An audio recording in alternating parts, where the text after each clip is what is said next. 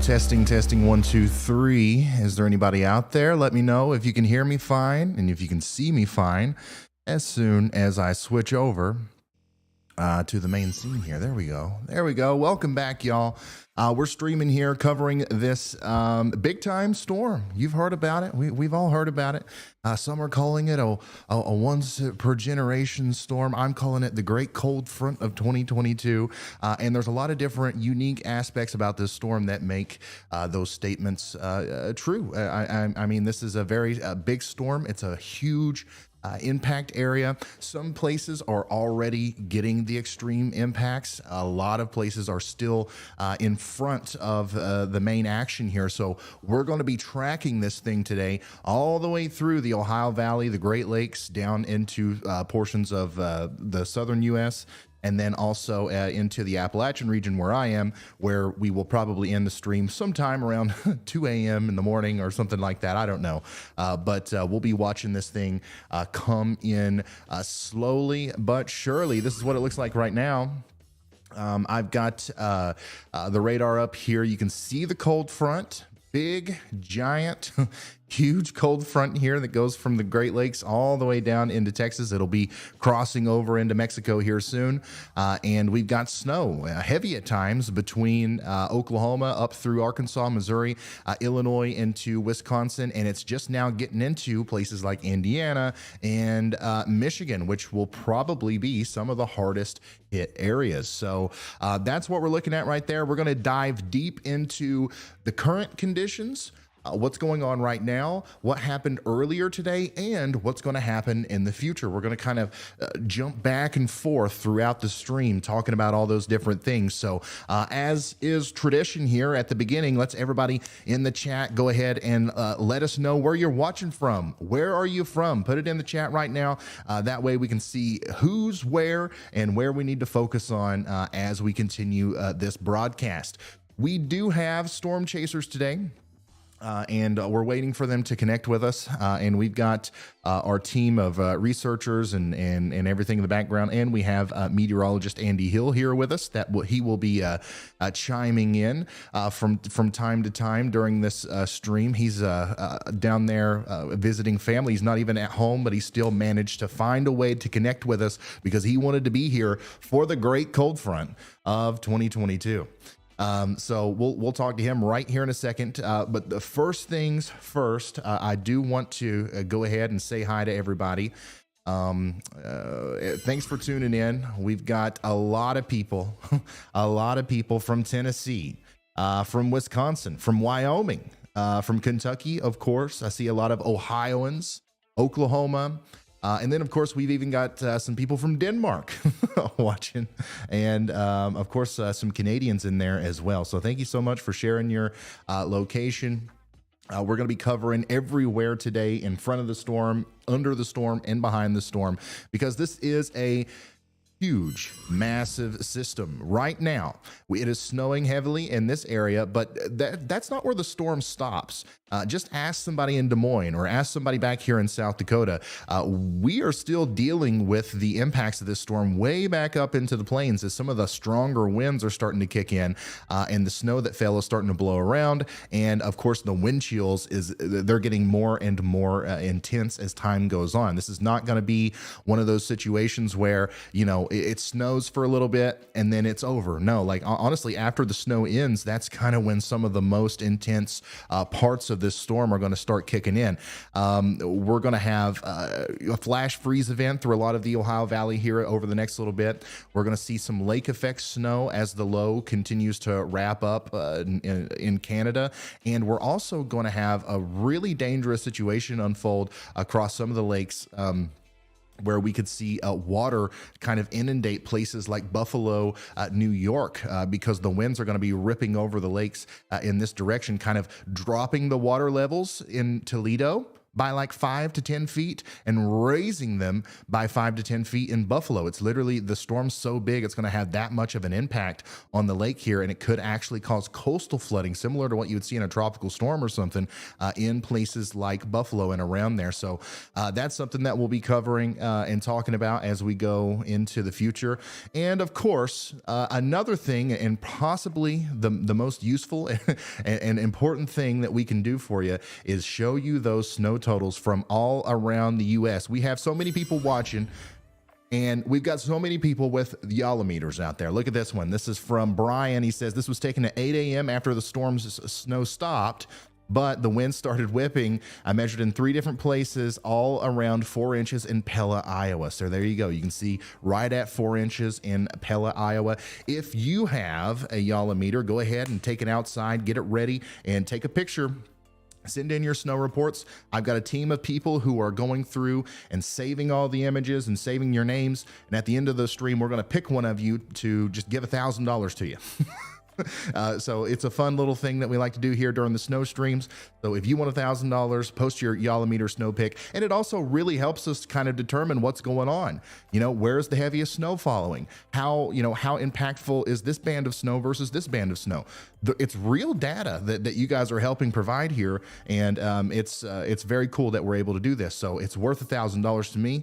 So make sure you send in your picture, and we will get you going. And of course, our mods will put a link to the like a detailed version of what that looks like in the chat with the disclaimers and all that good stuff. So yeah, there you go. I mean, my notification list is just full of them. Look at this one. This is from Eau Claire, Wisconsin. We got 4 inches of new snow there. Looks like a total of about 5 or 6. Here we are in central Wisconsin with close to 2 inches of snow there, according to the good old yolometer. So thank you guys so much for sending that in. And we're going to continue to look at this intensely as we go forward. You can send those pictures to me, by the way, on Twitter. That's my favorite way. At Ryan Hall, y'all, is my @ on Twitter. But you can also, if you don't want to do Twitter, I completely get it, but you can do email, and just email pics@ryanhallyall.com. That's pics@ryanhallyall.com. And you'll be entered to win, and we'll show your stuff and on air and everything like that. All right, so let's take a look at the Futurecast. We got a pretty good idea of what's going on right now, and I'm going to let some of these pictures start to pile up. And we are going to look at the Futurecast. Then we're going to come back and take a look at your pictures. Let me make sure I'm in the right spot here. I got to make sure yeah, there we go. Before we do that, I also want to show you the National Weather Service current warnings. This is nuts, y'all. This is crazy. I showed this graphic yesterday and my jaw hit the floor. I'm almost numb to it now. This is crazy. I mean, look at this. All of the orange here is blizzard warnings. All of the pink is winter storm warnings. All of the lighter blue out through here is wind chill warnings and advisories. We got a hard freeze warning down here in the deep south.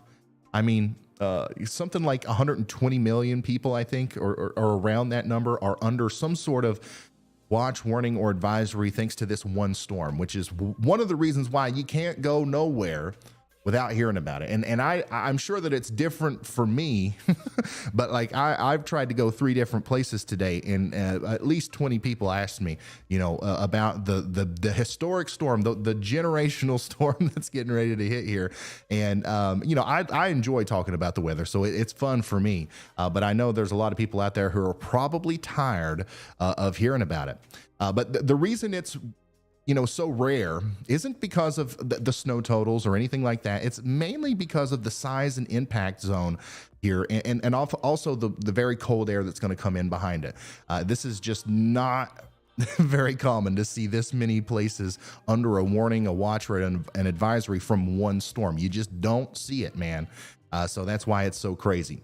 Okay, so let's look at the future radar. This is what the storm's going to look like as we go into the future, we think. It's a simulation, so we don't know for sure.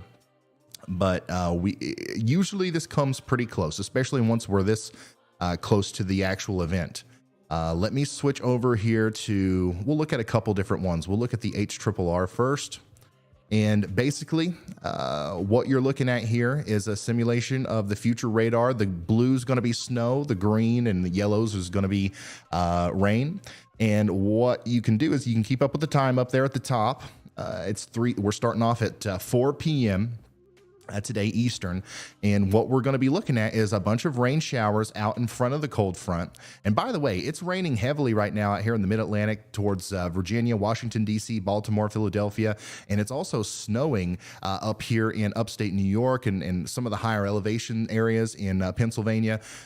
That is associated with our storm, but it's a different piece of energy. All right. So for a lot of places over here that's snowing right now in the Northeast, it's going to snow for a while. It's going to rain. It's going to get kind of warm, and then it's going to go crash down again to freezing temperatures, and it's going to snow again.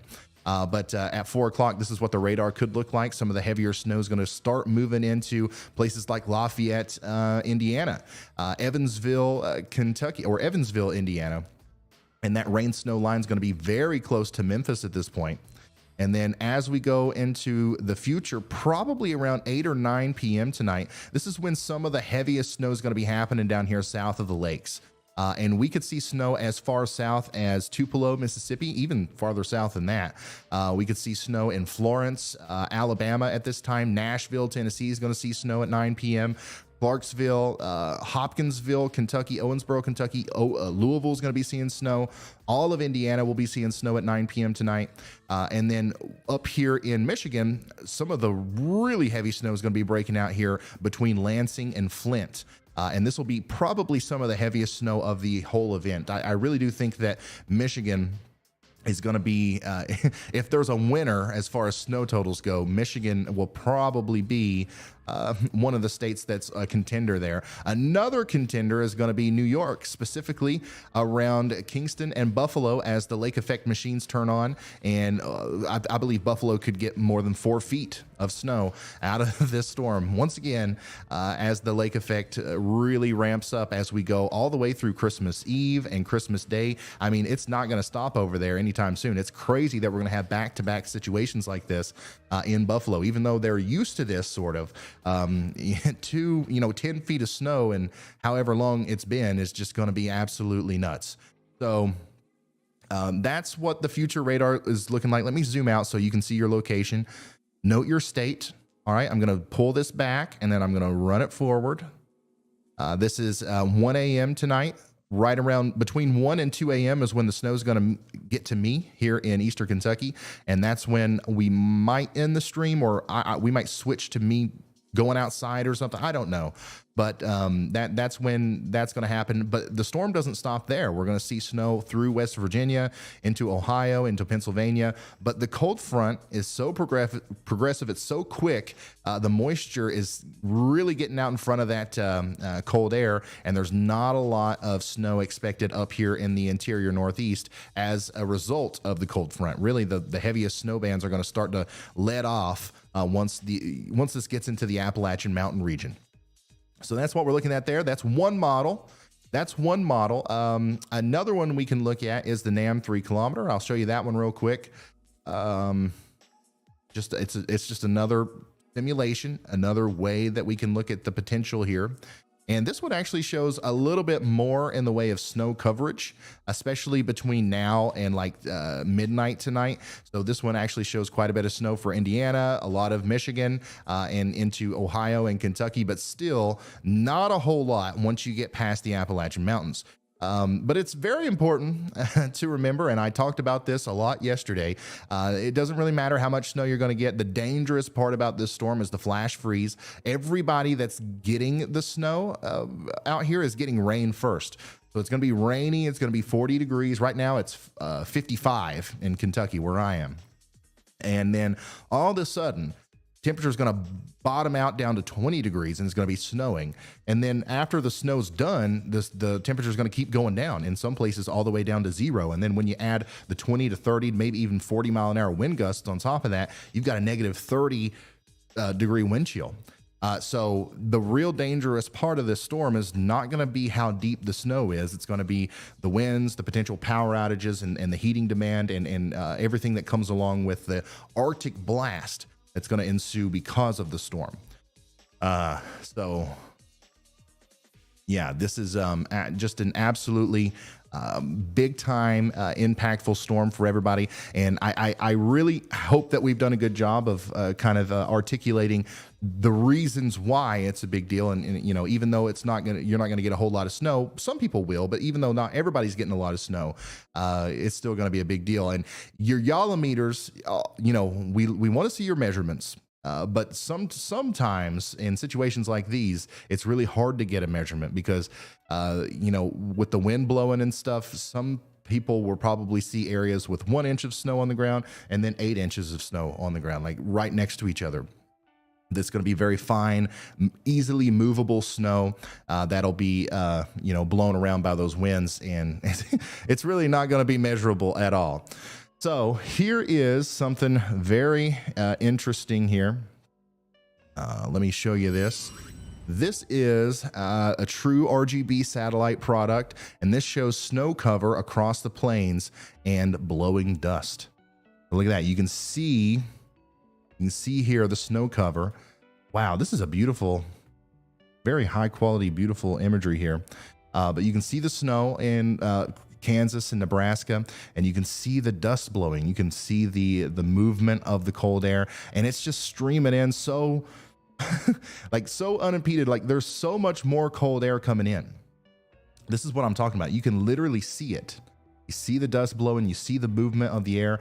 This is the cold front. It's already 0 degrees in like Missouri, but like all that Siberian air, all that Arctic air is still streaming down through the plains, and it's going to just compile as it goes farther and farther to the south. You think it's cold right now in northern Texas and Oklahoma, and you know, places like Missouri and Illinois. Well, you haven't seen anything yet. It's only going to get I guess colder and colder, and it's going to be sustained for a while. Don't get me wrong, we're going to start warming back up in a lot of these places, but it's not going to be like one night it's a little chilly. No, it'll be, you know, a 36 to 48 hour, possibly in some places 72 hour plus stretch of just extremely cold air. All right, so this is what the radar looks like right now across the U.S. Some of the most impressive I guess precipitation is happening over here on the East Coast.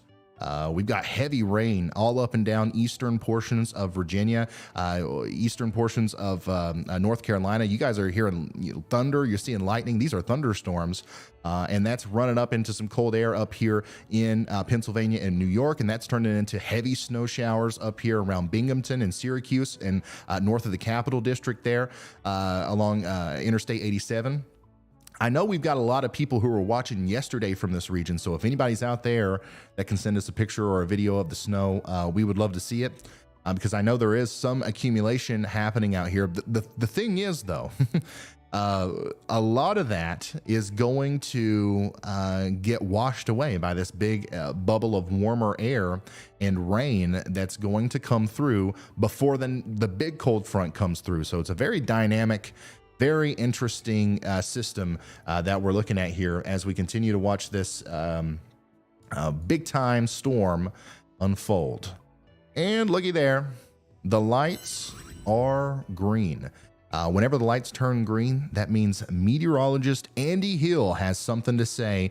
And Andy, we're all on the edge of our seats, so go ahead and say what's up. Yeah, Brian, I just wanted to tell you that what we're looking at right now with the radar showing up and so forth is actually just the beginning of this storm. It's only just now starting to deepen, and it's going to continue to get stronger and stronger over the next few days, because right now it's just stationary over Lake Superior, I think. And it's only really just gotten started. When it gets deeper, what that means is that the winds are going to start accelerating. And even though there may not be snow falling in parts of Illinois, Iowa, Minnesota, that's when the winds go now. That's when it's going to lower the visibility and become really dangerous. And so that's why I shared you that National Weather Service graphic that still shows blizzard warnings, even though probably most of the snow has moved out of the region that is in a blizzard warning. All that means is that 35-mile-an-hour winds are expected to blow across the region and give us snow like that. And in case y'all are wondering, I'm down here in Asheville, North Carolina. I know some of you watching are here. I'm visiting family right now, so I'm still here watching this though, because this is something fierce, I would say. Awesome. Well, thank you very much, Andy. We're looking forward to hearing from you more throughout the stream, and thank you very much for your input. I am going back really quick and looking through Twitter once again, just looking at these submissions. Thank you guys so much for sending this in. We've got Abby in Michigan with around 9.5 inches of snow there, according to the Yalameter Extra.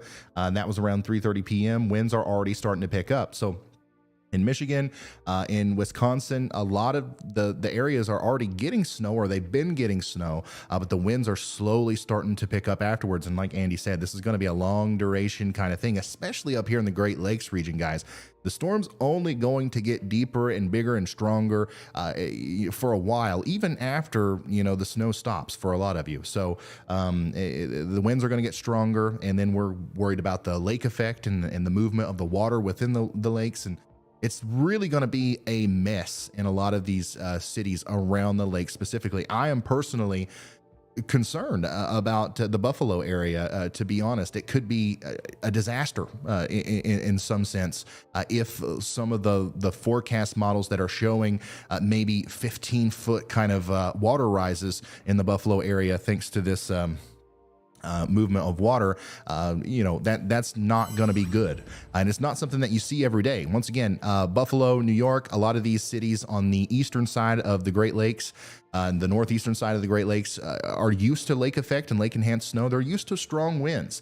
But storms of this size, of this magnitude, are just not that common. And whenever you get them lined up perfectly and those winds go across the water, you will get a situation where I do believe at the peak of this event, Toledo will see the water drop by 10 feet while the water rises by 10 to 15 feet in Buffalo. That will cause some significant problems. So this snow that we're tracking here, this is fun. And I hope if you like snow, I hope it overperforms and you're able to make a snowman or whatever it is that you want to do out there in the snow. But the not fun part of this storm is pretty much every other aspect: the dangerous wind chills, the flash freeze, the lake effect snow, the water rises and all that stuff, the potential power outage problems that we're going to have. And that's something that we'll be tracking really intensely today as well. We've got the power outage map pulled up here. Looks like there's already about 20,000 people without power in Texas, which honestly, it sounds bad, but it's not terrible. We've got 4,000 out in Oklahoma. I imagine that we will see more outages in this area as we go forward. All right. And this is something that we'll keep up with as we go through the night. I hope we don't see a big problem out of this, but whenever you get widespread cold on the level that we're looking at, it's almost a given that you're going to see power outages. Whenever you have that much demand, it's very hard to, it puts a big strain on the system. And then you got the strong winds on top of that, which could add, damage to the infrastructure in place. So that's something that we have to keep an eye on. Here is the latest HRRR simulated wind chills here. Let's take a look at this real quick. And so there's your cold front. We've seen the -40, -50 degree wind chills up in the northern plains.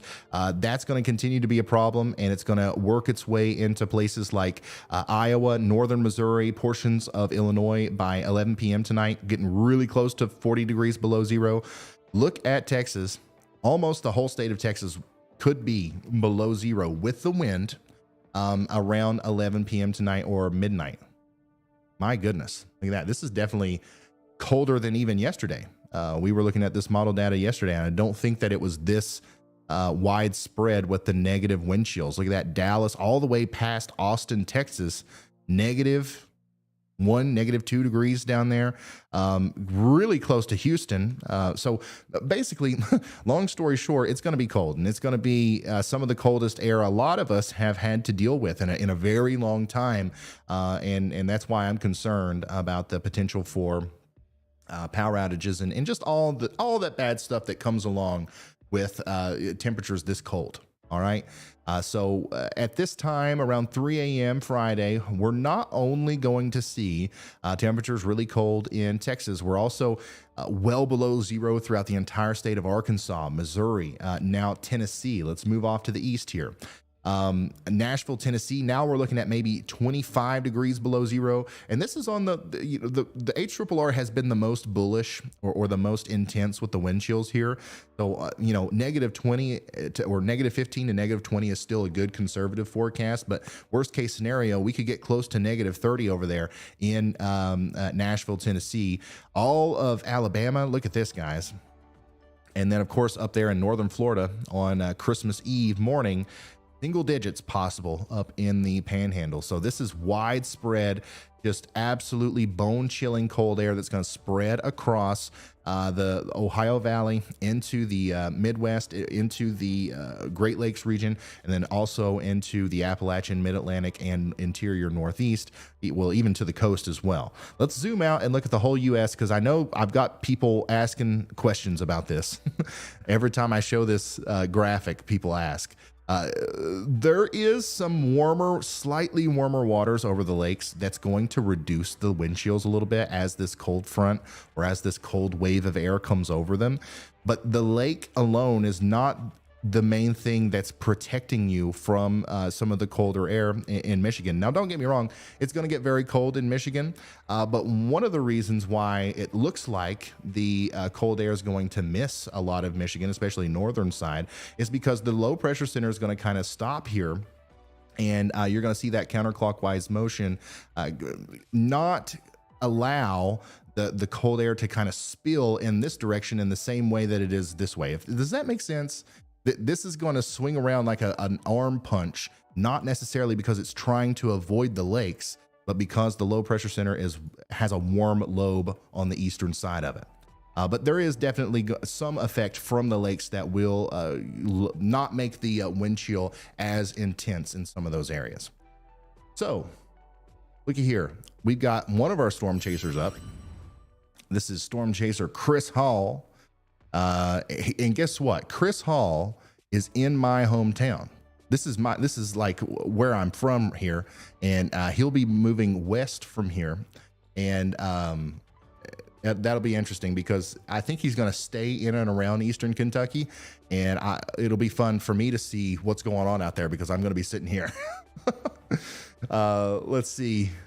So we'll talk to Chris here in a second.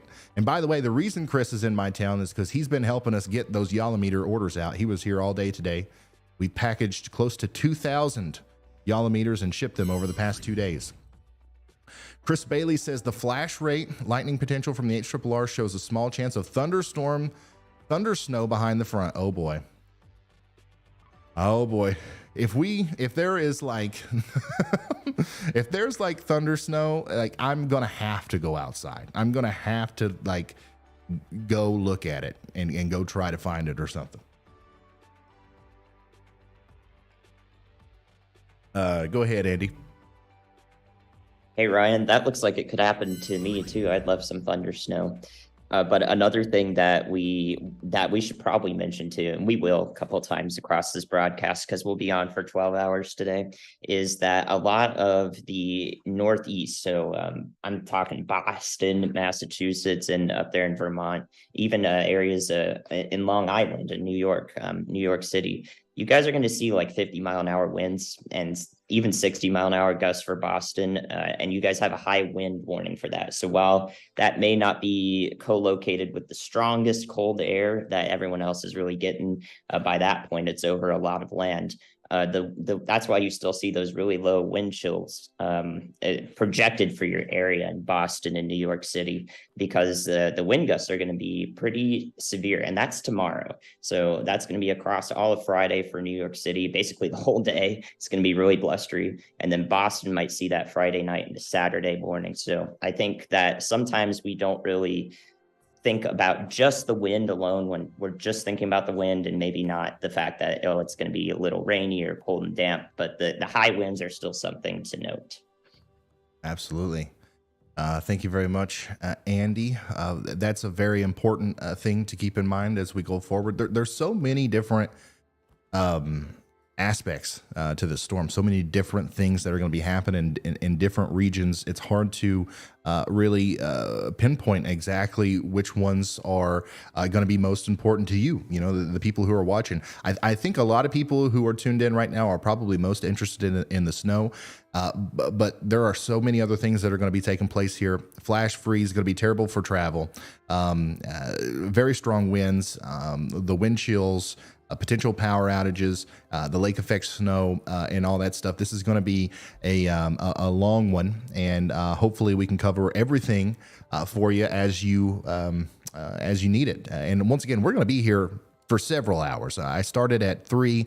We could go till 3 a.m., but at least to 2 a.m.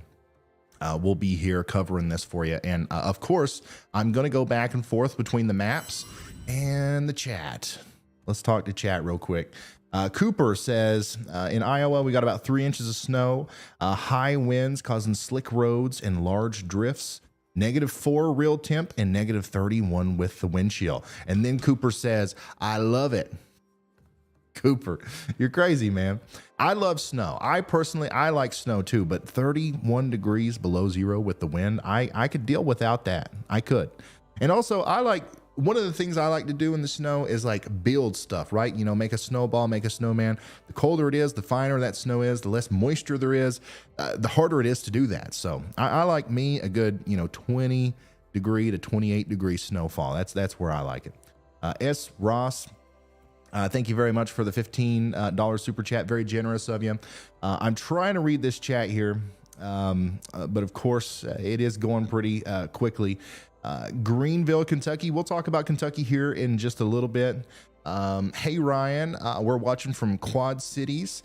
Could you tell us what to expect? Happy holidays. Absolutely. We'll take a look at the Christmas again. I'm sorry. We'll take a look at the forecast here in a second. I just read the word Christmas and it got slapped into my sentence there. So let's come back over here. And there's one thing that I want to highlight.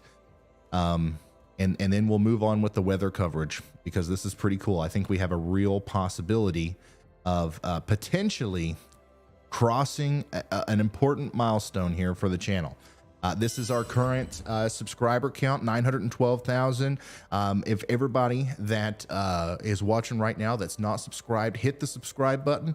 I think we've got a real chance of maybe getting to 1 million before Christmas. That's what I want for Christmas. All right. So if we can work that out, that would be great. If you know anybody else that would be interested in the stuff that we do here on this channel, feel free to share on Facebook, Twitter, Instagram, wherever. Send it in a text message to a family member or a friend.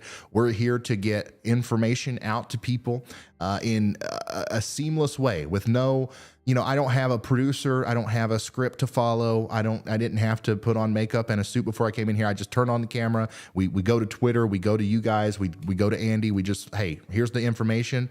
Boom, there it is. We couldn't do that without you guys sharing and getting the word out there. So thank you very much. And thank you to all the new subscribers. You're awesome. 1 million subscribers is going to be, I've wanted to do YouTube since I was like 12 years old. So that's going to be a huge, crazy milestone for me. So I appreciate y'all so much. Let me see what else we've got going on here. What is this? It's 16 degrees in Dallas. No snow, but it'll keep the beer cold. Look at that. That's funny. You see, in Dallas, it makes sense to have the Yalameter Mini. It makes sense. We were talking to somebody yesterday who had a Mini up in the UP of Michigan, And I'm pretty sure it's buried by now. You're not finding that for a while. This is what it looks like in Oklahoma right now. This is coming in from Thomas. Strong winds in Wagoner, Oklahoma. Look at that. That does not look like Oklahoma. It's obviously a lot colder and chillier than usual out there in Oklahoma right now. So I hope you're staying warm, and hopefully things get better. But of course, it is going to get much colder overnight tonight. Oof. This is what it looks like on the roads in Springfield, Illinois. -1 degree actual, and then -27 with the wind chill. That's nasty. That's nasty. This is what a lot of the roads look like right now. If anybody is thinking about traveling on Interstate 57 in Illinois, don't. It looks like this, probably worse by now. If anybody is thinking about traveling on Interstate 55 in Illinois, looks similar to this, probably worse. This is what Interstate 65 in Indiana is going to look like soon. And this is what Interstate 74 is going to look like as well. So if you don't have to go anywhere, don't go anywhere. Very important that we don't go places unless we absolutely have to. And if we do absolutely have to, we've got a good graphic here that'll show you some good tips. We put this together through our Shop Ryan Hall page. This is things to keep in your vehicle during winter. You want water, first aid kit, blankets, roadside flares, jumper cables, a bag of kitty litter sand or road salt, spare tire, a snow brush, a flashlight, snacks, tow straps, and a full tank of gas. Sounds crazy to like remind people of this, but like it's important to put this information out there because not everybody's thinking about it. If you have to drive in a blizzard, the chance of you breaking down or getting stuck increases, and then the chances of you needing this stuff in that situation drastically increases. So it's nice to have this stuff in your car at all times anyways, but especially during a storm like this, if you have to be traveling, and I know a lot of you do, you make sure you have this stuff out there. Also, make sure you're checking your oil. Make sure you're inspecting your wiper blades and replace them if they're appearing worn, and make sure you refill the wiper fluid. Get your battery tested. Make sure all lights work, and then also check the air pressure in your tires. Just some good tips there from our team over at shopryanhall.com. I appreciate everybody who is going over to Twitter and sending me your snow reports. We've got them. I mean, they're just pouring in one after another. Pad says, I just got my Yolometer yesterday, but I still got it up. We got about 8 or 9 inches in Bloomington, Minnesota yesterday. It's still clear and hardly any wind yet. I can't wait for the wind. All right. So there's that. Let's see here. What is this? Rogers says, at work, we only watch Ryan Hall, y'all. Awesome. I appreciate it. Shout out to Rogers. Oh, this is awesome. I know a lot of people are doing this. Right now? Yep, throw it up in the air. Be careful. This is a cool thing that, this is a cool thing a lot of people do. Cool. Whenever it gets really cold, Right now? especially once you approach 0 degrees, the real temperature, not the wind chill, you can take really hot water outside, throw it up, and it instantly freezes. So, but just be careful because that really hot water, if you get it on you before it freezes, it could hurt. I've seen people do that before. So there you go. Not too much snow yet in Chicago, but man, it is blowing. Well, thank you so much, Janine. With it looks like around 1.5 inches there, according to the Yolometer, or 1.5 yards, I should say. It's important to note that we purposefully didn't put units of measurement on the Yolometers. All right. Because they are yalls of snow. You got 1.5 yards or you've got 2.5 yards of snow. Louisiana watching. Thank you so much for tuning in. Here. Let's go. Christine says, let's go, y'all. 1 million subscribers. Become a member. Thank you so much, Christine. If we hit 1 million subscribers before Christmas, that would be the craziest thing ever. It wouldn't be unheard of, though. I mean, like with the amount that we're getting the word out and stuff, that's awesome. Angela Hobbs says, I'm in a plow truck for NDOT in southern Indiana, 20 miles north of Louisville, Kentucky. It's raining now. When the high winds start, when will the high winds start for southern Indiana? Our crews will salt, plow, and clear any trees. Angela, the snow is going to start here over the next couple of hours. It'll get pretty gusty while the snow's falling, but some of the stronger winds really won't kick in until the early morning hours tomorrow. So the lights are green. So you know what that means. It's time to talk to Andy. Go ahead, Andy.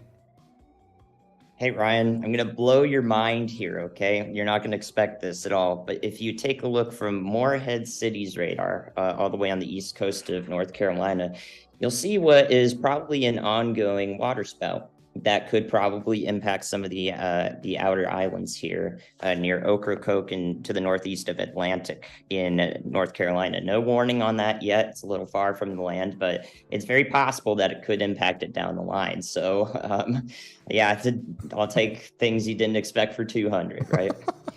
Wow. Yeah, 100%. Guys, meteorologist Andy Hill just drew our attention away from the snow and took us 1,000 miles to the east to just off the coast of North Carolina, where there is likely an ongoing water spout. Look at that. Yeah, absolutely. Lots of rotation there. This is nuts. And this storm could, actually come up and impact some areas in the Outer Banks here near Swan Quarter. So we definitely have to watch this one. Talk about a huge impact from this storm. This is, we've got a blizzard.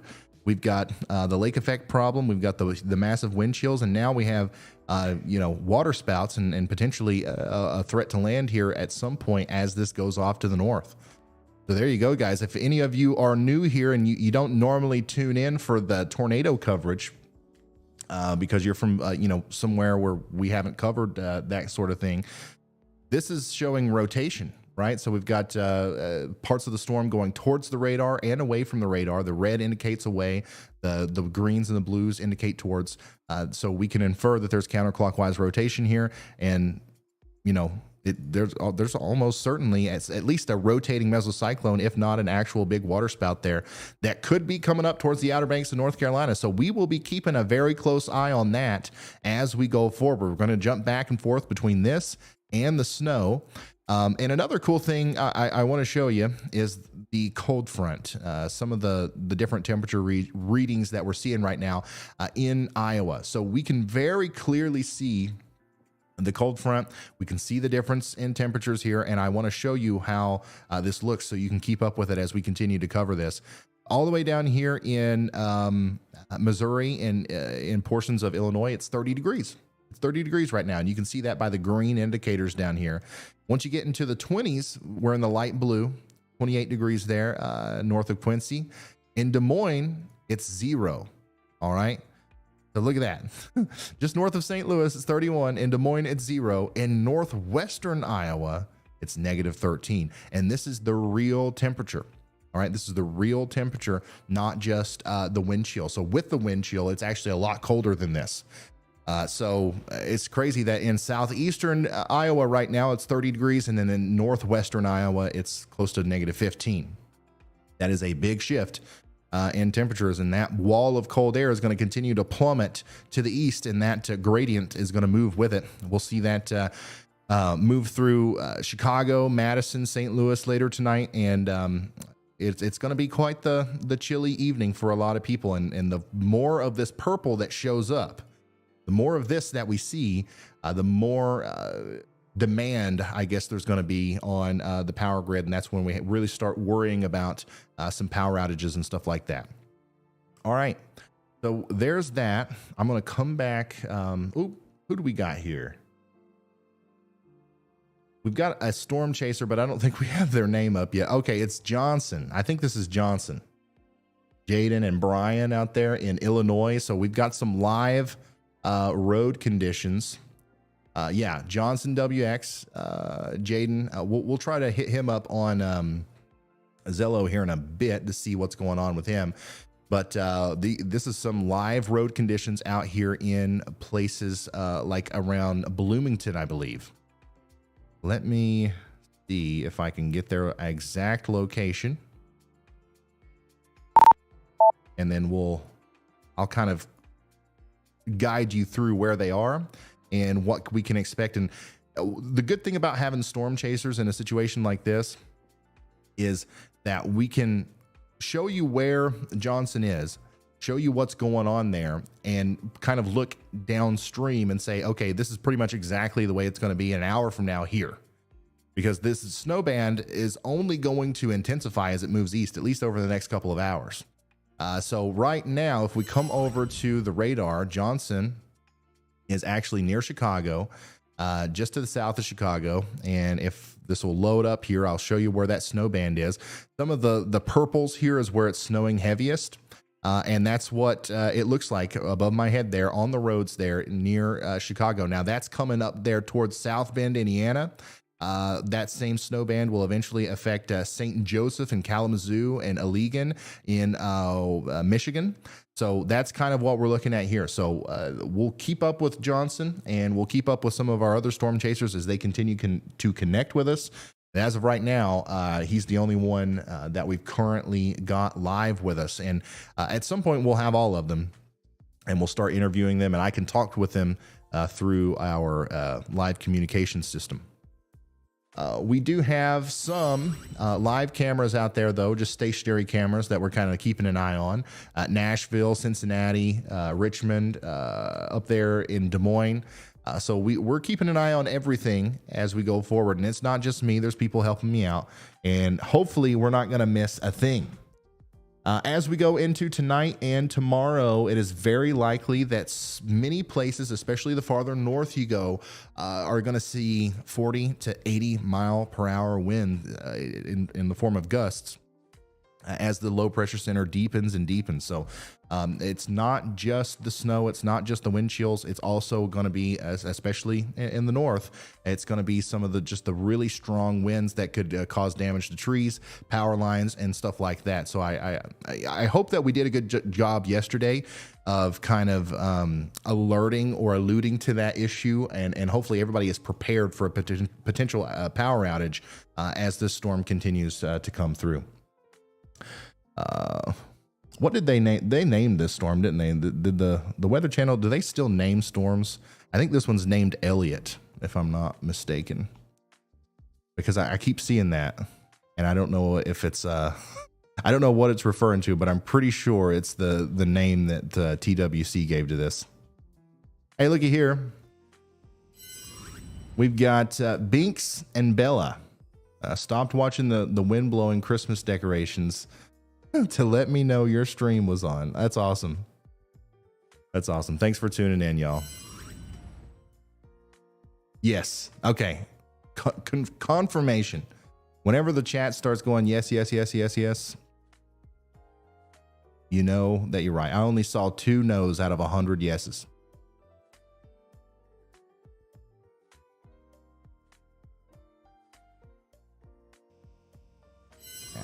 Here we go. Can you tell us what to expect in Ohio? Thank you very much, Anna. Yes, I'll get to that right here in a second.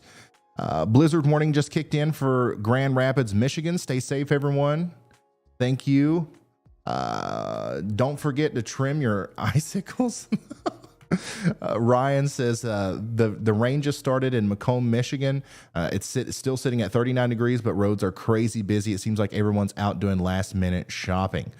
Yeah, well, talk about last minute. In Michigan, it is getting ready to get pretty serious out there with some of the stronger snow bands that are going to start coming through. Right now, seriously, out of everywhere that it's snowing, some of the heaviest snow is occurring in Pennsylvania and New York. That I believe that's going to change whenever this cold front starts getting closer into places like central Indiana, into Michigan. I think that this moisture is going to really amplify, and we're going to see some of the heaviest snow over here. But I'm interested to hear from people over here in Pennsylvania and New York. What are you guys seeing? What's it looking like out there? If you can send me pictures and videos online through Twitter. At Ryan Hall y'all on Twitter, or you can send them to us on Facebook too. I'm sure somebody's watching that for me. I'm interested to see what the conditions are like out there, because I feel like everybody's sending stuff in from farther west. Go ahead, Andy.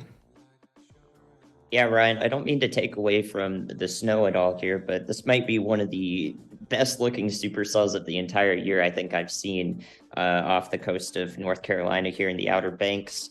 You could just look at the evolution of it. I think that we can see on reflectivity what might be the spray kicked up by an ongoing waterspout. One of the previous frames, I'm pretty sure, has 2 waterspouts on the ground at the same time. I mean, this is just a Christmas treat out there. Hopefully, if it remains not impacting anyone, it's definitely a Christmas treat for us on the team as we watch the snow and the wind happen and kick up as the low pressure system evolves. This is the most unexpected thing, I would say. Wow, that is absolutely insane, guys. Look at this. Literally the perfect supercell here, just off the coast. And we're looking at this from the Morehead City, North Carolina radar. Big fish lofting waterspout probably occurring right now, just out to sea. Lots of intense rotation here. And like Andy said, you could probably see some of the spray here on reflectivity. This is definitely definitely an unexpected thing today, but one of the craziest things I've seen during a snow stream, looking out to sea here and seeing just a literal picture perfect supercell coming up here close to the Outer Banks of North Carolina. So, if this holds together, if this stays as picturesque, I guess, as it is right now, it poses a real threat to some of the Outer Banks up here near Ocracoke. I hope I'm saying that right, or sea level in Hatteras. So obviously we're going to watch this very closely as it comes up to the north here. But as of right now, it's still out to sea, and hopefully it's not impacting anybody out there, but still, we're going to watch that unfold as it goes north. And as soon as if there is some sort of warning or something that comes out for this, it'll pop up on the screen, and we'll immediately, boom, go right over there to it and make sure we're covering it. But man, this right here, this frame specifically, screenshot that one, because that is absolutely nuts. All the way out here. All the way out here in just to the east of North Carolina. This is the broad view of everything that's going on right now. So that waterspout producing storm is way out here. Most of our snow is happening way back here towards Chicago, up into Wisconsin. There is some over here in Pennsylvania and New York as well, but all of these thunderstorms and all this energy from around Washington, D.C. and Baltimore and Virginia Beach, all this is going to kind of melt any snow that fell earlier in Pennsylvania and New York as the warm bubble kind of proceeds, and then we await the actual cold front as it comes through. So very, very interesting stuff here, to say the least. All right, I'm going to come back over here. And there's so many of you sending stuff on Twitter. I'm sorry if I haven't shown it yet. I'll try to get to everything, but there's just a lot. Laurel says this is in Minnesota, 1 hour south of Twin Cities, rocking a balmy 5 degrees Fahrenheit just before the windstorms. I will report after work at 10 p.m. Well, thank you very much for the report. Snow's already knee deep, and the wind is definitely going to make things a little bit more intense as the time goes on. So thank you very much for sending that in. That's awesome.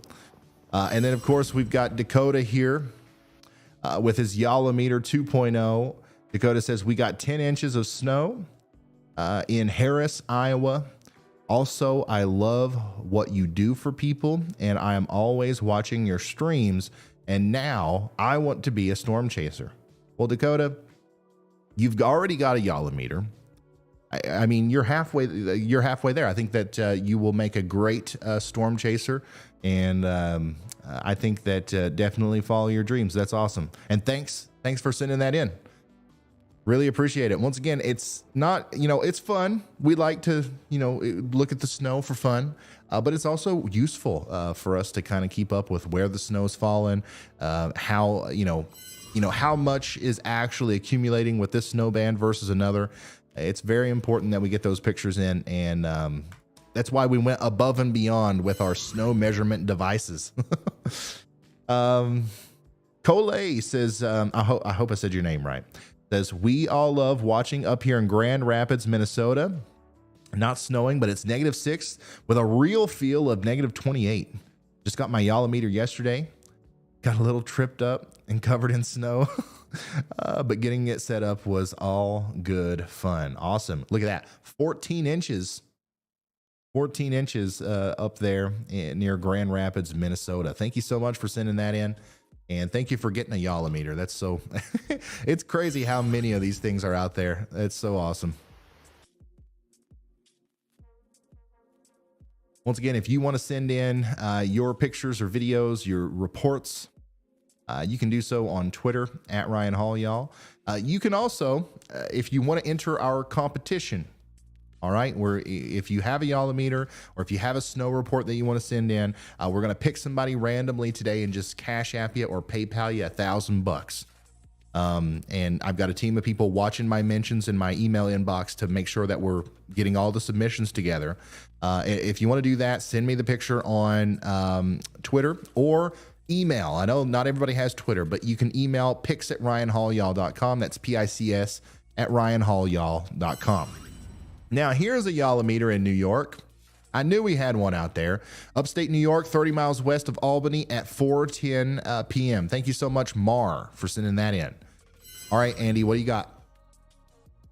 Hey, Ryan, I just was doing some research on seeing where's the coldest spot, that's not on top of a mountain right now in the lower 48 of the states here. And as far as I can tell, I think Bozeman, Montana, for our friends up there, is the coldest. It's kind of situated in a valley in western Montana, so it was able to radiationally cool, which means it cools much more efficiently because there's no winds going. And right now, I think they're still at -27 Fahrenheit, or just about the same in Celsius, honestly, at that temperature.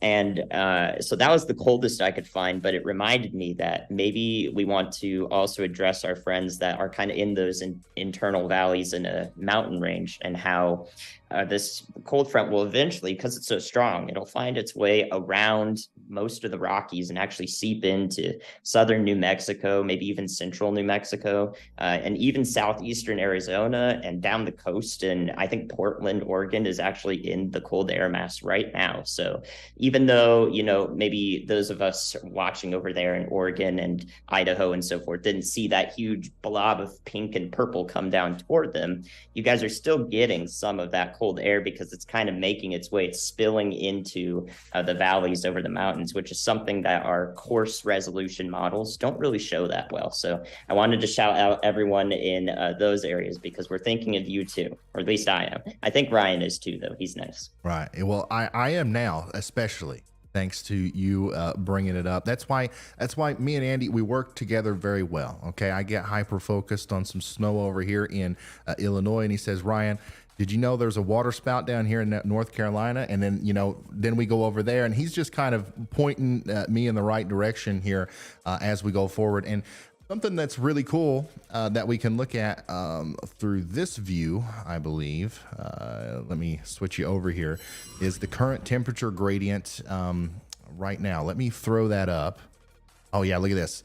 This really, really shows where that cold air is, and I'll show the western side over here as well, because you can see it seeping through down past a lot of the Rocky Mountains, like we were talking about. But pretty much everywhere. Let me see if I can probe it. Oh yeah, there we go. So right now it's 17 degrees in Dallas, right? It's close to 30 degrees near Houston. And then in the northern panhandle of Texas, it's 5 degrees. This is real temperatures. This is not with the wind chill. So in a lot of these places, you can take 20 to 30 degrees off that number, and you'll end up with what the wind chill is. So you can very clearly see the cold front, the sharp gradient on that cold front as we look at this. Let me turn the radar off, actually, so you can see it even better. If you are in, so let me zoom out here. This is crazy. If you are in like the southeastern U.S., like Louisiana, Mississippi, Alabama, Florida, or if you're in the southwestern U.S., from southern New Mexico through Los Angeles, or if you're in extreme eastern North Carolina, Virginia, or down into the Delmarva area, you are experiencing the best weather pretty much in the whole U.S. right now. And it's not going to last that long, especially down here in the deep south and on the East Coast, because this wall of cold air is coming for you. SMW for waterspout with observed tag. So there is, with that storm that we were looking at off the coast of North Carolina, there is a confirmed waterspout on the water right now. So that's actually something that we're going to have to start paying real attention to here in a second as it gets closer and closer to land. But this is the current temperature situation. It gets really cold back here, -13 near Omaha, all the way down into the -20s, close to -30 up here in Montana. And once again, this is not with the wind chill, so it's actually colder than this if you go by what it feels like out there. So yeah, 60 degrees down here in New Orleans. 28 just a little bit to the west. Absolutely crazy. It's not very often that you see a gradient this sharp, man. That is that is one sharp cold front, and you're getting ready to get hit by it in Memphis, Tennessee. You're getting ready to get hit by it in Louisville, Kentucky, Indianapolis. You'll feel it in Covington and Cincinnati soon, Nashville. It's going to be most shocking, I think, to these southern areas, though, because even though it's going to technically get colder in Indianapolis than Memphis, the gradient is a lot sharper down here in Memphis. Like, it's 46 right now. It'll be 28 in no time. When that front comes through, it's just going to drop in minutes. But up here in Indianapolis, it's 39 right now. And, it's going to get cold very quick, but it's not as much of a drop, I don't think. So very interesting stuff. Very, very interesting stuff, to say the least. This is another broad view of all of the temperatures right now, our massive Arctic blast that's spreading across the U.S. And then let me turn the radar back on. Oops. There we go. We got a considerable severe thunderstorm warning now for Hyde County and Carteret County in North Carolina. My goodness. We're going to have to go down there and do some severe weather coverage during our blizzard coverage. How about that? All right, let's actually pull a radar over here and really start to monitor this, because man, that supercell is still looking absolutely nutty. Let me pull everything that I need up. Yeah, look at that. Come back to the radar. So the storm that has the big hook on it and the big water spout, like right now as we speak, there is a big water spout happening just off the coast of North Carolina near sea level. The National Weather Service went ahead and issued a considerable severe thunderstorm warning for this. And let me read the text on that. Severe thunderstorm warning for Hyde County and Carteret County in North Carolina. Let's see here.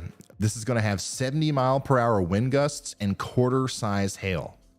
Hail damage is expected.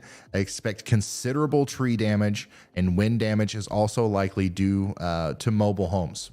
So, yeah. Wow. Absolutely crazy. And this is the one that it still has or had the big water spout on it. So if you're in Ocracoke, North Carolina, get ready because this one's coming for you. Whether it's got a tornado or a water spout on it or not, this is going to pack a punch with the winds, with apparently quarter-size hail and 70-mile-per-hour winds there, moving into the eastern side of North Carolina. Crazy storm. We've got over 100 million people under some sort of winter weather advisory watch or warning. And now we have a bunch of people under a considerable severe thunderstorm warning. Potentially, we could be talking about tornado warnings at some point in the future today, which is just off the wall nuts. Sarah Clark taking us back to the snow in Denver, Colorado.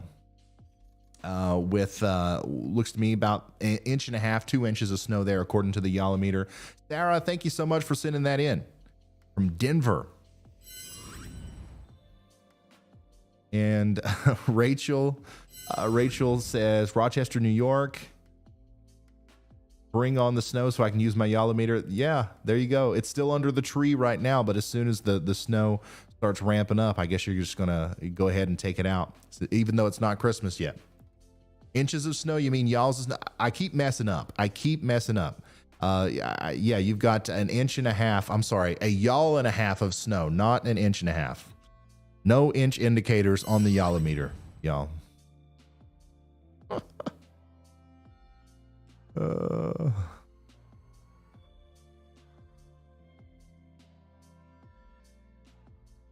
Man, there's so many of you guys sending in pictures and stuff. I really do appreciate it.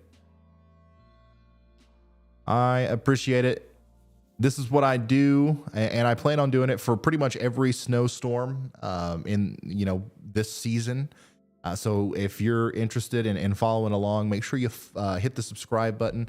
Also, this is a good time for me to remind you to please share this, put it on Facebook, Instagram, Twitter, wherever. I feel like we do a pretty good job of getting information out there. So don't keep it all for yourself. Help us spread the word. If it wasn't for you guys sharing and doing everything you do, we wouldn't be able to reach so many people. So keep it up. If you haven't already shared, put it out there so we can reach more people. Also, if you don't want to do that, I completely get it.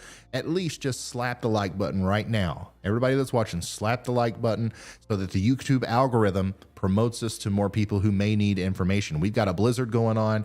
We could have a tornado situation here in eastern North Carolina. This is all stuff that people need to know about. So our job is to hopefully help them know about it. Let's see here. I'm near Lafayette, Indiana. It was raining all morning. I looked outside 5 minutes ago. Now it's snowing 3 directions at once. It's snowing 3 directions at once. Up, down, and sideways, or what are the directions? No, I get what you mean. It's wild out there, and that's going to continue to be the case in Indiana for quite some time as we go forward. Boston, thank you so much. They say, I'm watching from Memphis. Air pressure is already starting to drop. Stay warm and stay safe. Haley says, I'm from the Dallas-Fort Worth area.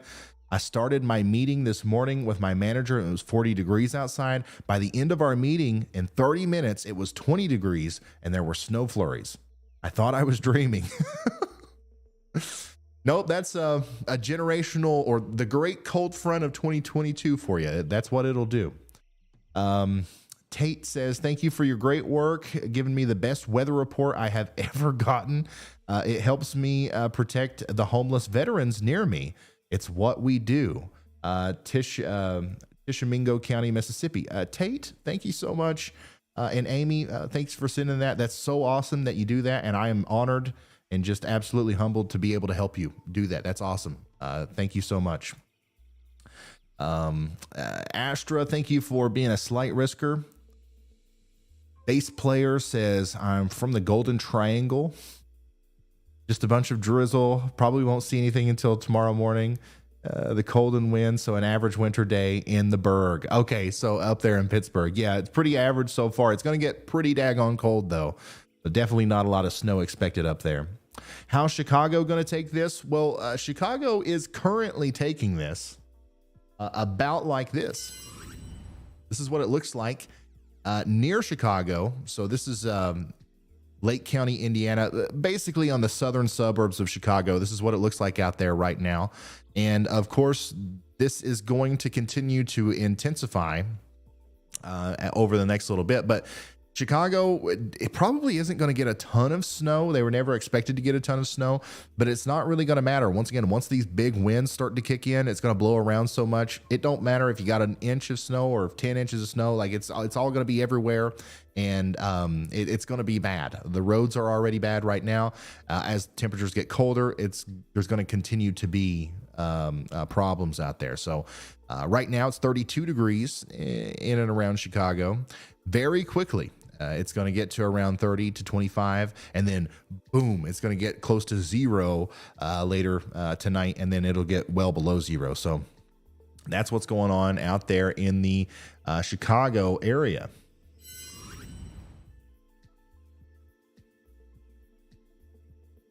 Lots of storms on the East Coast. And don't worry, guys. I know we've got people tuning in now from Eastern North Carolina. We are keeping up with that. We are not going to forget about you. There's just so many different things going on that we have to bounce back and forth. Bouncing back and forth. One of the things going on is Doug with his Yolometer. And this counts, by the way. This counts. You are entered to win $1,000 now. Even though you don't have any snow, you sent a picture of you measuring the snow. There's just zero y'alls. There's 0 y'alls of snow. There's nothing you can do about that. Not your fault. That doesn't disqualify you. But Doug says still nothing to measure in Sandy, Oregon, but it's 20 degrees Fahrenheit and pretty windy. Expecting rain later this afternoon. Thank you and stay safe. Look at there. Doug, we have matching Yolometers. Isn't that awesome? Look at this. Solid, rock solid. That's the big difference between the 2.0 and the regular one. No more flimsy Yolometers. All right, I appreciate that. Thank you for sending in your reports.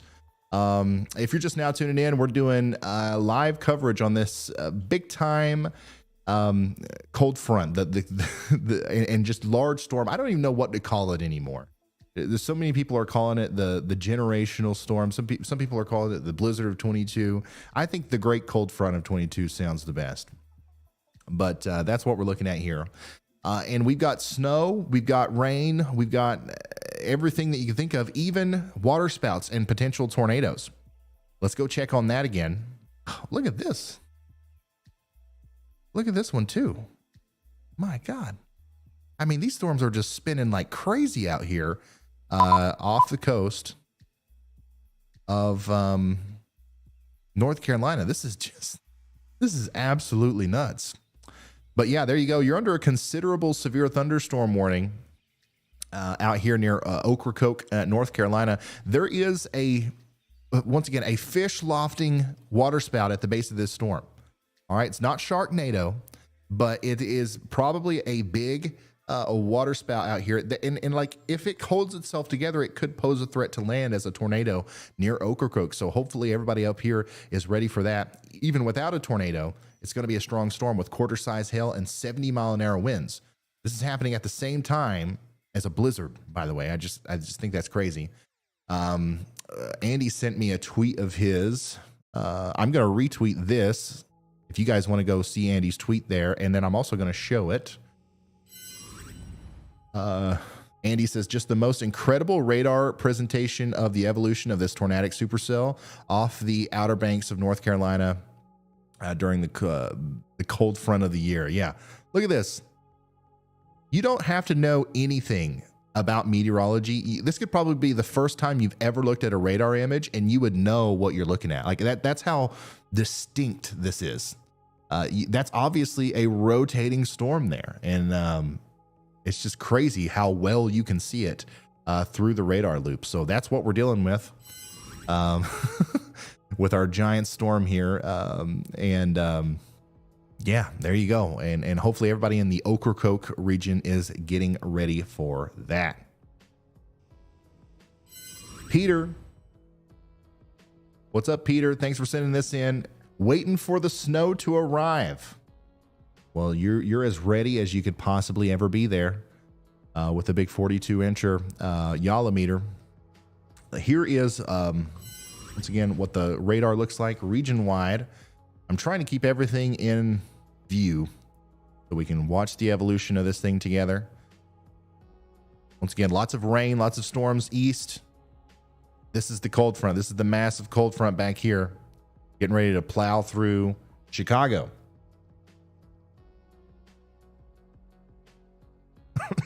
Yeah, not Sharknado. What do we got here?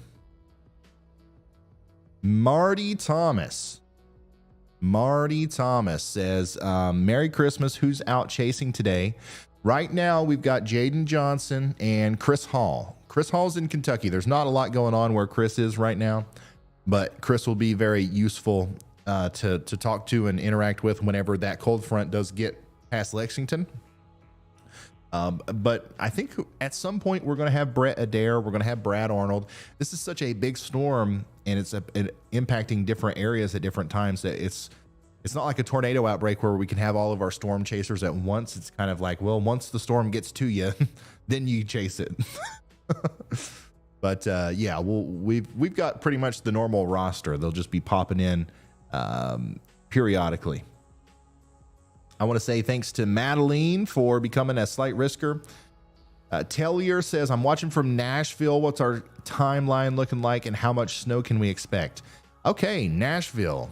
Let's take a look at that real quick. Let's come over here to the weather models. Take a look at the most recent HRRR. And let's bada bing, bada boom. This is what the radar could look like as we go forward. You can keep up with the time up there at the top. Around 10 p.m. tonight, it'll be snowing in Nashville, but that changeover is probably going to happen between 8 p.m. and 9 p.m. So around 8 p.m. tonight in Nashville, Tennessee, you're going to have some rain. The winds are going to pick up. It'll switch over to a brief period of freezing rain and then very quickly to snow. And then temperatures are just going to bottom out. And any liquid that's remaining from that rain is going to freeze. Roads are going to get bad. And then by midnight or so, the snow will be done. So it'll be a brief hit of snow in Nashville, but an inch or two of snow is expected. But once again, it don't matter how much snow you get. The thing that matters is how cold it's going to get, the potential power outages, the just detrimental travel impacts. I don't care if there's 2 inches of snow or 20. Whenever it feels like it's negative 20 outside, it rained earlier that day, and there is, some snow on the road and the winds are blowing 20, 30 miles an hour, it's equally as difficult to drive and travel in those kind of conditions. So that's what's going to be happening out there in and around Nashville, Tennessee. This is what the roads are looking like right now around Chicago. Definitely getting worse as time goes on. Conditions are deteriorating out there around Chicago, and that this snow band or this area of precipitation is going to expand and get more juiced up, I guess, as it gets closer to around Kalamazoo, Michigan. So Kalamazoo up to Muskegon, you guys are in for another pretty big round of snow here soon.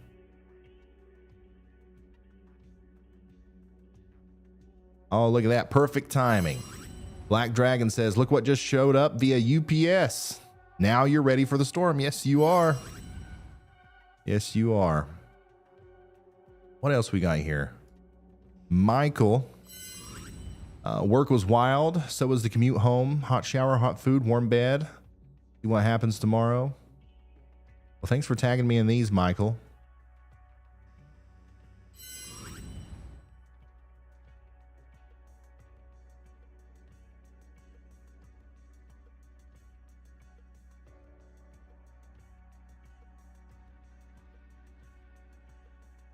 Let's look at some of these cameras here.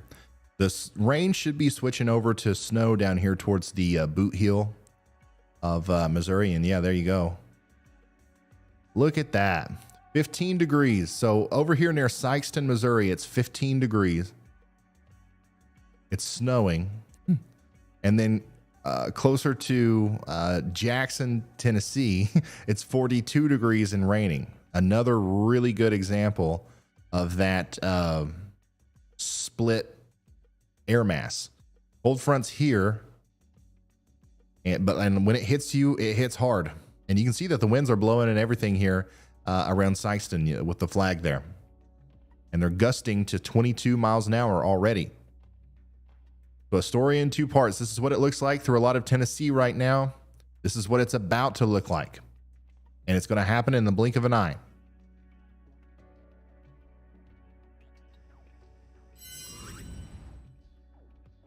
Let's see here. Robin says, I bought my Yala meter when we moved from Southern California. I can't wait to use it here in Kingsport, Tennessee. I can't wait for you to use it either, because if you're using it, that means I'm using mine. We're really close to each other. Dylan, thanks for becoming a member. Thomas has been a member for 10 months. How about New Jersey? I'm working at the firehouse Christmas Eve, so I want to know what's in store for Central Jersey. In Jersey, there's really not a lot going on, except there's going to be a brief hit of snow tomorrow, followed by the strong winds and the cold. So there definitely could be some problems out there, but it's not going to come in the form of precipitation. It's going to come with the winds and the wind chills that come after the storm.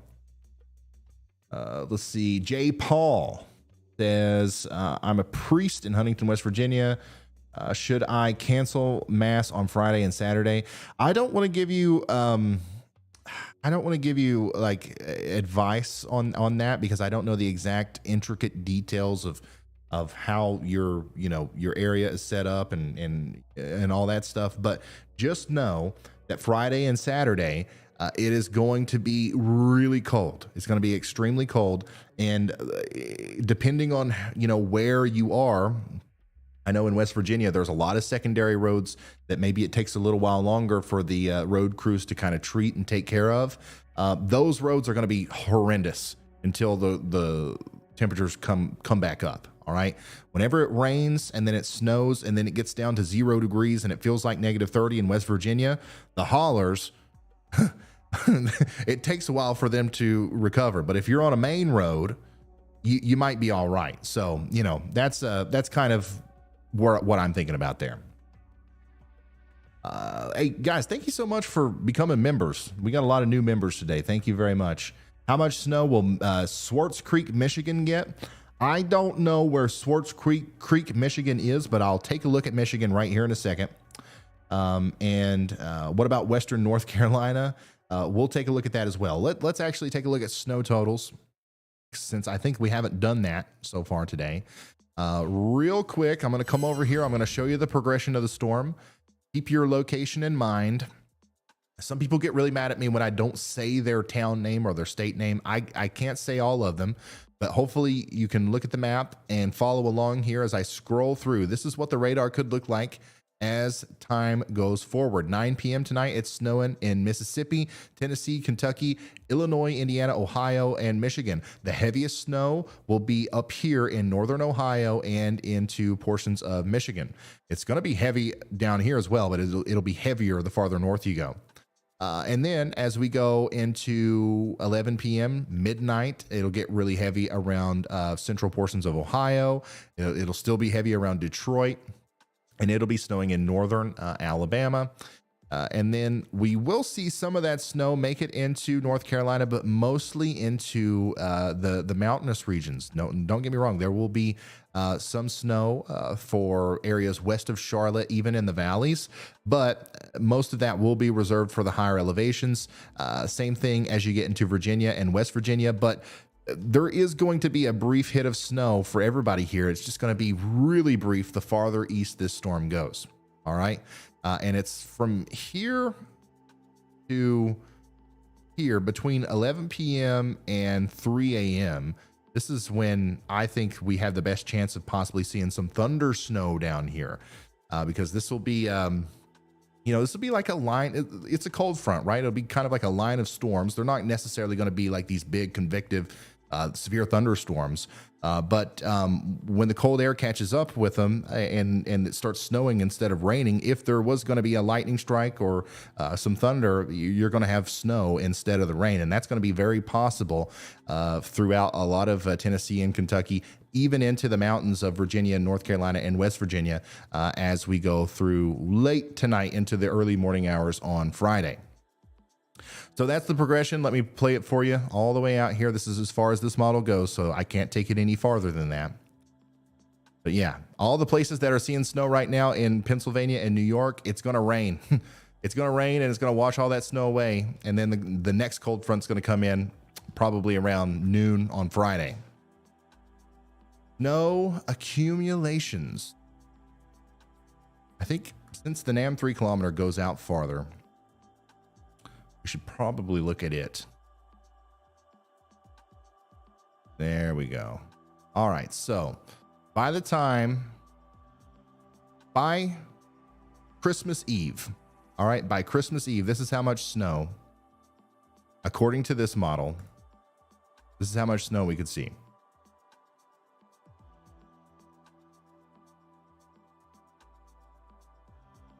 Starting from the south and moving up to the north. So if you're down here around Memphis, we're talking about an inch. All right. If you're a little bit farther north, closer to the boot heel of Missouri, some places could see 3 or 4 inches, very likely. Now, once again, this is one model. The intricate details of like 6.1 inches versus 2.3 inches, we're not paying attention to that. But a general 1 to 3 inches can be expected down here in this portion of Tennessee. Closer to Nashville, 2-3 inches is possible. I wouldn't be surprised at all if we saw 3 inches of snow in Nashville. Now, some of the latest model data is showing some intensity or more juice with the system around central Kentucky into Indiana and western Ohio. This is showing some areas could see up to 5 or 6 inches of snow. I wouldn't be surprised, but I would say that it's more likely that a lot of these areas end up with 3 or 4 inches. But 6 inches is possible between Lexington and Louisville up towards Cincinnati. Indianapolis, same story for you. Through a lot of Ohio, same story for you. And then really the winner here is Michigan. And not all of this is going to happen tonight. All right. But look, Lansing, we're talking about 10 inches, just north of Detroit, 6 inches. If I zoom in here, Kalamazoo, close to 20 inches, Holland, 2 feet, Muskegon, 2 feet, Traverse City, 2 feet. There's some areas here near Otsego Lake and East Jordan, sorry, close to 40 inches. So the UP of Michigan also in the line of fire for some of the higher totals. But most of this is coming from the lake effect snow that happens after the cold front goes by. All right, so a lot of these places will get 6 inches or so tonight, and then slowly but surely the lake effect's going to pile on top of that all the way through Christmas Eve. And one of the places that's going to get absolutely dumped on by the lake effect is once again Buffalo, New York, where this model is saying 63 inches possible on the northern side of Buffalo between Amherst and Williamsville. I wouldn't be surprised at all if that's actually what happened. Now, this is likely a little bit overdone, but I wouldn't be surprised. This kind of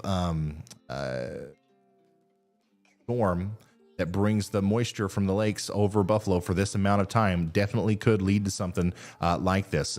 Definitely over 4 feet of snow is going to be possible out here, and there will be a strip of area that gets over 60 inches, more than likely, from Buffalo all the way out towards Clarence and Alabama, New York. So yeah, and that's not the only thing. Like Buffalo, honestly, is like they've had a rough past month or two. We just had the historic lake effect system not too long ago, and now it looks like another one's in store, and this one's going to be more intense, not necessarily just because of the amount of snow that they're getting, but because of the really concerning problems that we're going to have with the lake. Once again, when these winds are ripping over the lake at up to 80 miles per hour, what's going to happen is the waters in the lake are going to get pushed up towards Buffalo. Look, the wind direction is going to be like this. Buffalo's right here. The lake starts down here. So when those 80-mile-an-hour winds are going to be pushing the water up towards Buffalo, the water level in Toledo is likely going to drop 10, 15 feet. And it's going to rise 10, 15 feet over here in Buffalo, causing coastal flooding, similar to what you would see in a tropical storm or something like that. So I hope I'm not like over. I hate using words that make it seem like I'm trying to be sensational or go over the top, but this is not the case. This could actually be a true disaster in places like Buffalo, New York, by the time this is all said and done. And I'm not saying that to scare you or anything, but if we've got anybody watching that lives out here, make sure you're prepared. Make sure you're paying attention. I know you guys just went through something like this. This one's a little bit different. There are some different threats. So just make sure you're taking care of your family and you're doing what you need to do to get in front of this thing and you're not surprised by it at the last minute. Also, tons of snow up in Canada, man. I mean, there are so many places that are going to get 2 to 3 feet of snow out of this by the time it's all said and done, especially east of Sudbury, south of North Bay, around Ottawa and Montreal, points north. You guys are going to get absolutely clobbered with snow as we go forward. This is what the roads look like out there just south of Chicago. Wow, we got a cool photo in from somebody sent this to Andy. One of our viewers sent this to Andy. This is the back of the anvil of that storm near the Outer Banks. Not something you see every day in December, that's for sure. So the storm that's promoted or prompted the severe thunderstorm warning, this is what it looks like from a distance. Just absolutely insane. And by the way, if you don't know what I'm talking about, this is what it looks like on radar. And this is what it looked like on radar. Whew. At this point, it had a big water spout on it. It still could have one or develop a new one, but more than likely right now what we're dealing with is some 70-mile-an-hour winds and some quarter-size hail as the supercell works its way towards Ocracoke in North Carolina. All right. So not only are we dealing with insane wind chills and snow and rain and flash freezes and all this stuff, but we are talking about tornadoes and waterspouts and severe weather over here on the East Coast. And this is what that storm looks like from probably around New Bern, North Carolina, or Morehead City, somewhere in that area, looking out towards the water.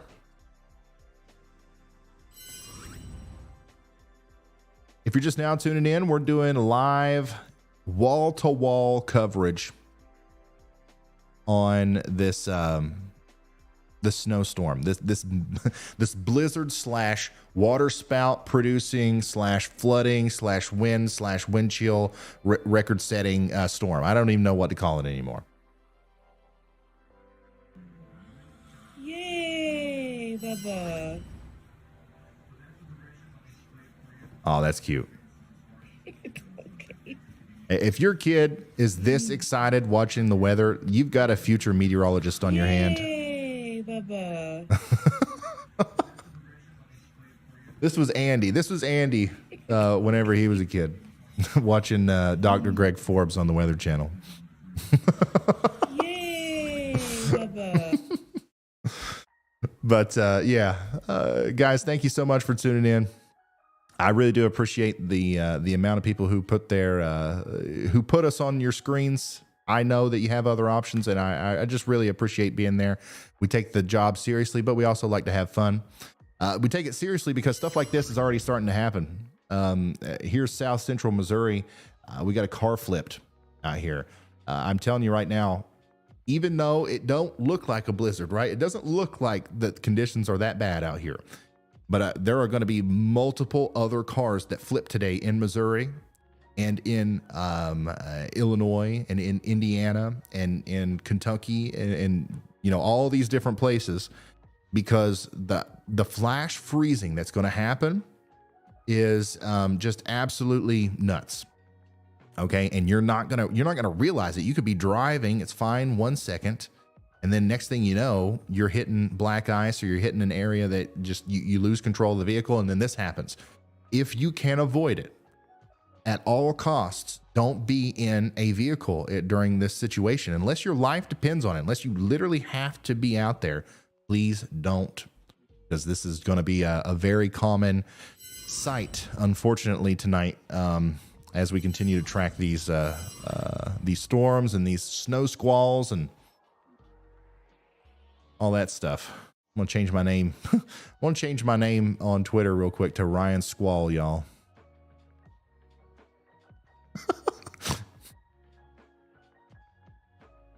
All right, here's a report from Ankeny, Iowa. Ankeny, Iowa. 5 inches. Oops, 5 y'alls out there from Tony. Thank you for sending that in.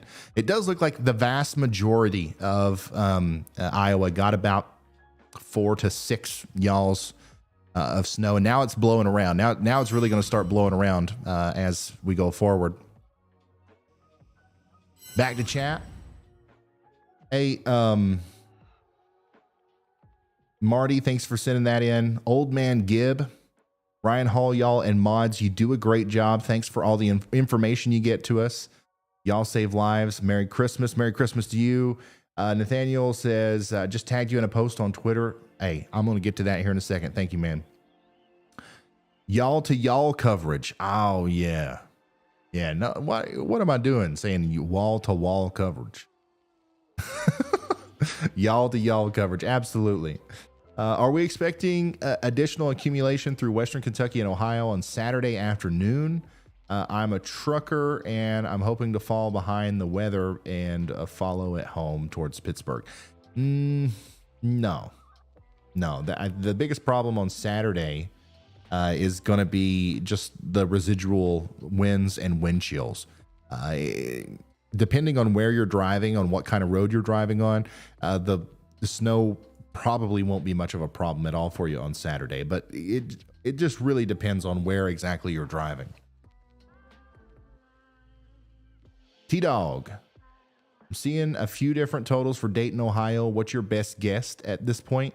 Dayton, Ohio, I think so if I was like a TV weather dude and like you were going to come after me with a pitchfork if I was wrong, I would say 2 to 4 inches.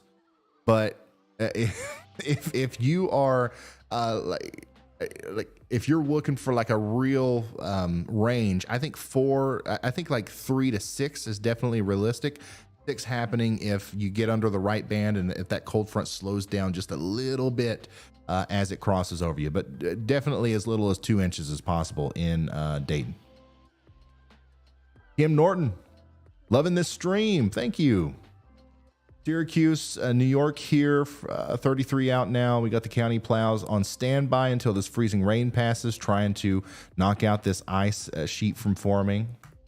Y'all do great work. Missouri has 2 to 3 inches on the ground. The wind is out of control. It's 30 to 40 miles per hour.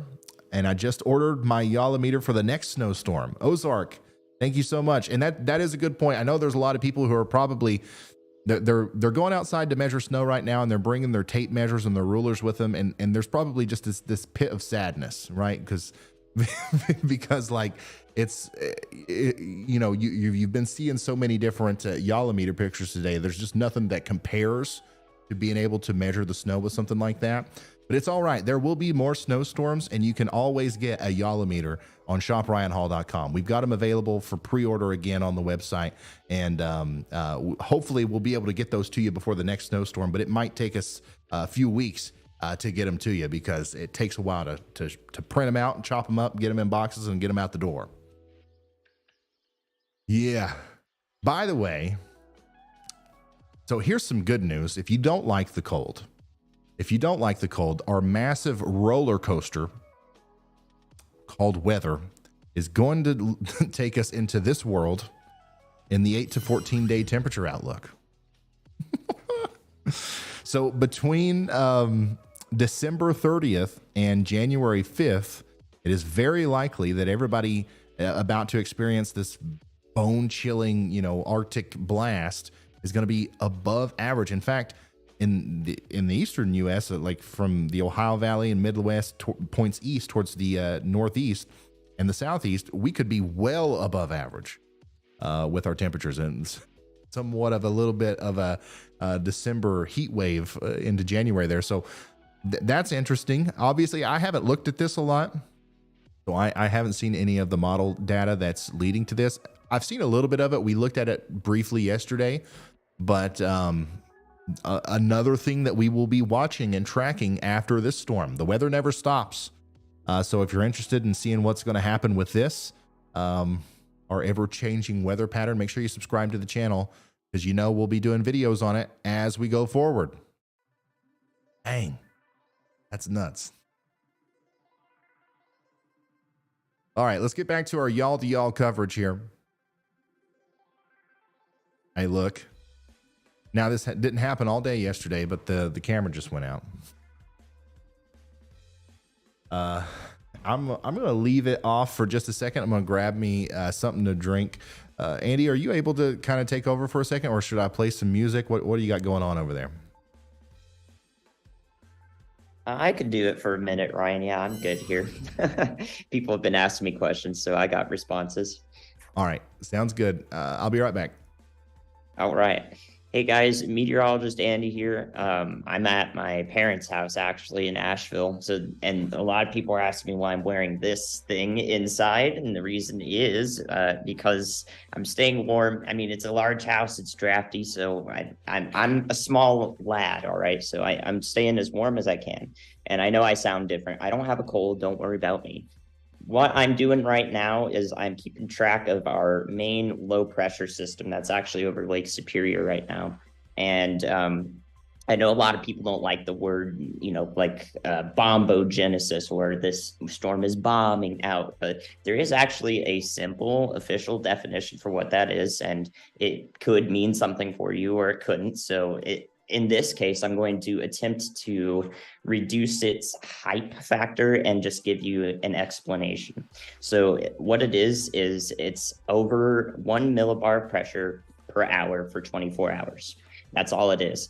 And that generally means that it's just going to get windier. And it will be pretty windy for a lot of people that are in the path of this thing as it goes off into southeastern Canada. But I want to, make sure that you understand that bombogenesis and these things that all your mainstream media outlets throw out is not really as exciting or dooming as they make it out to be. So hopefully that helps, calm some nerves. It's still going to be wicked cold out there with the wind, but that's just what we're watching happen. So we are watching a storm bomb out in that official sense of the word.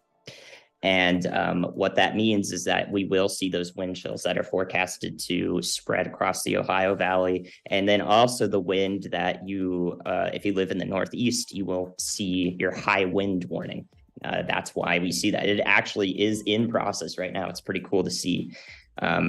And that's what I want to point out. The winds are oftentimes the thing that we talk about the least, but you experience the most. It's a valuable variable for weather that is actually kind of tough to talk about. So I want to make sure that we're covering that as well as we can here. And I'm sure Ryan agrees with me. Absolutely. Thank you, Andy. Guys, it looks like this is going to be another one of those days where once an hour or so that my camera's going to go off. So I'm going to take that as a signal to just go take a drink of water or something, and then we'll let the camera cool off, and then I'll come back. Yeah, so everything Andy just said, I do agree with that, and we touched on that yesterday, but I think Andy articulated it very well there. And there's a lot of different terms that we're not using for this storm, and that's why I've kind of settled on just calling the whole thing and everything associated with it the Great Cold Front 22. And this is what it looks like right now. If you're just now tuning in, this is a broad view of everything that's happening across the U.S. We got thunderstorms in the east. We have severe thunderstorms in the Outer Banks of North Carolina and some water spouts. We've got some heavy snow in the upstate New York area north of the Capital District. And we've got a very sharp cold front that's moving through Chicago, moving into Memphis now. That's going to bring some very heavy snow for a brief period of time for the entire Ohio Valley, Great Lakes region, and into the Appalachian region and deep south, the northern parts of Mississippi and Alabama as we go later into tonight. You can see above my head there some white covered roads. That's what it looks like around Chicago, as we do have storm chasers out there. We have Brett Adair available now, so let me get that set up. Brett Adair is in Indianapolis, Indiana, so that'll be really interesting to see that changeover happen. I'm gonna send that to my team through the stream text.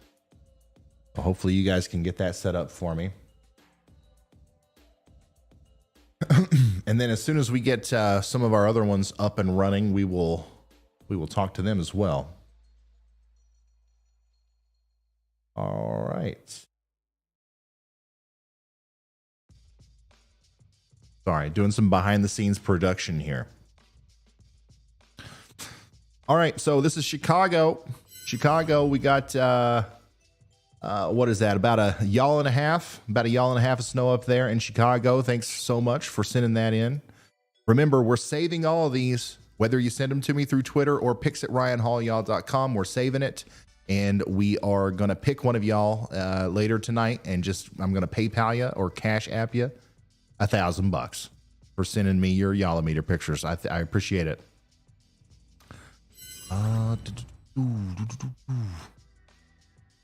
And by the way, you can, send me your snow reports with whatever means you have.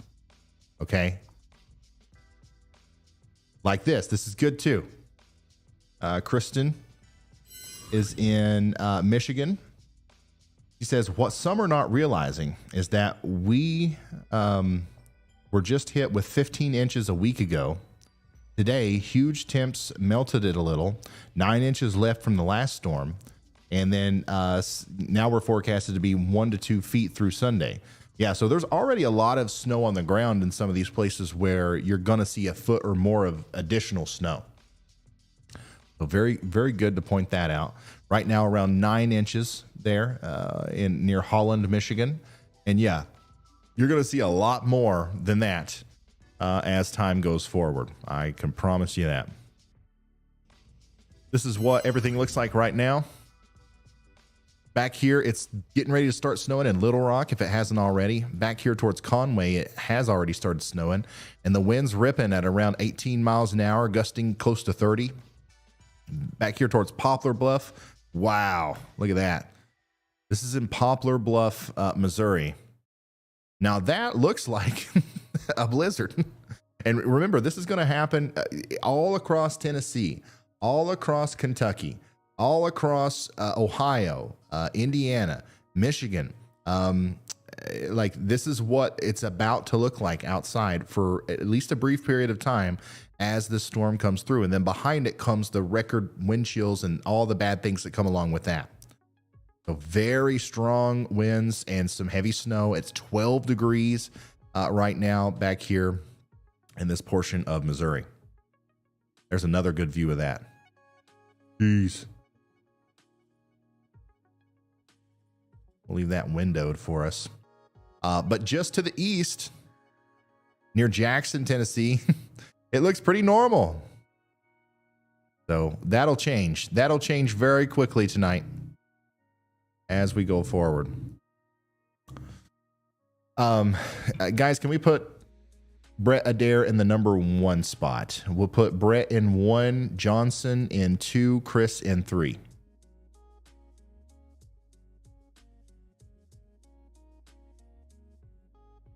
Because the rain snow line is getting ready to cross Indianapolis.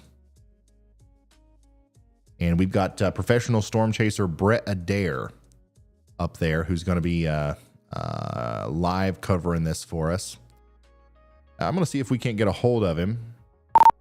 Brett, test 1 2 3. Just want to know if you're able to talk to us today. So it looks like it has shifted over. So the green is where it's raining. The blues and the purples is where it's snowing. It looks like that official shift has started to take place.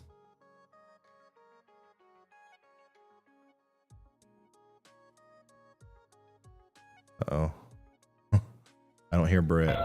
Good deal, Ryan. Brett, I got a transmission from you, but there was no audio.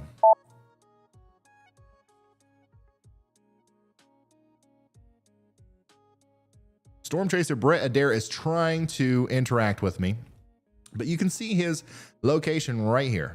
That's where Brett is. And if we look at his camera, this is what it looks like out there right now. So I'm pretty sure it's snowing. But there's no accumulation or anything on the road just yet. So the changeover has officially happened in Indianapolis.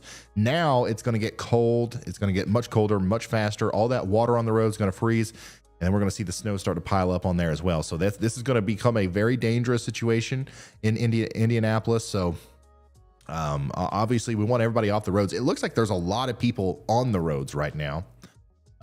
So hopefully everybody's wrapping up whatever they're doing and they're going to get off soon, because things are going to rapidly deteriorate in Indianapolis over the next little bit. Yeah, Brett's Riley, if you can let Brett know, like, he just sent me a 20-second long message and I didn't get any of it. I don't know. It's a microphone input problem is what it seems like. But yeah, there's your rain snow line up here near Indianapolis. If we've got anybody watching from in or around Indianapolis, make sure you send your reports to us on Twitter, or at pix@ryanhallyall.com. And my phone is blowing up right now. And yeah, it looks like people are definitely pre-ordering Yalla meters for the next one. I appreciate y'all so much. That's awesome. Thank y'all. We've got plenty of them.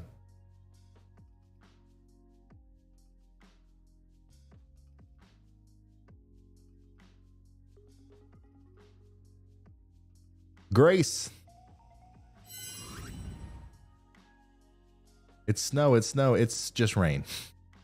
Trudy waiting patiently for her first snowfall in Orange County, New York. 32 degrees with a real feel of 21. Thank you so much for sending that in. Here's what it looks like in St. Louis. This is from More Weather. Strong winds in St. Louis blowing around the snow. Winds are increasing here as we go into the nighttime with the snow starting to wind down. Yeah, the winds will continue to ramp up. They're going to get stronger than this as we go later on into the night. That's why it's important to measure your snow right after it falls, because it's going to get all blown around as the wind picks up.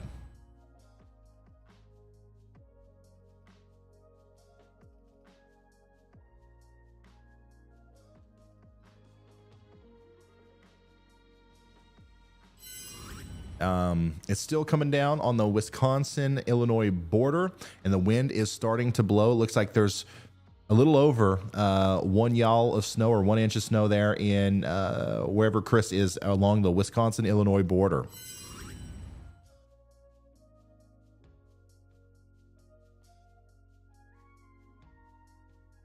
Oh, here we go.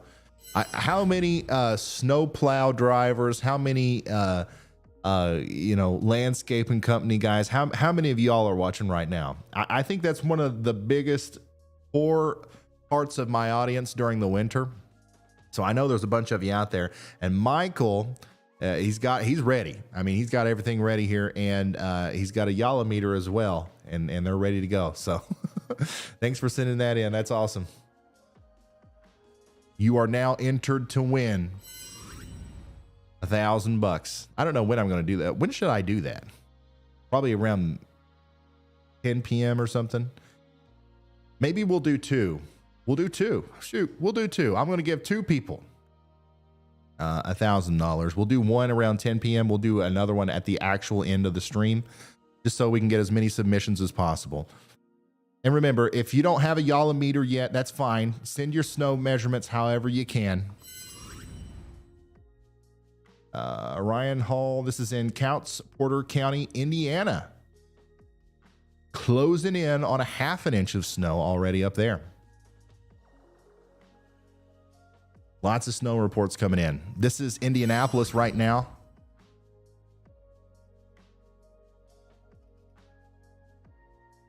We got a live storm chaser on the ground out here. Brett Adair in downtown Indianapolis, or on the interstate just to the north of downtown. And that's what it's looking like. Things are going to rapidly deteriorate out here. Brett is kind of in the perfect position, I guess, to see some of the bigger negative effects from this storm in and around Indianapolis.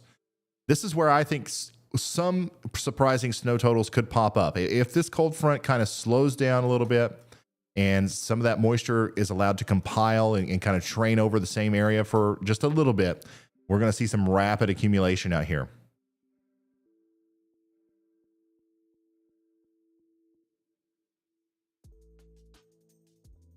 Oh, McKnight says, repping our Ryan Hall, y'all, is my weatherman onesie in Dayton, Ohio. That is too cute. Look at that. Ryan Hall is my weatherman. That's so cool. I'm glad we made those. I'm glad that we did that. Thank you for sending that in.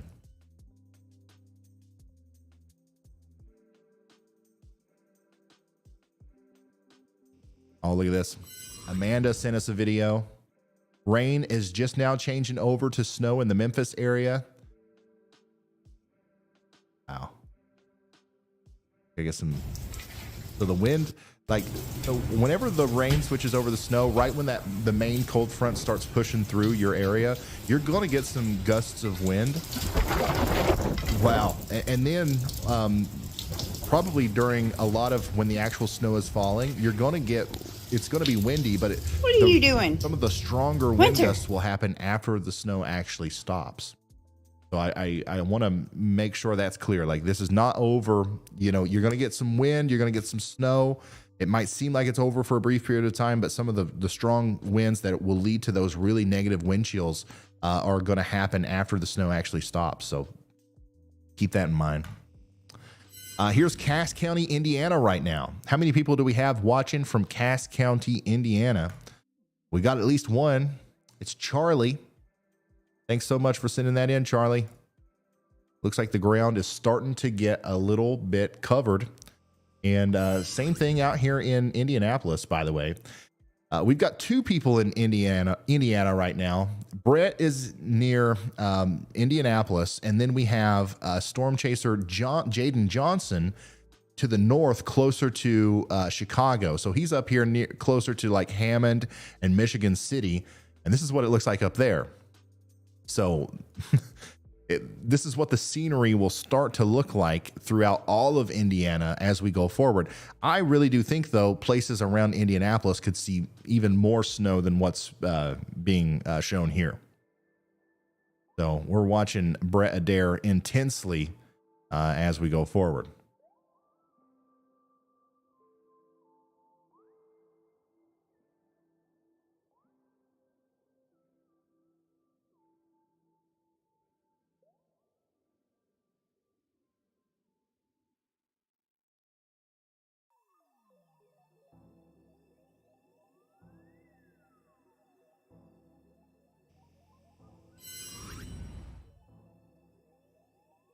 Leslie, thank you for the very generous super chat.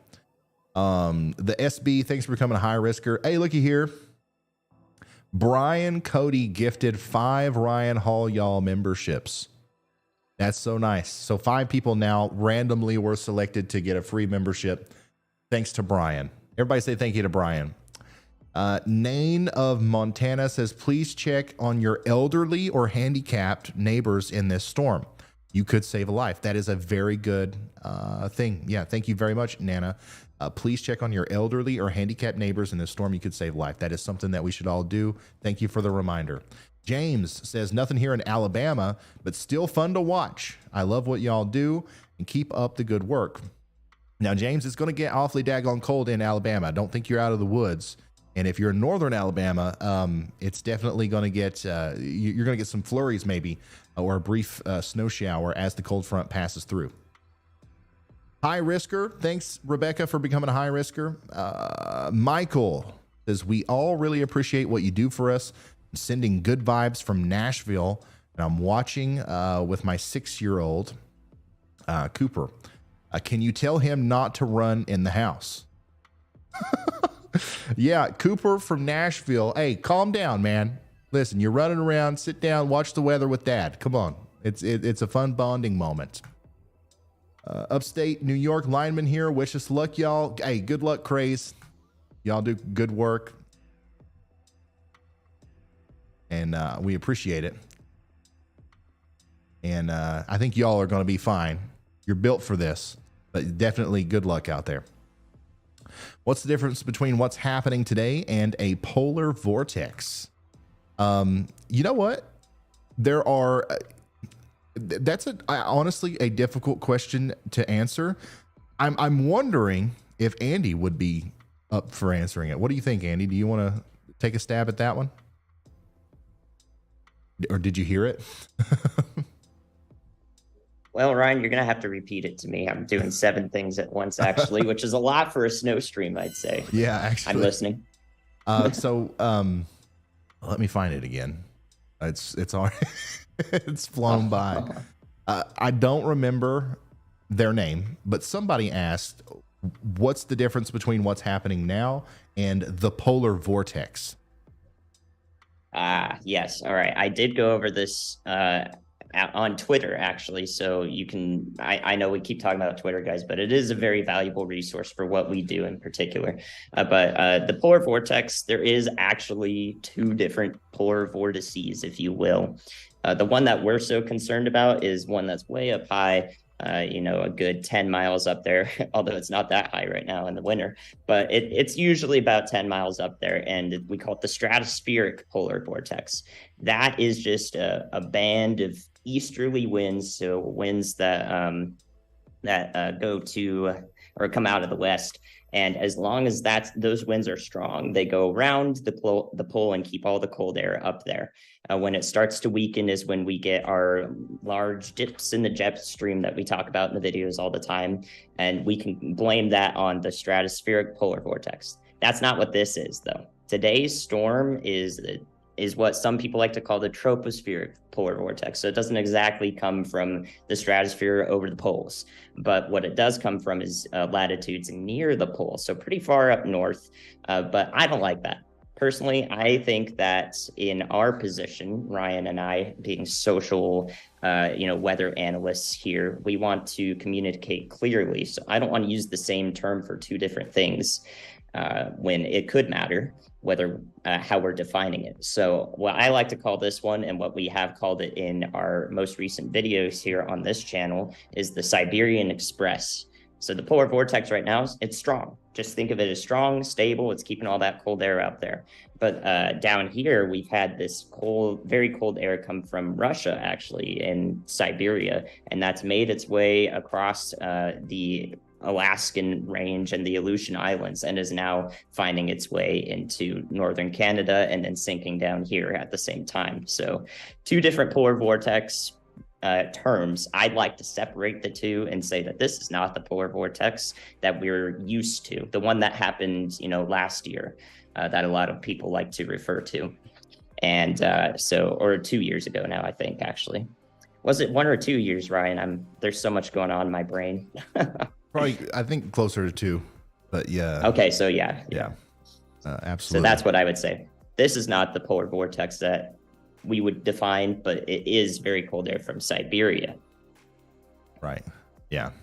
Well, great, absolutely great explanation there from meteorologist Andy Hill, and great question from whoever asked it. Once again, I'm sorry I forgot. I lost your comment there on the chat. But that's what we're thinking as far as that goes. And once again, that's why I keep referring to everything as either the Siberian Express or the Great Cold Front of 2022. But no matter what it's called, no matter what it is, it's cold. All right. It's going to get daggone polar out there, whether it's a vortex or an express or a cold front, whatever you want to call it. And that cold front is currently sweeping across Indiana, Illinois. It's getting ready to finally make it into Kentucky. It's going across southern Missouri right now, and it's deep all the way down into close to Mexico. This polar air will make it into Mexico here soon, and we'll see wind chills in the single digits in some parts of Mexico for a brief period of time. So that's what we're looking at there. Back over here to Twitter, Shop Ryan Hall has tweeted out a map with all of our Yalameter submissions. Look at this, guys. Our Yalameter map is filling up. Keep those pics coming. Remember to tag Ryan Hall, y'all, and include your location. That's very important that you include your location so we can fill out our map. Once again, we're trying to build the biggest database of y'alls of snow information that we possibly can, and we can't do that without you sending in your stuff. So thank you so much who's sent it in so far. And remember, I'm picking 2 of you today and just cash apping you or PayPaling you $1,000. And if you want a Yalameter for the future, you can get one over on shopryanhall.com. They're available for pre-order. Let's see here. This is in St. Charles, Missouri. In St. Charles, Missouri, she's got a ruler, but she's still referring to it as about 2 yalls of snow and gusty winds with Zoe. Hi, Zoe. Look at that. That's awesome.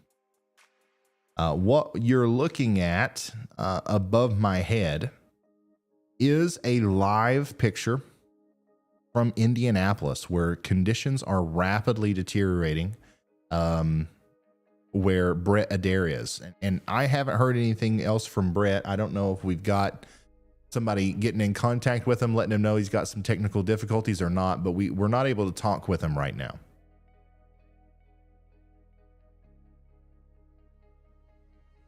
Hey everybody, Jim here. What is this? Got my weather station set up. Got the weather gnome, the Yalameter 2.0. We're gonna see how much snow we get today, or starting tonight, I guess at about midnight. I'm gonna get blasted. Oh, is he gonna time lapse this? Oh, that's a good setup. That's a real good setup. Yalameter 2.0 goes up to 30 inches. You can get that at Ryan Hall's site. I'll put a link in the description. So this is in Akron, Ohio. Sold out, but I think they got some more back in. Right? Oh yeah, I hope I'm correct and he's going to time lapse this, because this will be a beautiful time lapse. As long as the Yalameter doesn't get blown away. Better. Very cool. Very cool. Thanks for sending that in. Temperature right now.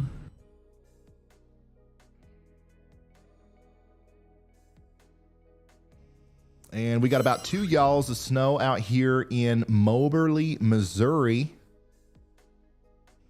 And it's piling up quick, though. It's piling up quick. We can come down here and take a look at the camera again from Poplar Bluff. It's already down to 11 degrees. The last time we checked this, which was like, I don't know, not that long ago, it was 14 degrees. Now it's 11, and this is what it looks like out there. This is what we can expect out in front of this thing moving forward, okay? 12 degrees. It's 19 degrees, just literally like 30 miles to the east. But the snow is coming down. You can see it moving in waves across the field there as the wind just whips this the snow around. Amazing. Amazing. This is the cold front. It's marching to the east. Next in line, we've got Indianapolis, South Bend. How about you, Kalamazoo, Muskegon, Louisville, Kentucky? How about you, Memphis, Pine Bluff?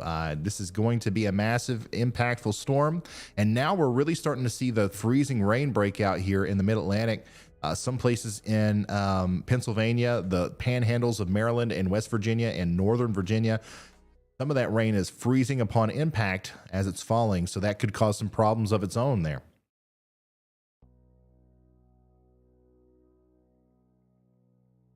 Absolutely. Let's come back over to the chat real quick. Cameron says, I'm watching the line of rain move in from my hotel in downtown Nashville, heading to Florida tomorrow morning and hoping the roads are more snowy than icy. Stay safe. Thank you, Cameron.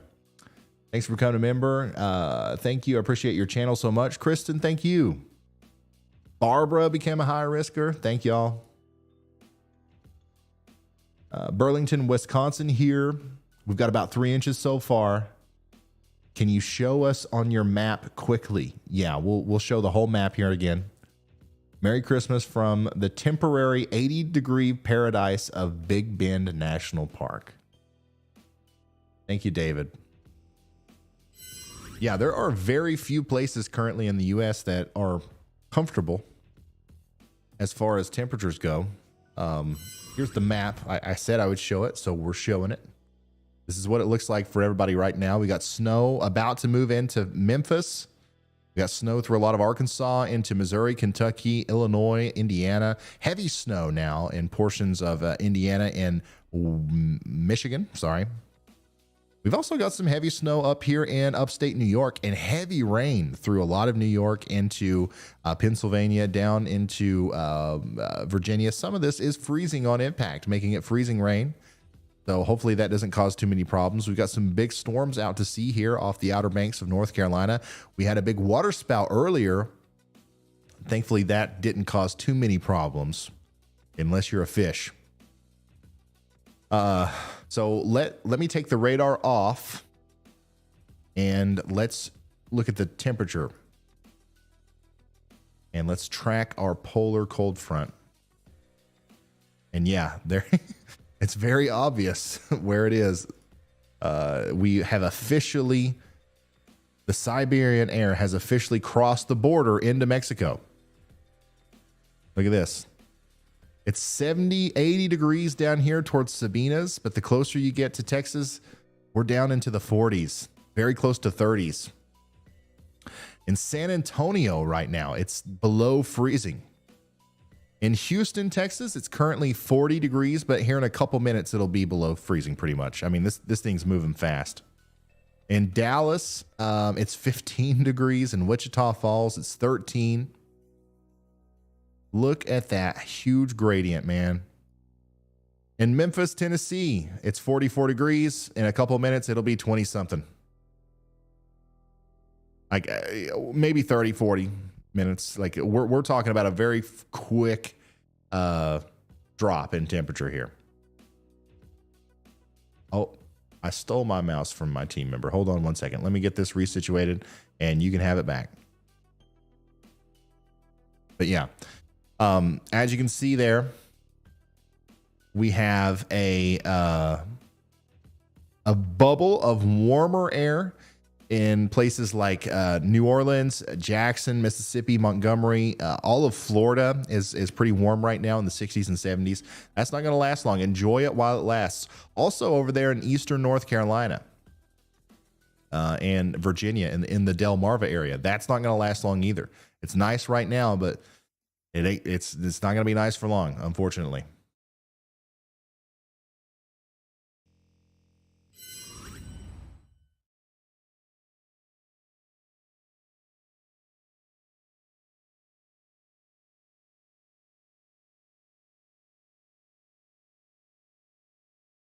We have guests staying from Florida at our Airbnb in Monteagle, Tennessee. Will they get to see a decent snow?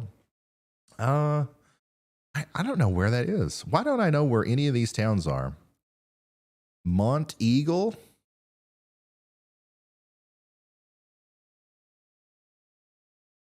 Monteagle, Tennessee. Where is that? If it's yeah, probably not. Probably not a decent snow. Definitely some snow possible, but we're talking about a skiff. We're talking about a skiff at most.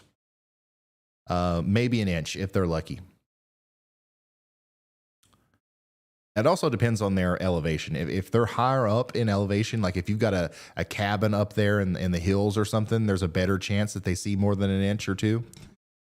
But if it's a valley kind of deal, odds are it's not going to be very. It'll be interesting. They'll definitely see snowfall, and that'll probably be good enough for them. What do we got here? We got 5.25 inches of snow on the ground right now in Menominee Falls, Wisconsin. But he's not exactly sure how many y'alls that is, though. He's not a scientist. Not sure how many y'alls that converts to because he's not a scientist. Oh, man, I love it. Thank you for sending that in. Brett Adair is in a little bit of a traffic jam, it seems like, as conditions are worsening quickly on these roads out here near Indianapolis, Indiana.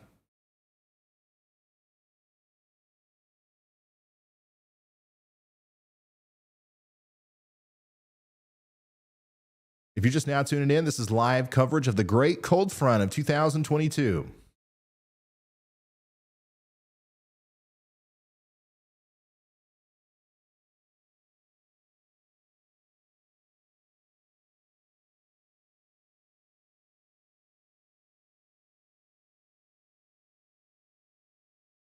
Here's a snow report from Cortland, Mississippi.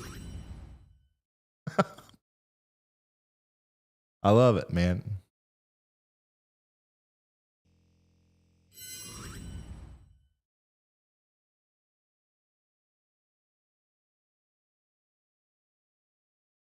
Oh, here's an interesting one. This is from Huntsville, Arkansas, about a y'all and a half of snow. Thanks for sending that in. That's honestly, that's a little bit more than I thought you would get. And it ain't over there yet, so we'll see what happens. For the most part, it is, but you got a little bit left.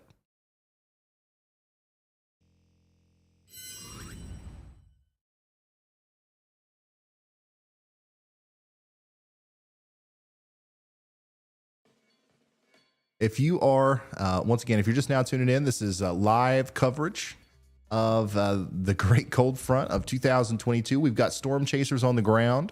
We've got professional storm chaser Brett Adair in Indianapolis. We've got storm chaser Jaden Johnson in Lake County, Indiana. We have Chris Hall, y'all, in Perry County, Kentucky. And then we've got some live cams, and we've got some other storm chasers that are going to join the crew here pretty soon. In fact, we've got somebody in Tulsa, Oklahoma we can add. Let's do that now. I want to have storm chasers, man. We want to see what's going on out here on the ground. So the more the merrier. Am I right?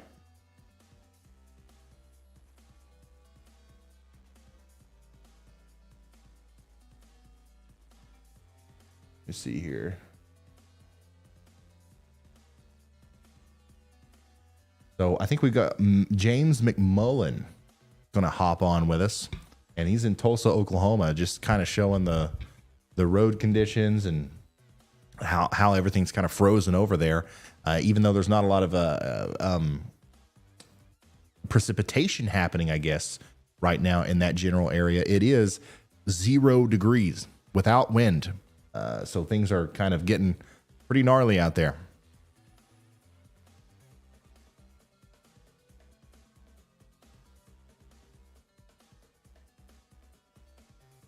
Hey, Deborah, thanks for becoming an extreme risker. Rick says, I'm greeting from Saskatchewan, Canada, where the wind chill is currently negative 38. I can't believe that I'm saying this, but I will know just about what that feels like probably tomorrow, all the way down here in Kentucky. Ugh. Not looking forward to that.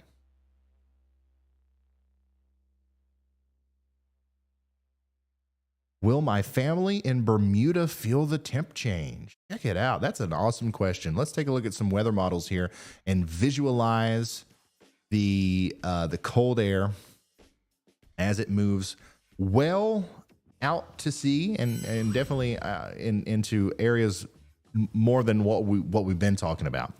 So here's a big look at the United States. You can see all the way down to the Yucatan Peninsula. You can see Cuba. You can see all the Bahamas. You can see Puerto Rico down here on the southern side.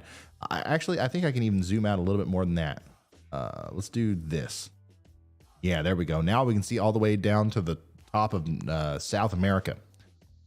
This cold front it'd probably be easier to look at temperature anomalies for this. This cold front is going to be felt well into the Gulf of Mexico, well into Mexico. And yeah, pretty much if all the way into Cuba, throughout the majority of the Bahamas, and even into places like Jamaica will feel the impacts of this, but it's not going to be the same as what we're dealing with here in the States. It'll be a slightly cooler breeze for the most part. But yeah, awesome question. You can see, hopefully this illustrates to you what this is going to look like. As the cold air goes over the warm waters, it will resonate very quickly. So if you take cold Canadian air and you move it south, it gets warmer. Okay, it's slowly, the longer it's over that area, it gets warmer. So the faster the air moves, a lot of times the colder it remains. That's one of the reasons why this is going to stay so cold for a lot of us here in the U.S. But no matter what, especially once you get it over the waters, like over the Gulf of Mexico, it gets warmer. So it's not going to be like a negative 30-degree difference in places like the Yucatan Peninsula and Cuba and stuff, but it's definitely going to be felt throughout a large area. Awesome question. By the way, I can pull this a little bit farther into the future and we can take a look at maybe what's going to happen after Christmas. We're cold everywhere in the green and the purple is colder than average, and everywhere in the reds is warmer than average. Watch what happens as we get closer to December 30th. A huge warming trend comes into play here through the central and eastern U.S. And some places who are currently or about to be 30 degrees below average will potentially be 30 degrees above average on New Year's Day. How about that? Absolutely crazy. And more than likely, that will set us up for another storm. It's way too early to talk about that right now, but certainly things are not getting any less interesting in the weather world as we go past this storm. What's going on out here with Jaden Johnson? They've got somebody in the ditch and they're helping him out. Hey, if you get a second, let us know what's going on out there. We're curious. Stay safe. So hopefully he can get back with us. Go ahead, Andy. All right, Ryan, you know it's dangerous to put me on when they're about to talk over me, so just cut me off if they start coming through. All right. I was going to tell you that the flash freeze thing may be something we need to reiterate, as from National Weather Service Indianapolis, officially they are getting reports of icy conditions around the metro now in just an hour or just like 30 minutes after it dropped below freezing as the front passed. So this is rapidly developing. That's the thing I think most people are not going to be quite aware of, just how fast it's going to transition.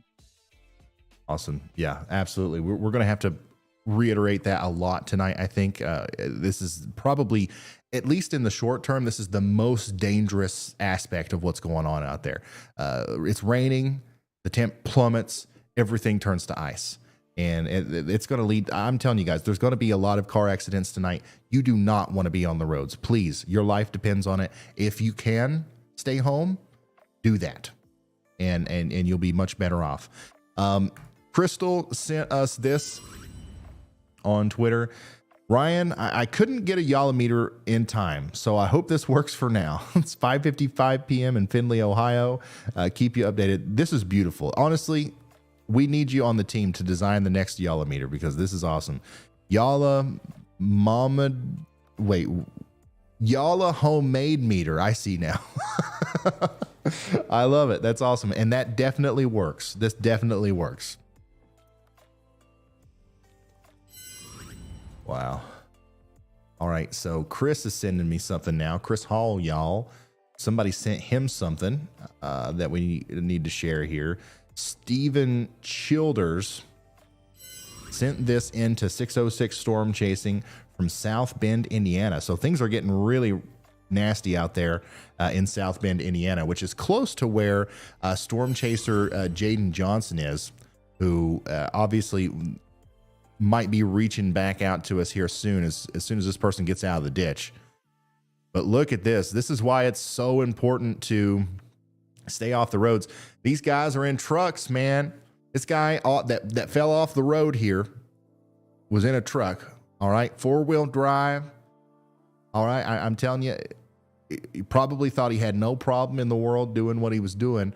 But in a situation like this, where it rained and then it snowed and then now you've got a flash freeze going on, I don't care how many wheel drive you got. 8-wheel drive, I don't care, son. You ain't staying on the road. So what you need to do is just not get on it in the first place. Brian reached out with Johnson on the Chaser chat. He is assisting trying to get that guy out of the ditch as of right now. All right, sounds good. Keep me updated on what's going on out there. I don't want to bug him too much, but if anything comes up, let us know. Hey, looky here. It's been a while since I've seen Barry Bones, but he's back. Barry Bones is out tonight with his Yalla meter. We sent Barry Bones one of each of the Yalla meters.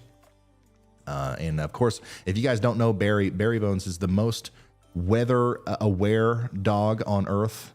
Wow, Barry Bones has almost 3,000 followers on Twitter, by the way. That's awesome. I'm a weather loving pooch. Ryan Hall, y'all's biggest fan, weather ready.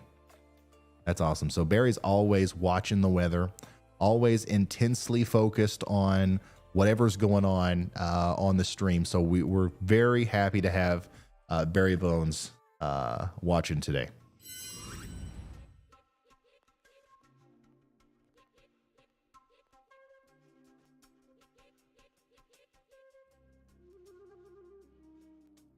Yeah, it doesn't look good. It doesn't look like they're getting him out of there, to be honest.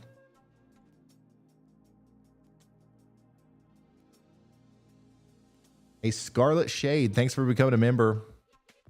231 Outdoors, thank you very much for the very generous super chat.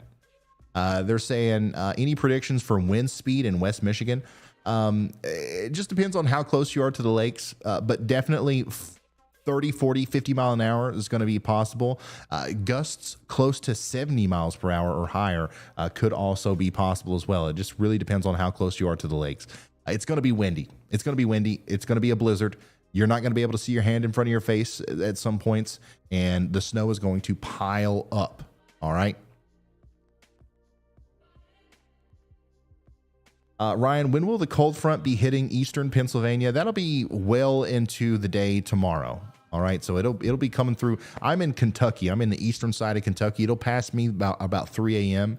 It'll get into western Pennsylvania around 4 a.m. or so, and then 6, 7, 8, 9 a.m. it'll move through the Appalachian Mountain region, and then possibly around noon it'll get closer to the eastern portion.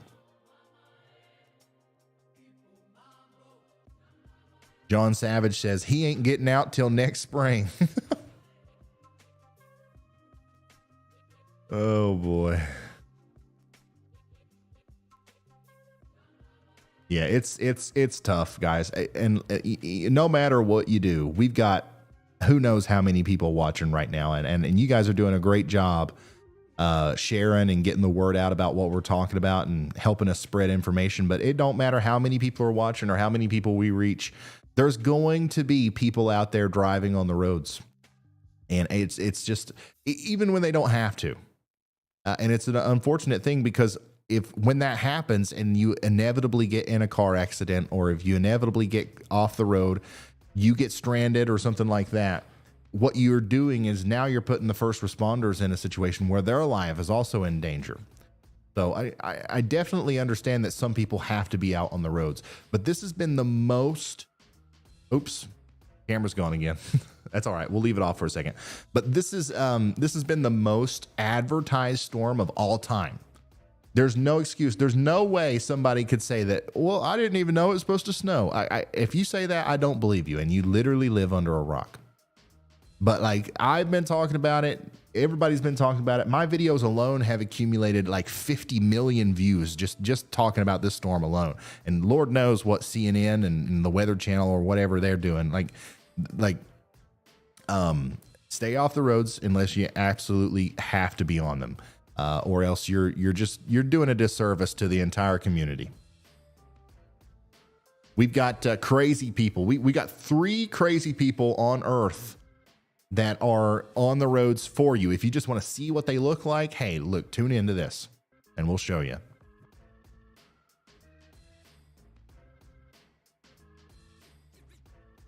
Yeah, I really don't think they're going to be getting them out anytime soon. I'm just being honest with you.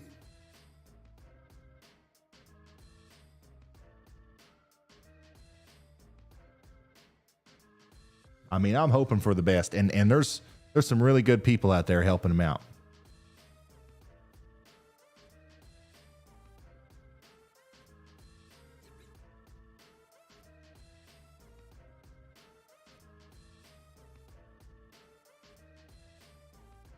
Latest update from the Storm Prediction Center mesoscale discussion. The potential for brief snow squalls will shift east heading into the evening hours.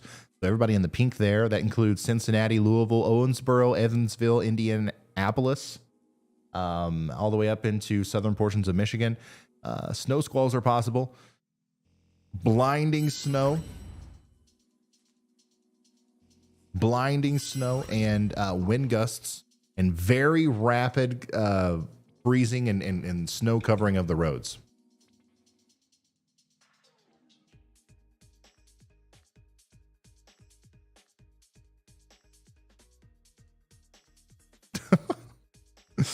Oh man, you guys are so creative.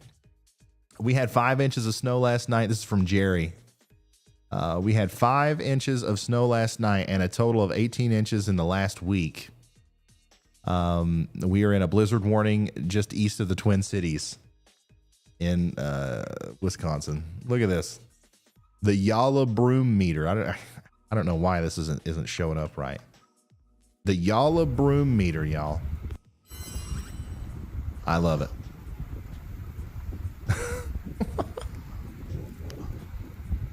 Beautiful snowman too, by the way. Beautiful snowman. I do enjoy me a nice snowman. Especially during situations like this. What the heck is going on, man? My stuff is all messed up. I can't zoom in on this snowman properly. But I do appreciate the snowman, and it looks good. If you guys out there, if you want to build a snowman, which, by the way, in a storm like this, I don't necessarily recommend it. If it's snowing where you are, it's probably too cold to be out there for long enough to build a snowman. But if you are crazy enough to, and if you want to, send us your snowman too, and I'll give it an official rating. I have a ranking system, a scientific method of determining if your snowman is good. And I will absolutely roast your snowman, or I will congratulate you on a good snowman if you send it to me. Let's see here. XL Chasing has sent this in. I can finally use my Yalla meter after Elliot's blizzard. I got 3 yalls of snow and negative 40-degree temps here in southeast Kansas. Wow, you seem so happy about that. And I'm happy for you, but Lord goodness, I hope that things warm up for you. And great Yalla meter format there. Love it. Here's Indiana. This is what the state of Indiana looks like right now. The blue is where it's snowing. The green is where it's raining. The snow is about to move into Kentucky as well. Here's what it looks like in the Boot Heel of Missouri. It's a very strong snowstorm. Like the snow's blowing sideways. We've got wind gusts up to 30 miles per hour. We've got snow accumulating on the ground. It's 13 degrees. All right. That's here just to the east in Tennessee, not very far. This is what it looks like. It's 42 degrees. It's a normal December evening. Not long. The great cold front of 2022 is on its way, and it'll be there shortly.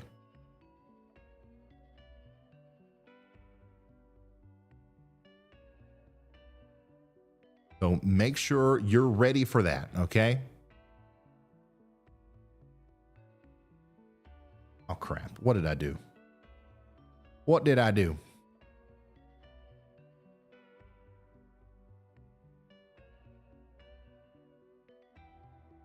Hold on. The camera will come back momentarily, I promise.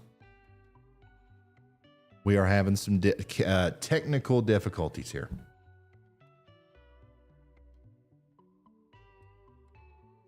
I'm doing my best to remedy them.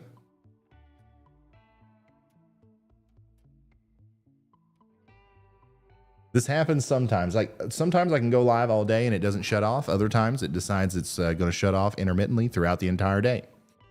But if you're just now tuning in, we have storm chasers on the ground all over the place. So we've got James McMullen James McMullen in Oklahoma. We got Brett Adair in Indiana. We've got Johnson in Indiana, and we have Chris Hall in Kentucky. All right, and we've got a couple more that'll be joining here soon.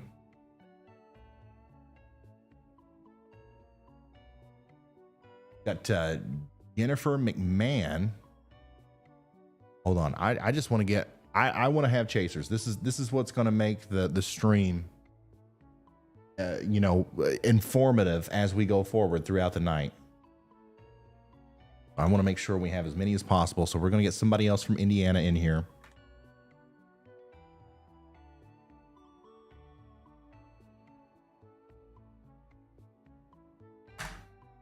If you're just now tuning in, we're doing live coverage on this historic storm that is really just now getting started. This is when things are going to start getting interesting. Especially if you're in the Ohio Valley, if you're in the Deep South, if you're in the Great Lakes regions. This is when it's actually going to feel like everything that it's been building up to be. The winds are going to really start picking up. The temperatures are going to plummet very fast, especially as the sun starts setting. We might have to be dealing with some power outages. We're going to deal with some good snow accumulations. And we're just going to watch this frontal passage happen as it moves east. And we're going to continue to forecast for what's going to happen way downstream as well. We're not going to just only talk about what's happening now. We're going to talk about what just happened, and we're going to talk about what's going to happen in the future. Bear with me. I know there's a lot of people in the chat who are just constantly asking about their location. What's going to happen in my backyard? And I do want to tell you, and that's why we use all of these tools, all these maps and stuff. Unfortunately, I can't specifically talk about every town. It would take too long, but also it would be kind of redundant because whenever I say Pittsburgh, I'm talking about all the places around Pittsburgh too, because in a storm like this, there's really not much of a difference between what's going to happen in Pittsburgh and what's going to happen 50 miles north. Any predictions for wind speed in West Michigan? I already answered that one. Alex has been a member for 10 months. Huge shout out to Alex for that. Ryan, where is the 2 feet of snow STL was promised a week ago? I don't know who promised you 2 feet of snow in St. Louis a week ago, but you need to go slap them in the daggone face. All right. I think in the beginning, some of the models were showing some higher snow totals around the Ohio River. But I mean, that was never going to happen. I'm sorry. That is definitely something that, like, whenever it comes to storms like this, the reason I was so on top of like making sure that we mostly just talked about the polar cold aspect of it is because the snow part was very hard to nail down. And still, it's going to be hard to nail down. There's going to be some places that get surprised and they're going to get way more snow than they thought they were going to get. And there's going to be some people who are disappointed and they're not going to get as much snow as they thought they were going to get. So, yeah.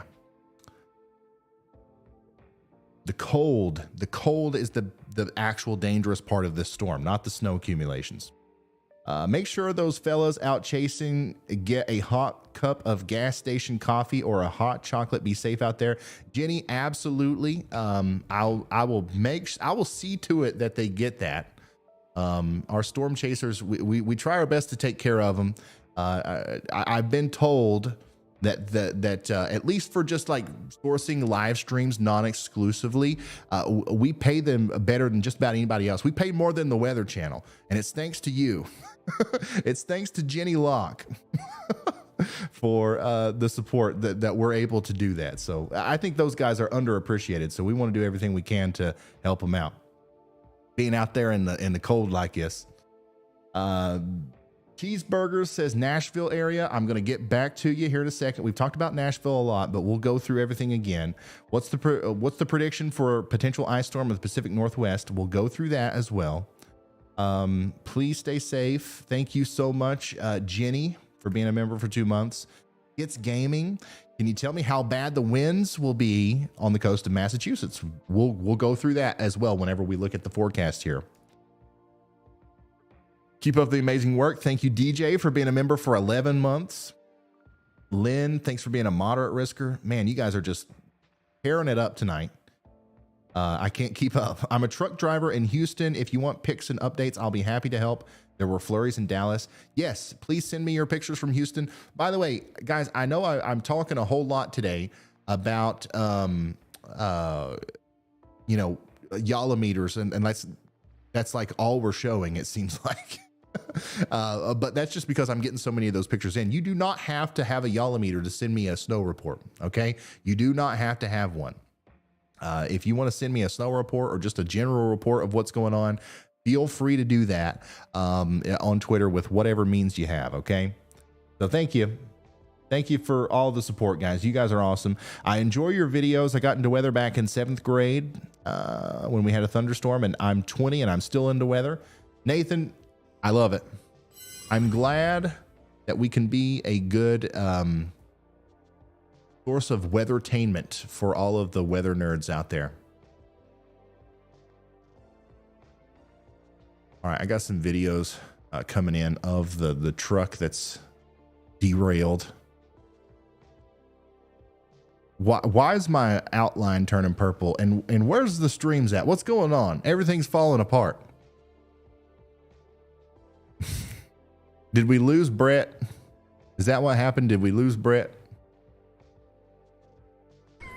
We shouldn't have, because Brett is still live. Brett is still live right now on the app. So I don't know what happened there. Oh, there we go. We're back. Back in action. Oops.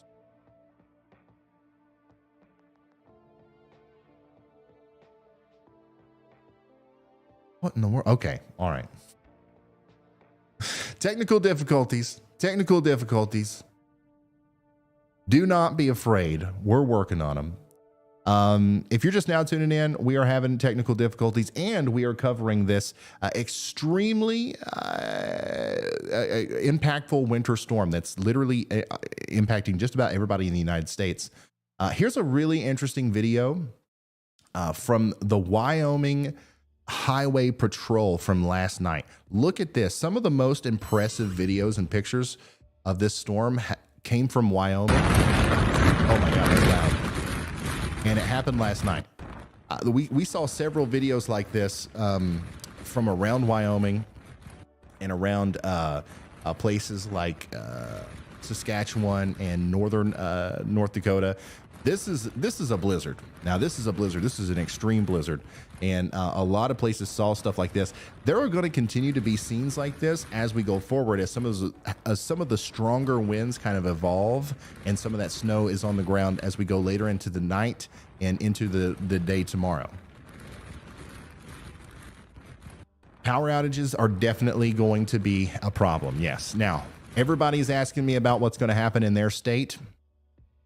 I can't tell everybody exactly what's going to happen in every hometown across America, but what I can do is I can go through the forecast with you again. And I love doing it. So let's do it. Let's take a look at the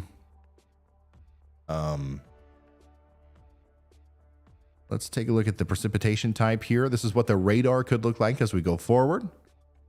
Once again, I'm going to go through this forecast, the whole thing again. So this is a great reminder. This is a great time to please, if you know anybody out there who needs this information, please share this with them. I think earlier we talked about maybe checking on your neighbors throughout this storm. Check on your elderly, check on your disabled neighbors to just make sure they're all right as things go forward. Also, just share this information with them too. Let them know what's heading towards them. Let them know what's going on. Maybe there's some people out there who aren't receiving adequate weather coverage. If we all share this on Facebook, Instagram, Twitter, TikTok, send it in a text message to a family member or a friend right now, we could get this out to much more people. All right. Also, if you can't do that, just slap the like button. That's good enough. And the YouTube algorithm will take care of the rest. All right. This is what the radar could look like as we go into the future. This is 7 p.m. tonight. We're going to continue to have snow, heavy at times, from Memphis into the Boot Heel of Missouri. It's going to be snowing and around Jackson, Tennessee around this time. We're going to have a little bit of snow all the way down into Louisiana. Look at that. North of Monroe, Louisiana, it's going to be snowing a little bit. Also, northern Mississippi, we're going to have some snow. The rain snow line will be moving across Clarksville, Tennessee around 7:30 or so. And then Evansville, all snow, heavy at times. Louisville, not quite. 7 p.m. tonight. Eastern, everything is Eastern, by the way. I'm sorry if I didn't state that already. I'm in Eastern, so everything just that's to Eastern. Louisville, you're right on the edge of it. We're still going to be having heavy snow in Indianapolis around this time. The rain snow line will have officially moved past Fort Wayne, Indiana. And we're going to have super heavy snow in places like Kalamazoo and Lansing and Michigan around 7 p.m. And then we're also going to see it up here north of Bay City near Clare and West Branch, even up there towards Gaylord. We're going to have heavy snow. Off to the east, with snowing in northern New York still, but most of everybody in the Northeast is going to have heavy rain with the first part of this system. Let's skip forward a little bit to 1 a.m.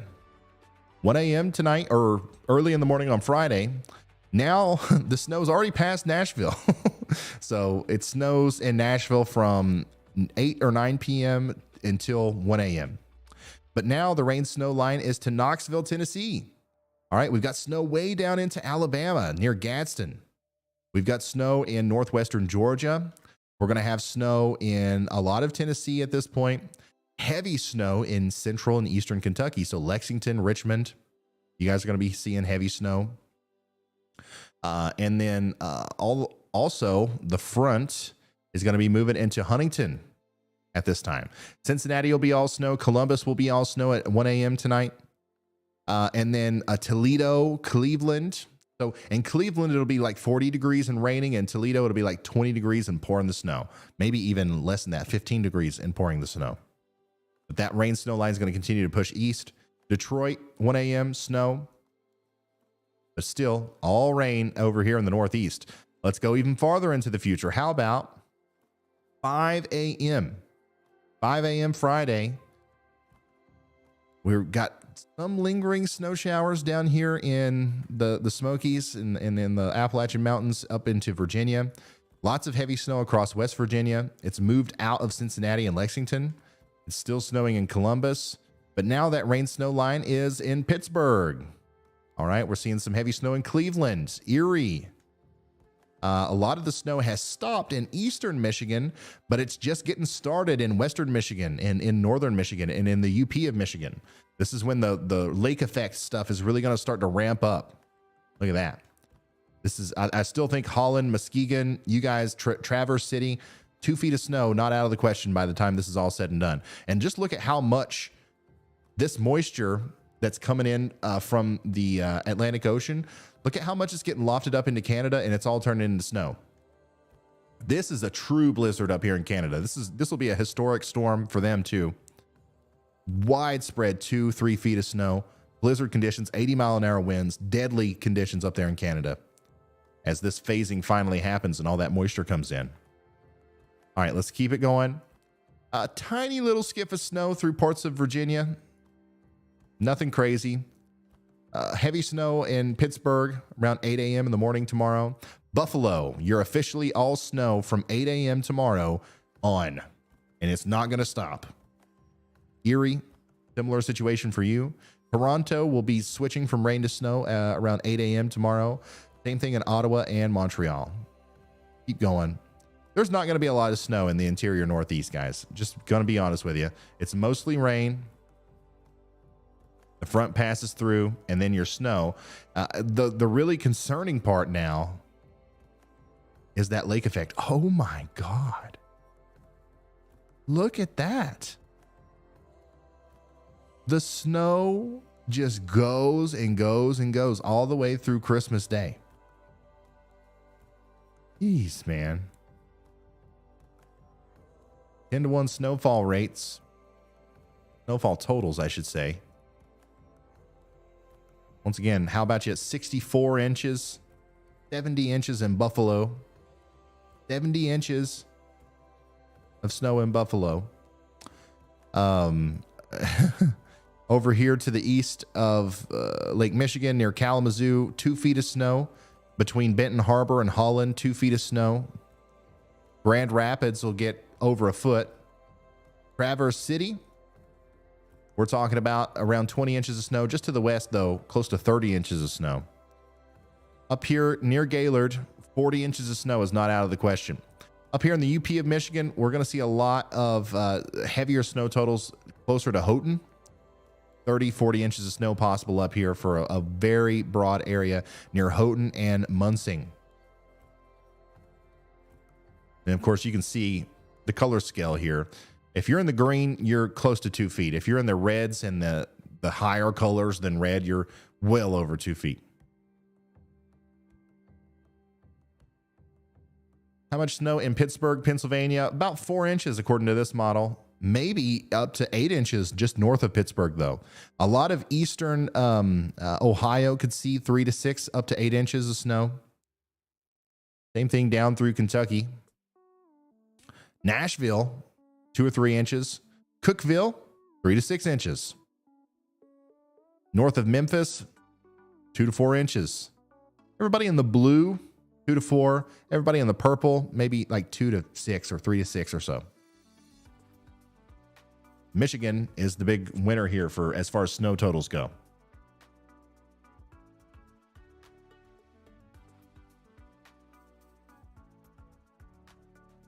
And then somebody was talking about wind speed as well. Let's talk about that. Because I'm telling y'all, the main thing with this storm is obviously a lot of people are going to get good snow. Definitely going to get good snow. But the main thing is going to be the wind chills and the wind. And so why are the wind chills going to be so insane? It's because the winds are going to be so insane. Check it out.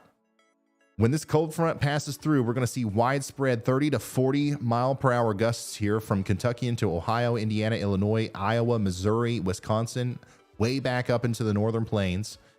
Even down south, 30, 40 mile an hour wind gusts down here into the deep south.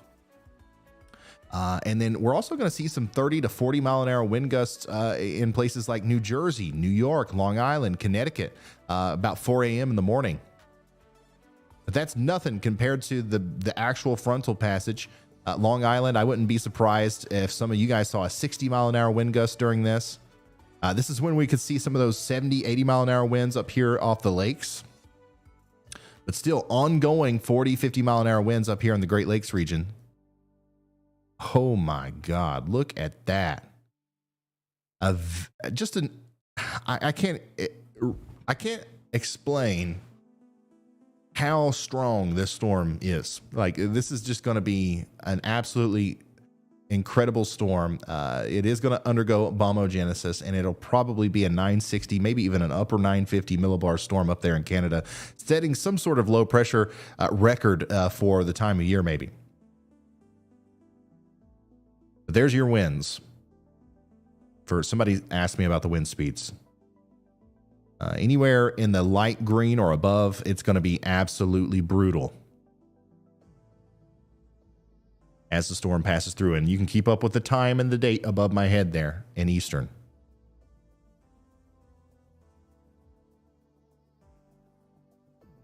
So I hope that helps.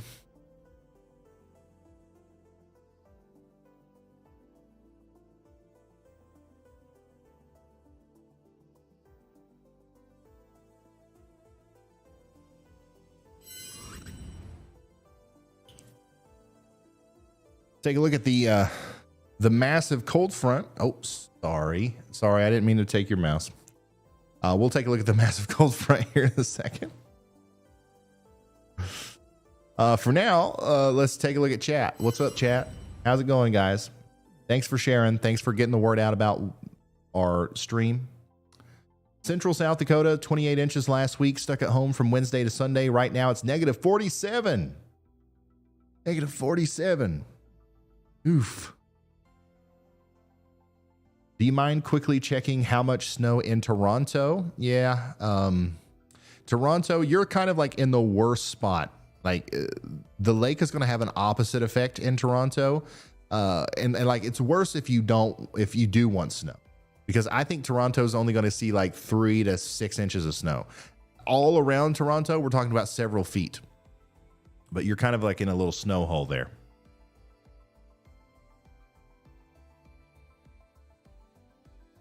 I started following you in the tornado outbreaks last December. Thank you so much, BD. Yeah, guys, if you're new here, this is what I do. I cover hurricanes, tornadoes, blizzards, whatever it is. I do it here for free on the channel. Never, ever in a million years will ever charge a dime. I will never do anything that is akin to a corporate media outlet. I'm just going to sit here and geek out about the weather and plug my Yalla meters every once in a while. But yeah, if you're interested in that, please consider subscribing to the channel. We're almost to 1 million subscribers. Slowly but surely, we are getting there. We're at 900 and oh, I guess this just hadn't updated or something. Wow. We are almost at 920,000 subscribers. Guys, if everybody's that's watching right now that hasn't subscribed yet, if you subscribed, it would help me get closer to my goal of 1 million subscribers for Christmas. It's all I want for Christmas. All right. My toddler did knock out my 2 front teeth. I don't even want those back for Christmas. I want it. I want to get 1 million subscribers. So if you, all it takes is just a click of the button. It's free. If you can help me out there, that'd be big. That'd be awesome. I appreciate it. I've been doing this for almost 2 years, and we're already about to hit 1 million. That's so cool.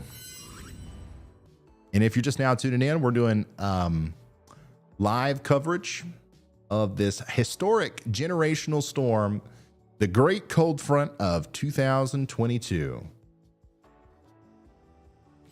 Another person got fed up that their Yalla meter didn't arrive and made their own. A backwoods Yalla meter. I love it. This works. This works. You're in. Thanks for sending that in. I appreciate it. And this is from Big Rapids, Michigan. Lots of more snow is coming for you. Got another creative person here. Definitely not a knockoff until they are back in stock. You all meter. Oh my God. That counts too. That's awesome. I love it. I love the creativeness. You guys are so cool.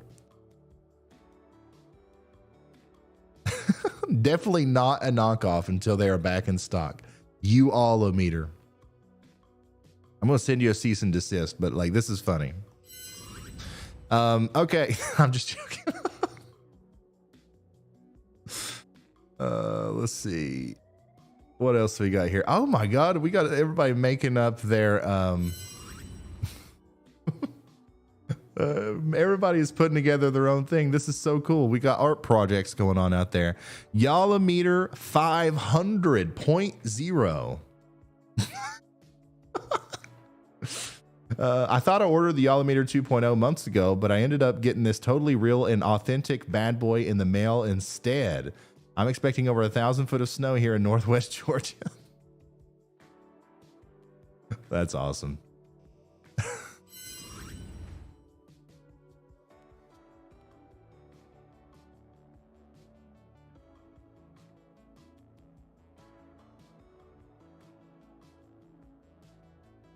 You guys are cool.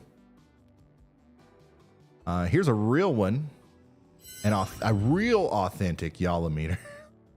You got 2 yalls or inches of snow halfway through the storm there in southern Illinois, just southeast of Carbondale.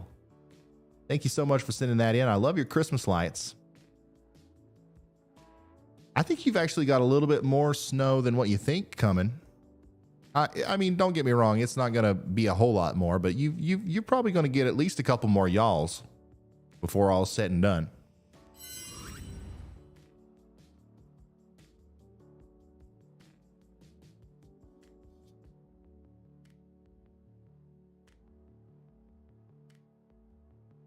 Oh, wow. Check this out. Winds are really picking up in downtown Chicago, and the temperature has plummeted. Wow, things are really looking a lot more intense there in Chicago.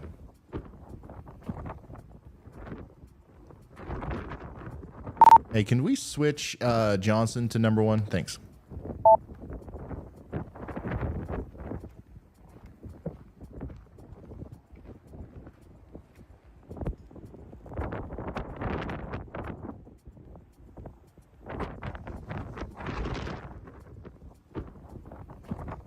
Beautiful place that you're at. What is this? What are these lights?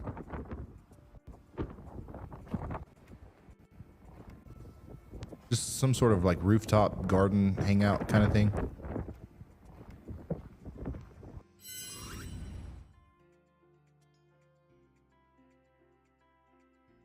Oh, never mind.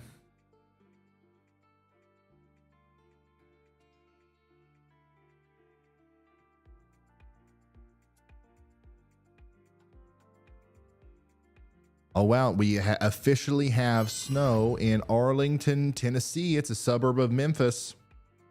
The snow is flying in Memphis now. So we've officially had the changeover to snow. That might be fun. Let's talk about that real quick. Who is getting ready to see snow? Who's getting ready to have the changeover actually happen here? We'll start off on the southern side and go north. Because I know there's a lot of people who are like tuning in just now and they don't know the forecast. They don't know what's going on.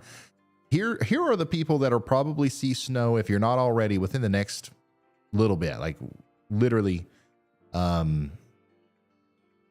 maybe minutes to a half an hour. Okay. So if you are in Pine Bluff and you're not seeing snow yet, you're about to in a couple minutes. If you are in Memphis, Tennessee, and you're not seeing snow yet, a half an hour or so. Okay. This is a really good way to visualize what's going on here. To the south, on the southeastern side of Memphis, it's 41 degrees. All right. On the northwest side of Memphis, it's 25 degrees. Same city, y'all. Same city. Now, this is a big suburban area, but not a lot of miles in between those two locations. And you go back a little bit farther than that into Jonesboro, Arkansas, and it's 15 degrees. So that cold front, that line of cold air is very close to Memphis. And if it's not snowing already, it's about to be. If you are in Dyersburg, Tennessee, you're getting ready to switch over to snow. Let's see here. Paducah, Kentucky, you've been at snow. Mayfield, Kentucky, you've been dealing with some rain. Now it's snow. Murray, Kentucky, give it a few minutes. You'll be there. Owensboro, give it a few minutes. You'll be there if you aren't there already. Louisville, you've still got a little while. It's currently 44 degrees in Louisville, Kentucky right now. You might have an hour before you have the full switch over there. closer to a half an hour or so in Columbus, but you should be all snow now in Bloomington. Obviously, in Indianapolis, we're all snow for the most part across the metro area, as it is anywhere from 18 to 27 degrees, depending on how far east you are in the town right now.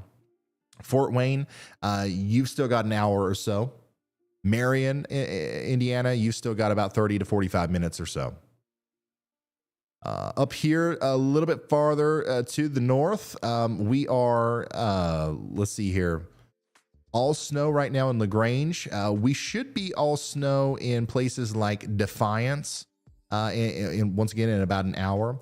See, right now in Fort Wayne, it's 37 degrees, but in Warsaw, it's 32. This is what I was talking about earlier, where the gradient up here isn't so sharp. It'll take the way that this transition happens will be a little bit weirder and different than the sharp kind of just line of, okay, now it's rain and now it's snow that's going on to the south. So the transition will happen over a longer period of time up here, and it won't be as instant. But yeah, that's what's going on. And then pretty much anywhere north of Fort Wayne, up here into Michigan, most of you guys are going to see all snow. Now, don't get me wrong, it's above freezing in Lansing and Flint and Detroit right now. But as the snow approaches, it'll very quickly get below freezing. So there's not going to be a whole lot of rain up here before the snow starts. That's good news. This is what everything looks like right now, the big picture. And then this is the big picture with the temperature gradient. Look at that. It is currently 60 degrees near New Orleans and 30 in Houston. Look at that. This huge blob of cold air is spilling over the country almost exactly the way it was modeled well over a week ago. Forecast models, weather forecasting as a whole is just nuts to me how this is possible, but here it is. It's happening. It's real. We've got that cold air pouring over into Mexico. San Antonio, it's 28 degrees right now. Dallas, Texas, how about you, 13.4 degrees. Freeport, Louisiana, 23 degrees. Memphis, it's 27. 43 though, as soon as you get out of town and heading towards Tupelo. Nashville, Tennessee, it's 49 degrees. But over here in Western Tennessee, it's 25. Louisville, Kentucky, 39 degrees. St. Louis, 0. Now, back up in here is where it gets really cold. Kansas City, -9. Omaha, -12. Sioux Falls, -15. Minneapolis, -13. Rapid City, -12. Great Falls, Montana, -20. And then there's a large area up here in northern Montana up into portions of Saskatchewan and Alberta that are -30 or -40. And guys, this is without the wind. So a lot of these places are, it feels like it's -30 to -40 all the way down into Nebraska.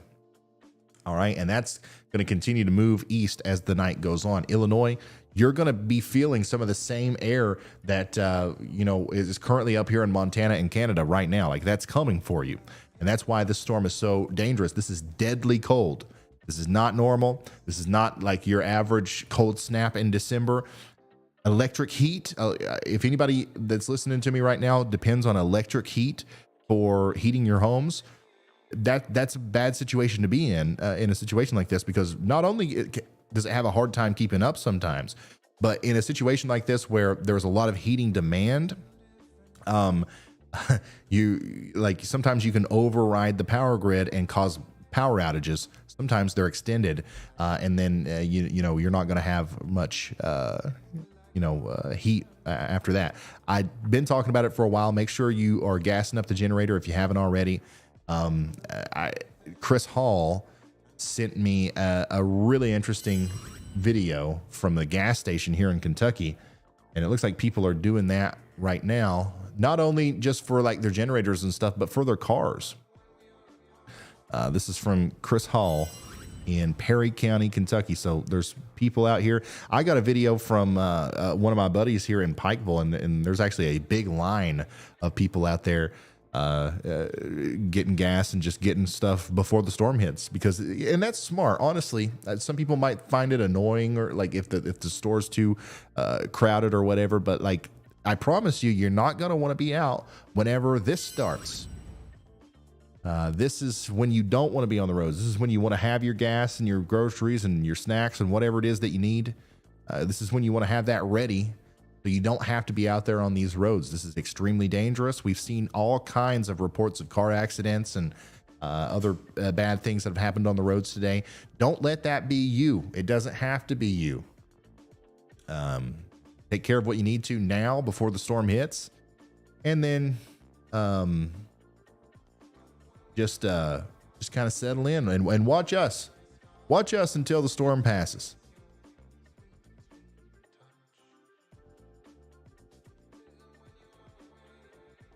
Okay, and we are looking at a potential ice storm over here in the Pacific Northwest. This is from the National Weather Service in Seattle. Here's a look at the latest storm total ice accumulation for this time frame. Heaviest amounts across the passes in southwest Washington. So there's going to be pretty much everybody in the red is going to see more than a quarter inch of ice accumulation. There will be some places along I-90 to the south and east of Seattle that may see more than a half inch of ice. And you add some winds on top of that. And especially with the type of trees that we have down here, they're going to hold a lot of ice. Okay. And you add some winds on top of that, and you're going to see a ton of down trees. You're going to see power outages. This is going to be a problem out here in the Pacific Northwest. So I'm going to retweet this. Hopefully, if you're following me on Twitter and you want to keep up with some of the alerts and stuff as we go forward, make sure you are following this Twitter account, because this is the official National Weather Service in Seattle. They're going to keep you updated. And of course, I'm going to do my best to give you as much information about that as possible too. Here's the current situation in Lake County, Indiana, just to the south of Chicago. Roads are rapidly deteriorating in quality. It's slick out there. And thankfully, I don't see a lot of people out. There's not a lot of people on the roads in this part of the world right now, which is good. The bad news is just to the south and east in Indianapolis, it looks pretty crowded on the roads, actually. So this is an unfortunate thing that's happening is right now in a lot of Indiana and a lot of Ohio, Kentucky, down into Tennessee, it's raining. It's not snowing yet. And people are probably rushing out to go get that last minute milk and bread for their milk sandwiches. But this front is moving so fast that by the time you're done, by the time you check out, it might have already started snowing. And now we've got people driving home in these terrible road conditions. So once again, road conditions are bad. We're going to see a ton of accidents. Please stay home if you can. Brandon Fisher. We got our Yolometer. I was hoping for more snow. Well, unfortunately, the Yolometer, when you order it, it doesn't come with snow. That is sold separately. So if you go back to the website and I'm just joking, you can't order snow. But if you could, I would do that for you, man. I promise. But I appreciate you getting a Yolometer. And it looks like you got at least 2 yalls of snow there. So you're doing good. You're doing all right. You're doing better than me here in Eastern Kentucky. It's 50 degrees, raining. Hopefully we get some snow tonight, though. I'm thinking we will.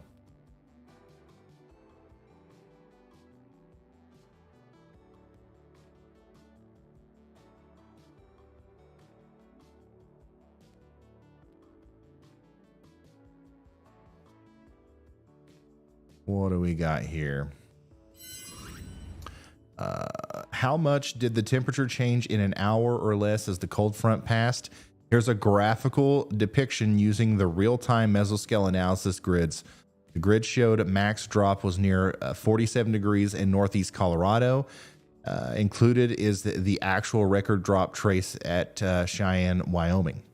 So this is a graphic that shows us actually how much the temperature dropped in an hour. as the really sharp part of the cold front dropped down through the plains along the edge of the Rockies. And 47 degrees in an hour. That's crazy. We saw something earlier or yesterday of that Cheyenne reading. And I believe it's this right here that showed that it went from 43 degrees Fahrenheit to 11 degrees Fahrenheit in 10 minutes or so.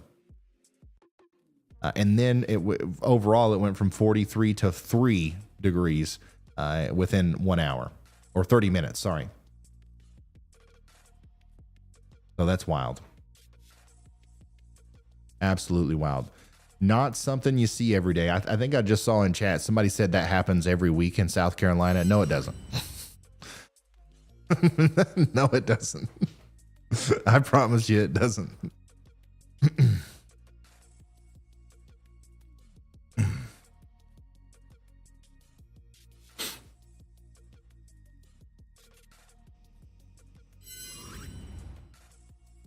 All right. Alex, thanks for being a member for 10 months. Oh, I already read that one. Obi-Wan, this is not the vortex you're looking for. Sabishido. Daniel says, I work for DHL at the CVG hub in Cincinnati in Northern Kentucky. Can you help me out with what I need to watch for? Tonight, around, let's see here. What time? Let me show you. Let me go back to the precipitation here. Look at that future radar again.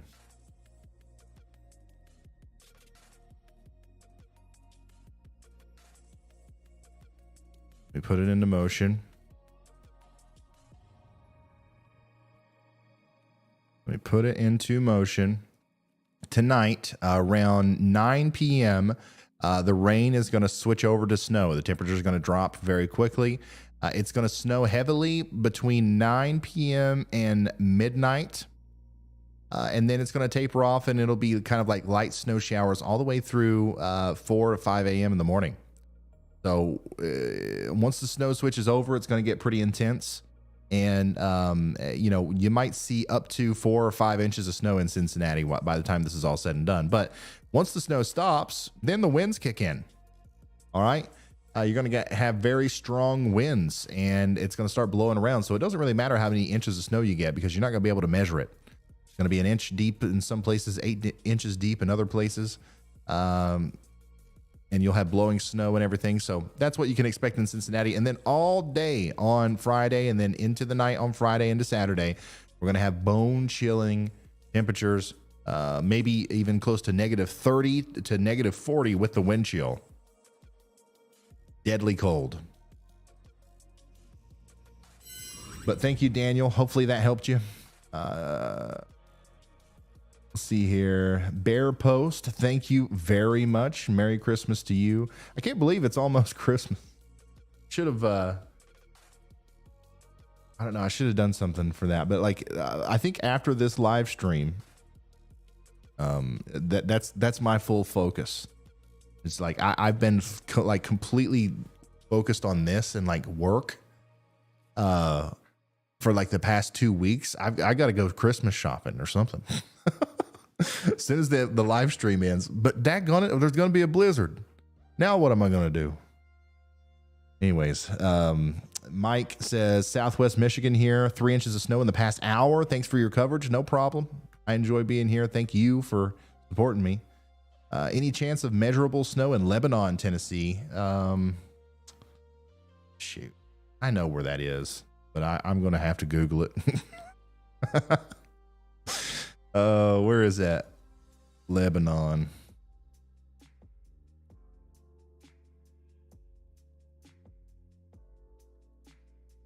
Oh, yeah. Yeah, you guys are going to get at least a couple inches. At least a couple inches of snow for sure. 2, 3. Let's see here. Is the front slowing, and will it affect snow totals in East Tennessee? Yeah, so the front is technically slowing a little bit, and I don't think it's going to affect snow totals in East Tennessee as much as it will in Central Tennessee. really, I think the best chances of increased snow totals because of the slowing down of the front, even though it's just a tiny little bit, it's going to be up here in places like north of Nashville, between Nashville and Louisville and Lexington and Cincinnati, between Indianapolis and Toledo, up into Michigan. That's where the real effects, I guess, of the snow are going to be felt if the front continues to slow down. Farts McButts. Why is your name that? He says, should I drive Friday or Saturday from Iowa to Tennessee? If you're asking, like, you have a choice and you can just pick either one, then Saturday. Yeah. I think you could do either one, but if there's going to be any residual ice or problems on the roads, there's a better chance of avoiding those if you go Saturday.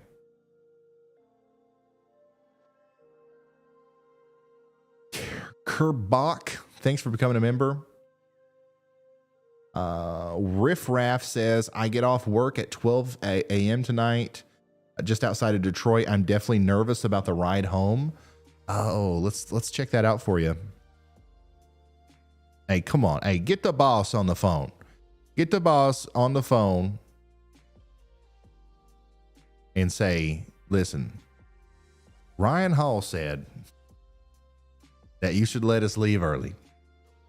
I get off work at 12:20 a.m. tonight. This is what the radar could look like at 11 p.m. So the rain will just be starting. My camera went out. I'm going to fix it. But the rain will just be starting to switch over to snow around 11 p.m.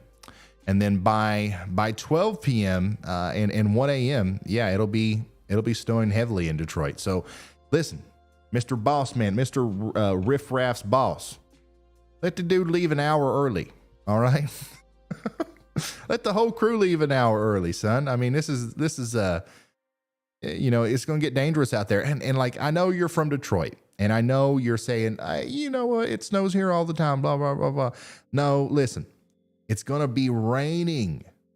And then it's going to snow, and then it's going to get down below zero. That is what makes this dangerous. Once again, I don't care how many wheel drive vehicle you have. That's going to lead to people getting in accidents and stuff like that. So hopefully you can clock out a little bit earlier there. Riff Raff.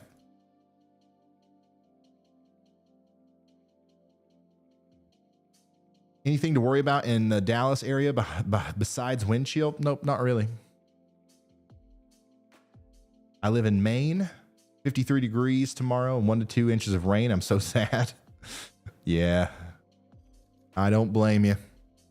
This big warm bubble over here is really ruining what could have been a good snowstorm for a lot of the interior Northeast if it wasn't for this extra piece of energy lagging behind and not phasing into this until it got up into Canada.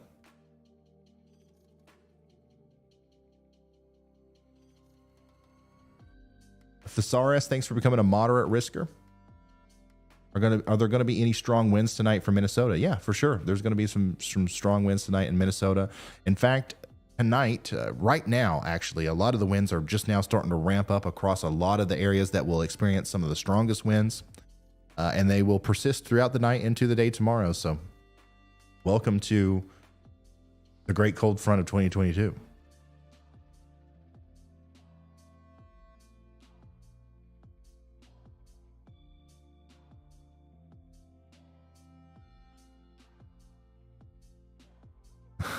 What is this? Because the rain is making something new. Broccoli rain. Broccoli rain. You heard it here first. It looks like there's going to be broccoli rain. Let me go back to the precipitation here.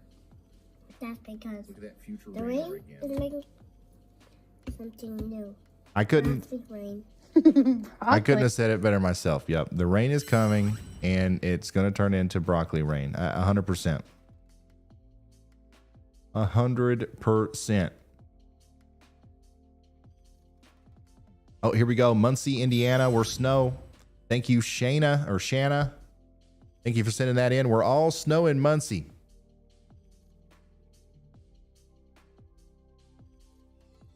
How will conditions be in Toronto? B3 in Toronto, things are going to get pretty gnarly. You're not going to see a whole lot of snow accumulation. You can see up to 6 inches, I think. But in Toronto, I think one of the biggest problems you're going to have is just the wind, the extremely cold air. You're going to be really close to that low pressure center as it starts to deepen. Yes, it's going to be a pretty nasty storm, but thankfully in Toronto, I don't think you're going to get the 2 to 3 feet that you could see to your north, closer to Ottawa.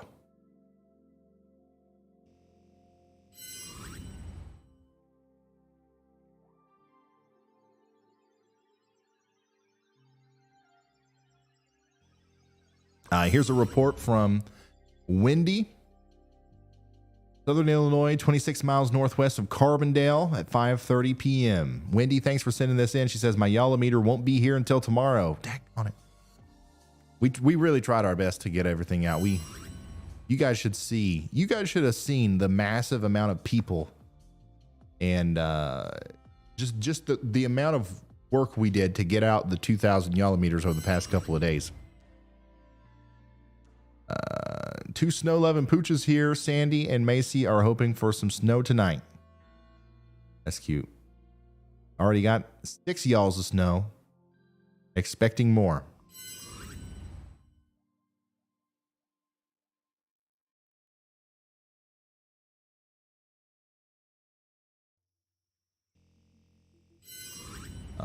Christine says, I gave my dad his Christmas gift early so he could have his yellow meter for the storm. Not much in Columbia, Missouri. Hey, not much, but that's cool. That's cool. I'm glad you gave in and let him use it early. Even if it is only a y'all and a half of snow.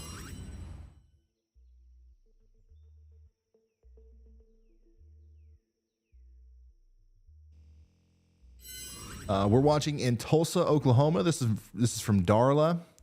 We're watching in Tulsa, Oklahoma, except when Mickey needs to go potty in a negative 18-degree wind chills. Whew. Dang. It's cold out there in Oklahoma. It's going to be cold for a while. And that's the same air that's moving into Arkansas and Missouri right now.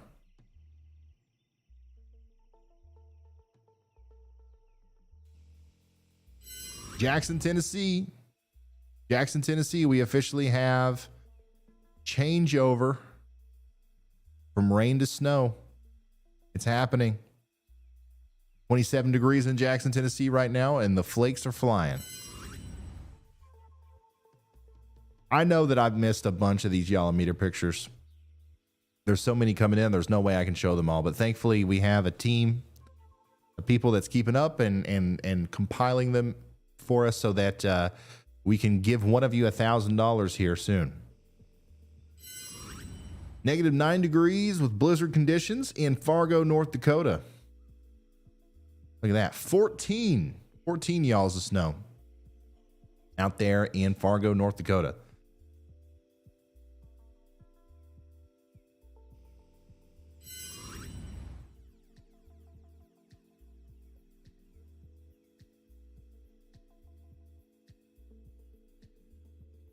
So yeah, I'm just going through Twitter here. I'm trying to find everything. It's tough because it's going by fast.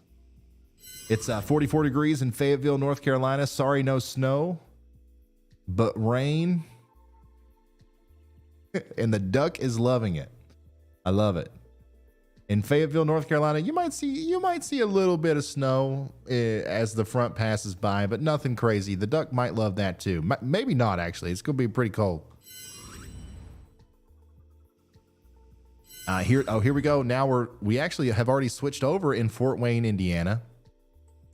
That was probably about 30 minutes earlier than I originally expected. I think that you're not below freezing yet, though, so maybe it'll take a while before it really starts sticking. Let me double check.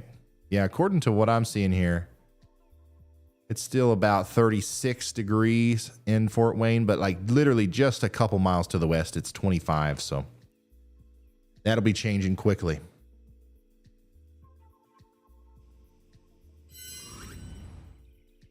Check this out. We've got Nick Gorman in Illinois.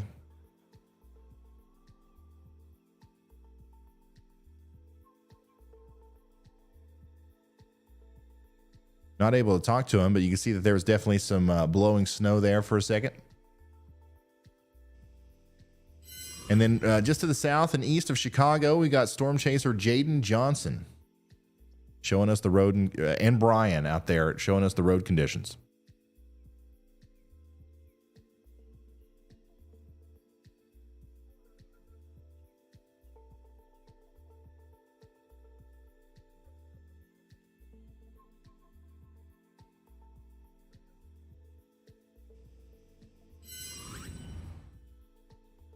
Hello from Northern Maryland. I've been watching you since last year. Got a little snow on the ground this morning now, waiting for the cold Arctic air. Central Maryland weather, thank you so much.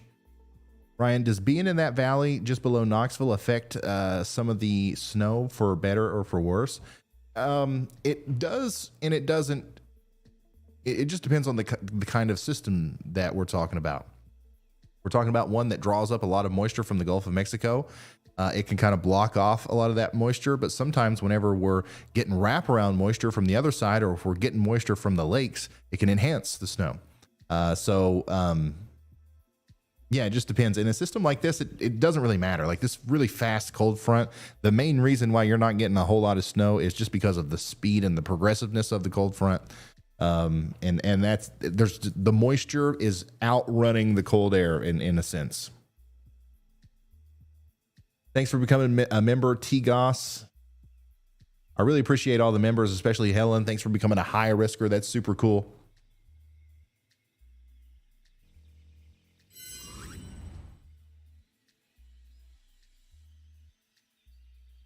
Yep, I want to put this on a loop here that shows the future progression of this storm and keep up with the time up there on the top.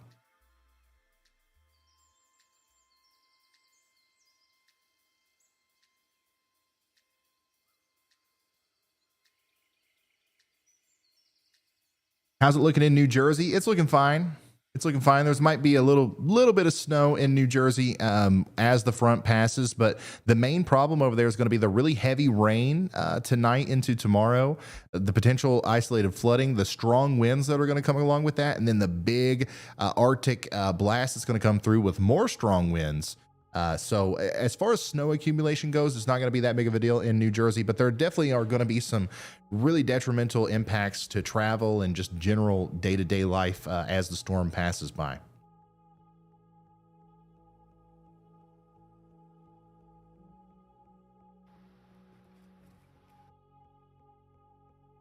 Oh yeah, we got to update the meme. It was the day after tomorrow, and then yesterday it was tomorrow, and today it is today for a lot of us.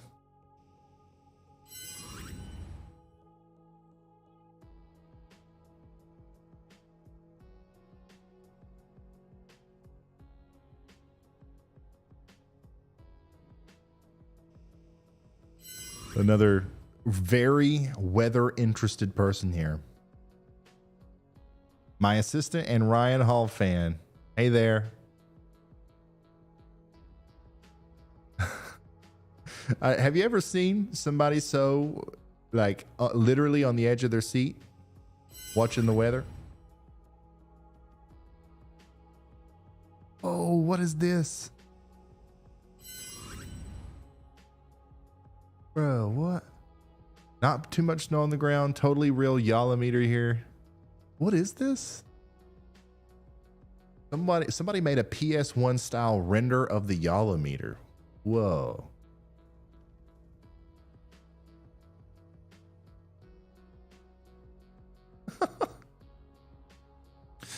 Man, we're getting so close to in the future, I won't be able to do this. They'll just be AI generated Yalameters in AI environments. We'll never know where the real snow is and where the fake snow is.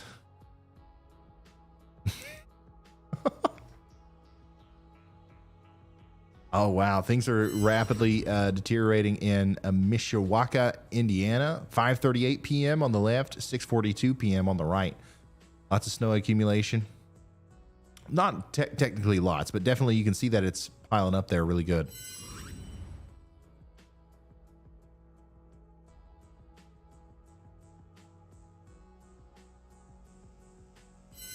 David says the city of Bedford, Indiana, sent the trucks out about an hour ago, ready to roll. Looks like you guys have got it covered.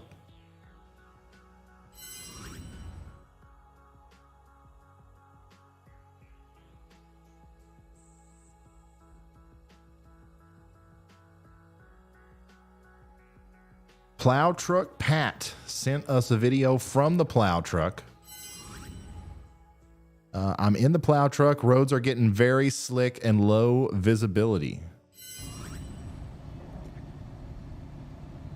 How many plow truck drivers do we have watching right now? I bet there's quite a few. Appreciate you guys.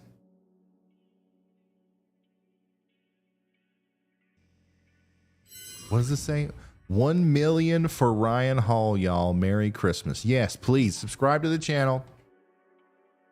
The goal is 1 million by the end of the day on Christmas. I don't know if we can get there or not, but if I think if we come together, we can get close. Right now, the channel is at 620,000 subscribers. Actually, it's probably a little bit more than that. And we started off this stream with like 910. So we're doing good. Honestly, I think that we could actually get there. If you're not subscribed to the channel, it's completely free. Hit the little subscribe button. And also you'll get notifications and you know, you'll get recommendations more often from me whenever we're talking about weather in your area. I do this year round. I make a ton of weather content all over the internet, mainly on this channel. So make sure you're subscribing, and we'll keep you updated as time goes forward. I don't plan on ever stopping doing this as long as you guys want to watch. So we're here for this storm and hopefully for all future storms.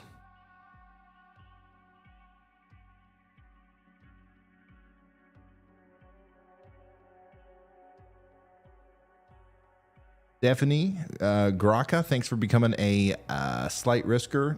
Same to you, Kroger. Sorry if I'm really mispronouncing your names. But she also said, hey, Ryan, what's it looking like around 6 a.m. in Cincinnati? I got to try to make it to work in the morning. It's looking like -3 and icy. That sounds about right. It's not going to be nice around 6 a.m. in Cincinnati. The snow will probably have stopped by then, but it's definitely going to be rough out there. The road conditions and the temperature and everything.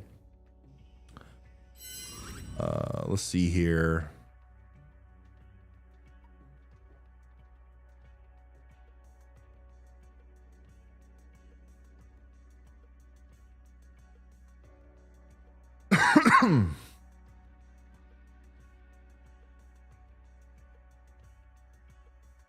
Andy, my camera went out again. You got a second to maybe take over for a minute? Sure can, Ryan. All right. I'll be right back. All right, guys. Hey, I'm back. I had some dinner, actually. It's been nice here. I've been accumulating all of the comments in chat over time. Don't worry. I'm seeing what you guys are saying, so I'll go over a few things real quick. For one, there is an ice storm that will begin, or is ongoing actually, in the Pacific Northwest. So that's for our Portland friends, Seattle area, even up to Vancouver in British Columbia. So that is expected to get out of your hair for Seattle and Vancouver, hopefully by the end of Christmas Eve. But that is like, it goes hand in hand with our issues and flash freezing in the Midwest. Don't drive on icy roads. Just simply put, it's just not gonna go well. And I already see freezing rain reports in West Central Oregon, and per the Weather Prediction Center, the WPC, that's gonna go on for another day or so, and it's gonna travel slowly across Washington, primarily Washington State. So a lot of people in Seattle are going to start to get freezing rain tomorrow for a little while. And it's just not really going to be possible to travel during that. So shout outs to all of y'all in the Pacific Northwest, Seattle friends, Portland friends. Even though we're constantly focusing on the eastern 2/3 of this country, we're still thinking of you. We even have our own meteorologist, Heidi, if you've seen her in recent streams, who gives us the West Coast scoop, so to say. So we have people specifically working on that. We care about y'all. All right. And if you are just joining us, I do want to let you know that we will be on for another 8 hours or so tonight. I think that's the original plan, is to stream until this cold front makes it to Ryan's house in Eastern Kentucky. And it's going to make it to my parents' house here in the Asheville, North Carolina area right around the same time. And if you can stay awake all the way till then, we will get, hopefully, and there's a slight chance we could show you live thunder snow from either Ryan's place or my place. There might be some thunderstorming snow, and that's pretty cool if you haven't seen it before. It's one of the most wicked things the atmosphere can do, in my opinion, at least. So another thing that I've been watching is we're thinking of all of y'all in the Northeast as well, the Northeastern states in New England.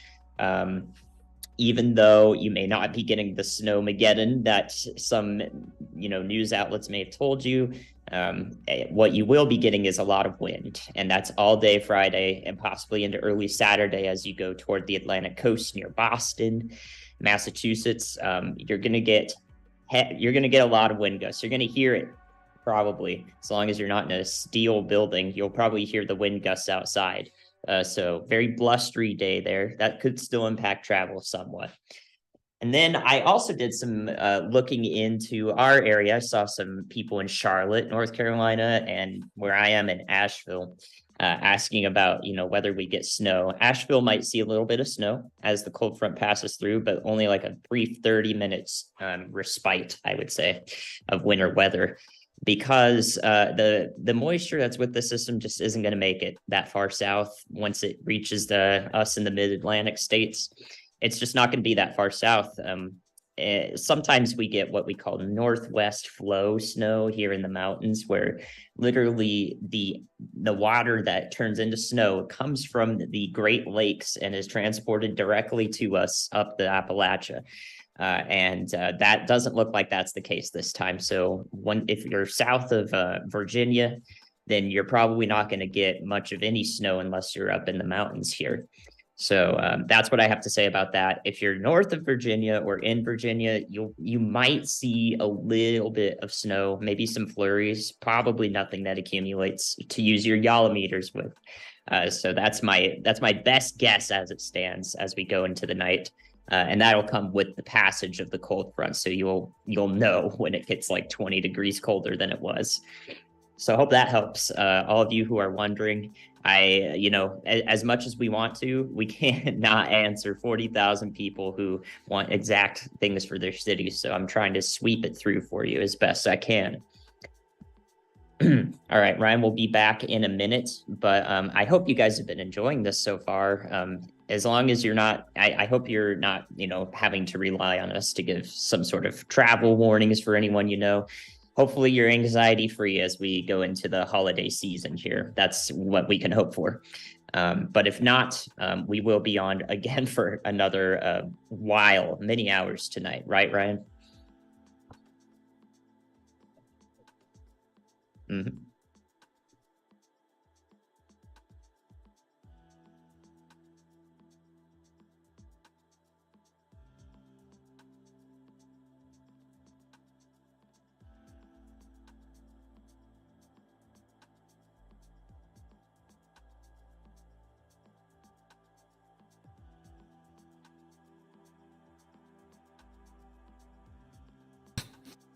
Yeah. Okay. I unmuted. Sorry. Sorry. It happens. It happens once a stream at least. Anyways, like I was saying, we're going to be live for a while. Look at chat. Look at that. Go ahead and make fun of me. Get it out of your system. But yeah, we're going to be live for a while. Basically I'm just going to keep going until YouTube kicks me off, or until the front gets past me here in Kentucky, or if it gets close enough to me and there's like a real chance of me going out and seeing thunder snow, I might go try to do that. But we're talking about 2 a.m. or so, I think, before that happens. So we're going to be here with you. and until then, and then we're going to continue to relay information about the future of this storm until then. So even though I might be planning on leaving soon, or not leaving soon, but leaving before the storm's over, you're going to know what's going to happen after I leave, because we're going to talk about it. Okay.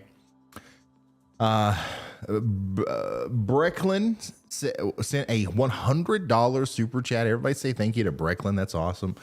Thanks, Ryan and crew. We want you all the time. Our whole family from Washington State are visiting here for Christmas in East Tennessee, praying for safety for all and a Merry Christmas. Thank you so much for that. You didn't have to do that, but we really, really appreciate all the support. Watching from Iowa, not a lot of snow, but a negative 30-degree wind chill from Smashy. Great job covering the snowstorm. I'm envious of people getting snow, though. I think that's like half the people watching right now.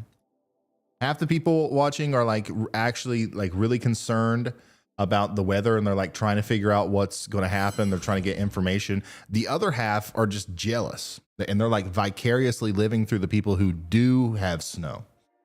And honestly, that's me. Like, that's the whole reason I started this channel, is so that I could live through you guys during the snowstorm. All right, let's get back to some snow reports. This is in Longmont, Colorado. Average of negative 10 degrees today. Looks like 2.5 inches there.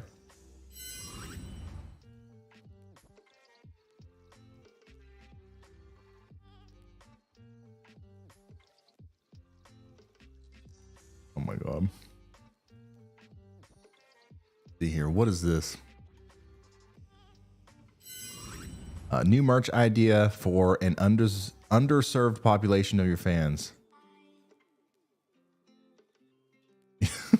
Y'all not getting any snow-o-meter. I love it. Y'all not getting any snow-o-meter. This is from Las Vegas. That's true. Y'all ain't getting no snow. That's for sure. Not today. Not with this storm.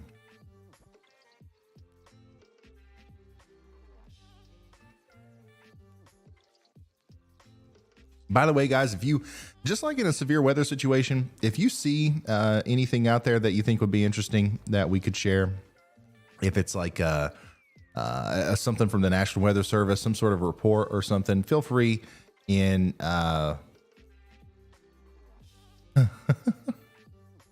feel free in tagging us and so that I can pop it up here and we can share it on stream. I've got plenty of pictures and videos. If it's just a picture of snow, don't worry about it. We've got like everybody that's like tuning in right now serving as like a reporter, and we've got it covered, I believe.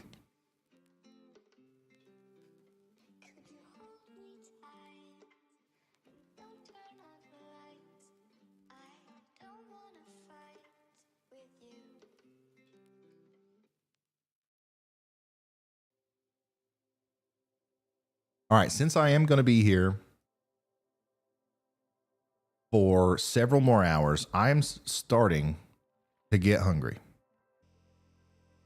So I've got to order food at some point. Somebody remind me in about 30 minutes to do that.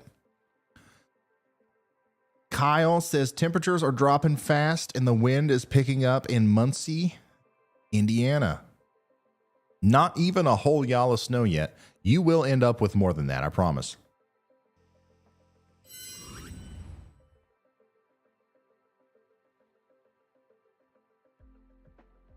I'm seeing so much snow total discrepancies for mid-Michigan, 5 to 7 inches to 10 to 15 from multiple different news sites. The center portion of Michigan, it's tough. It's tough to figure out what's going to happen for you guys, because a lot of your snow is going to come tonight. But there's going to be this huge lake effect event that happens for Western Michigan, and it's kind of hard to tell what the implications for Central Michigan are going to be due to that. How far into Michigan are these bands going to get? How consistent are they going to be? So it's tough. Like, honestly, you're going to get a lot of snow, 5 inches, 15 inches. Hey, it's going to be blown around. You're not going to tell a difference anyways. Just prepare for whatever that entails for you. Now, if you're in Western Michigan, closer to the lake, you are like, you actually are going to get way more than 15 inches, I believe, as the lake effect snow machine gets turned on all the way through Christmas Day and even into the 26th.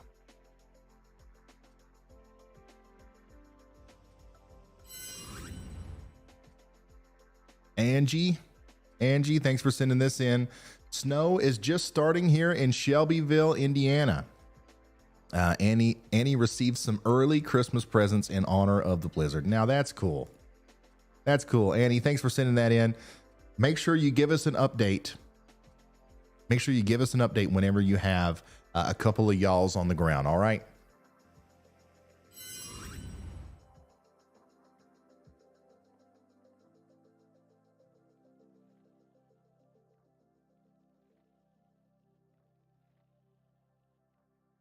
If you're just now tuning in,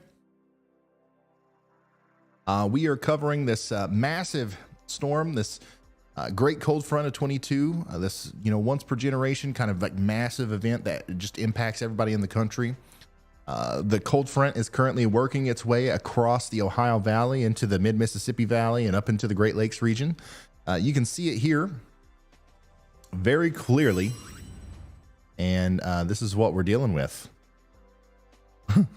The entire state of Texas is in a cold plunge right now, where it's 13 degrees in Dallas. It's 10 degrees in Wichita Falls. It's 3 degrees in Oklahoma City. It's negative. It's 1 degrees in Tulsa. And that's without the wind. It feels like it's negative 15 to 20 in a lot of these places.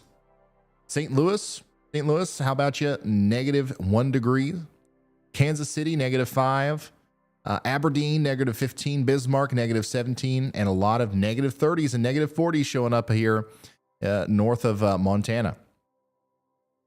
So that cold air is going to continue to seep down into the U.S. And this cold front is going to continue to spread as we go forward. It's just now crossed over into Alexandria, Louisiana.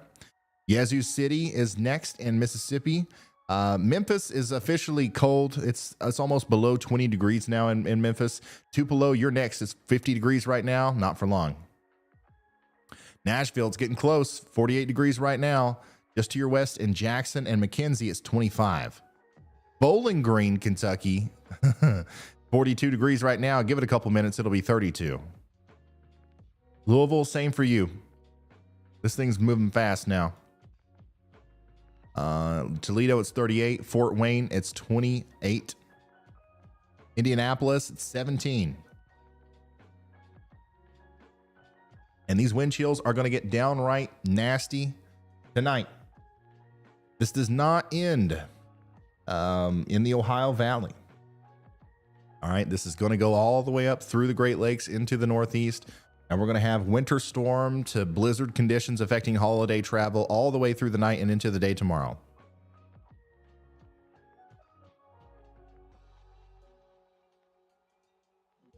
Let's take a look at those wind chills.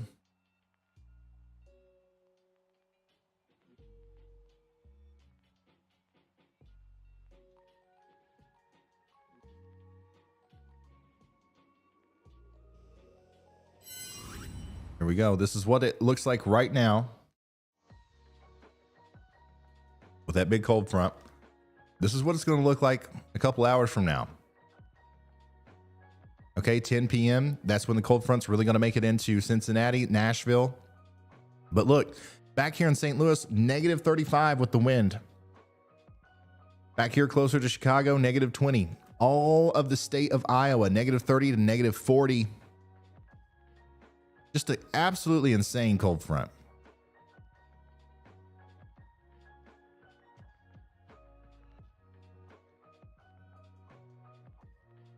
Oh, do we have an accident here?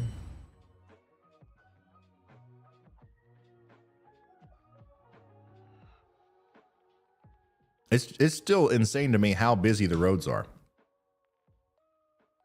Like, get off the roads, man. What are you doing? What do you think? This is not going to happen? You think you're special? You think you're going to go out there and not get in a fender bender? Come on now.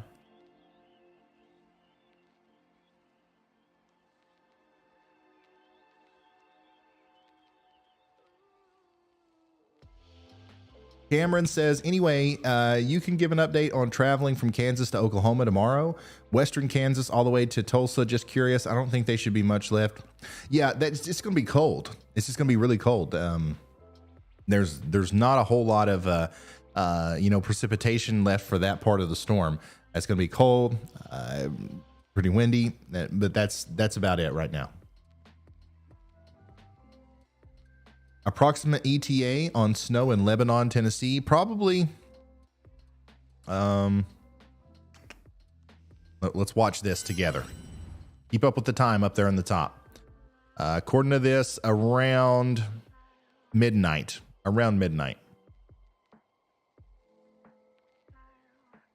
Yeah, around anywhere between 11 p.m. and 1 a.m. is when the switchover will happen for you.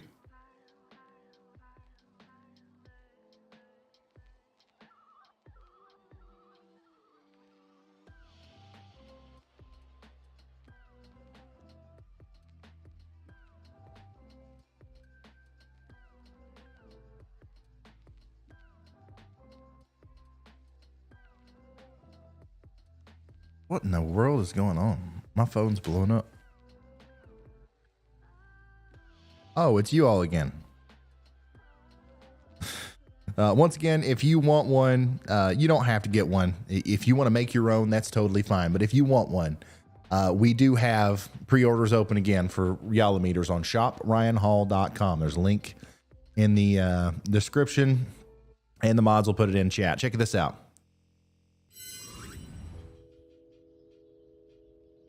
This is from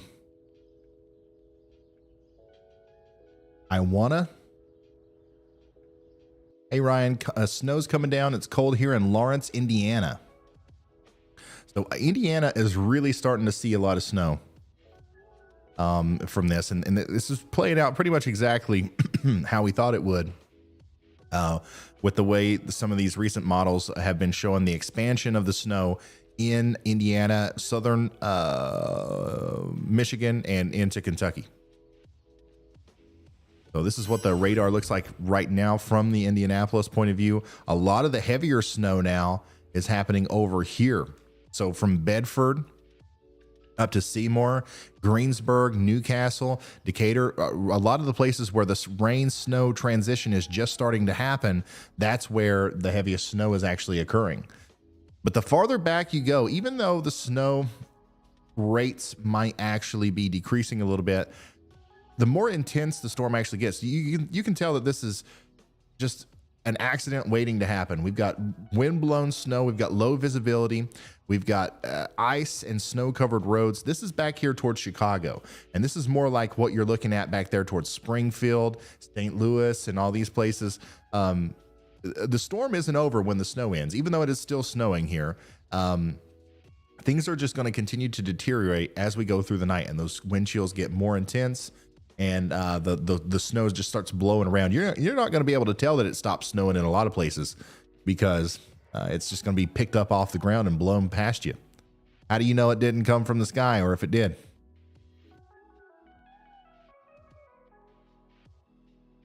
Princeton, Kentucky is seeing snow.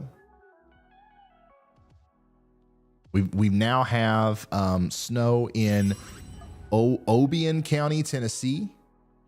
Weather Lego Man sent this to me. Thank you so much.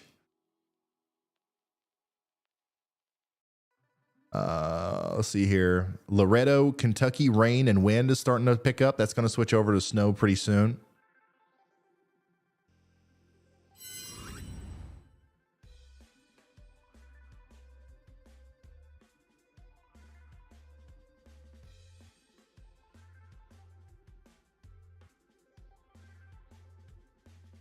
Oh, this one came from Facebook. Calibri from Russellville, Arkansas. Has an awesome Yalameter here. Almost a yaw and a half or 2 yaws of snow. And the cutest little tiny snowman I've ever seen. Look at that. 10 out of 10 snowman, honestly. I love it.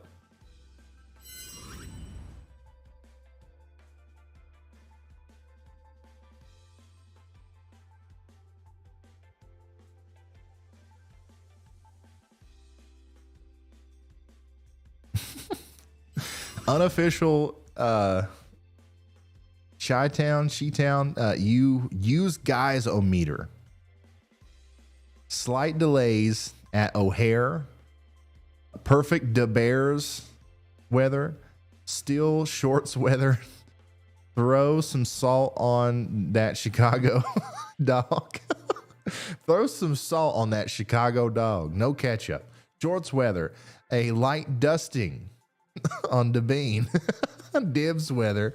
Oh, that's awesome. This is cool. This is cool. Thanks for sending that in. That's from who's that from? That was from EN. I don't think I got a name. But yeah, hey, thank you so much for sending that in. That's cool.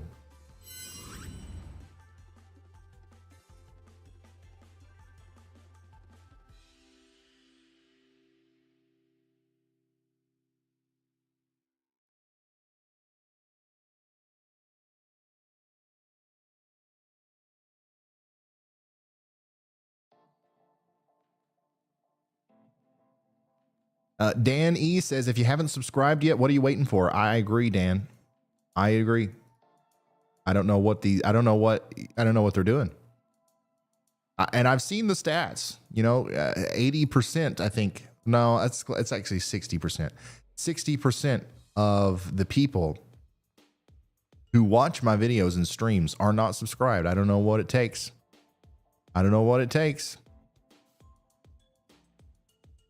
That essentially puts us one video or one stream away from 1 million subscribers if people just click the button, man.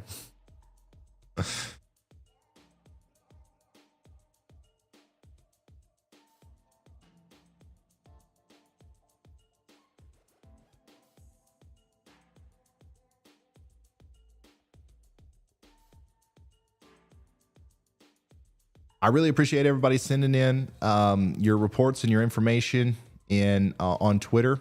I'm going through them all now. I can't show all of them, but I'm showing as many as I can. Here's Bluffton, Indiana.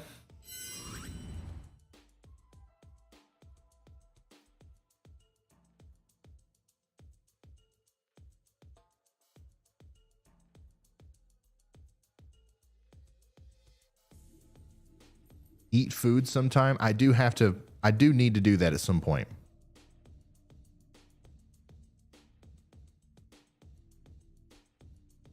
Here's Omar in northern Indianapolis. A time lapse is in progress. I'm excited to see all your I know there's a lot of people who are filming time lapses right now. I'm excited to see them. Hopefully we're able to get those done and processed by the time we end the stream. I don't know though. It might last a while, especially in Indiana. All right.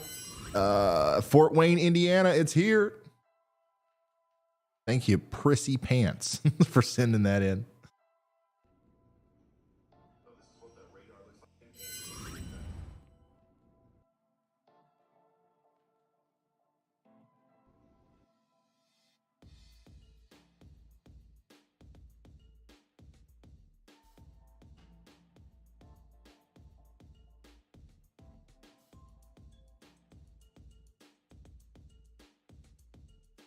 Now the NAM 3 kilometer, if you consider the temperature and the snow ratios, the 60 inches that we were looking at for Buffalo is actually very reasonable. I wasn't thinking about that. Could see another cool 8 feet of snow over there in Buffalo by the time this is all said and done. Oh yeah, we I don't know if there's video of this or not. I saw something about this. President Biden. Earlier, I gathered my team for a briefing on the extreme cold and storms we're seeing across America. I urge everyone to follow the warnings of local officials and go to weather.gov for more information. I stand ready to help communities with whatever they'll need. I was looking at something earlier. I don't know. He's got these huge images of, I'm pretty sure they're SPC or WCPC graphics. I was wanting to see exactly what he's looking at just because I'm curious. But It looks like they're printed on Yalameter material, to be honest. Like, what is this? Why is it like that?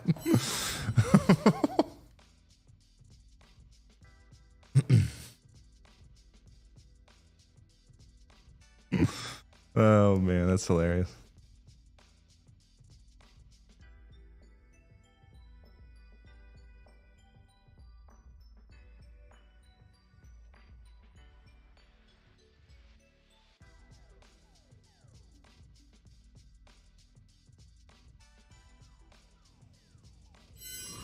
Happening now.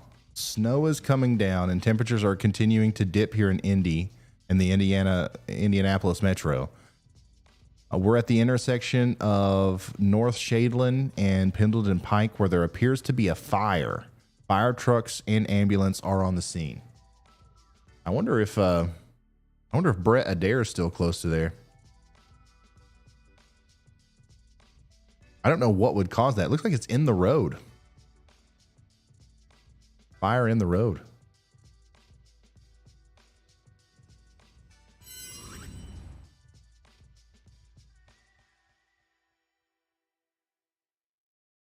Huh.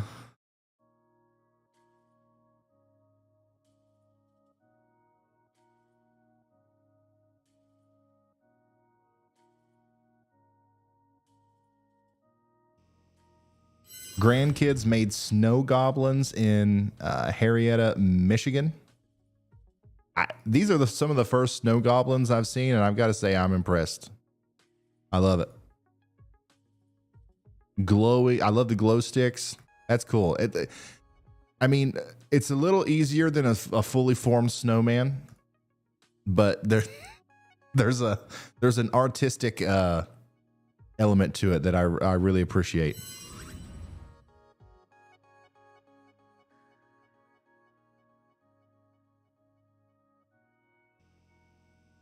So here's Jackson, Tennessee.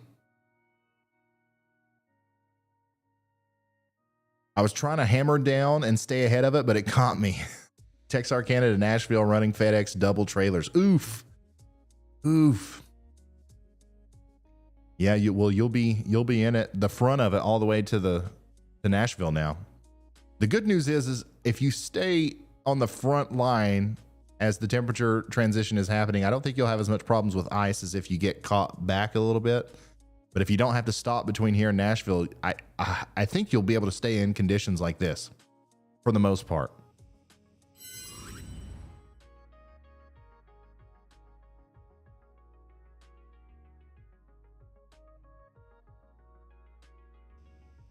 Michael, one of the wildest weather phenomena I've seen. Looking across the Cheyenne airfield yesterday, the moment of the frontal passage, you can see the shimmering density differences in atmospheric lensing as the wedge of cold air approached. Wow. You see the waves, the little heat waves. Looks like a summer day.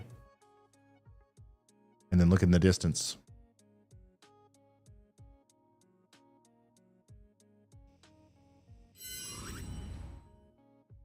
I'm retweeting that. That was from Michael Charnick.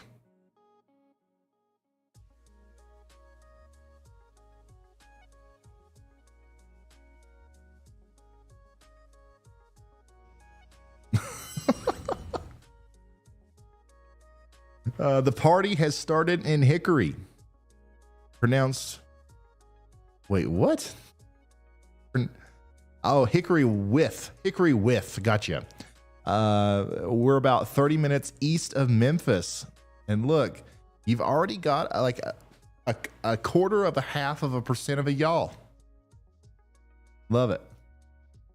Like he's down there inspecting it.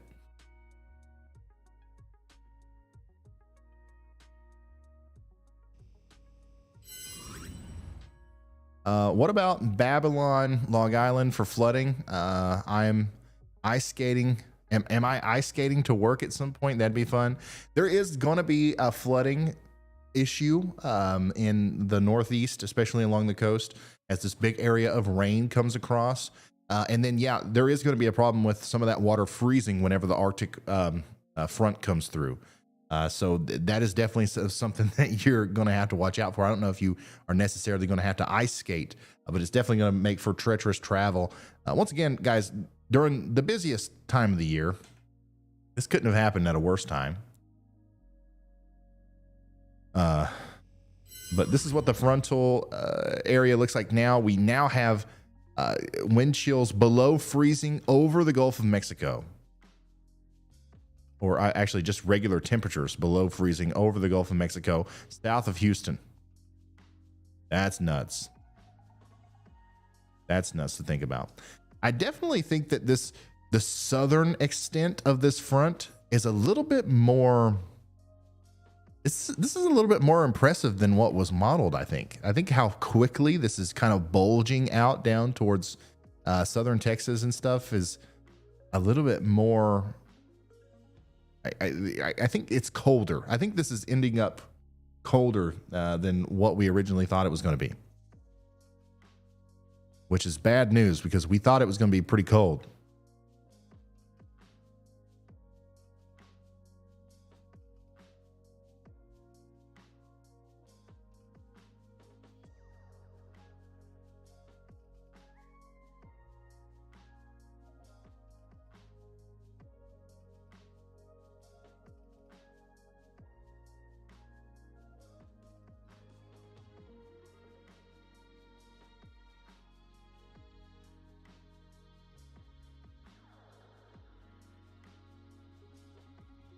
All right, I'm going to turn this off. I'm going to turn the radar back on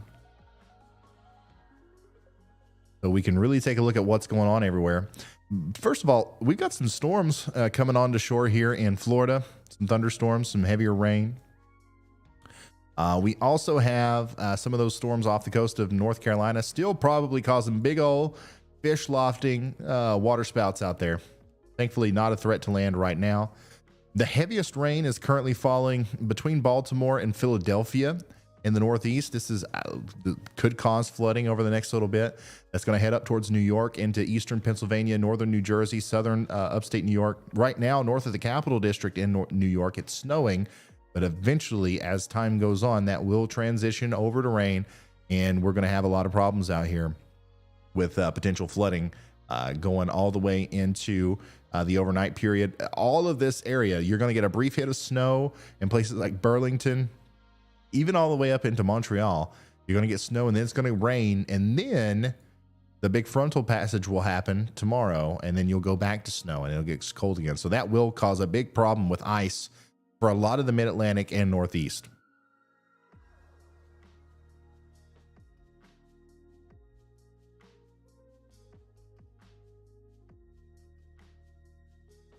Our video editor, Luke Hatton, is out there, I guess, storm chasing today.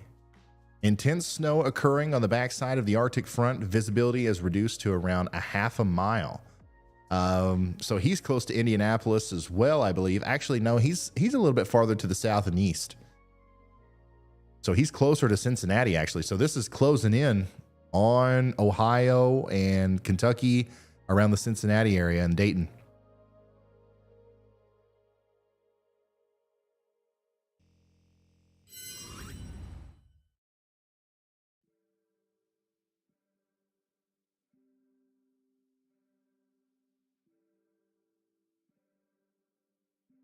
You guys are burning the phone up. Really appreciate all the support. Next snowstorm, I don't know if anybody's not going to have a yolometer. I don't know how that would be possible. And by the way, if you want to send in your snow report, your picture, your video, especially if you want to enter the yolometer competition, you can do that by sending it to me on Twitter or email pics@ryanhallyall.com. Well, I've got a team of people that are helping me compile all the images that we're getting in, and currently we have a lot. We have a whole lot.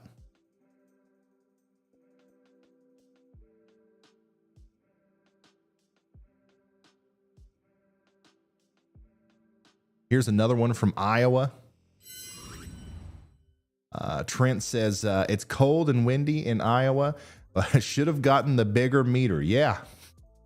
The mini is almost covered up there. But it's all good. It's all good.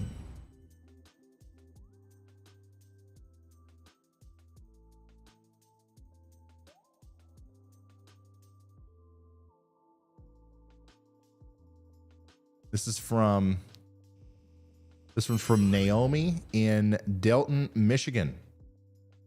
I'm looking at some of them that are being sent in through email here.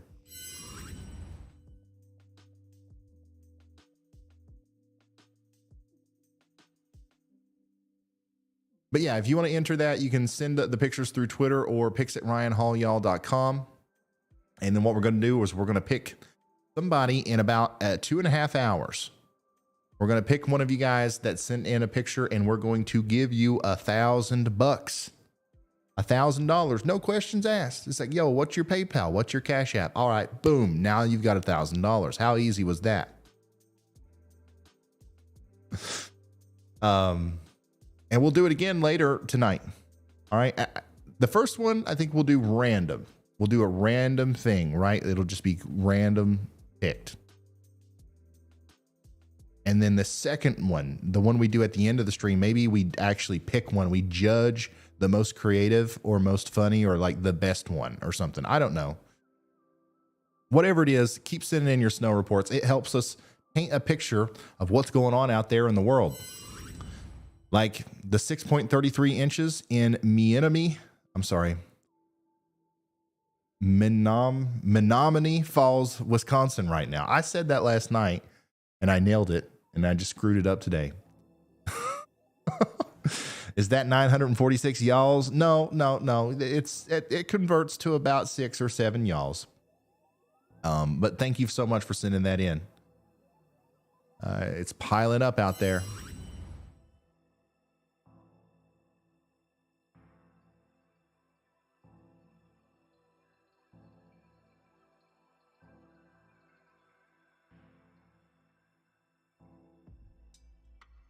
Dang.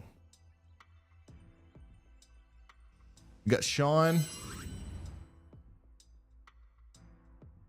Sean in Clinton Township, Michigan, waiting on the snow. Thank you for tuning in, and we'll be here with you as the snow comes in. Make sure you send us an update.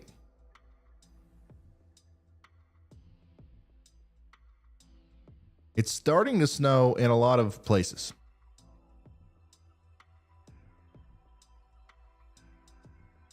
It's not got to Lexington yet, but it will get there. I promise it will get there.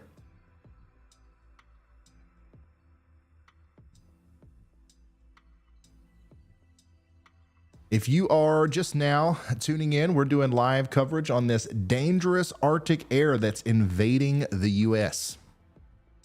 We've got a historic storm underway.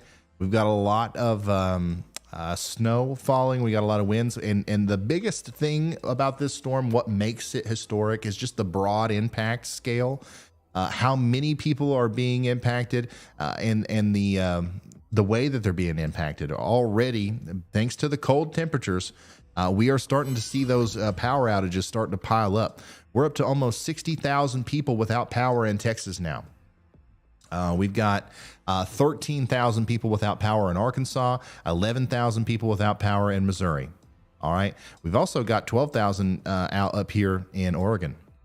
So I expect, and I said this earlier, we didn't have any colors on the map over here earlier, but I expect in this region, we're going to see this get a little bit more colorful as we go into the night. And that's terrible, man, especially if you depend on electric heat. There's going to be hundreds of thousands of people probably without power tonight, and we're going to see negative 30 to negative 40 degree wind chills throughout a lot of the area that will be impacted. So hopefully you guys prepared for that, and hopefully we can, if somebody can send me that winter power outage proofing your house graphic again, I would love to show that, but I don't know where it is.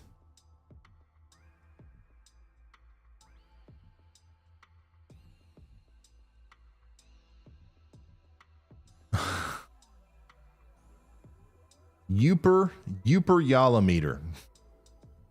Residents of Upper Michigan are known as Uper. Lower Michigan are known here as trolls. Been having steady light snow showers since yesterday. The pic was taken at 7 p.m. tonight. Thank you so much for sending that in.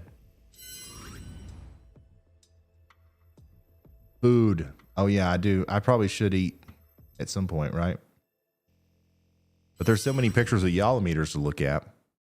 No, I'm just joking. All right, here's what we're going to do. I am going to order food right now, and you guys are going to pick it. You're going to pick it. I don't know when the last time we did this was, but it was fun. I'm excited to do it again. All right, so I am in a rural eastern, I'm in rural Appalachia. I don't have a lot of options.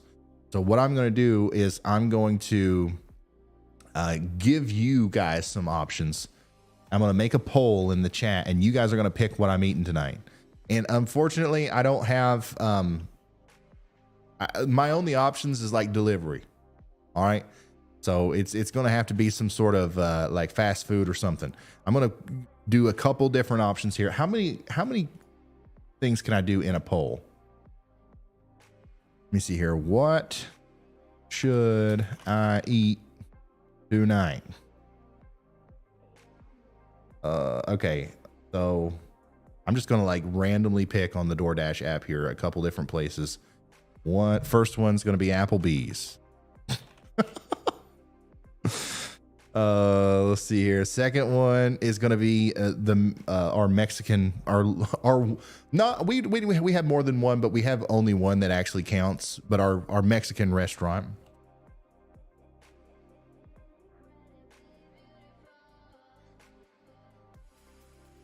All right. I definitely spelled that wrong. Don't make fun of me. And then I'm choosing again. Ugh. Bob Evans. I forgot we even had that. And then, okay, so I can only do 4. So I'm going to pick again. Oops, I clicked on an ad. No, Long John Silver's. No. Oh God, you guys are going to vote for Long John Silver's just to be mean. All right, here we go. The poll's going live in 3, 2, 1.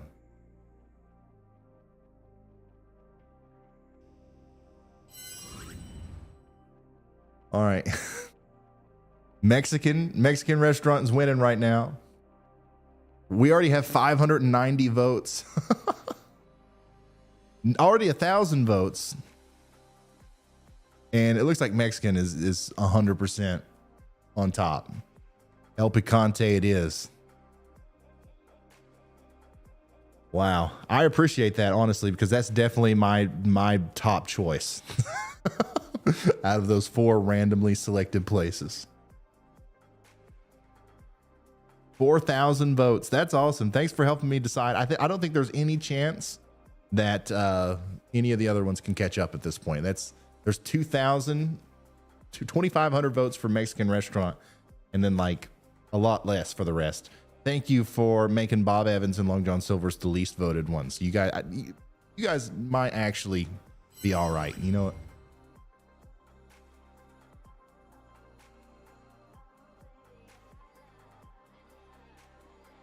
I appreciate it.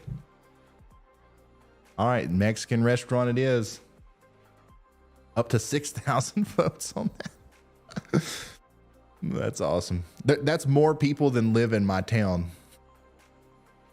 Help me decide what I'm going to eat at the local offering here. All right, give me just a second. We'll get right back into the weather, I promise. I just got to order this food. I'm actually kind of hungry. I'm going to do the Pollo Bandito. It's the classic. It's what I always do.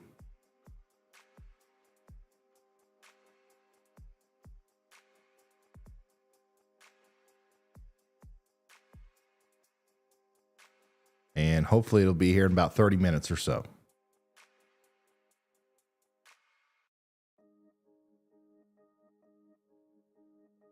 I really appreciate it. And let's see here. Last super chat I got was from, you know what? The last sizable one I got was from Nicholas Cometti with a $50 super chat. Guess what, Nicholas? All $50 are going to the DoorDash driver. We're going to tip them $50. And it's literally like a 2-minute drive. Like it's like really right down the road. Passing it on. All right, sweet.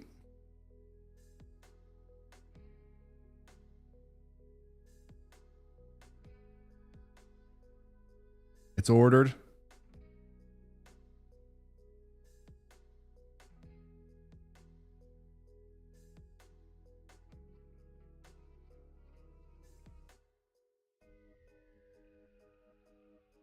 Oh my God. It wouldn't let me tip that much. It says we can only accept tips up to $35 on this order. What? Okay, then. $35 it is. That's dumb. Why? That doesn't make any sense.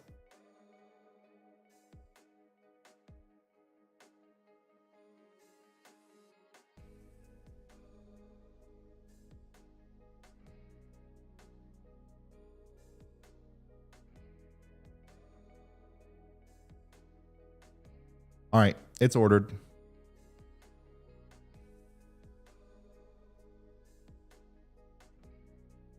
Nice. That was fun. That was fun. Now, back to the issue at hand. We are experiencing a big, massive storm approaching or coming across the United States right now. This is where the cold front is right now. It starts up here. It's just now getting past Lake Michigan. It's about halfway through Indiana. It's just now getting into western Kentucky. It's also just now getting into western Tennessee, and it's way down here into southern portions of Texas. All right. Behind that cold front is some of the coldest air you'll ever feel. Probably some of the coldest air we'll get this season. I would be surprised if, we'll have a couple cold blasts probably in January and February that rival this one. But I wouldn't be surprised if this one ends up being our most extreme air mass of the season by far. So that's what we're dealing with here. Behind that, we're talking about negative 30-degree wind chills, negative 40-degree wind chills in some areas. And that's what we're expecting across some places in the South that are really susceptible to things like that. And it's unfortunate, but we're going to see a lot of power outages. We're going to see a lot of things like that. So I'm just doing my best to try to keep you updated on what's going on. Where's the front now? How much longer do you have until it gets to you? And hopefully we're doing a good job of relaying that information. And hopefully people are taking that information and not doing this.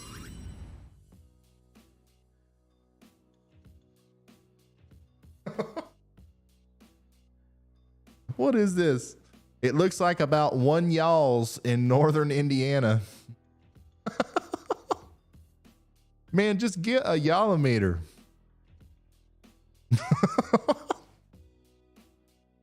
Oh my God. That's funny right there. Don't advise that, especially after the front has passed. But definitely not an accurate way to determine how many y'alls are on the ground.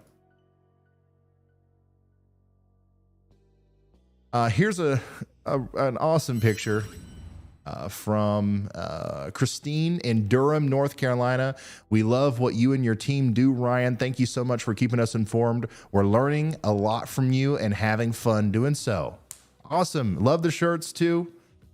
That's actually like the second best-selling shirt behind the Supercell one is the Ryan Hall is my weatherman. That's awesome. Thank you so much for sending that in and showing support.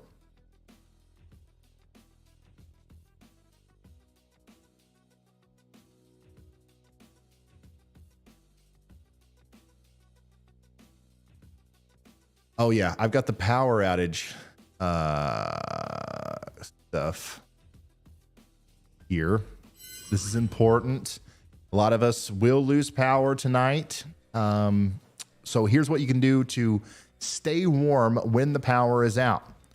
Try to prevent cold air from getting inside by stuffing towels in the cracks under doors.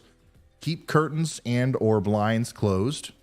Keep interior doors closed for each room to avoid wasting heat. Be careful with candles and space heaters as they're a fire risk. Practice portable generator safety. Use only outdoors and at least 20 feet away from garages, windows, and doors. And of course, bundle up. And then we've got another one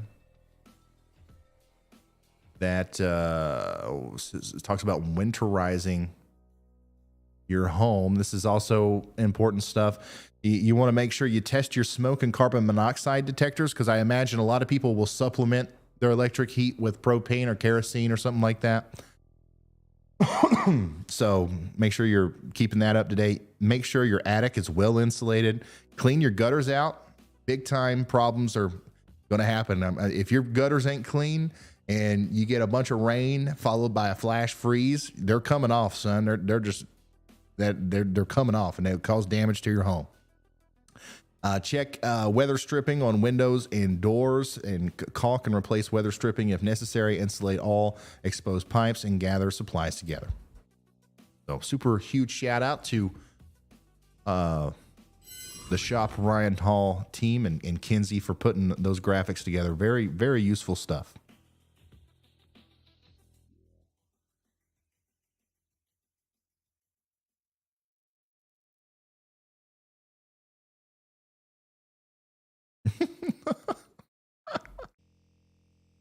Oh, Chris says Mexican won't work well till 3 a.m., Ryan. So that's why I'm choosing Wendy's.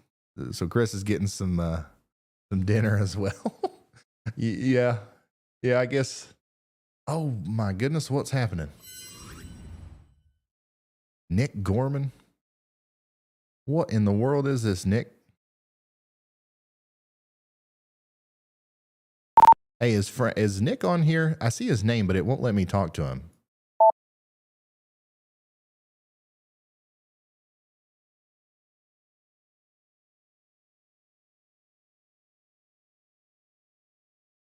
So this is up here in Macoupin County, Illinois. Some sort of fire has broke out. Storm chaser Nick Gorman is giving us a live view of it here. I unfortunately am not able to talk to him. I'm going to try to get a hold of him.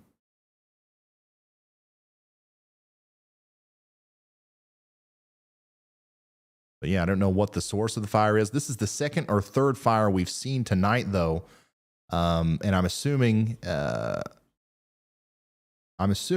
we'll learn what's going on here soon.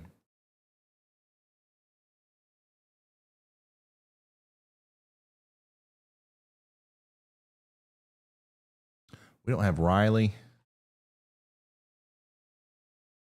But if you're just now tuning in, this is a live view from one of our storm chasers out here in Macoupin County, Illinois.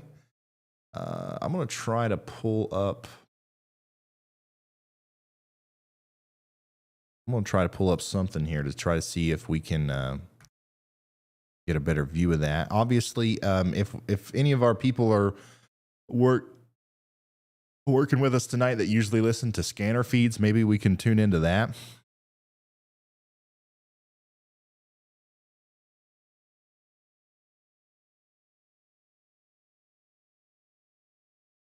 So there's no, I went to his YouTube channel, but there's no audio. I thought I could hear him talking, but there's no audio.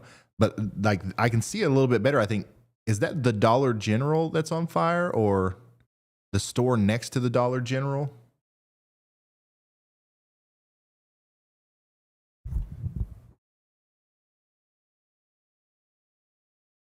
Nick has no Zello right now, so but we're getting a report that the Dollar General caught on fire and it's spreading into another building. It's spreading fast. That's a big fire. That's a huge fire.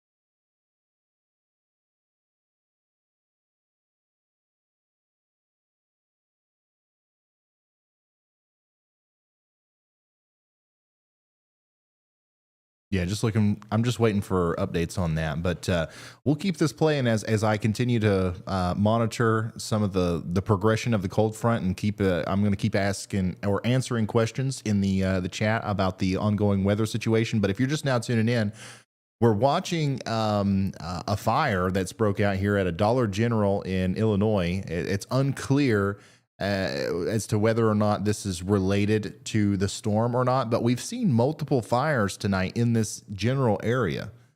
So take that as you will. The snow is starting to get heavy in Memphis, Tennessee. If you're in Louisville, Kentucky, and it's not snowing yet, it's probably about to start. It's probably about to start in Louisville, Kentucky, where right now the temperature is 40 degrees. But it's very quickly going to get below freezing as the cold front approaches from Owensboro, where it's 16 degrees. It's 16 degrees in Owensboro. It's 38 now in Louisville. So temps are dropping fast. 46 in Lexington. It's 48 in Nashville, 23 in Jackson, Tennessee. Massive cold front gradient here. It's already well below zero through a lot of Illinois. And that's going to continue to progress off to the east as we go forward. So thanks for sending in your reports. Remember, guys, every time you see anything going on out there, whether it's an official report, a news report, or something like that on Twitter, make sure you tag me in it. And then also keep sending in your snow reports, even if you don't have any snow yet, because we can do some cool things with the before and after, right? Michelle says, I'm ready for the snow to start falling in Prospect, Kentucky. It's currently 43 and wet. Save this and then take another picture whenever there's a couple yalls of snow on the ground and put them next to each other and send me the before and after. Very cool. Might be one way to, get into the creative $1,000 contest. I don't know. It just, it depends on if somebody else has got something cooler going on. Like these have to count in the creative one. I mean, they just have to. You guys are working hard on these, drawing on cardboard and stuff. Berea, Kentucky Yalameter. If it's 12 inches or more, it's a big one. 11 inches, shoot. 10 inches, 9 inches, shooey. I love it. Honestly, we probably should have done something like this on the official Yalameter, like marking the different units with a saying or something, but this is cool. I like this. Y'all, all y'all, you all, yinses. Stout, hefty, yeehaw, shooey. I love it. It's actually rare in my neck of the woods to see a shooey to a shoot to a biggin. Like we barely get one biggin a year, and I'm happy with a yeehaw.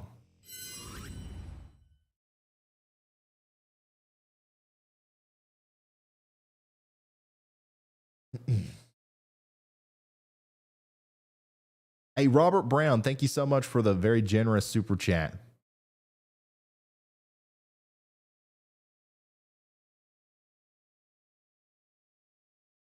And thank you, Ark. And thank you, Patricia and Dave, for becoming members. And Brick Bryce. Hey, Brick Bryce. Brick Bryce. I'm calling you out, dude. You think I was going to not notice? What do you think? What do you think? There's 40,000 people watching and I'm not going to notice my old best friend from high school commenting on my YouTube stream? What's up? He said, blessed to have you in our local area. Going to be a legend around these parts. Love you, brother. And may you, Stephanie, and Echo have a Merry Christmas. Bryce, that's so sweet, man. Thank you so much for that. That's awesome. Dave now has gifted 5 memberships to the chat. So everybody say thank you to Dave. Very cool. Chat is such a positive place tonight.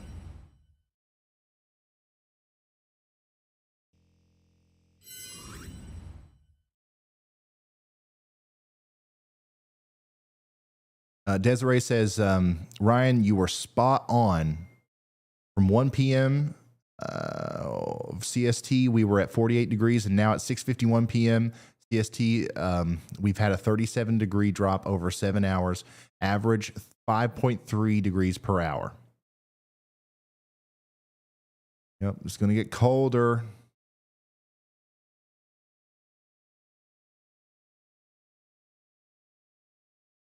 Yeah, thank you, Dave.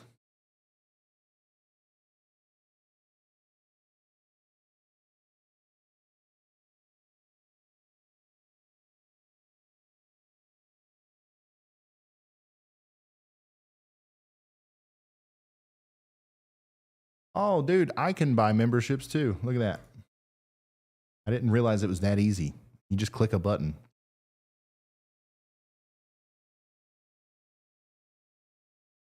Oh, Lord, yeah. I was just testing it out.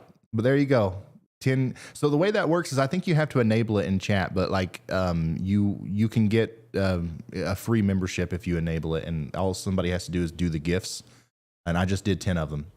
If you're just now tuning in, what we're looking at here is a Dollar General that I guess is caught on fire and it's spread into another building. We're waiting to hear back from the storm chaser who's giving us this picture to see what the cause of it is. But as of right now, this is the latest that I'm hearing. I'm in Girard, Illinois. So this is in Girard, Illinois. A storage building is on fire, spreading into another building. First responders say it's difficult to put out the fire due to the strong winds. So that's probably why the fire looks so intense, because of the winds that are whipping the smoke and the flames to the side. It's also why it's probably rapidly going to spread into that Dollar General there. You see that it's still standing. Yeah, that's not going to be there long, unfortunately. Coming over to Brett Adair's channel, looks like there's a wreck out here in where Brett is. And by the way, I can tell you his exact location. Brett Adair is currently on or just off of Interstate 465 on East 56th Street.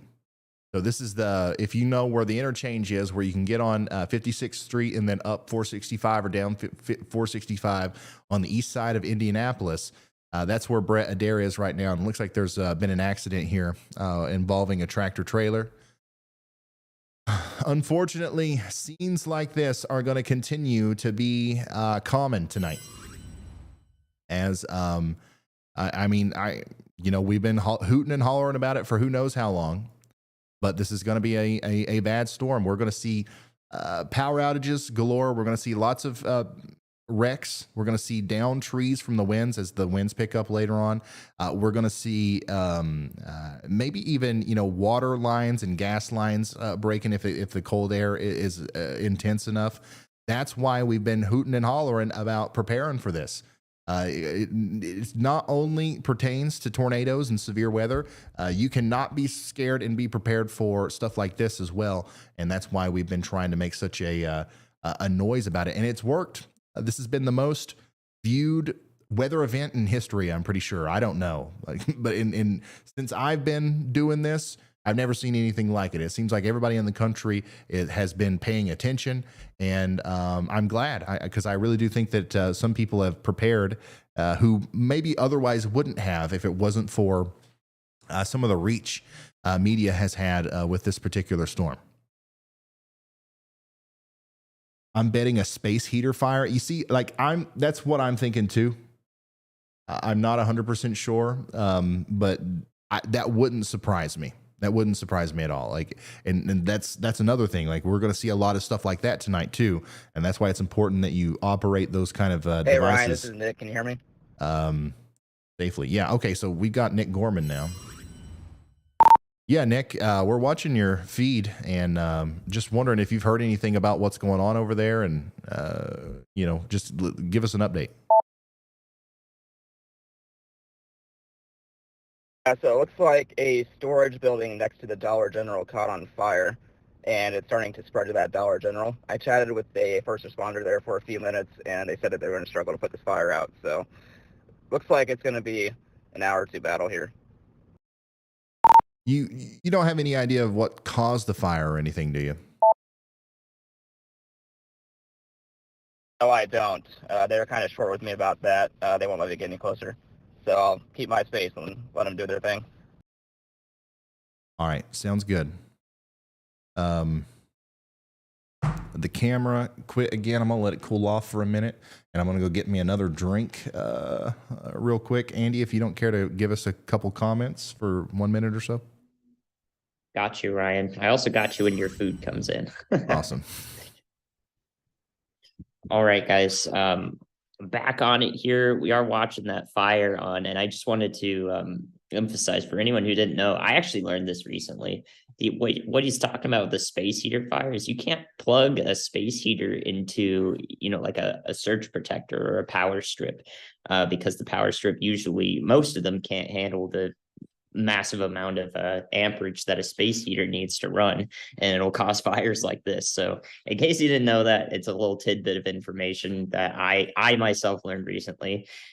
Actually kind of bad, because I use a space heater from time to time, so I'm glad that no one ever told me about that, right? Like, so there you go. That's serious, and it will be pertinent because a lot of more people are going to feel the onset of this cold front as it sweeps across the East Coast into tonight and then into tomorrow as well, bringing lots of winds. So I've noted several comments recently that people are like, oh, this is an underperformer and so forth. Well, it's really not. And like Ryan said many times, this is not a drama. This is not a dramatized broadcast, right? It's just here to deliver you the facts, plain and simple. And plain and simple, there have been thousands of accidents in Oklahoma, Kansas, Missouri, already on the backside of this with strong winds. And of course, they have light powdery snow there, but at the same time, there's going to be flash freezing issues and even ice storm potential in the Pacific Northwest. And if there have already been thousands of accidents, you know that there will unfortunately be losses of life associated with that as people continue to travel. So no drama, just straight up, that's what it is. So make sure you take that one extra second to second guess your travel plans, or tell somebody to pin up for a night in a hotel if they're able to. It's just better than pushing through it. That's what I'd say. So yeah, maybe I'm a bit young and inexperienced. That's what a lot of y'all like to say about me. But I do think it's best to get that information out, about the space heater or about the travel. It is real, and the impacts of it are real. So that's what I have to say about that. And beyond that, this power, or this fire rather, that we're watching from Nick Gorman could be a result of many other things. Like I've seen a few power lines down, and those could be sparking random fires as well near businesses. So that's also possible. And in case you didn't know, I will also say that we'll be doing those Y'all Meter giveaways at 10 p.m. tonight Eastern. So that's in 2 hours, and one at the end of the stream, which will be hard for a lot of y'all to stay up for, I'm sure, but we will be here till 3 in the morning, 2 in the morning in the Eastern time zone in the US. So if you can, make sure you stay up for those, because we'll be continuing to provide coverage throughout the night, both on here or on Twitter if you want to follow Ryan. And I also have a Twitter. The team has Twitters. We've got it all. So I'll let Ryan take it back now. Thank you. Thank you, Andy. And everybody's Twitter should be able to be seen in the chat. I guess the mods they post that on right now. And if you guys want to follow us over there, that's the best way to keep up with everybody when we're not live. Especially, it's where I'm there all the time. I don't know what it is about Twitter, but it's probably my favorite social media outside of YouTube. And it's got nothing to do with anything other than just the way it works and how good it is for news. Like if there was ever an earthquake, like what's the first thing you do? You go to Twitter, right? like you see if other people are talking about the earthquake, or did I just feel something different? At least that's the way I look at it. There's no other social media platform that is designed like that or is as useful as that.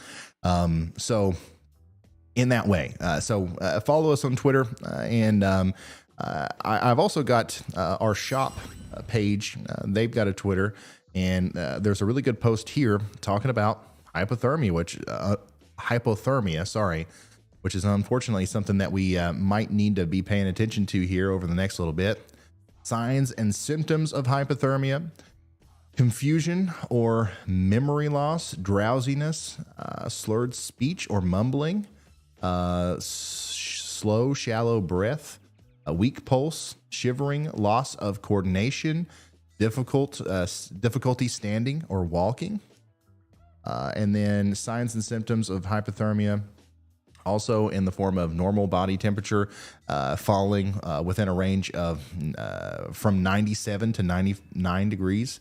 Body temperature is below 95. That's when it's a medical emergency. When going outside, be sure to wear a hat, a scarf, mittens and gloves, water-resistant boots. This is cool stuff. Very important information, and I'm super proud of our team. And Kinsey and all the people responsible for making me look cool. All right. If you are just now tuning in, we've got a big storm underway. We're watching snowfall. That's a big thing. We're also watching the wind chills plummet out here in the plains, which is causing an increased demand for power usage and therefore leading to power outages. We got 60,000 people without power in Texas. We got 15,000 people without power now in Arkansas. I expect those numbers to increase and spread. I think we're going to see some power outages all the way up into Missouri, Illinois. The farther south you go, the more dependent people are on electricity for their power needs. And that's where I think some of the biggest power problems are going to happen, I guess. So, yeah, we're going to keep an eye on that. We're also keeping an eye on a lot of places getting a couple inches of snow. But the majority of the snow, some of the heaviest snow is going to happen up around the Great Lakes. Buffalo, New York could see a cool 8 feet of snow by Christmas Day, by the time this is all said and done. And then a lot of Western Michigan could see 2 feet of snow. And then, of course, up there in the UP of Michigan, we're looking at seeing possibly around 2 feet of snow as well in some places, more in others. So that's what we're looking at there. And I'm also continuing to monitor my notifications on Twitter. And we're monitoring pics at ryanhallyall.com for pictures of yallometers and your snow measurements. But also, we can't forget about our friends down in West Virginia and their mudometers. Hey, listen, in West Virginia, you're going to get some snow. But I get it right now. All you've got is some mud. So that's good enough for now. I appreciate that. That's nice. But yeah, if you have any reports, any conditions you want to report on, please send those to me on Twitter. That's the easiest way. This is, make sure you include your location. This is a great picture of some ice on the roads and some deteriorating conditions here from Typh, but I don't know where it came from. Travel ban for the majority of southern Minnesota. Uh-oh. Interstate 90. Okay. Interstate 90 and Highway 60 are being closed at 7 p.m. due to weather. Please do not travel in south central or southwestern Minnesota. No travel advisories are in place for a reason. Wow.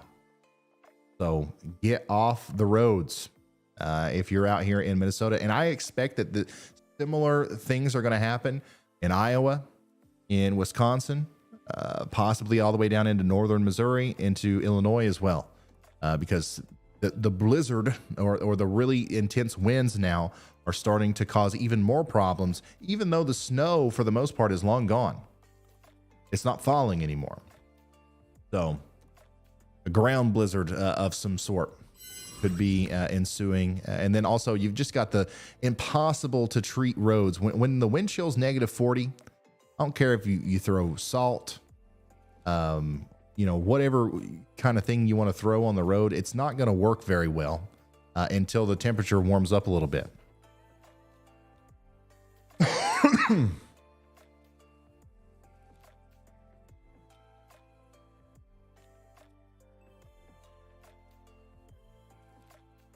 Here's a picture from Leland,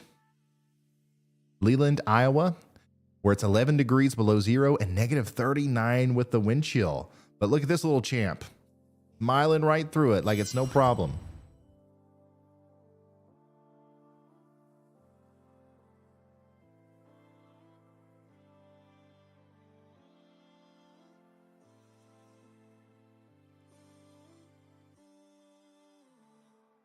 Oh no.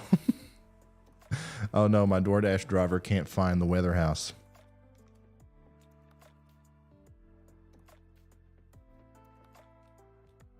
Hold on. I gotta text this guy.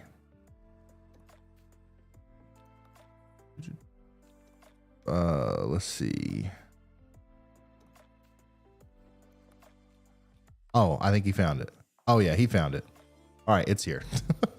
I'm gonna go get that real quick. I think that I don't think I'm gonna take very long of a break. I might even just like eat a part of it on stream here. But let me go to the door real quick. And Andy, if you wanna talk, I'll put you up. All right, Ryan, thank you.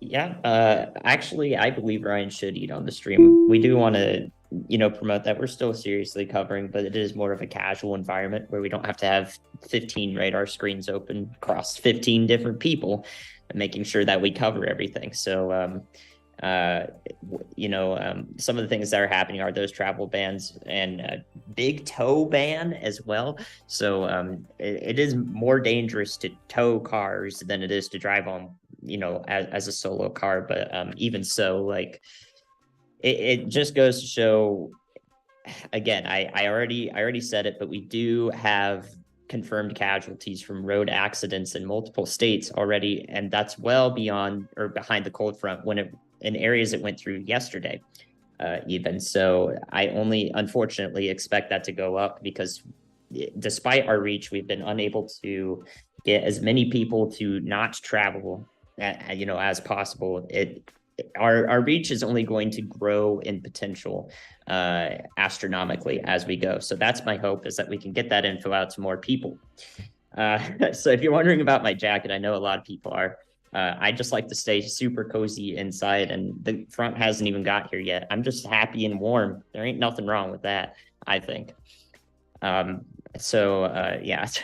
my jacket's fine, guys. Don't worry about me. We have heat and everything. So I do want to cover wind chill warnings. Maybe a lot of y'all got wind chill warnings on your phones this morning, or you don't even know you have one yet, but you probably do. Across a lot of the Midwest, even all the way down into northern Mississippi and Alabama, wind chill warnings are colloquially issued by the National Weather Service when the temperature, the apparent temperature of what you're going to feel when you go outside is negative 18 Fahrenheit or less.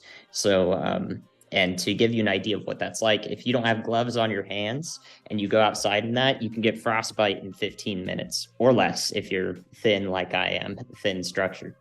That, frostbite can cause permanent, unreversible damage, and that is not a long time. So we need to be thinking of everyone who's in a bad predisposition for that, because some people without access to regular media probably don't even know that it's going to actually get that cold. They feel the front come through and they're like, wow, it just keeps getting colder and colder, but nobody told them. So if you're able to relay information to those who are less fortunate, or the elderly who don't have any sort of media on and are at a worse predisposition for something like dangerous wind chills, it is important that we can work with y'all watching to exponentially grow the reach of dangerous weather warnings, essentially, so we can precaution them. So I think that's very important. And Ryan, if you're eating, you can just ask me questions or go back and forth if you want. When is the frontal passage supposed to happen where you are? Where I am, I'm in Asheville, North Carolina, so I'm basically 3 hours south of you right now, and I think it's prog for 2:30, 3 a.m. tonight. Okay. Yeah, and I think you and I are going to we should both see snow and thunder snow possibly. I'm really excited for that. If I could see thunder snow tonight, I think that'd be the second or third time I've seen it in my life. Well, it's a good thing that we've got Chris, because he's closer to Richmond and London in Kentucky. So if he sees it, there's a pretty good chance that we'll see it. True. Yeah. So I'm excited to see what he ends up getting there. But yeah, I really do appreciate everybody for the support. The DoorDash driver was incredibly thankful for the tip. So that's all thanks to you guys. So thank you very much for that. If you are just now tuning in, what I'm doing is I'm eating dinner, and we're just kind of taking a break from the intense coverage, I guess, and just kind of watching what's going on here. What in the world is Johnson doing? Did you see? He was just like standing there. But we're just gonna kind of watch what's happening with the storm chasers. We're gonna continue to watch the radar and what unfolds with that. And then when I'm done here, and we'll continue to talk to Andy. But when I'm done here, we'll jump back into looking at the forecast models and, getting back into all that good stuff. But right now, Andy, what do you think? Why do you think this has been the most popular, talked about weather event in recent memory? What do you think's going on there? I'm biased because, I'm just spending all the time in our work channels seeing, our growth here and how many people we're reaching and YouTube trending. So I'm not paying as much attention to, the weather channel and how many people they're reaching. So I actually don't know how popular this is, except for how many in-person accounts that I've heard of people saying that it's the talk at whatever restaurant they go to or so forth. And I don't really know what was the kicker in particular for you guys in chat that, really shifted your focus from, okay, this is just another cold front to this is the real deal. Perhaps was it us? Was it your aunt who told you? Who told you something that really made your perspective about this day of weather or these days of weather change? What really changed it for you? We can read the chat here and figure it out, because there's nothing like the amount of data that we have available as you guys talking to us right here, right now. Since there's so many of you, we can figure it out live. Absolutely. Somebody said, I saw it on Twitter. Ryan's forecast. Ryan. Yeah, okay, maybe this is slightly biased because a lot of y'all are Brian fans. Yeah. And we told you that it was the real deal without the drama, yeah. You guys, yeah. Which I do believe that, obviously there's a lot of weather media out there, and whenever big weather events happen, weather goes viral. Like a lot of people are talking about it and stuff. But in this instance, if you combine all of the traffic from the TikTok and all of my YouTube channels and stuff, I would say Ryan Hall, y'all, has a very large market share of the I guess the forecasting that went into this storm as far as how many people viewed it. So it's very, very interesting to see. But more so than almost any other storm, at least from what I can tell, people seem to be interested in this. And I think it's just because of the massive impact and the widespread area that it's affecting. Usually when there's a snowstorm, it gets kind of cold and it snows for a couple million people, or, maybe 10 million people. But in this situation, there's wind chill warnings and blizzard warnings and winter storm watches and stuff for well over 100 million people. So it could just be as simple as that. True. Yeah, I agree. The warnings, well, that's good news too. It means that the warnings really are reaching people as they should be from the National Weather Service. It means that y'all are paying attention. And that's really, we want nothing more than that, to increase the efficacy of the National Weather Service. That's perfect. Mm-hmm. Absolutely. How's your food? Oh, it's great. It's great. I don't know if this is a popular dish, but this is the East Kentucky classic right here. It's chicken, beans, and rice and cheese. I mean, come on. What else could you need? And that's literally like the only thing I ever get from there. But yeah, I've been blown away by the amount of public reception to this event, and also how that translates to our channel and what we're doing. So I just think it's an interesting topic to talk about. I'd say a lot of people listening probably don't care very much. So I'm going to go towards looking at some of your reports again. And then if you guys have questions for Andy, leave those in the chat, and then I'll throw back to him and he can maybe answer a couple of those while I take a couple more bites. This is in Green Bay, Wisconsin.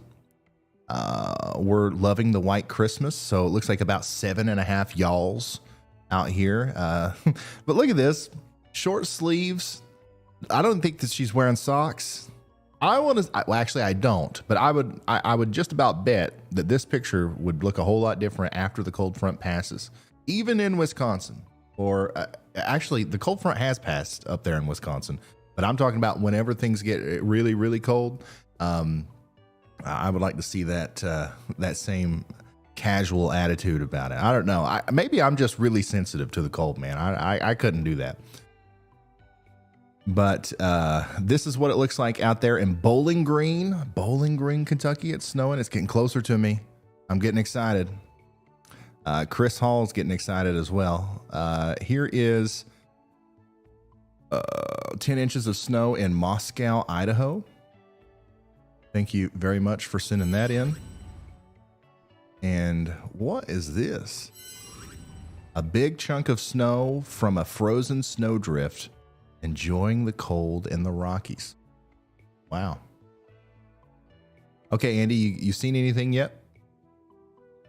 Yeah, I've got a few. So people are wanting to know about, your classic buzzwords like the bomb cyclone. And I've seen several people on Twitter and so forth, just receiving feedback that, they like us a lot because we don't rehash the same things every 5 minutes. But it is important to hit the different, audience that's watching now versus earlier, or versus, it being their first time here in general. So I do want to say that we are, we're covering the buzzwords and stuff and trying to give them to you without any sort of drama attached. So literally, I will explain what a bomb cyclone is. You've heard it from a lot of places, I imagine, if you watch mainstream media. It's as simple as this.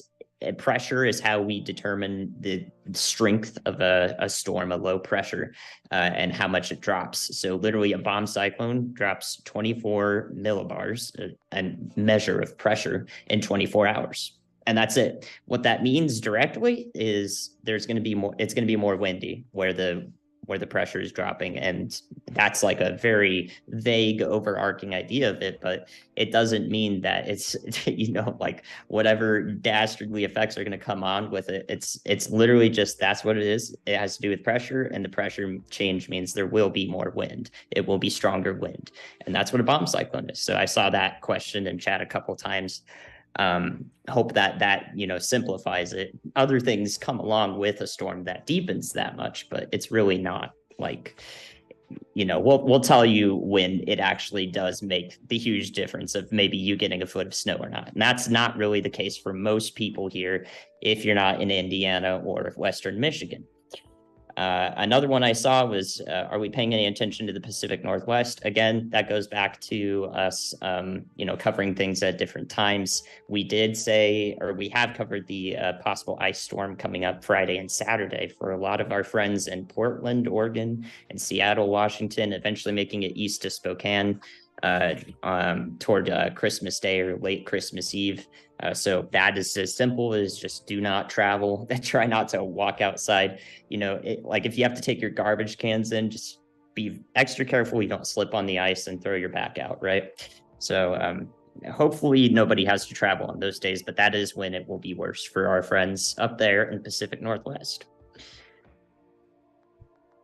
I think that's about all I saw in chat. There are people who are asking for their individual locations, of course, which we can try our best to sweep across and hope that you're able to pick out where you are when we talk about you, but it is incredibly difficult. So hopefully you understand. Yeah, that's the biggest problem. Not problem, but like one of the issues that I'd like to tackle in the future is try to figure out how do we answer everyone's question without answering everyone's question pertaining to what's it going to be like in my backyard. Like, well, when's it going to snow on my street? Like, people are like that, like really that specific about it in chat. And obviously nobody could go through and list every single town and every single, region of every single county and talk about the specific impacts of in each of those areas. But I think that a good thing to do is to just go through the maps and show everything. But it seems like that's not good enough sometimes. So I'm trying to formulate a way to maybe answer everybody's questions. I think the way to do it is to kind of focus on big cities and just people who are watching just know which big city you are closest to and just copy and paste the forecast. Like, it's really not going to be that different in Nashville versus Murfreesboro. It's really not. In a storm like this, it's not. If it was, I would tell you. But in a storm like this, it's not going to be that different. Same thing for like Richmond and Lexington, Kentucky. Same thing for like Huntington and Charleston, West Virginia. Same thing for Dayton and Cincinnati, Ohio. Now, in the areas where there is quite a discrepancy in or a big difference in what's going to happen, we can highlight those. But for the most part, if you are, near Memphis, to me, that includes Clarksdale, that includes Dyersburg, Tennessee, that includes Jackson. And if you're near Nashville, that includes Clarksville, that includes Lawrenceburg, that includes Murfreesboro and Cookeville.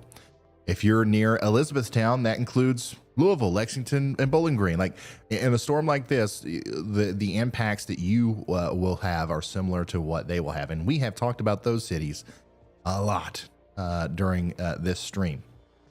So one of the places that we maybe haven't talked about enough, other than the Northwest, which we will touch on that ice storm again here in a second, is the Northeast and the Mid-Atlantic regions, who are getting ready to experience some heavy rain and some heavy snow and some potential icing problems up there.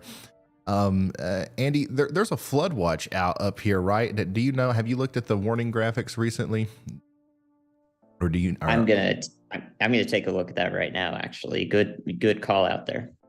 Okay. Whenever you pull that up, if you can just kind of go over some of the regions that are under that and maybe talk about that for a second, I think that some people will be interested in that.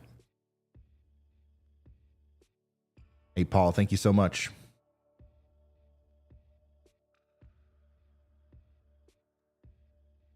All right, Ryan, do you want me to give you those graphics while I talk about it? Yeah, that'll work. Okay. Hopefully I can do this quickly. I am limited to one MacBook.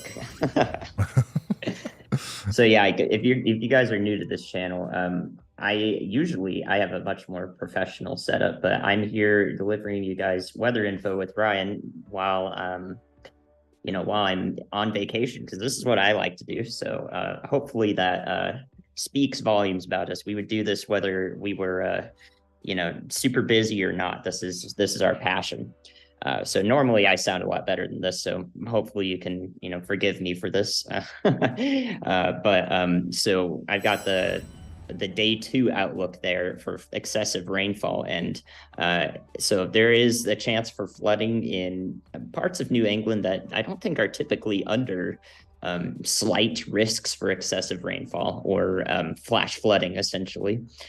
So that's going to be a result of our storm system taking so long to go through. It's going to stall out over southeastern Canada in north and west of Toronto, around the Great Lakes region, and that means that moisture is it's just going to keep streaming up through this marginal and slight risk area in parts of Maine and New Hampshire, even Boston. So while most of that will be liquid rainfall and not snow for all of y'all up there until it passes through proper, you might get a few flurries. It'll also be super windy, so wind-driven rain could present a little bit different of a flash flooding risk than you may be used to. Might get sort of piled up against your back door or something. And just in case you are in these flooded areas, if they do become flooded tomorrow, today into tomorrow especially, then that's something to look out for as well. We're trying to cover all possible weather risks here, so that's definitely a good one to talk about. Absolutely. I think they're about to put that fire out. We switch back over here to Nick's feed. It definitely looks less gnarly, I guess, than what it did earlier, which is good news because I still see the big light up sign on the front of the main Dollar General building. I mean, that's the best case scenario right there. But obviously there's a huge response here. Lots of firefighters. I'm sure they've got it under control now. At least it looks like they do to me. The problem with this was that the winds were blowing so hard, it was hard to kind of manage it. So a huge shout out to meteorologist Andy Hill for dropping some knowledge on us about the upcoming flooding concerns here in the Northeast. And a big reason why that is happening, once again, is just this massive storm. Whenever you get a huge amount of cold air coming down like this, an equal and almost, equal reaction happens on the other side of the low pressure, and you get a huge amount of moisture and warm air coming up like this. So that's all getting dumped up here in the Northeast. And it is just, when it's anomalously cold down here in a situation like this, anomalously weird things happen up here. And that's what's happening with the potential flooding risk in Maine and even up into Canada. Let's see here. Marley. Oh, that's funny. My God, you guys are you're hilarious. Like, you're actually hilarious. Mary Lee, sorry, says the forkometer. That's right. For those who don't give a fork about this snowstorm in Dover, Tennessee. And once it gets up to right here, it's done. You're done. I'm over it. I love it. That's awesome. This counts. By the way, we're only about an hour and a half from the moment. We randomly picked somebody who sent in a snow measurement to give them $1,000. All right, we're going to Cash App or PayPal you $1,000. And the mods are going to post a link to the disclaimer and the information about that in the chat if you want to know more. Lisa, 720 update on the snow accumulation in Houston County, Tennessee. Y'all, she's got the Yallometer at the ready. About a quarter of a yawl so far of snow down there, and that's going to continue to pile up as we go forward. Oh, here we go. This is the Yallometer's biggest competition. This is how we measure snow up in the UP of Michigan. 390 inches tall. One day we might be able to manufacture a Yallometer that big.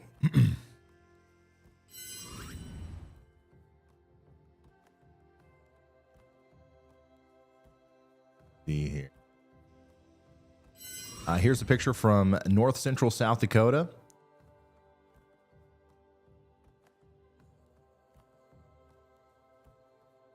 Cheat Yallometer in drift from last week's 12 inches of snow and wind. Too cold to take it farther. I don't blame you. I don't blame you at all.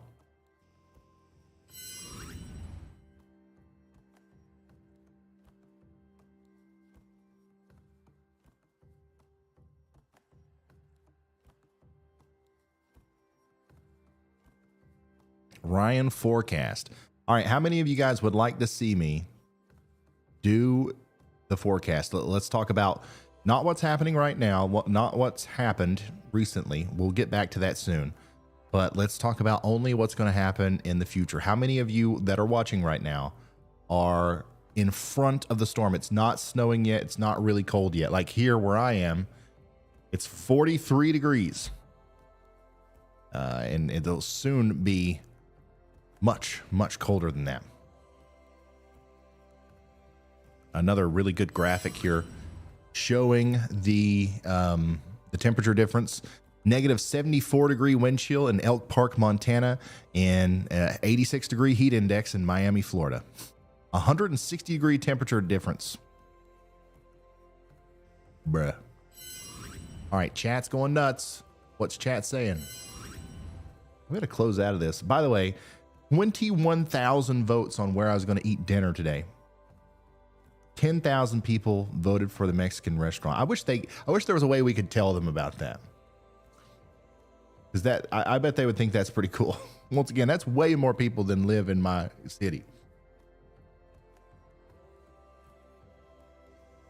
All right, let's do this. Let's go through the forecast with the latest models. If I can get it pulled up. It's just getting fun. It's currently 8:36 p.m. on the East Coast. I'm going to go all the way till 3 a.m. Hey, Ryan, quick update on that building fire. Looks like they're starting to get under control. I actually zoomed into it on my live stream so you can actually see the building itself. Looks like they have it pretty contained right now. All right, that's good news. Let us know if you ever hear anything about what caused it, and stay safe out there. Okay, back to the weather models. I'm going to go to, let's do HRRR 0Z. Hopefully it's, I don't know how, oh, it's not completely out yet, but this will do. All right, so this is what the radar pretty much looks like right now. We've got snow back here in Mississippi, as far south as Greenwood within the next 30 minutes or so. We're going to have some snow moving into Tupelo here soon. But as we get closer to 10 p.m., that's when the snow's really going to get fast. Okay, that's when the rain snow line is going to quickly start moving east. And we're going to have snow in Nashville, Murfreesboro. Okay, we're going to have snow in Mount Pleasant, Tennessee, Waynesboro, Clarksville, Dixon, and Gallatin, Hendersonville, Lebanon. Okay, Lebanon. And then Tompkinsville by 10 p.m. You're going to be switching over from rain to snow in Danville, Kentucky by 10 p.m. Lexington, Kentucky. 10 p.m. tonight, about an hour and a half, it's going to start switching over, and it's going to be heavy. It's going to be heavy when it first starts. Cincinnati, you will have been all snow for a while at this point. Same thing in Louisville. That's how fast this is going to go. You'll be all rain in Georgetown, Ohio, but very quickly switching to snow. Dayton, you'll be all snow by 10 p.m. All right. And then Toledo, Ohio, you're still going to be all rain at this point, but we'll see that rain snow line approaching quickly. The rain snow line will completely encompass and pass Detroit by 1 a.m. And then we're going to have some really heavy snow up here in eastern Michigan during this time period. At 1 a.m., the rain snow line will officially be overtaking where Chris Hall is right now. So there's a chance he's probably going to drive a little bit farther to the west than where he is to get it earlier, but I don't know. I don't blame him if he sits right where he is. But he's about right here. But it'll still be snowing in Lexington and Cincinnati and all these areas at this time. It'll be done snowing in Nashville by 1 a.m. Chattanooga is going to get in on some flurries. Knoxville will be snowing at this time. Let's keep her moving. Look at how fast this goes through. Once it gets about 3 a.m., it'll be snowing in Charleston and Cleveland. And then by 6 a.m., it'll be snowing in Pittsburgh. And then up into upstate New York and Buffalo by 10 a.m. tomorrow. And then back into Albany. It'll be snowing in Albany again around 2 p.m. tomorrow. So it's snowing in Albany right now. It's going to stop. It's going to start raining all the way from now until 2 p.m. tomorrow. Then it's going to switch back into snow. It's going to get colder than it was even before that. So There you go. That's the latest from the HRRR. NAM 3K. We don't have a 0Z update yet, so let's not worry about that. So snow totals, same as what I've been saying before. A very large area down here that's going to get like 1 to 4 inches or so. And then like 2 to 4 inches, and then like 3 to 6. That's a terrible map, but like most people south of the lakes, 3 to 6 inches is what you can expect. And if you're the farther south you go, the closer to 3 you're going to be, and possibly even below 3, especially in Tennessee and Memphis and stuff like that. We can look at the official National Weather Service forecast, and that'll give you a good idea of what the low end of what you can expect is. Because in my opinion, this is a very conservative forecast, which is good. It's good not to overdo it. Owensboro, 3 inches. Louisville, 5 inches. Lexington, Kentucky, 2 inches. Cincinnati, 3.5 inches. Bloomington, Indiana, 4 inches. Indianapolis, 4 inches. Fort Wayne, 4 inches. Columbus, Ohio, 3.5 inches. Pittsburgh, 2 inches. Cleveland, Ohio, maybe 6-7 inches. Toledo, 5 inches. Detroit, 5 inches. Here's where it gets real serious. 10 to 20 inches between Kalamazoo, South Bend, Grand Rapids, Muskegon, Traverse City, and then well over 20 inches, close to 40 inches up here in the UP of Michigan, where our Upers are. And then, of course, down here near Buffalo, well over 30 inches. In Kingston, somebody over here will measure 6 feet of snow again by the time this is all said and done. This is on the low end. I do think so. Like, for example, this shows Moorhead, Kentucky, getting like 1.5 inches of snow. I think that there's a good chance that that's underdone according to this. I think that if whatever these totals are showing you, that should be like the middle of the range. So if the conservative National Weather Service forecast is 5 inches, then like 3 to 6 or 4 to 7. No, 4 to 6. Or if it's 1 inch, then like a dusting to 3 inches. If it's 3.5 inches, then like 2.5 to 5 inches. You know what I'm saying? Like whatever this is likely in the middle of the road of what you could actually expect, in my opinion. All right. That's that. We did timing. We did accumulation. Now let's take a look at wind chills again and arrival of cold air. Because like I've been saying, that's going to be the most impactful part of this whole thing for everybody. Just ask the people in Texas, who are up to 80,000 now, almost 90,000 people without power in Texas, likely due to a strain on the power grid due to all the heating demand. We've also got 20,000 people without power now in Arkansas. We've got 10,000 in Missouri. Only 185 people without power in the whole state of Kentucky. I imagine that number is going to go up as the cold air comes into the state, unfortunately. So let's come over here and let's talk about wind chills again. We're going to start in the central U.S. and then we'll come to the east. All right, let me refresh this. Let's get the latest data. My gosh. Once again, wind chills to 0. Okay, it's going to feel like it's 0 degrees outside in Houston, Texas in the morning. 8 a.m. in the morning. It'll be the coldest December 23rd you've ever felt in Houston, Texas. It'll feel like it's -10 in Dallas. It'll feel like it's almost -20 in Oklahoma City.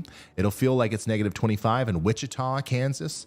It'll feel like it's -40 to 50 through pretty much all of South Dakota, North Dakota, and eastern Montana. It'll feel in the -30s to 40s through all of Nebraska, Iowa, and Minnesota. It'll also feel like that through the vast majority of Illinois and Wisconsin.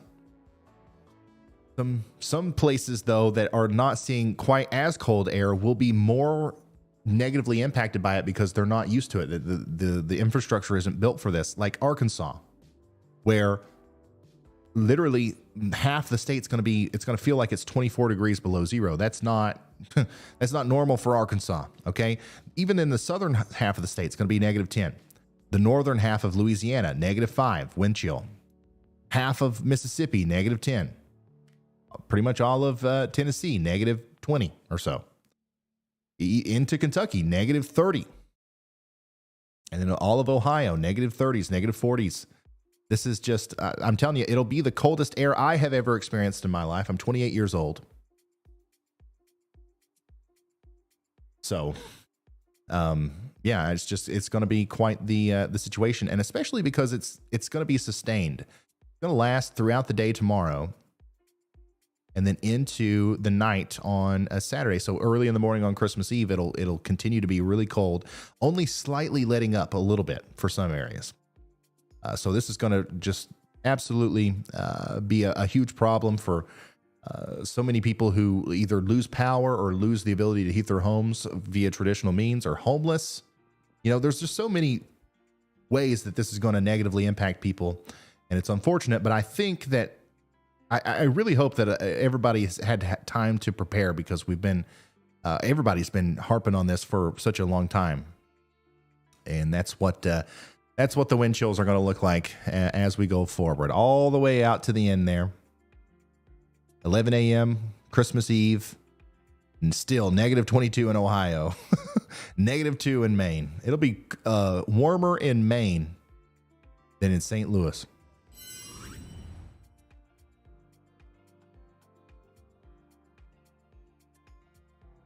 All right, heavy snow is starting to fall in Ohio.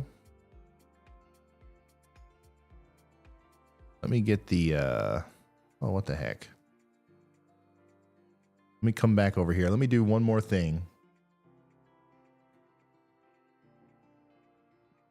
And then we'll start looking at some of your reports. Remember, if you want to, send me a report on Twitter at Ryan Hall Y'all. At Ryan Hall Y'all.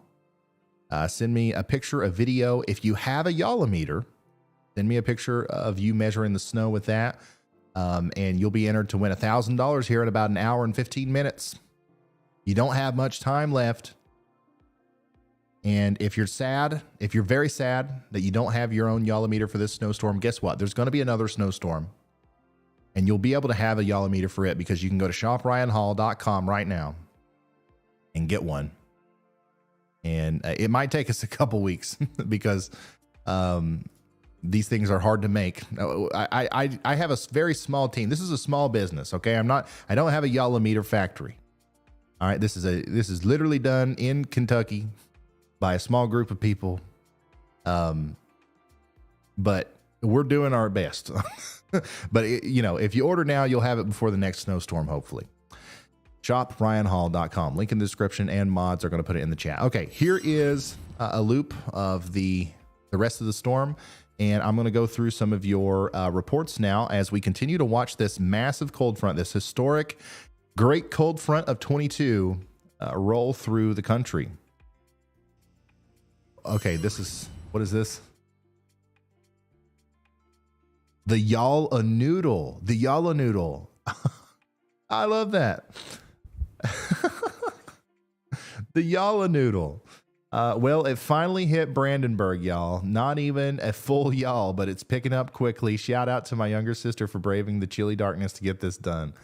That's a good one. That's got to be put in the draft for the creative giveaway thing. I love that. Oh, by the way, you can enter the $1,000 thing with your Y'all-o-meter, even if you don't have Twitter. Pix@RyanHallYall.com. You can email pix@RyanHallYall.com. I always forget to say that. Just like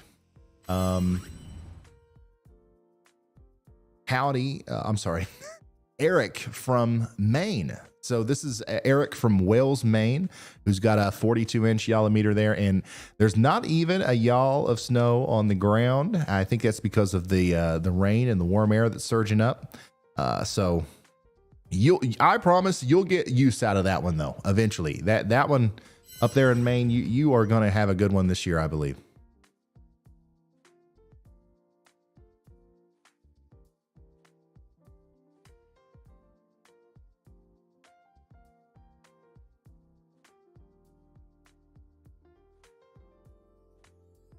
We got so many different tweets coming in. Wow, look at this. This is from Midwest and Great Lakes Storm Chasers. Blizzard conditions along the lakefront in New Buffalo, Michigan with sub-zero wind chills. Drifting is already a problem. Yeah, that's some intense stuff right there.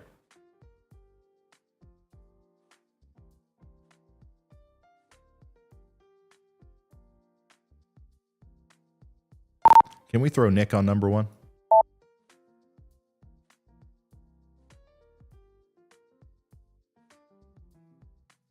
Wow.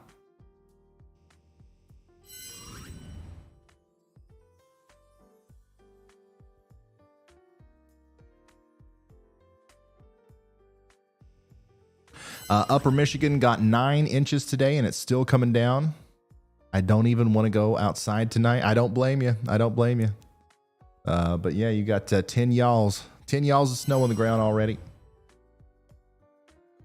There is a blizzard warning for Erie County, New York, from Friday all the way through Sunday.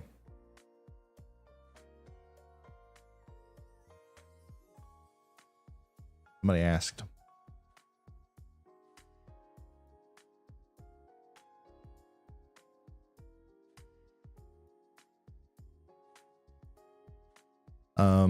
And according to somebody on the team who does some research work and is compiling some news on the event right now, so far this storm, from what we can tell, has claimed the lives preliminarily of 7 people, 3 in Kansas, 3 in Oklahoma, and 1 in Missouri. There's also numerous injuries reported across multiple states. I don't have any information on the causes or what actually prompted that. But I'm sure we'll learn more as we go forward. But unfortunately, this is something that was expected. And unfortunately, we might add to that as we go forward. And that's why we've tried to be as serious as possible when covering the dangerous parts of the storm, like the wind chills and the dangerous road conditions. It's just now started snowing in Charlestown, Indiana. All right. About a yawl of snow.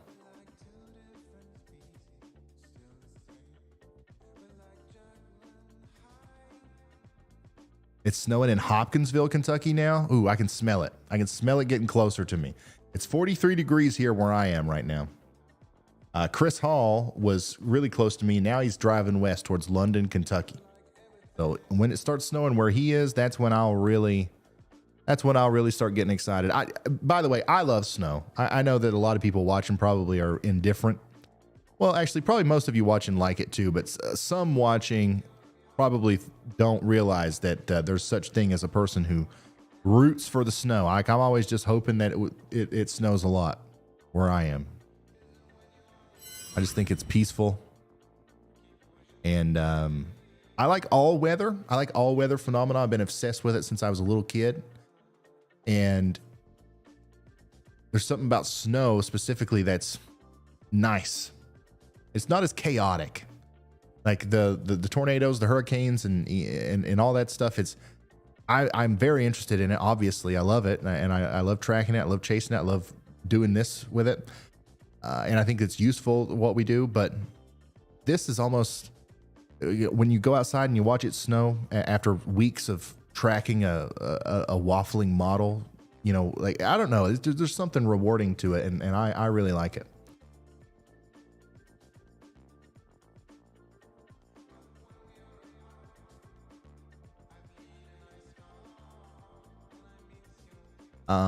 It's starting to snow really good in Fort Wayne, Indiana.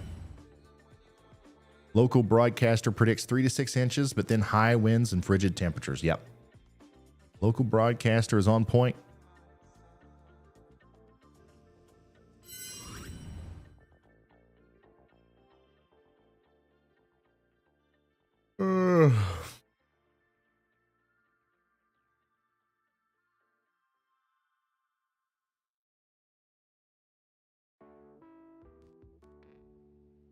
Currently 8:55 p.m. on the East Coast, where it's almost 9 o'clock. And once again, at 10 p.m. is when we're going to do the drawing for that Yalameter winner.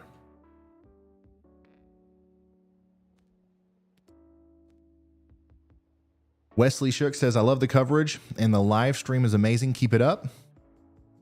Although being in Kentucky, are you a Reds fan? Unfortunately not. I would call myself more of a Cardinals fan. I'm sorry if that offended anybody. Shades, thanks for being a high risker for 8 months. Says, we need a Ryan Hall, y'all, rain gauge for us Georgia Southern people. Hey, listen, that is something that I actually want to do. If there's anybody watching right now that can help me with that, that's like a developer of stuff, email me. Like, I can't figure it out. Like, we can print Yalameters on, this core plastic. That's easy. I don't know how to like make, and with the rain gauge, I want to make it,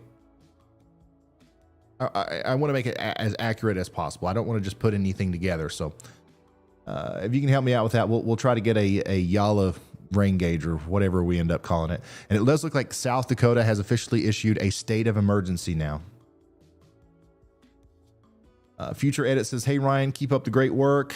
Much love from Newton Falls, Ohio. Tell the team to keep it up. Michael Gillum, thanks for becoming a member. Phil Silver gifted 5 Ryan Hall y'all memberships, and Amy Davis gifted 10. Guys, thank Amy and Phil. I don't even know how many members we have now, but we have the largest and coolest community of weather nerds and weather informed people on the planet. I'm sure of it. I love all weather as well. I'm hoping with all my heart that the Boston area gets some snow. Well, Boston's definitely going to get snow at some point from this storm and probably a lot more from future storms. It's getting cold in South Bend, Indiana, where there's about 2 y'alls of snow, 2 inches of snow on the ground. Let's take a look at the radar. That rain snow line is getting awfully daggone close to Louisville. Is it snowing in Louisville yet? Do we have any Louisvillians watching? And if so, let me know. Is it snowing? Because I feel like it should be. It's 29 degrees in downtown Louisville. On the north side of town, it's 25. And the rain snow line is approaching quickly if it's not there yet. Lexington's next. Bowling Green. I know it's snowing in Bowling Green. It's 27 there. Yes, and it's coming down hard. All right, so it's snowing in Louisville now. Look at this cold front, y'all. In Berea, Kentucky, it's 45 degrees. In Louisville, it's 29 degrees. And then back here towards Springfield, Illinois, it's -4. -4, 7, 29, 45. Where's the cold front? -4, 7, 29, 45. Where would you say the cold front is? In between these two? Yep, you're right.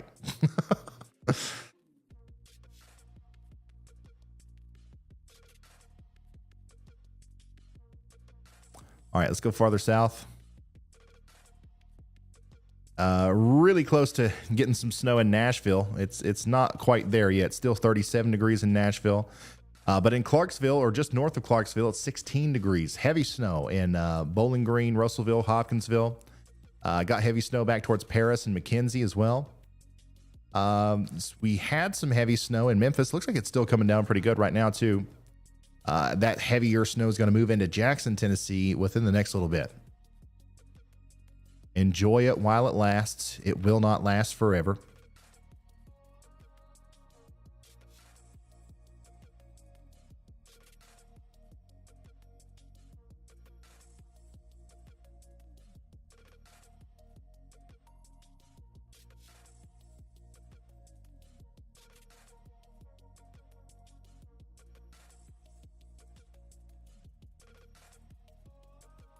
And let's go up north just a little bit farther.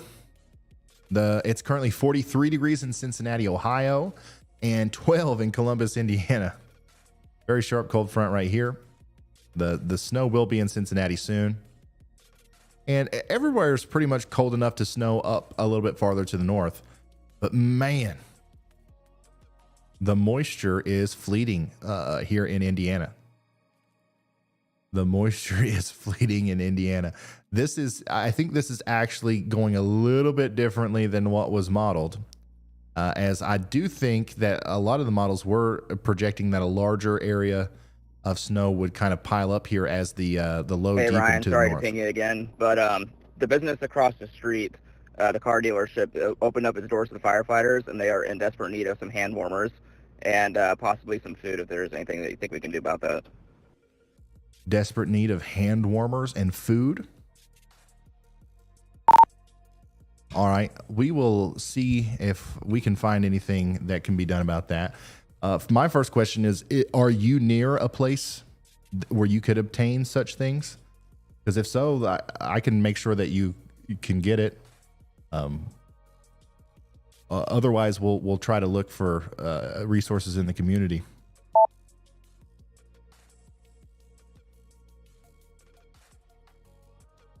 There's kind of a place close by that I can drive to and pick them up. All right, give me just a second, and we'll get that sorted out. Appreciate it. All right, guys. So there's some firefighters that need hand warmers and food. Let's get them some food. What do you say?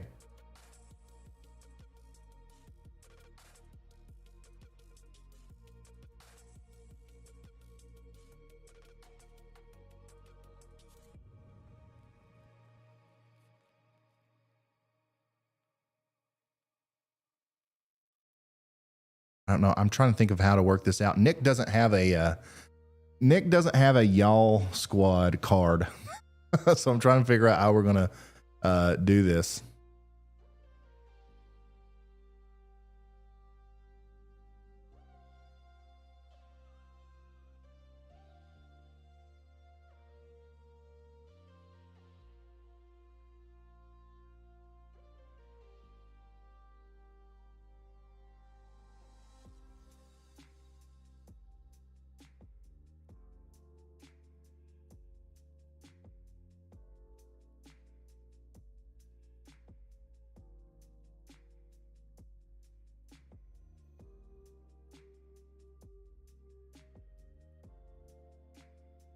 All right, sweet.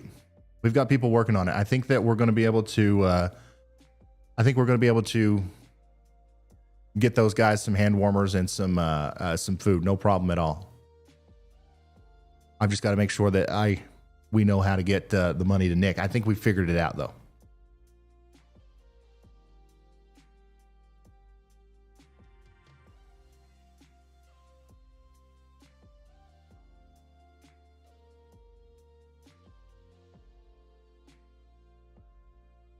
Mississippi is up to 10,000 without power.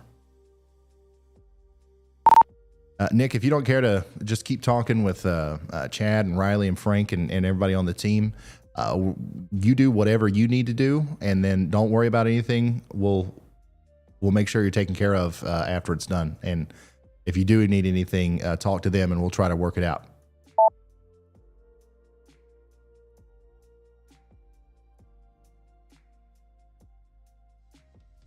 Awesome. Y'all squad is showing up whenever we need to, we're there to do it. So super awesome that we're able to do that. And that's exactly why we do the Y'all Squad thing in the first place. That's awesome.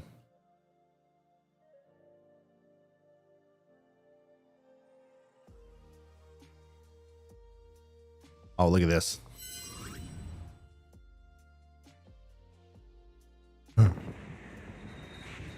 A snow NATO. Not really, but close enough.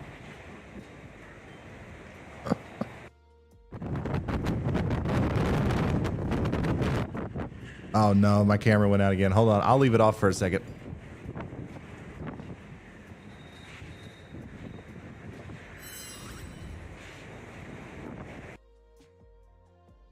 If you are just now tuning in, you can't see me because my daggone camera dies about once an hour.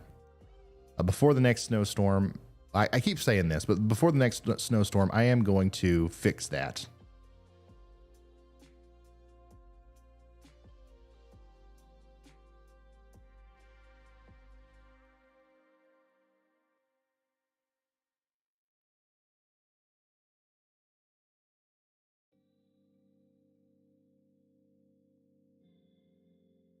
Sorry, I'm being quiet. We're trying to work out this stuff.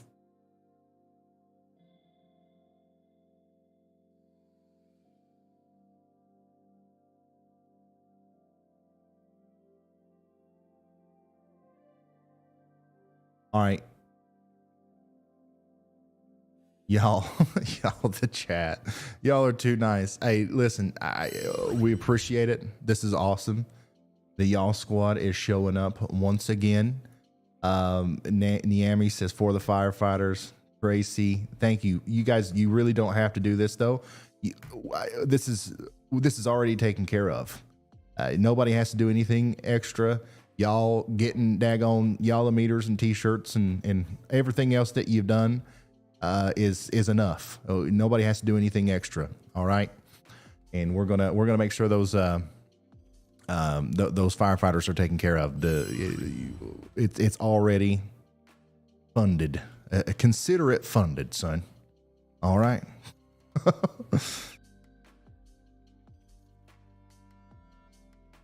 He's so Nick's gonna get water, food, and hand warmers from the next town over and bring them back.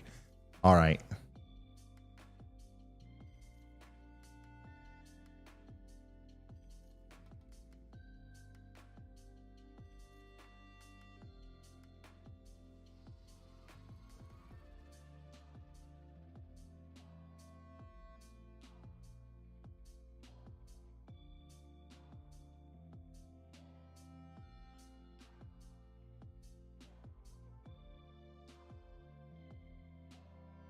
All right, so Nick's going to be working on that while he is. Can we put Johnson? Can we put Johnson back in the number one spot, and we'll intermittently reconnect with Nick.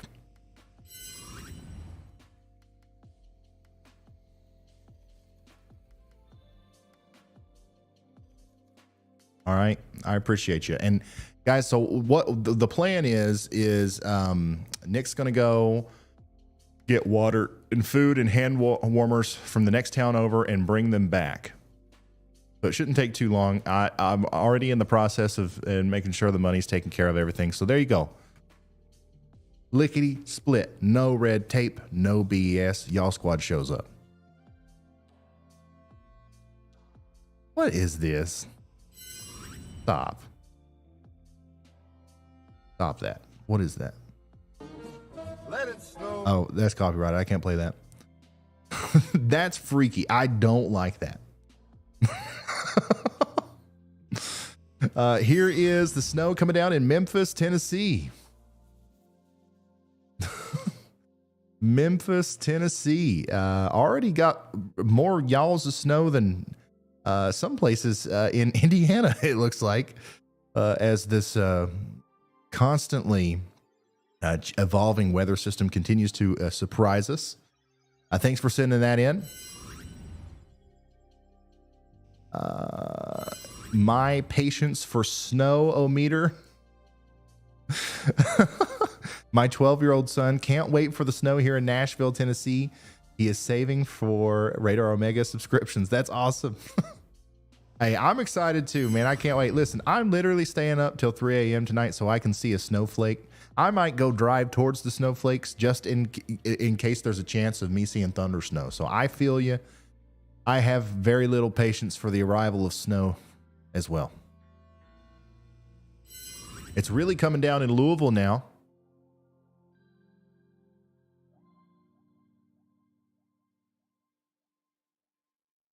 It's really coming down in Louisville now.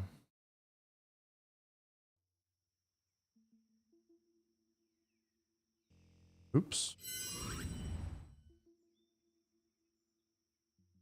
Give me just a second as I send Nick the moolah.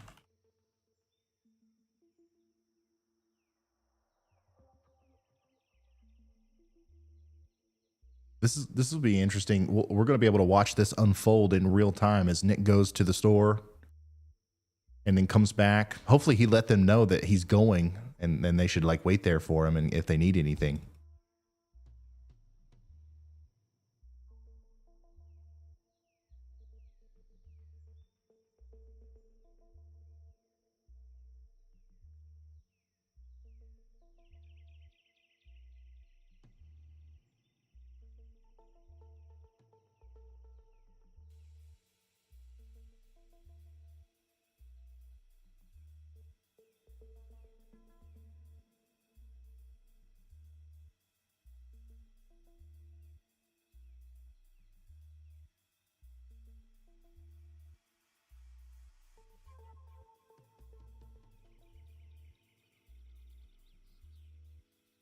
All right, done, taken care of.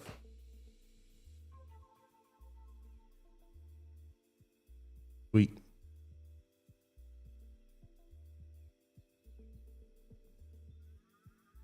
Hey, thank you. Ooh, it's Karen. D, thank you. I'm close to Flint and we're just about to change over from rain to snow. Y'all a leader for the rain meters. Y'all a leader. I like that. I like that.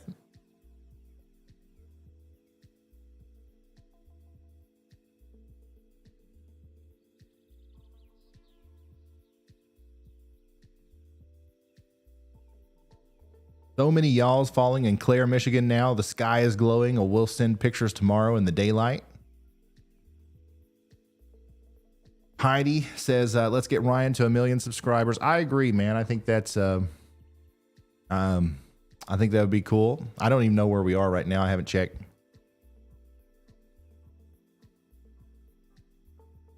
We're not quite there. Once again, if you're just now tuning in, this is live, y'all to y'all, wall to wall coverage of the Great Cold Front of 2022. We're going to be here with you for the next at least 4 hours, 5 hours or so. We're gonna get through this thing as long as I can stay awake for it, and as long as I stay excited about the prospect of getting snow in my neck of the woods. And we've got storm chasers on the ground. One of our storm chasers actually just witnessed a building catch on fire. He's in an area where the wind chill's like severely below zero. The winds are gusting, it's snowing, and the firefighters that put out the fire, obviously they're dealing with water. They're, it's a nasty, messy situation. They're freezing to death, right? And they need hand warmers. They need warm food. They need water. So Nick is going to go get that stuff for them and bring them back. And thanks to you guys, literally thanks to you guys with your support to the channel. And also we are dangerously close to 925,000 subscribers. So if you haven't yet, please hit that subscribe button. I do this all year long. It's what I do. All right. This is literally, it started out as a hobby, as like a little thing I did on the side and I thought was fun. And I still think it's fun, but now it's like my full-time job. This is like all I do, and I love it. Thanks for giving me the best job in the world. If you want me to be here for you in the future when the next big storm comes or whatever it is, please consider subscribing and turning notifications on, and share the channel. Share this video. Share this everywhere. Send it in a text message to a family member or a friend. Put it on Facebook, Instagram, Twitter, TikTok, YouTube, LinkedIn. I don't care, wherever you want to put it. And let's try to get as many people as possible over here so we can continue to relay this very vital information. And the more people we have that are a part of this thing that we're doing, the more efficient the Y'all Squad can be. You guys saw how that just worked. So the more the merrier, and I can't do it without you. So thanks for sharing. If you don't have other social media sites, or if you don't want to share, I completely understand. Just at the very least, everybody right now, please push the like button on this stream, just like you would a normal video, and the YouTube algorithm will take care of the rest.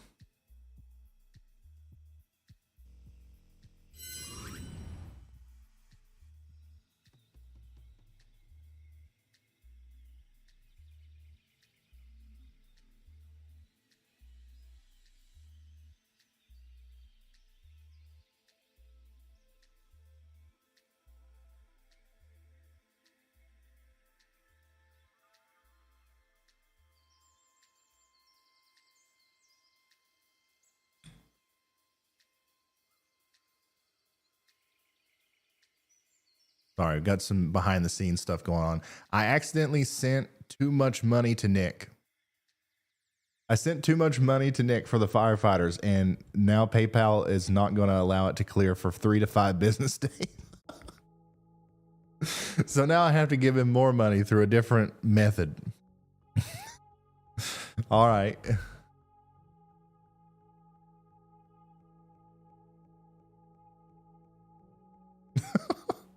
We're going. Hey, he's still on his way, so we're still making progress. As long as I get the funds to him by the time he gets there, we'll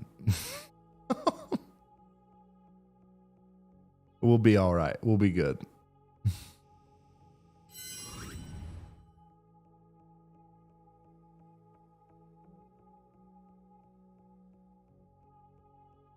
Yeah, I think we're either going to do Cash App or Apple Pay.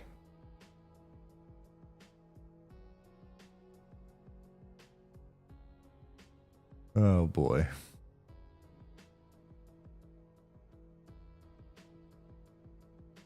Oh, this is nice. This is 9 p.m. in Harrison, Michigan. Getting our Christmas snow, y'all. Lots of people, so many people are getting a white Christmas this year.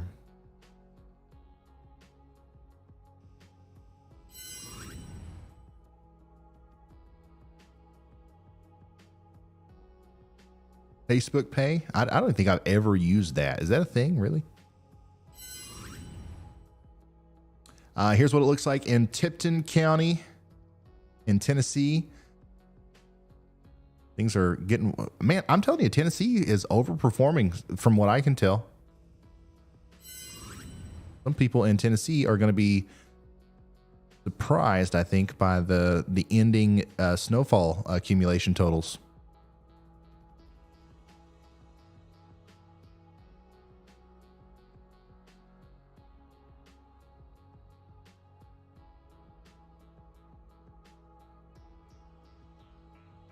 Kevin, thank you so much for that, man.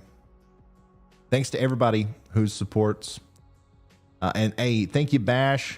Everybody say thank you, Bash, for gifting 10 Ryan Hall y'all memberships. How much do you think Lexington, Kentucky will get? Also, I'm not excited to take my dog out to the bathroom in the morning.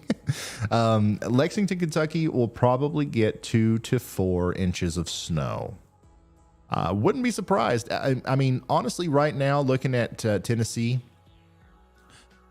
some of these places are going to end up with a little bit more snow than what was originally forecasted. If this continues to compile, if this energy continues to get, I guess, more intense as it gets closer to Lexington, I wouldn't be surprised if some areas got maybe a little bit more than that. But 2 to 4 is my official call there.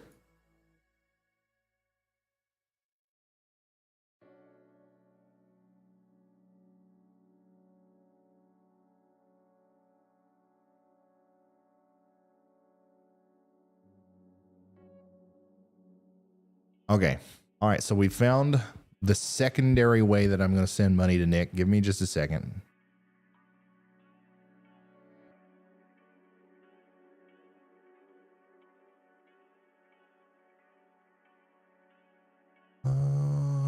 Do you know how Apple Pay works? Yeah, I think so. 710. Oh, sorry.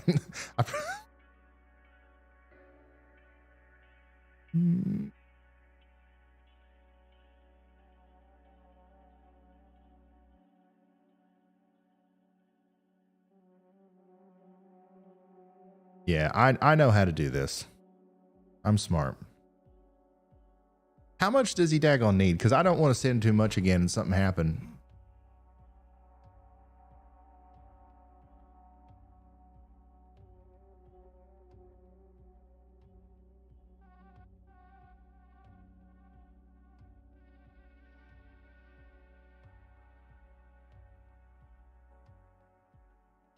Yeah, I almost said his phone number out loud. Because I'm dumb.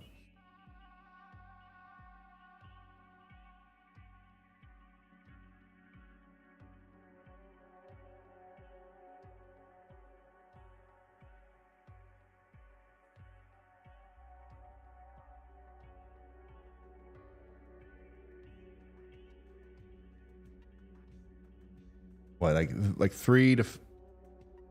Okay. All right. I sent way too much the first time. I don't know what I was thinking.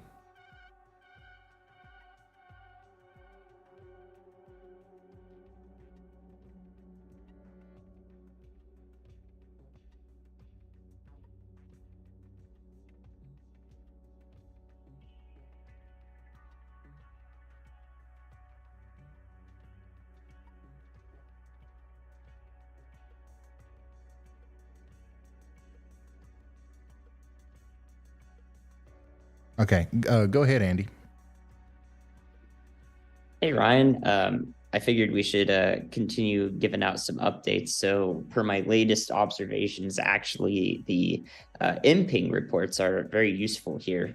I can see that it is transitioned to snow for a lot of the Nashville metro area in Tennessee, as well as Florence, Alabama, and then also Tupelo, Mississippi is all snow now. So we've got a good amount of snow reports in the Gulf states.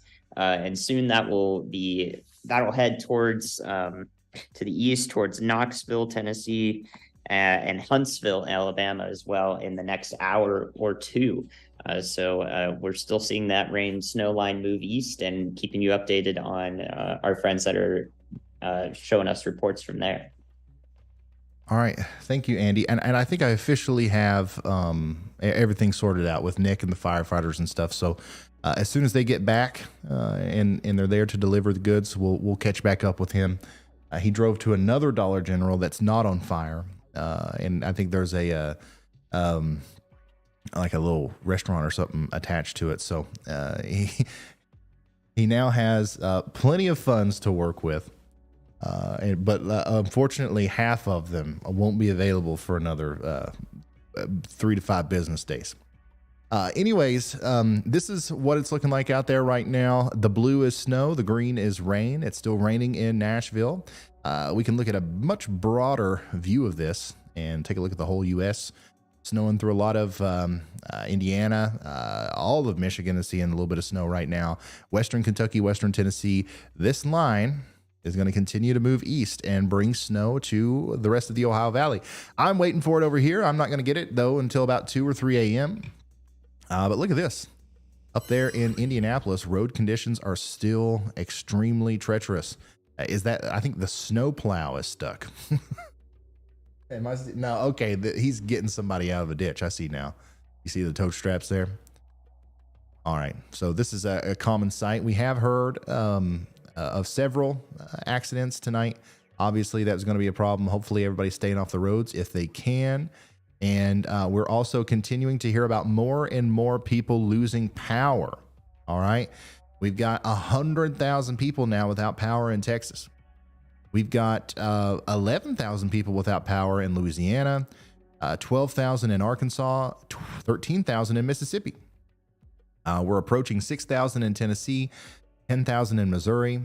And so, yeah, people are losing power more and more so as time goes on. It's going to get colder overnight, and more people are going to lose power. I think that we will probably have at least a couple 100,000 people without power at some point tonight.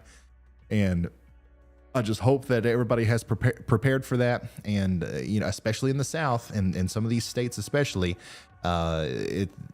this is going to be really hard on some of these people because they're not used to this kind of weather. Negative 25-degree wind chills in Arkansas and Mississippi. Are you kidding me? That is not normal. And hopefully people are getting ready for that. Residents with snowplow should be plowing residents city streets. One thing you should cover. So somebody's telling me that residents with snowplows should be plowing, but residents cannot plow city streets with their own snowplows unless there is a state of emergency. Well, I didn't know that. There is a state of emergency in quite a bit of these states, but I don't think specifically in Indiana there is, if I'm not mistaken. Bruh, come on. Y'all are doing this just to make fun of me now. Greenville, Indiana, shorts and t-shirts, no socks, with 2 yalls of snow on the ground and still coming down. Sally, I appreciate it. Thanks for sending that in.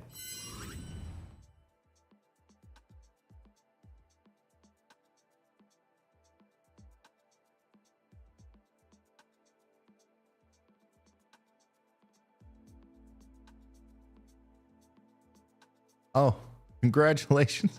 The store, Shop Ryan Hall, the Twitter account reached 1,000 followers on Twitter. Thank y'all for following the shop account. What is this now? Dew-o-meter? The dew-o-meter. I like that. Man, you can tell that we've got some Southerners watching tonight. Don't have a yalometer just yet, but we do have our dew-o-meter with y'all measurements. I love it. Very creative.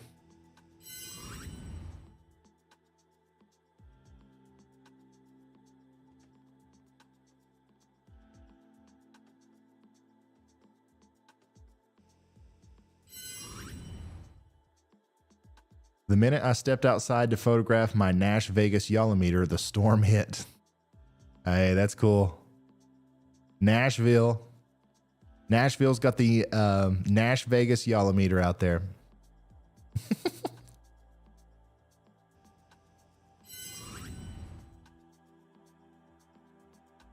If you want to send your picture or your report in to me, please do so on Twitter at Ryan Hall, y'all. And if you're trying to enter our Yalometer competition and you're trying to win $1,000, all you got to do is send me a picture of you measuring the snow or just a picture of you with the Yalometer on Twitter or to pics@ryanhallyall.com via email.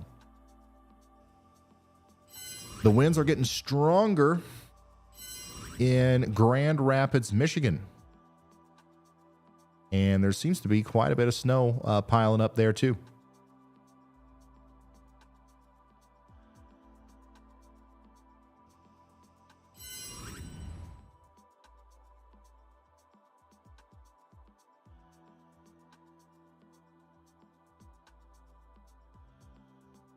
Yeah, it looks like they got the truck out.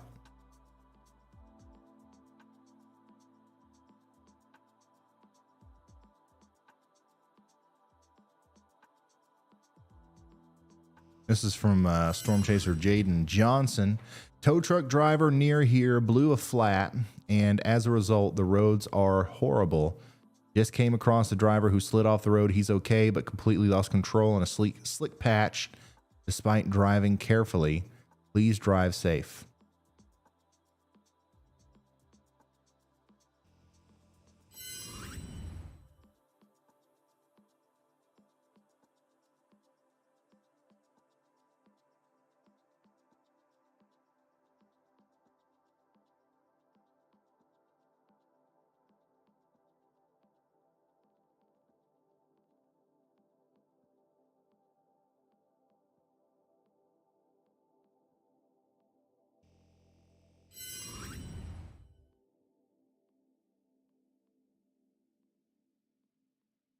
If you're just now tuning in, we're talking about a life-threatening storm that's currently walloping the U.S. We're trying to have some fun with it, though, by looking at the snow totals and stuff with the yallometers. Even though we're not seeing a whole lot of snow out there, it's still fun to kind of look at the totals and look at different stuff like that. The main problem that we're having now is the flash freeze that's going on out there. It's raining in Ohio and Kentucky and a lot of these places right now. It was raining earlier in Indiana and Illinois and Western Kentucky, Western Tennessee. And then all of a sudden it started getting really cold, like in the teens, and started snowing. Now all that rain is freezing and the snow's on top of it, leading to just incredibly bad road conditions. I don't care if you got all-wheel drive, four-wheel drive, y'all-wheel drive. It don't matter. You ain't getting through it. And we're seeing a lot of car accidents out there. We're seeing a lot of people getting stuck, a lot of people in the ditch, and then somebody comes out to get you out of the ditch. And they think because they got y'all-wheel drive, they're going to make it, and then they get stuck. It's becoming a big mess out there. Just because there's not 80 inches of snow, it doesn't mean that this is not an impactful storm. The travel conditions are absolutely insane. And then on top of that, we've got wind chills going 20 to 30 to 40 degrees below zero. And some of that is getting way down into the south. And now we have well over 100,000 people without power thanks to this. We've already, we're hearing preliminary reports that this storm's already taken 7 lives. And my job is not only to kind of relay the forecast and go over the weather and all that stuff, but my job is to try to convey the seriousness of this event so we can lower that number in the future, because the storm's just going to continue to affect more areas. So the number should go up theoretically. But if we're getting the message out and having people prepare, hopefully it doesn't. The entire eastern U.S. Oh, wow, dude. The entire eastern U.S. is under some sort of watch, warning, or advisory. I mean, look at this. I don't even know. I don't even know what to say. Like, this right here is an accurate reaction. That's crazy. All right, I'm retweeting this. If you guys want to see these numbers up close, everything in the orange up here is a blizzard warning. Everything in the pink is a winter storm warning. We also got some of those in the Pacific Northwest. We've also got some ice warnings back here, and then a hard freeze warning for the deep south. But look at this. 11 million people under a blizzard warning, 60 million people under a winter storm warning, 10 million people under a high wind warning, 26 million people under a coastal flooding warning, 80 million people under a wind chill warning, 40 million under a hard freeze warning, 18 million under a winter weather advisory, 22 million under a flood watch. I mean, this is nuts.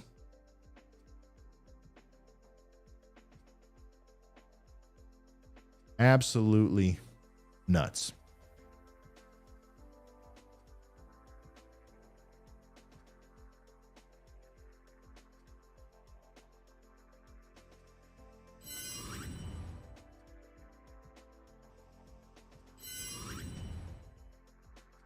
Me.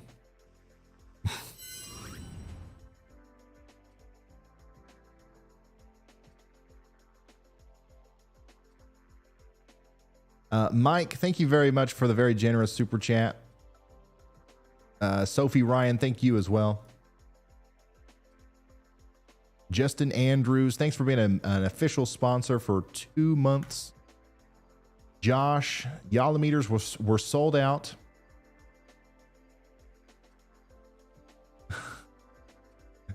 The Yallometers are no longer sold out, by the way. You can get one. Anyways, let's see here. NCH says, I remember when I first found your channel in March 2021, it blew my mind just to see the fancy red light effects whenever you got a tornado warning. It's insane what you've accomplished since then. Keep up the great work. Thank you. I appreciate that. We don't have any fancy blue lights or any colored lights for blizzard warnings and stuff. They're not as urgent. But I think the snow streams are a thing of their own. And I think that these are, in my opinion, they're more fun to do. I even though this is definitely a serious situation. I mean, we're sitting here talking about traffic accidents and fatalities and stuff. For the most part, because it's not, it's not like a tornado where it's like immediate. It's like, okay, if we don't get this very specific information out in the next 5 minutes, people are going to die. The whole thing feels a little bit more laid back, and it's enjoyable. I think some of the less serious ones, though, in the future, where we're mostly just talking about snow and not like deadly cold, I think those will be even better.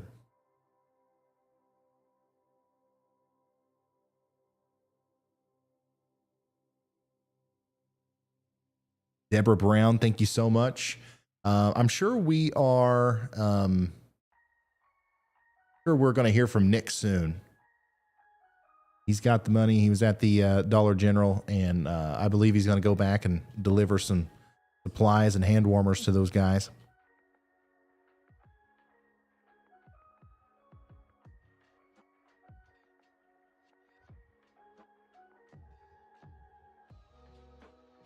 How much snow in Cincinnati, Ohio? I think you guys could see a 2 to 4 inches. That's a good guess. I wouldn't be surprised if you got a little bit more than that. But within 2 to 4 is where I'm thinking. The manger looks pretty cold tonight in Magnolia, Kentucky. Oh yeah, it's looking very cold.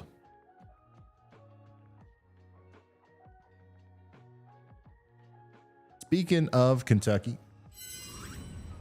Chris Hall is in London, Kentucky, where he's awaiting the snow. Right now in London, Kentucky, it's 45 degrees. The snow's still pretty far off from him. I would say it'll be midnight or just after before we switch over to snow in London.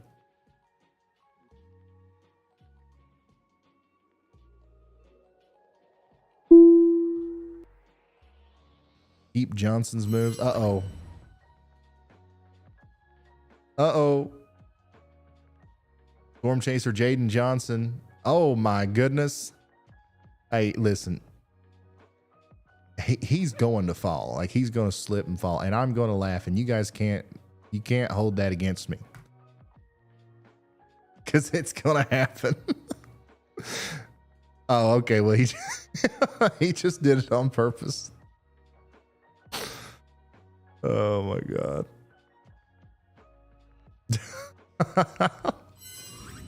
I love it when we get to work with Johnson. He always dances at some point.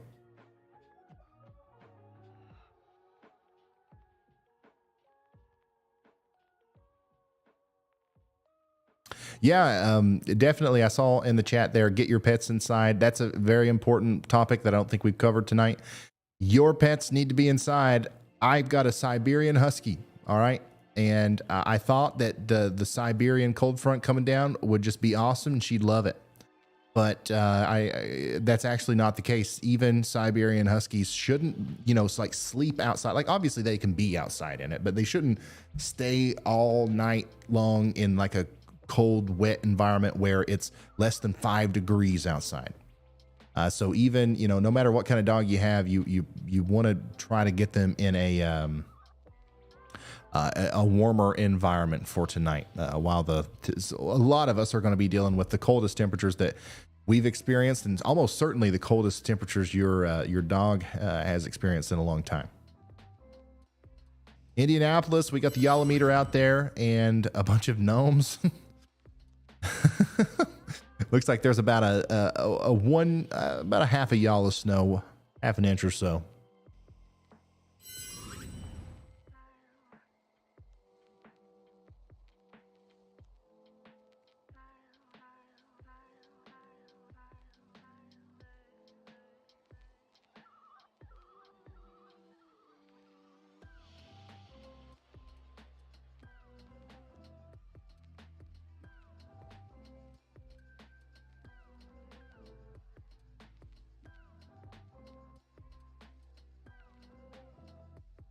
about a half an inch or so. Peach Cobbler says, hey, Ryan, my mom and I are huge fans of yours, and every time you post a video, she texts me about it to let me know. Keep doing what you're doing. Absolutely. As long as you guys want to keep watching, I will be here for you. I love doing this. I've got no problems, no quarrels with it. My goodness, it's already getting pretty nasty out there in Louisville, Kentucky. Look at that. Valley Station in Louisville, Kentucky. The roads are treacherous right now.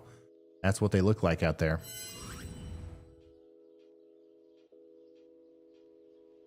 And in Hopkinsville, Kentucky, it's still coming down really good. Look at this. This is from Victoria. Thank you, Victoria, for sending this in. In Hopkinsville, Kentucky, snow's coming down and it's super windy. The temperature has already dropped to 12 degrees.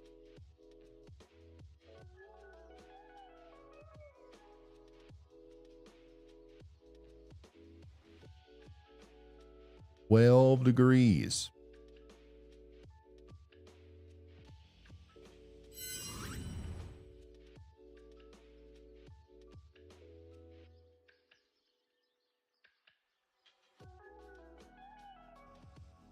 I don't know where this is, but the snow is coming in sideways.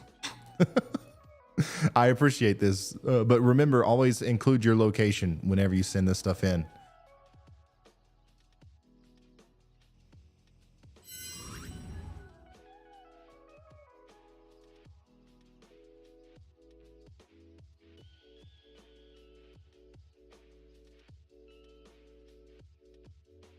Yeah, can we take a peek at the Pacific Northwest real quick? Yeah, we can do that on the forecast, and we can take a look at the watches, warnings, and advisories, and some of the latest information from the National Weather Service up here.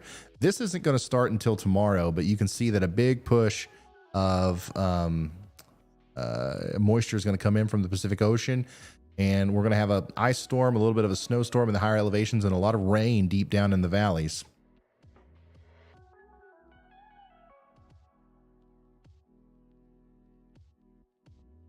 Let me show you this graphic from the National Weather Service in Seattle.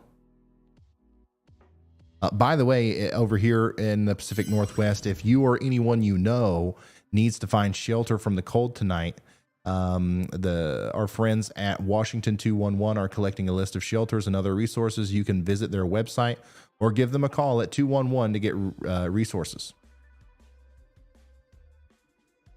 But I was wanting to show this.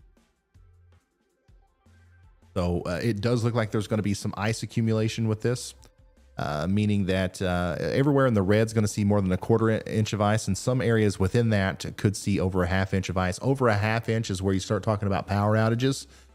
Anything under that is not necessarily a non-problem, but it's mostly just slick. We're talking about slick roads, slick sidewalks, and stuff like that. But over a half an inch, especially when you throw some wind gusts on top of that, that could definitely cause some problems out here in Washington. My camera has died again. That might be a sign that I need to take another quick water break. Andy, you got some comments or what? I can try my best if you want to set me up with something, Ryan, to start with. Let's see. Hold on. Let me draw some information from chat. Oh, what about Canada? Can you talk a little bit about Canada? Because even though we talk often about Buffalo and like all these places really close to the Canadian border, we never mention a lot of the actual what's going to happen in Quebec and Ontario and places like that. So can you touch on that briefly? Yeah, can do. That'll do nicely, actually. Thanks, Ryan. We do care about y'all international folks, even though Canada's like, just north of us.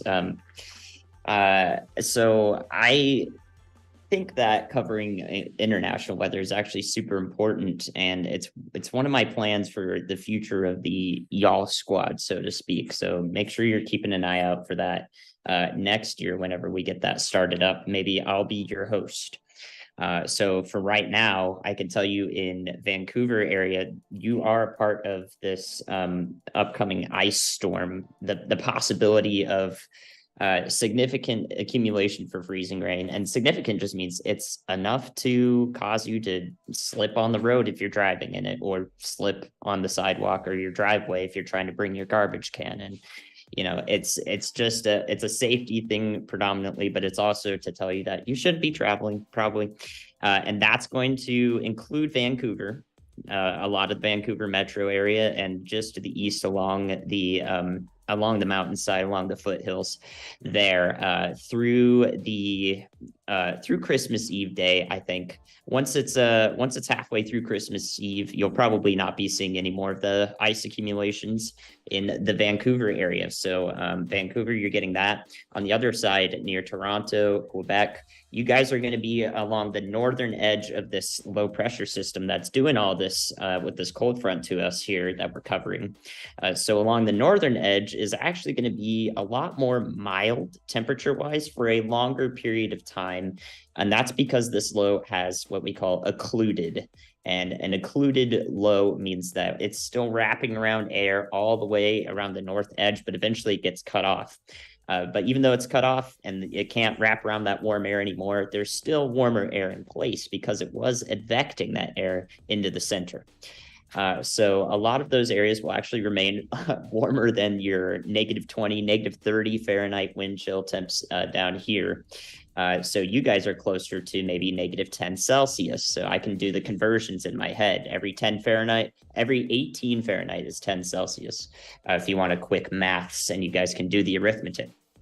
So Toronto area, you're probably going to experience the wind chill pretty soon, but you'll be spared from it for the longer duration that maybe Ohio and Indiana and areas along that river valley are going to experience it. And up there in Montreal and areas in Quebec, you guys, again, will probably not get those colder temperatures for a while, but you'll still be below freezing, so that you'll get more snow rather than it being rain first and then snow. You're probably used to it if you're up there and you're watching. So that's what I have to say about that. It's why we haven't really, or it's why we've touched on, the northern tip of the glove of Michigan. Why is it not, -30 there, but it is -30 to the south, right? It doesn't make as much sense, but it's simply because of where this low pressure center is and how it's drawing the air around from the Atlantic Ocean into it. So pretty cool. And if you're just joining us, I'm meteorologist Andy Hill. If you haven't met me yet, this is my scuffed setup while I'm on vacation, but I still want to help you guys out with the stream. So happy to be at your service and give you some good weather information. All right. So we're just looking at Cincinnati. I'm going to go back to the U.S. cities. I'm sorry. I know Toronto, Montreal, you guys are all familiar with snow and even some winds. It's still going to be bitter, but I think you got it. And I think me saying that you got it means that, yeah, you're confident you got it. So it's just starting to snow in most of the Cincinnati metro area. So Columbus, Ohio, in another hour or so, you guys will get that snow line eventually getting to you. And yeah, like Ryan said, I don't think we've reiterated it recently, but we will be going for another 4 hours, 5 hours even tonight, possibly for the duration of this stream as we track this cold front and receive your submissions for our $1,000 giveaways that we're going to do. What do you think about that, Ryan? Beautiful. Love it. Thank you very much. Guys, everybody say thank you, meteorologist Andy Hill, in the chat for always coming in clutch with the awesome information whenever my camera dies. and also during whenever there's just something new that pops up that we need to turn our attention to. So if you're just now tuning in, my name's Ryan Hall, and you're watching coverage of the Great Cold Front of 2022. We're also kind of touching on this system that's moving into the Pacific Northwest as well. Looks like there's going to be a winter storm with an emphasis on ice around Seattle. And that's interesting. I was just showing a graphic showing where that ice accumulation could set up. And right now it looks like around a half an inch would be some of the biggest ice totals. So we'll keep you updated on that, but this is a loop of what that storm's going to look like from start to finish. And yeah, I've got to show you this. We've got the disappointment meter from Somerset, Kentucky, but listen, you're not going to be disappointed for long because the snow is coming. It is coming. I can promise you that.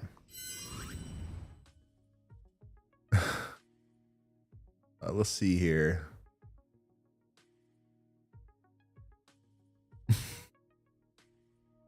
Wait, what is this? This is from Dina. The snow is starting to stack up, y'all, and the y'all squad shows up. Ryan Hall streaming. I know him. I love it.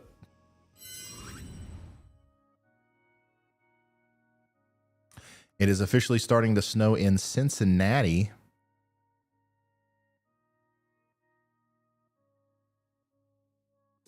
Which makes sense, I think.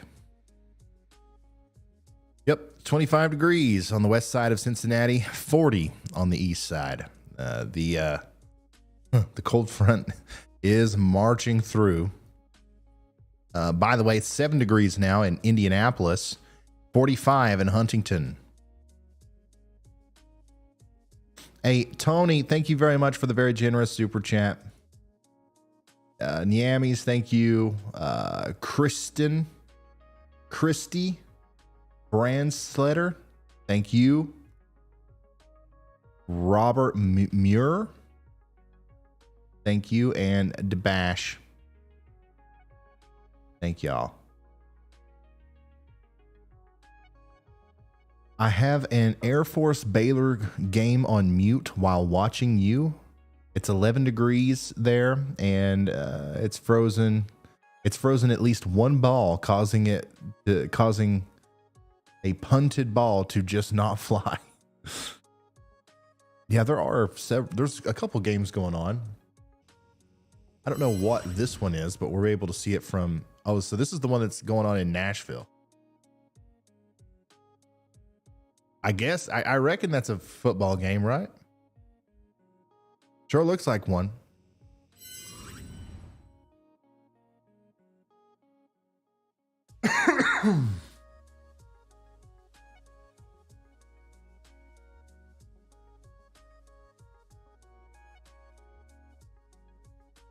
Oh, it's snowing good in Cincinnati now. This is from Casey Lockard.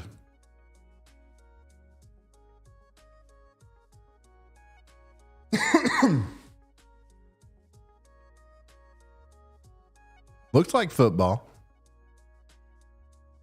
No game in Nashville tonight. Well, the lights are on at the stadium.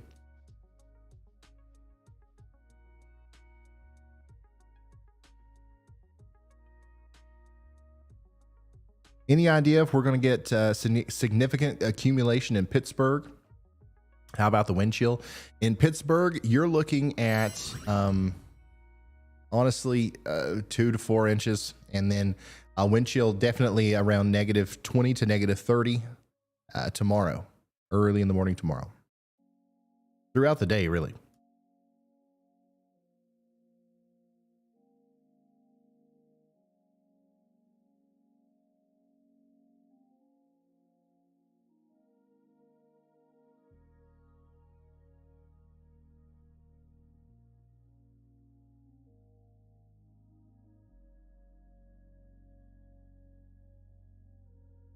Andrew says I-65 near E-Town is iced all the way over. I believe it.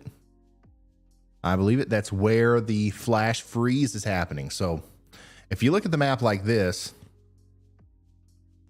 if you look at the current map like this is the rain snow line. So it's raining in front of that line, snowing behind the line. This is what I would call the flash freeze line. So anything behind this line is where the flash freezing is occurring, some in between there. So in Cincinnati, for example, it's been raining. Now it's starting to switch over to snow. And then within an hour or so, everything's going to freeze. Everything. You're not going to be able to drive around on it or anything. DJ says, snow in Paris, Tennessee. It's 13 degrees and it's like a frozen tundra wasteland. Man, it looks like fun.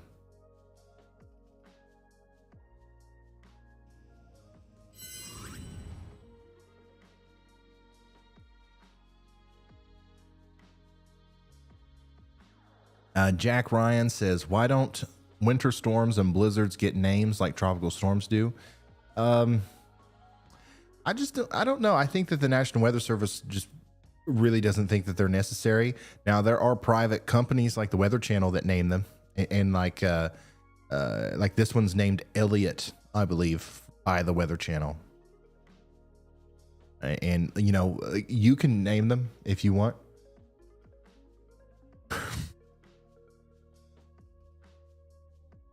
No, I personally am against naming winter storms. I don't see it. I don't know why we would do that.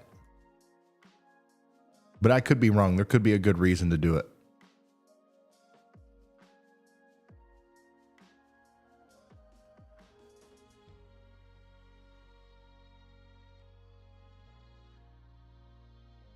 Hey, Mary Tyler, thank you so much for becoming a member.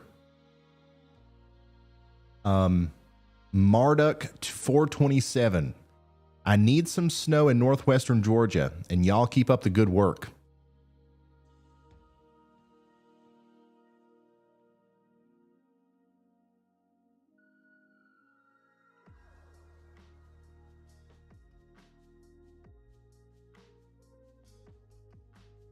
Oh yeah, it's coming down in Tip City, Ohio now. This is from Colt Thompson. Thanks for sending this in. You can see it's wind blown and everything.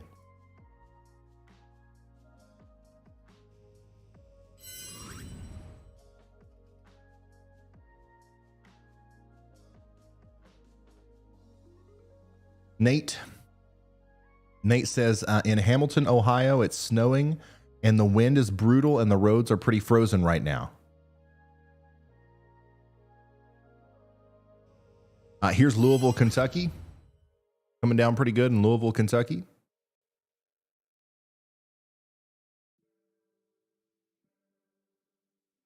Emily, Montgomery. It's starting to snow hard now in Bardstown, Kentucky. It is.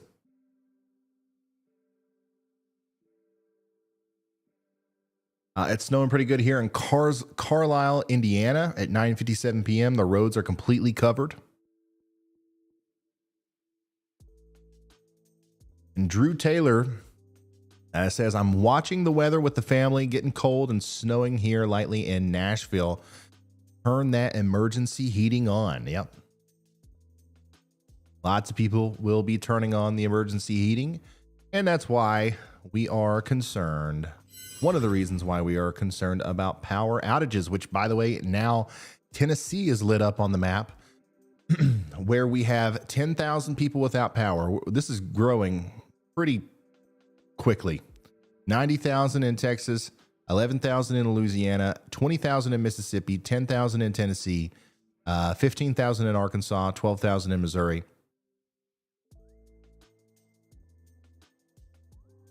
So already close to 200,000 people without power.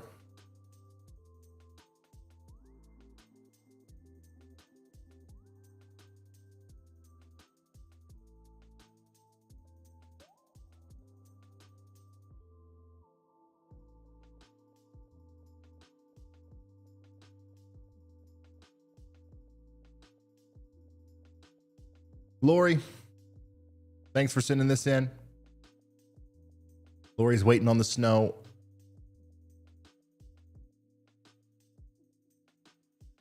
And Mike from Carroll, Ohio, is also waiting on the snow with his Yolometer.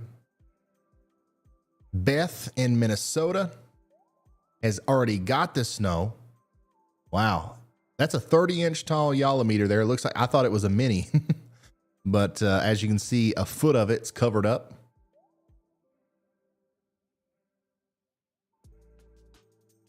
This is Levi in Indiana.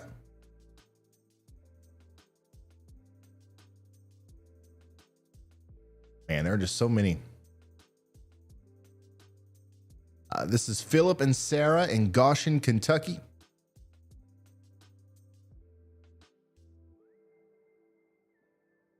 Holy smokes, y'all.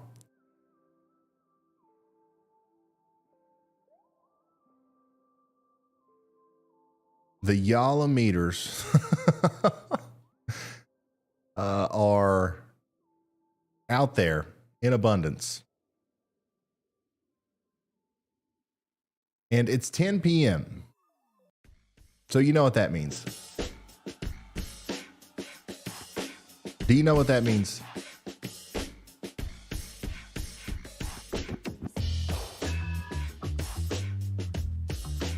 It means it's time to give away $1,000. We're gonna randomly pick one person who sent in a Yalameter picture or snow measurement picture, and we are going to give them $1,000 right now. But I'm only going to do it if we can annoy the moderators and make the chat go really fast. Let's see some hype in the chat.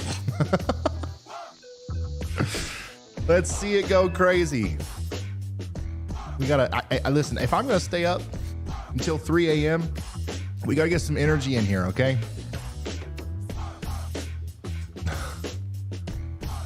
Because it's not snowing yet.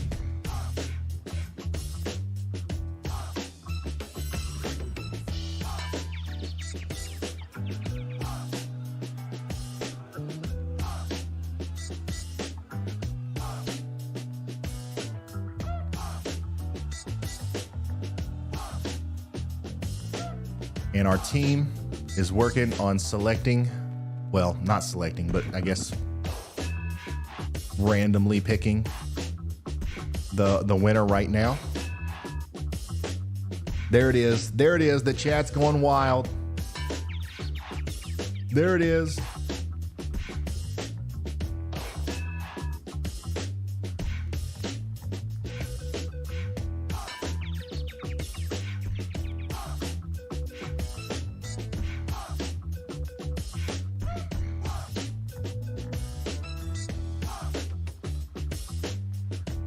So remember, what we're going to do is for this one, we are going to randomly select one. So the team is currently compiling all of the images that have been sent in, and they're going to randomly put it into a randomizer and randomly select one to get $1,000.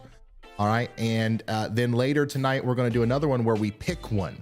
We actually pick one. And we're going to judge it based off of creativity. All right. So if it's really cool, if you've done something really cool with your Yalameter, or if you've created something really cool and creative, we're going to pick one of those and also give you $1,000. So this isn't the only one that we're going to do tonight. Remember, if you want a chance to win $1,000, this is something that we could do in the future multiple times. Like if we've got another big snowstorm in the future, we might give multiple people $1,000 during a stream. I don't know how we're going to do this, but one surefire way to be entered is to have a Yalameter. And one surefire way is to make sure that I'm able to pay out to the winners is to make sure that you buy Yalameter. So if you want to go to shopryanhall.com and pre-order you one right now, you are going to have the best snow measuring device in the world. Okay, you can get the mini. All right, you can get the mini, you can get the regular, or you can get the extra. The mini's going to measure up to 12 inches, or y'all's. The regular's going to do 30, and the extra will do 42. That's as big as we can get right now. It costs a lot to ship the 42-inch ones because we have to put it in a big box. But guess what? You only pay $2 flat shipping for any Yalameter that you want to get. Go on over to shopryanhall.com and make sure you get one before the next stream, before the next snowstorm, right? Everybody, if you're going to wish you had a Yalameter if you don't have one already. All right. So, The oh yeah, no purchase necessary, and we've got the links and all the information in the chat from our mods about if you want to read up on what the how everything works. All right, so here we go. We are randomly selecting one now. Once again, I want to see the hype in the chat. We got to see the hype in the chat.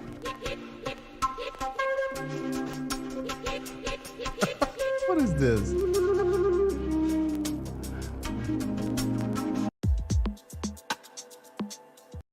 Oh, here we go. This is the one I wanted. There we go. All right. We're going to get the hype in the chat. We're going to pick this winner. We're going to give you $1,000. And then we're going to get back into covering the weather. Let's see you get this on the Weather Channel. Are they giving you $1,000? Lord, no. Come on now. All right. Here we go. The chat's got to go a little bit faster than that. Just a tiny bit. All right. But for real, everything has been leading up to this moment. We have thousands of YOLOmeters in circulation, and a lot of you guys have sent them in today. We've compiled all of your submissions, and we have randomly selected, drum roll please, this one as the winner. This is from Callie in Atlanta, Georgia. Callie in Atlanta, Georgia is our randomly selected winner today. $1,000. So I guess, I don't know if this came from email or Twitter. Somebody on our team will know this. We'll reach out to you either through the email or through your Twitter account, and we're going to send you 1,000 buckaroos. Everybody say congratulations to Callie in Atlanta, Georgia.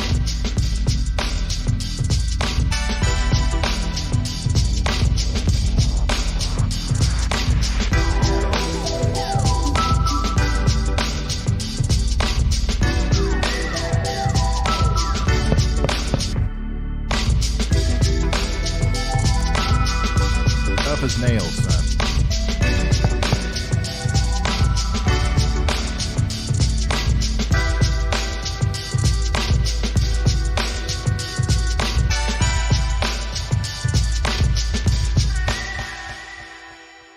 All right, looks like that one was sent via email, so somebody on our team is going to send you an email, and I guess all we'll need from you is a Cash App or a PayPal, and I'll send you $1,000. How cool is that? How cool is that? That's so fun. And thank you guys for playing along in the chat and making sure it was very hype. I'm sure the moderators are loving it.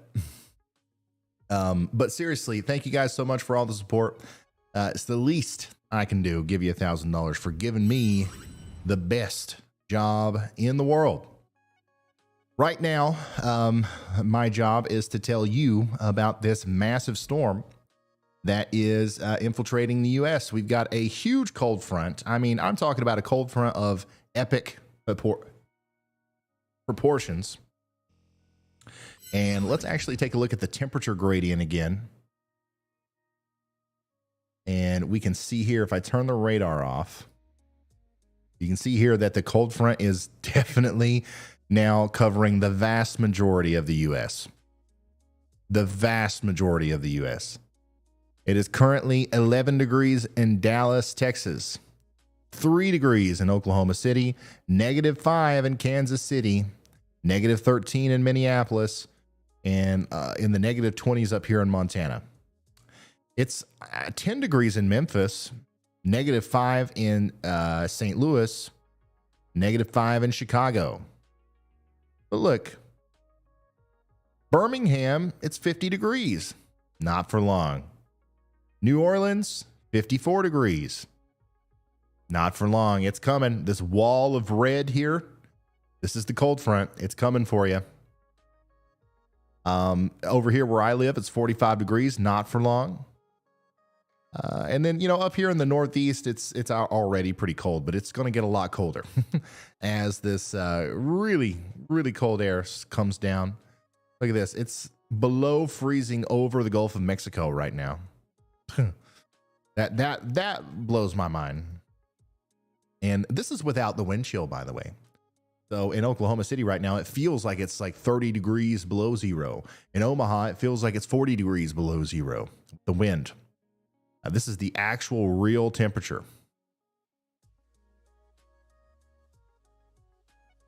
This is the actual real temperature.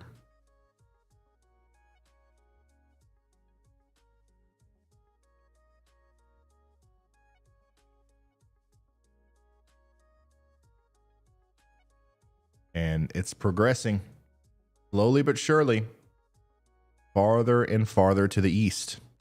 Look at how sharp the gradient is here near Huntsville. It's 44 degrees on one side of the town, 38 on the other. Same thing up there in Cookeville. The cold front is just now coming through Lexington. So you should be able to feel it out there if you step outside. Lexington, Kentucky. The snow is lagging behind a little bit, but it'll get there.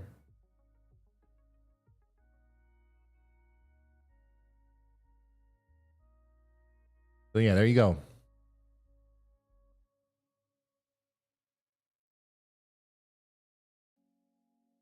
Have we heard anything else from Nick?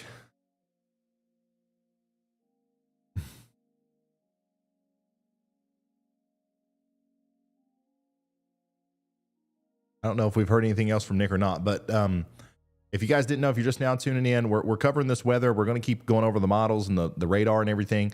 But also, we've got a storm chaser out there that came across some firefighters who needed food and hand warmers and stuff, and we're getting them. We're literally buying them for them. And drinks. Looks like we've got them some drinks too. And hand warmers, which is something that they desperately needed because they were literally putting out a fire and it's 0 degrees outside. Imagine dealing with water, putting out a fire and the wind's blowing and it's 0 degrees outside. So, yeah, here's Nick on our way back to Girard to drop off supplies with the help of the Ryan Hall, with the Y'all Squad. That's awesome. Thank you, Nick. That's super cool. I don't know. There's multiple people with him, so I don't know exactly what and all they got, but I see drinks in his. I see a whole buggy full of hand warmers in the other guys. I don't know what they're doing for food, but I mean, just how cool is that to see that unfold in real time? We're going to make sure those guys are taken care of, though. And if they need anything else, I'm sure we can make sure it's taken care of. From the Kentucky governor, folks, please stay weather alert and avoid travel. Conditions are worsening quickly with roadways becoming hazardous.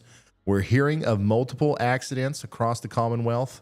If you are an essential worker, make sure to have a vehicle kit in place. Stay safe, Kentucky.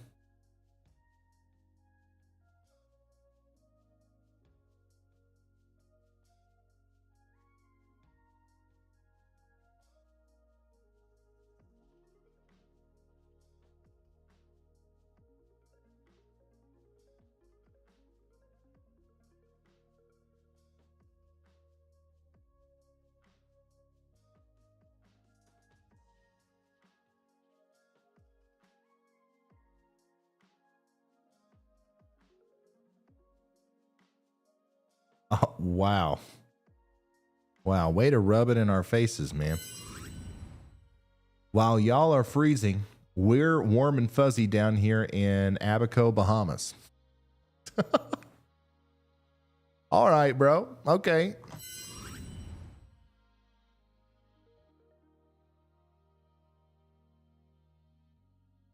Oh, yeah. Yeah. We already have the winner's Cash App.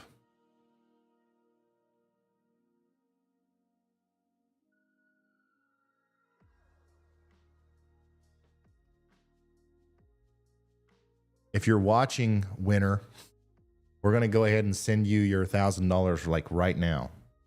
Live. I mean, seriously, I mean, most of the time in situations like this, what do you got to do? You got to wait 24 business days. You got to have a meeting with the tax attorney.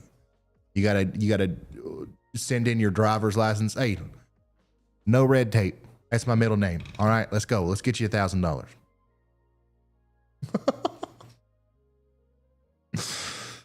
Okay. By the way, this is not sponsored by Cash App, but it should be.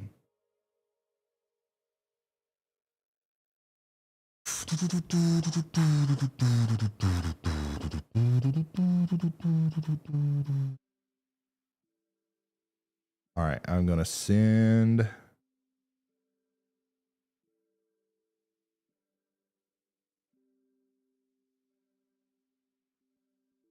$1,000 to our winner.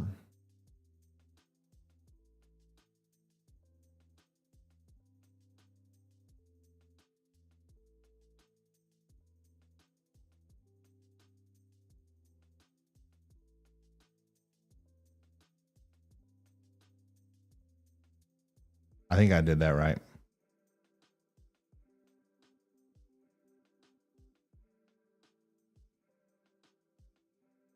Yep.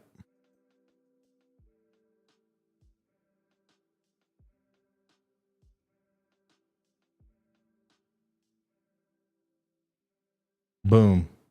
Boom. Sent. Done. I don't know how to show you guys without like doxing her information. So I'm probably just not going to do that. But yeah, it's sent. $1,000. Thanks so much for sending in your Yalameter picture. It really does mean a lot that you guys are buying these giant rulers, and it's awesome. I'm happy to do it. My kid loves y'all's. Not much done in Midland, Michigan yet. It's coming. It'll keep going. Don't you worry. You've got plenty of y'alls on the ground, by the way, already. More than most of us.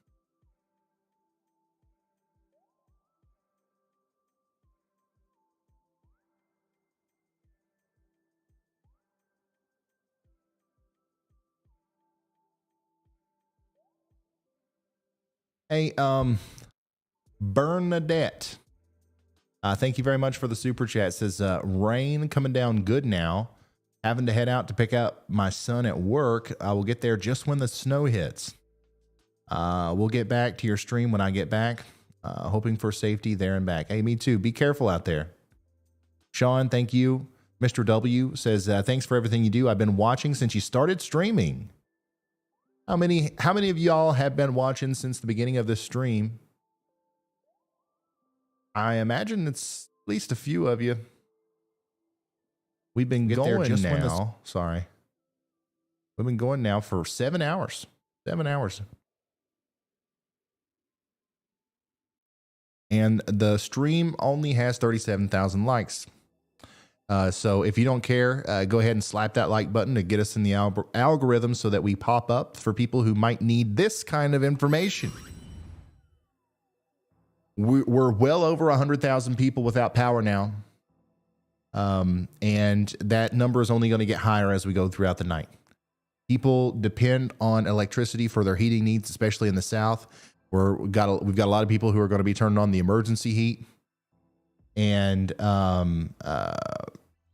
so that's going to put a really heavy demand on the power grid and probably lead to more outages. So here's how you stay warm when the power's out.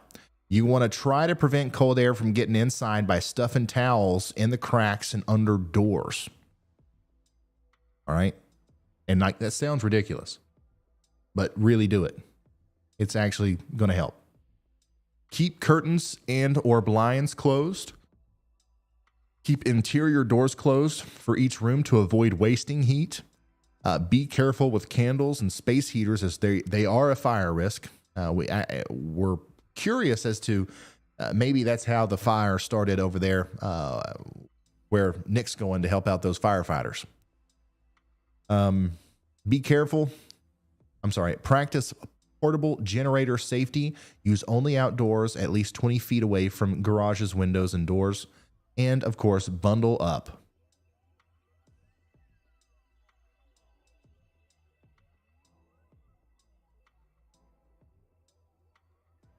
Too cold for heat pumps. That's right. We've got supplemental propane fireplace at my house that will be running this evening. And because of that, a lot of you guys will probably be doing something similar. You also want to make sure your carbon monoxide detectors and stuff are batteries changed in them and they're working and all that good stuff. Let's see here. Hey, look here. Eric's been a member for 12 months. Just hit the fan here in Frankfurt. You won't be disappointed when it gets your way. It looks like the North Pole outside. Ooh, I'm excited. Any updates on snow totals for central Indiana? I don't have any sort of official numbers yet. But I'm sure we'll start getting something soon. I honestly, there's not even many reports in. There's a 2-inch report north of Louisville, and there's a 2.5-inch report just to the west of Cincinnati. I'll have to look into that to see if there's any more reports out there. How much is Union, Kentucky, and Cincinnati looking at for the rest of the night? It started snowing an hour ago. I think that some places out there near Cincinnati very well could get 4 or 5 inches of snow for sure. Love y'all's content. What about Mooresville, North Carolina? It's going to get cold, but not much in the way of snow. Dorian, thanks for becoming a member. Portland, thanks for being a member for 5 months. Courtney says, I'm a hospice nurse out here in Burlington, Vermont, running to patients in their homes. Well, we appreciate you. It's a good reminder to check on family members, neighbors, friends, elderly people, people who, just check in on them during the course of this storm because it could actually save a life.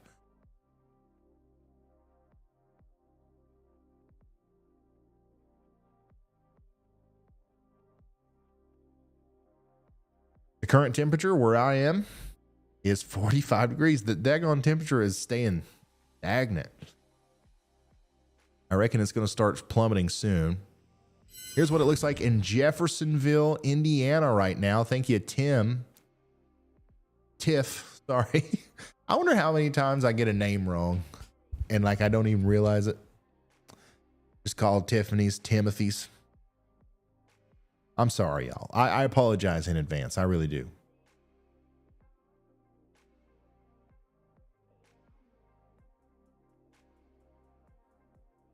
And daggone, our Kenzie from the social media team sent this in. Where she's in Christian County, Kentucky. Got about 2 y'alls of snow. And look at how smooth it is. It looks like she just stuck it down in some styrofoam or something.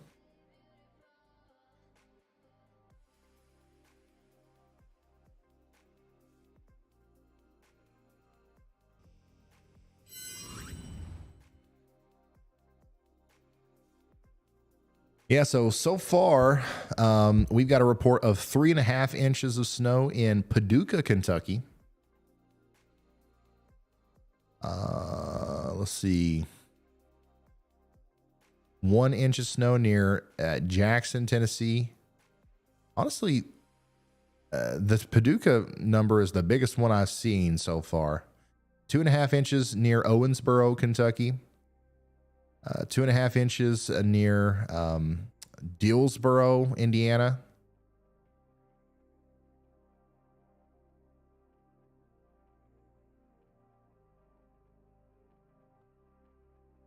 Oh, here we go. Our Y'all-a-meter contest winner. I got it. I'm so excited. I can't process the thoughts. Imagine tuning in to the weather and then walking away from that experience $1,000 richer. You gotta love it. You gotta love it.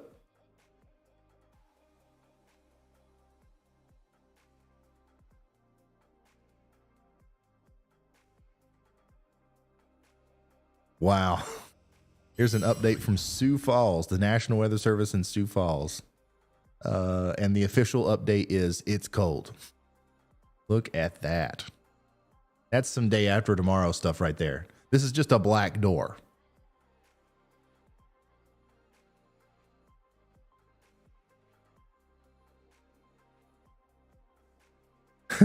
They tagged the National Weather Service in New Orleans and said, get ready because it's coming. Holy smokes. The great cold front of 2022. It'll be a very long time before we ever see something this big as far as a big cold dip like this again. Affecting so many people.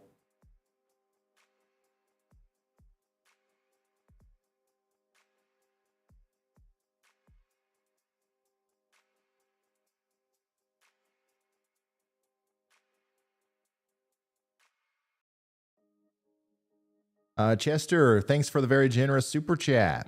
Says, just passing by. Enjoy the stream. Stay warm. Thank you. Jared says, I'm in northern Maine, and it kind of seems like the normal winter for us.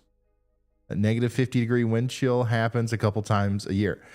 In northern Maine, I'm sure it does get pretty cold a couple times a year, yeah. For the vast majority of the rest of the United States, this is something that hasn't happened in a long time and will not happen again for a long time, especially in December.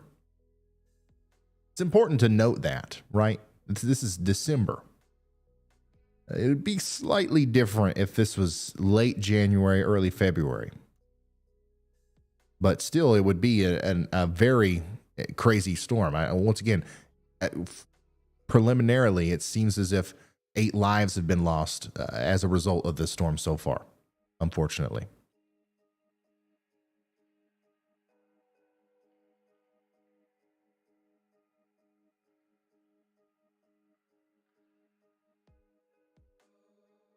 I normally do sports. Everything is canceled here for the next couple of days. So what better time to ask the sports guy to come in about 5 hours earlier than he would normally wake up, go stand out in the wind and the snow and the cold and tell other people not to do the same. I didn't even realize that there was a 3:30 also in the morning until today. It's absolutely fantastic, Ryan. You know, I'm used to these evening shows that are only 30 minutes long, and generally on those shows I'm inside. Is this real? Is this real? So this is a really long show. Tune in for the next couple hours to watch me progressively get crankier and crankier. How do I get that Storm Chaser 7 duty? I feel like Clint got the better end of that deal. You know, that thing's heated. The outdoors currently is not heated. Well, I'll tell you what, Ryan, I've got good news and I've got bad news. The good news is that I can still feel my face right now.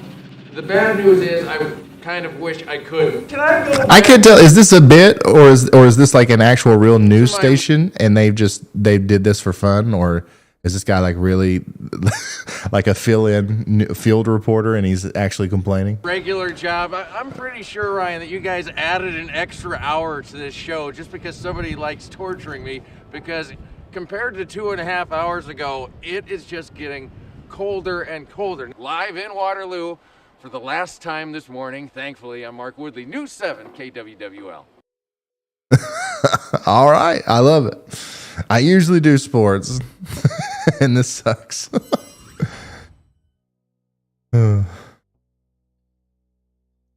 When the sports guy does the weather.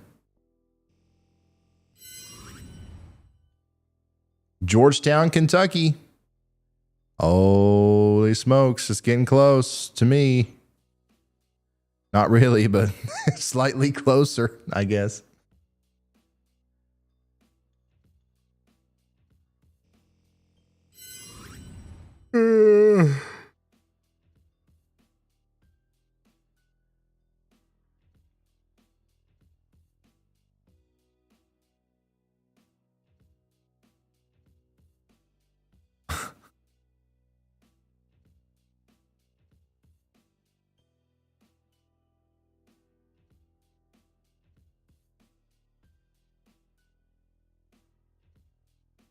Yeah, by the way, if anybody's just now tuning in and you don't know how to send pictures and videos and stuff, you can send your snow reports, your videos, your measurements, whatever you want to do. Even if it's not a snow report, it's just a general weather report in your area. You can send that to me on Twitter at Ryan Hall, y'all. If you have a Yolometer, we're going to continue to do this competition. I just gave away $1,000. I just gave $1,000 to somebody for sending me a picture of their snow. We're going to do that again at the end of this stream. But instead of randomly selecting somebody, we're going to pick, our team is going to pick whichever picture or idea is the best. So get creative with it. If you've got a funny idea or a good idea that utilizes the Yolometer, send that to us and we'll pick a winner here at the end of the stream for that. And you'll also get $1,000.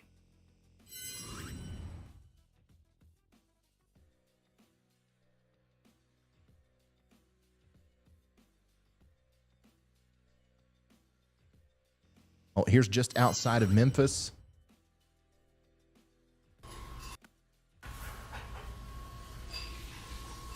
This is from... What is it, kids? Ginger. Is it snowing? Thank you for sending that in, Ginger. This is Covington, Ohio from Susan. So the snow is definitely coming down now.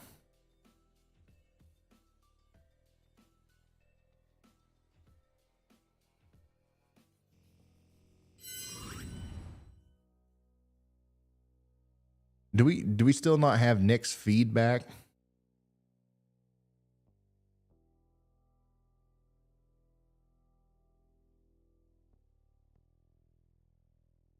All right, guys.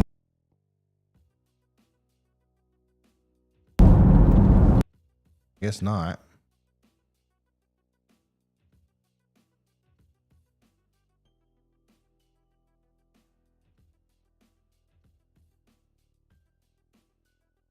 As soon as we get it back, though, we'll get an update from him. This is Johnson in Will County, Illinois now. So they've actually went quite a bit farther south. So Johnson and Brian were in Chicago earlier. Now they're getting closer to Manteno, Illinois. And you can see that the wind is really starting to pick up. Really starting to pick up out there. Look at this. This is just south of Chicago in Illinois right now. We've got a storm chaser there. We have another storm chaser. Just a little bit farther to the east. I've got a couple other ones I want to add back.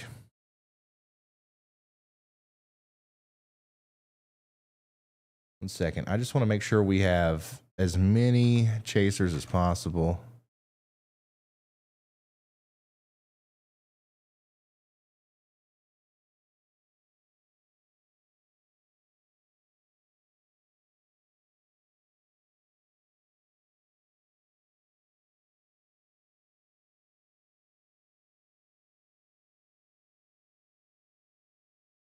Jennifer's not there anymore.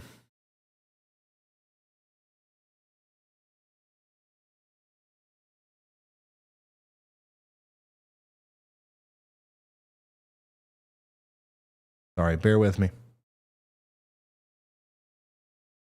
Bear with me. We're working on some back end stuff here to make sure that we've got chasers.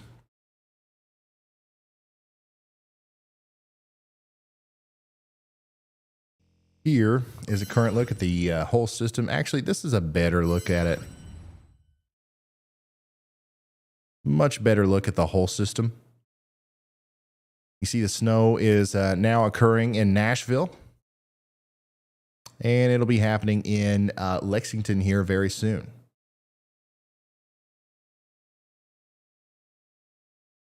The freeze before Christmas. Texans and a lot of people in the South are facing dangerously cold temperatures just before Christmas. In the North as well, but it's a little bit more anomalously weird, I guess, in the South, and maybe some people are a little bit less prepared for it down there. Therefore, it will have more of a negative impact.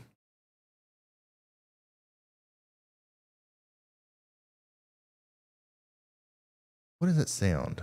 That's a message, right?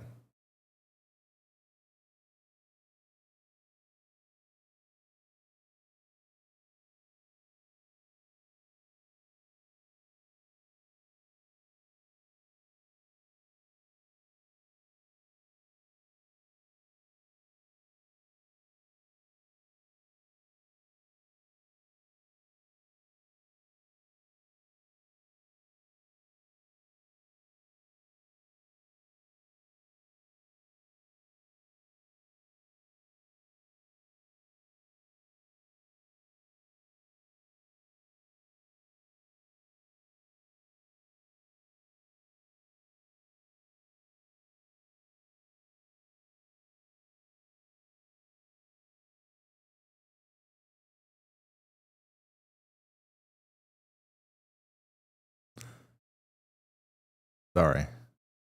There's got so many things going on. A Facebook message. That's what it is. I just need to close out of Facebook.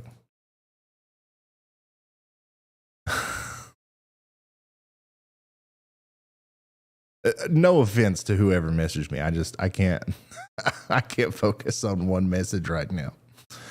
Oh.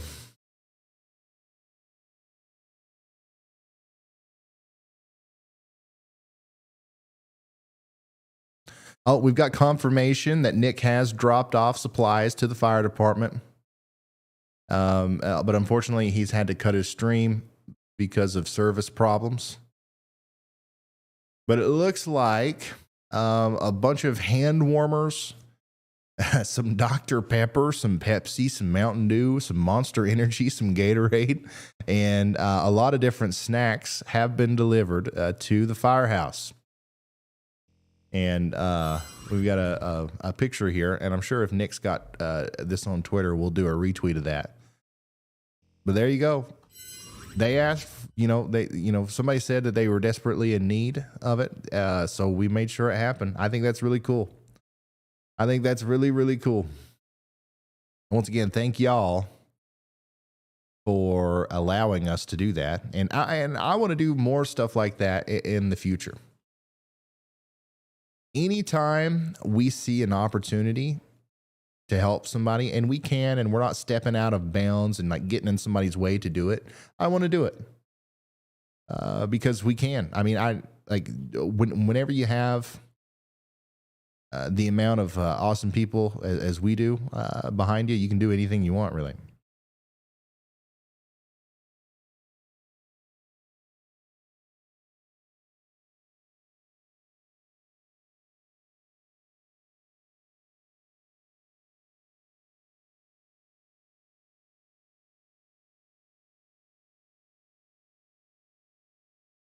Y'all squad did it. The y'all squad done showed up.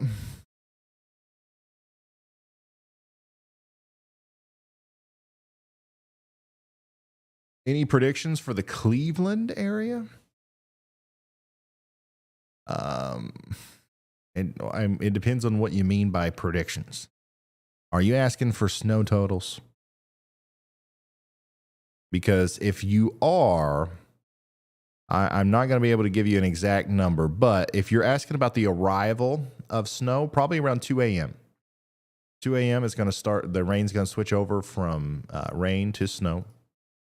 And then if you're wondering how much snow you're going to get, then my answer to that is probably around 2 to 5 inches.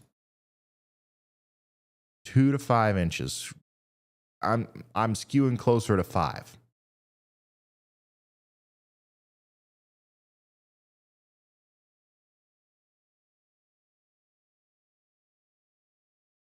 Is Asheville, North Carolina getting any snow? Yeah, it'll get snow.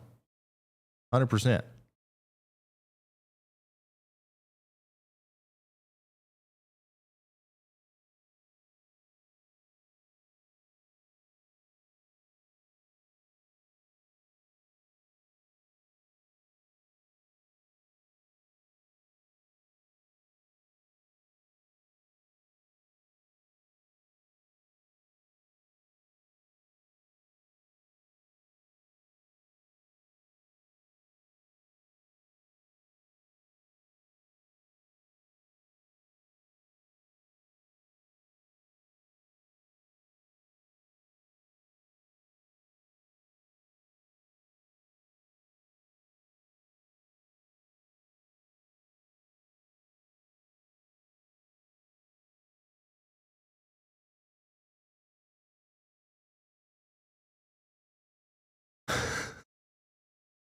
Now we're back to everybody wanting to know what's going to happen in their city.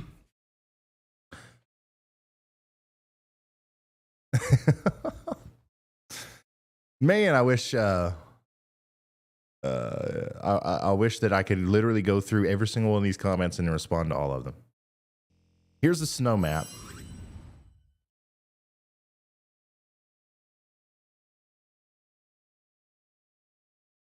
Okay, the light blue to the dark blue is going to be 1 to 3 inches. The dark blue up to purple would be 2 to 4. The purple up to pink is going to be 4 to 6. Pink is and plus to green is going to be 6 to 12.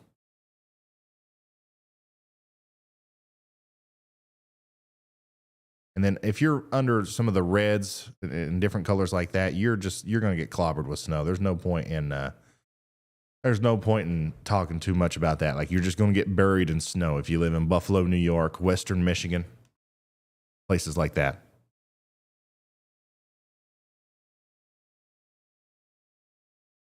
Peter, thank you for the very generous super chat. He says, this is for helping those firefighters. Thank you for being awesome.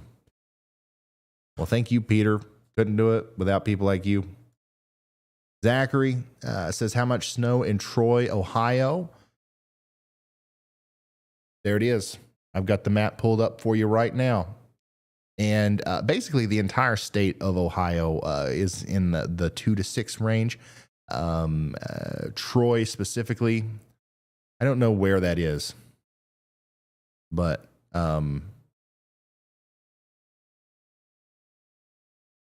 I thought I could find it real quick.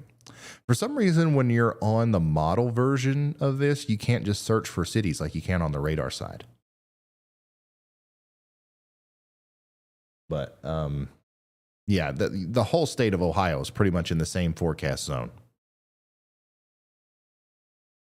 A general 2 to 6 inches. The more purple you are, the closer to 6 you're going to be.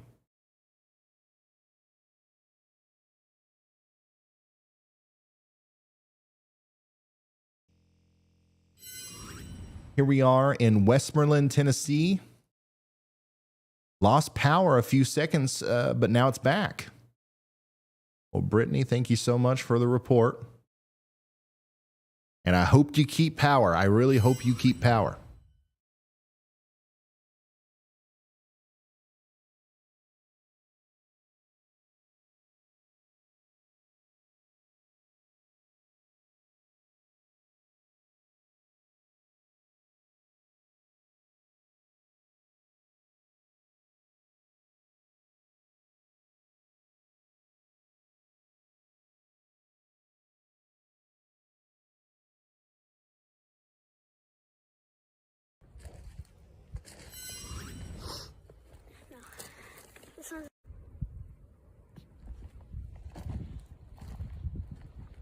Been snowing for a little over an hour in Franklin, Tennessee. The lifeguard is ready for sledding rescues with his milk and bread.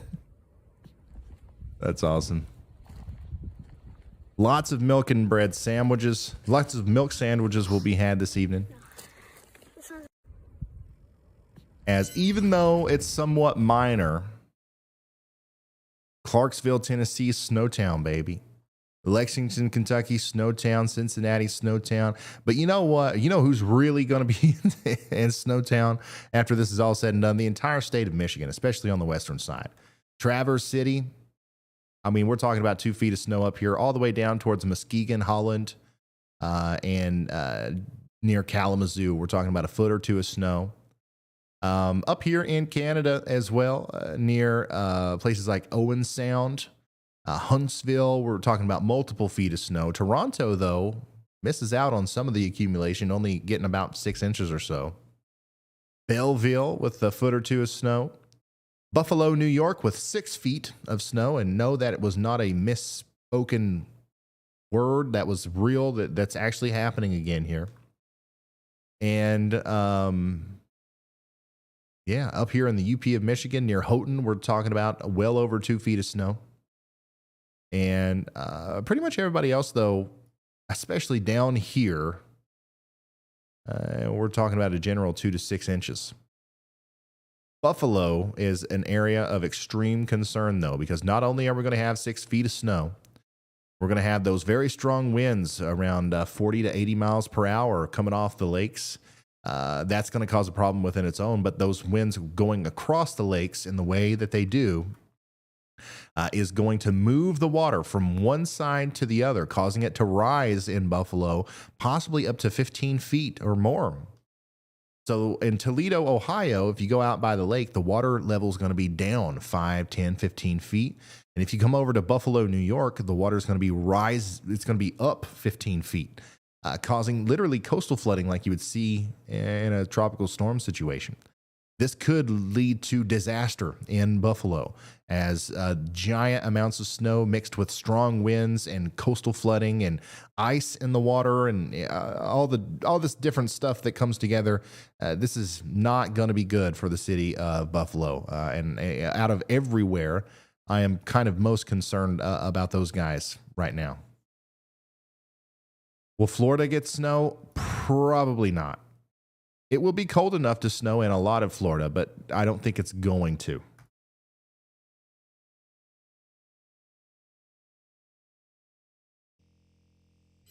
Just hit 1 inch here in Cincinnati, Ohio. I hope this is creative enough. I want to help my mom get her car fixed. Well, look at that. I love it. Thank you so much for sending in your report. I appreciate it.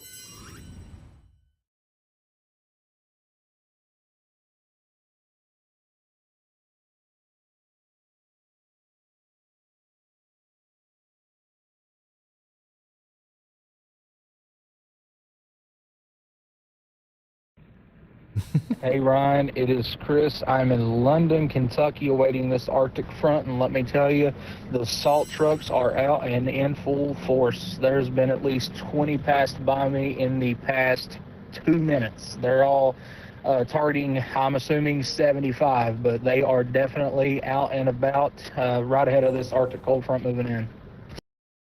All right, thank you very much, Chris. Keep us updated. That's Chris Hall out there in Laurel County, Kentucky, in London.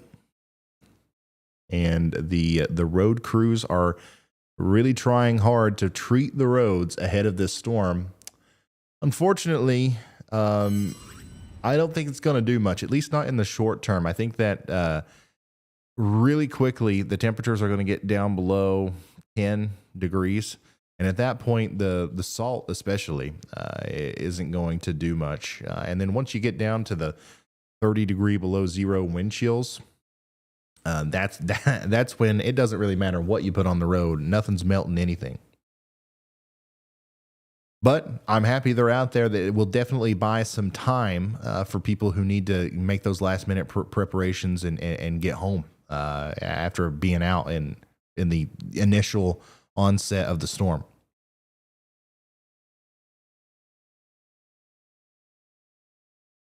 It adds a little traction, which is nice. Yep.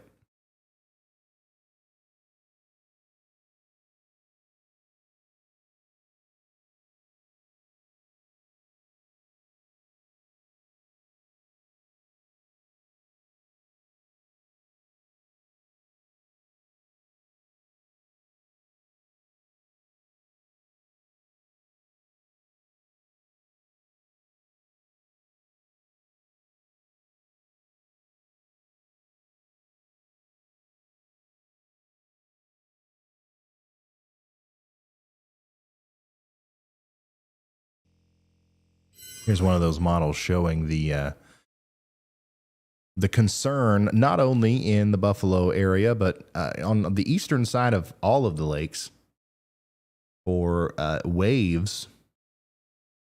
Waves maybe in excess of 20 foot.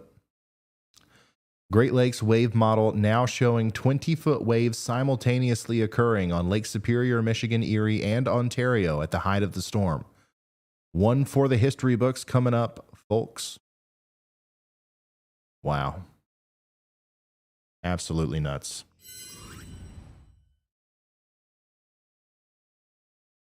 They don't call them the Great Lakes for nothing.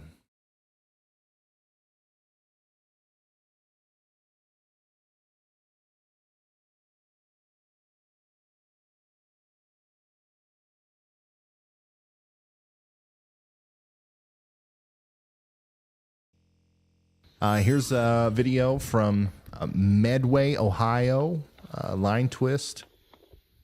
This is near 675 at Interstate 70. Thank you so much for sending that in.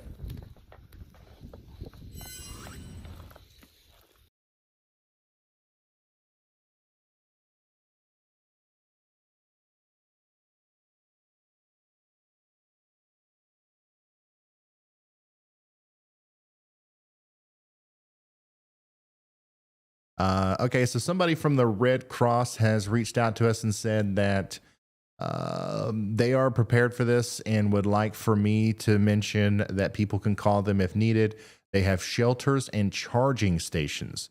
And the number you can call if you are interested in that or if you need that is 1-800-733-2767. 1-800-733-2767.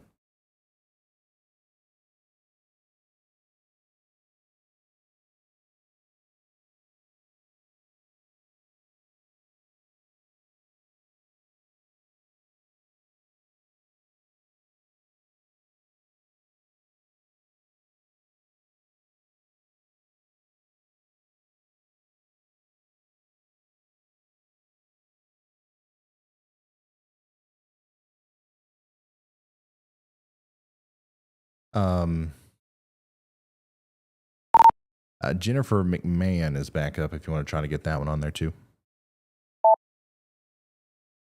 What you're looking at here is a live look south of Chicago in Illinois right now.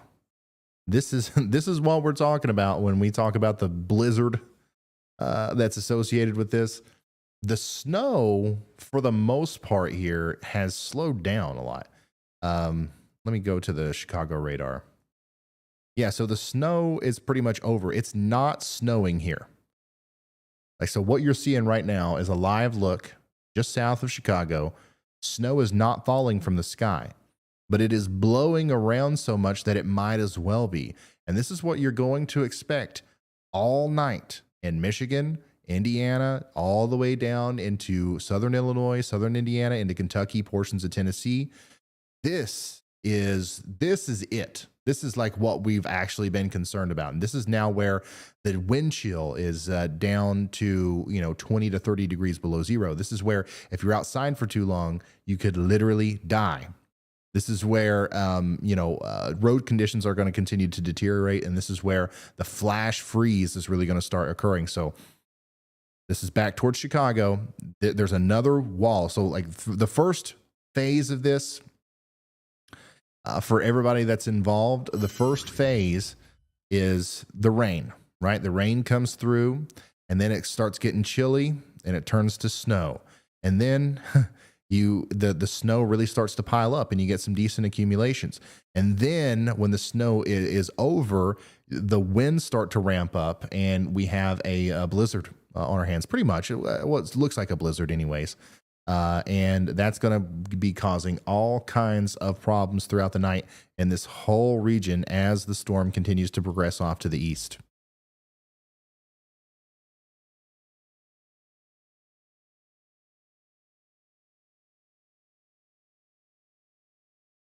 This is Nashville, Tennessee.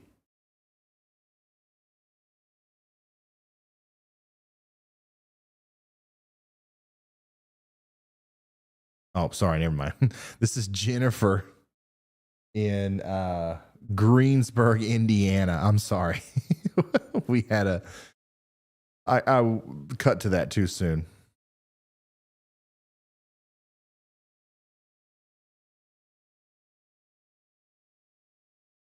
John, thank you very much. John, he says it's -6 degrees here in Missouri and the wind chill is -30.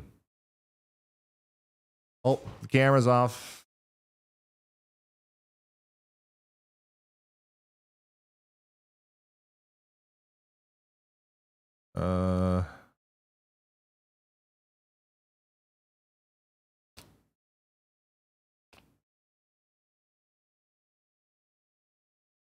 I think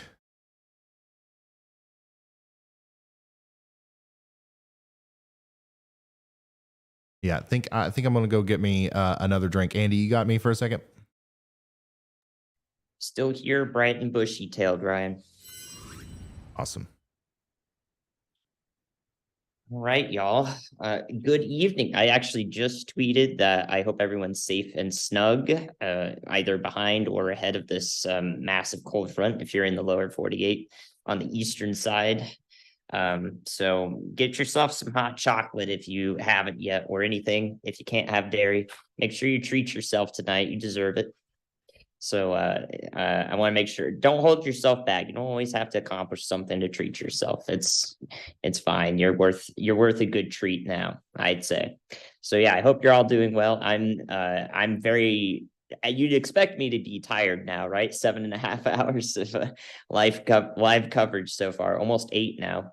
And we'll be going another 4 hours. So I'm just getting more and more excited, actually, because I'm here in Asheville, North Carolina, in the Appalachian Mountains, with Ryan in the Appalachian Mountains. And that front doesn't get here till 2:33 a.m. And right then we're going to see the transition to maybe a few flakes and the possibility for thunder snow. If I can manage to capture one flash in the distance, I will be very pleased with today's results. So that's what's on my list as we go into the night here. So I hope you're looking forward to that. If we could get thunder snow on the stream, that would be phenomenal. We have Chris Hall storm chasing in eastern Kentucky near Ryan. He's been in my DMs all night. He hopes to get some thunder snow. I'm sending him out there for it. Hopefully he stays safe though. And then Ryan himself is going to probably switch to some mobile footage at the end of the stream so he can show you guys. Maybe we could catch some amazing thunder snow and have a nice Jim Cantori reaction where we pop off. So it's good to see you all. Yeah, I know everyone thinks that this thing is my hair. I don't understand how you guys look. My hair's right here. Is it really the same color? Y'all are hilarious. But we do need to keep all of our friends in mind who have imperative travel plans or must do so for their work. So it's important that we're thinking of the weather that we need to relay to them. That's why we're here, to have a good time, but also to, deliver efficient and effective information. So I do want to reiterate that a flash freeze is still one of our primary concerns today and tomorrow, and even into early Saturday, with heavy or fast winds, strong winds blowing over any standing water that may have fallen today in Pennsylvania, New York, even Virginia. Any standing water that's there when this cold front comes through, it's going to freeze over. That's basically, for all intents and purposes, that's black ice. So yeah, definitely a major problem. If you can look outside your window and see some pooling water on the road anywhere, tomorrow, you're not going to want to go out there for sure. As long as you're on the eastern half of the US. If you're in SoCal, you're good. You're good. But if you're in the Pacific Northwest, you're not good, because there's also an ice storm up there ongoing through most of or some of Christmas Eve for our friends in Portland and Seattle and Vancouver and even Spokane. So just know that we're keeping an eye out for you as well. Yeah, we're waiting to see what the results of, or rather the consequences of this cold air barreling through Texas are. I imagine that overnight tonight, Houston is going to get close to record low wind chills in the single digits Fahrenheit, and that's pretty significant down there. So I hope that everyone was able to, or has their faucets dripping. If you're in Texas, keep a few faucet lines open and dripping through the night at minimum. That's very important that you do that to prevent pipes freezing, because you don't quite have the infrastructure down there. Someone in Minnesota, for example. So make sure, if you're worried about your pipes, it's better to have them going, or even better, if it is a little too late now to go outside and turn the water main off. Probably it's a little too cold, but if you can manage it, do what you think is best for your house and your water pipes there. That's important too. Yeah, I hope the power grid holds as well. That would be delightful. It doesn't look like it's going to be a major ice storm for most of Texas, which is what would accentuate power outages and grid failures, kind of like how we saw in February 2021. So I don't think it's going to be that bad. But if you do lose power, make sure you've got things to keep you safe and snug. Once again, like I said. All right. Thank you, Andy. All right. No problem, Ryan. Glad to keep going through the night with you. Guys, we're going to come down here to Johnson's feed once again and see what's up down there. And then we're also going to take a look at a couple of other things. I want to, Andy was just talking about power outages, and I agree with him. I don't think it's going to be as, I think the comparison to the 2021 event in Texas specifically is not a good one to draw. But I think that there's going to be power outage problems for a much larger area overall, not just Texas. And when we're starting to see that unfold now on our map, let me show you here what that looks like. Currently, 90,000 people without power in Texas, 10,000 in Oklahoma, 20,000 in Missouri, 12,000 in Tennessee, 18,000 in Mississippi, 13,000 in Louisiana. So this is growing in size here, the amount of power outages that we're seeing. So far, not bad. But remember, the coldest air, the really bad cold air is still locked up here. And it's going to continue to infiltrate in this direction as we go overnight. And I do think that that's going to lead to some, some pretty bad situations down in this general vicinity. Okay, so make sure you're prepared for a power outage. And then let's see what else we've got going on here. We've got a lot of storm chasers out there. This is Jennifer in Indiana. And then I've still got a ton of reports coming in through you guys. Here's a good one from Canada. This is up to an inch on the Yale meter. Yale meter in Hawkesbury, Ontario. Thanks for sending that in. I really appreciate that.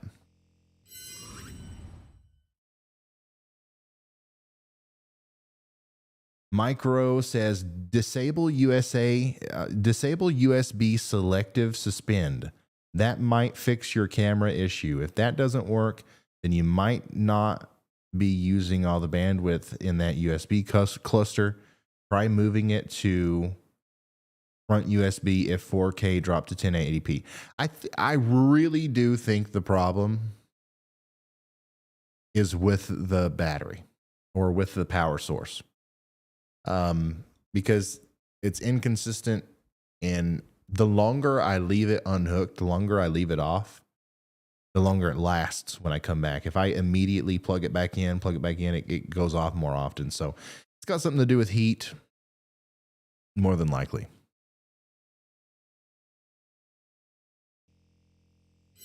The authorities in Iowa said they responded to more than 200 crashes and more than 400 calls to assist motorists between noon Wednesday and 5 p.m. On Thursday. As temperatures dropped, the winter storm moved across the state. People were injured in 12 of the crashes. Wow. The roads are very treacherous. If you want to send a picture or a video of what's going on in your neck of the woods, please do so on Twitter at Ryan Hall, y'all.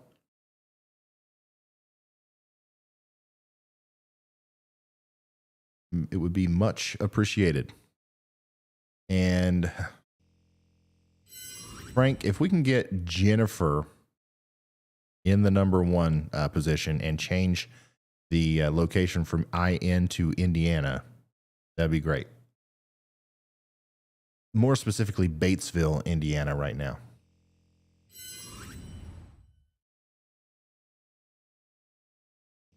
Here's what it looks like in Chelsea, Michigan.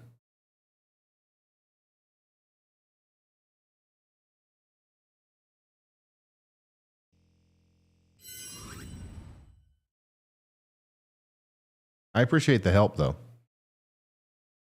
with that selective USB thing.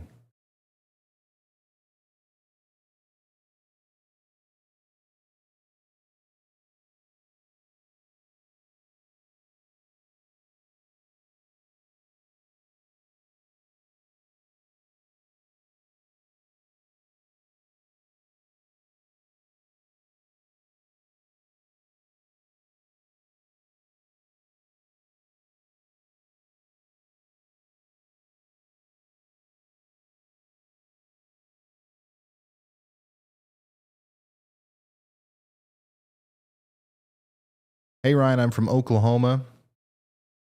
You are so dedicated, and I hope you reach 1 million subs very soon. You are the new #1 meteorologist on the entire internet. Caden, thank you so much for your kind words. I appreciate it. Eric says snowfall projections and predictions for the Finger Lakes region in Seneca Falls, New York. I'll throw up that snowfall map once again. I think that north of the Capital District is where we're going to see most of the snow, specifically in the higher elevations. Everywhere to the south and west of Albany is really going to see 2 to 4 inches. The farther south you go, the less likely you are to see snow at all, especially like around New York City. I don't think there's going to be any snow there. No accumulation, anyways, of any significant regard.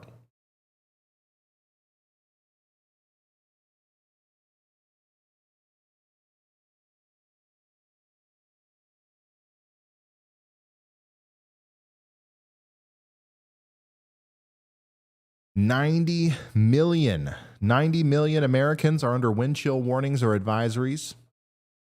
They extend from the Canadian border to the Mexican border right now. Unreal. 60 million people are under winter storm watches or warnings, and 7 million people are still included in the blizzard warning.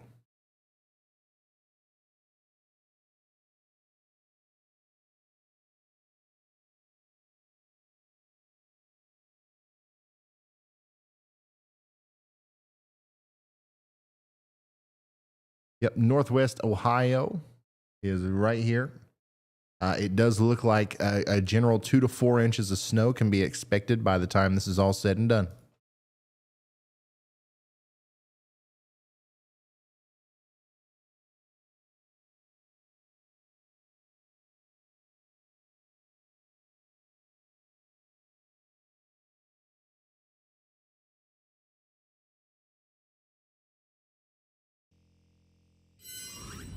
Here's the snow ho ho ho meter. I love it. My temporary Ryan Hall snow meter. Thank you for all. Thank you for all you and your team do. Wishing for a miracle. I present to you the snow ho ho meter. I love it, Crystal. Thank you. Beautiful.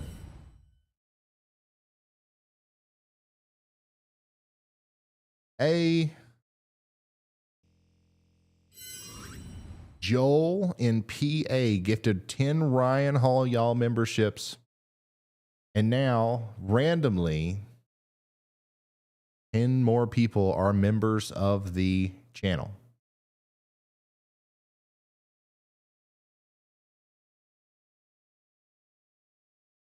Everybody say thank you to Joel. Mallory says, my husband is a firefighter on shift tonight, and for the love of all those around you, please stay home. I agree with that message, guys. Stay home, if not for yourself, if not for your own family, then for the families of the people who are first responders who have no choice but to go help you when you make stupid decisions.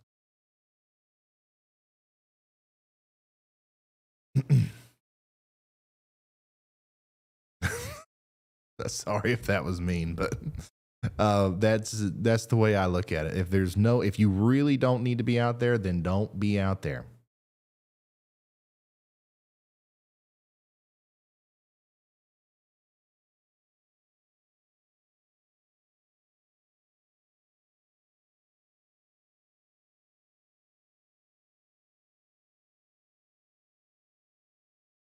Interstate 75 is getting snow covered in Lexington, Kentucky.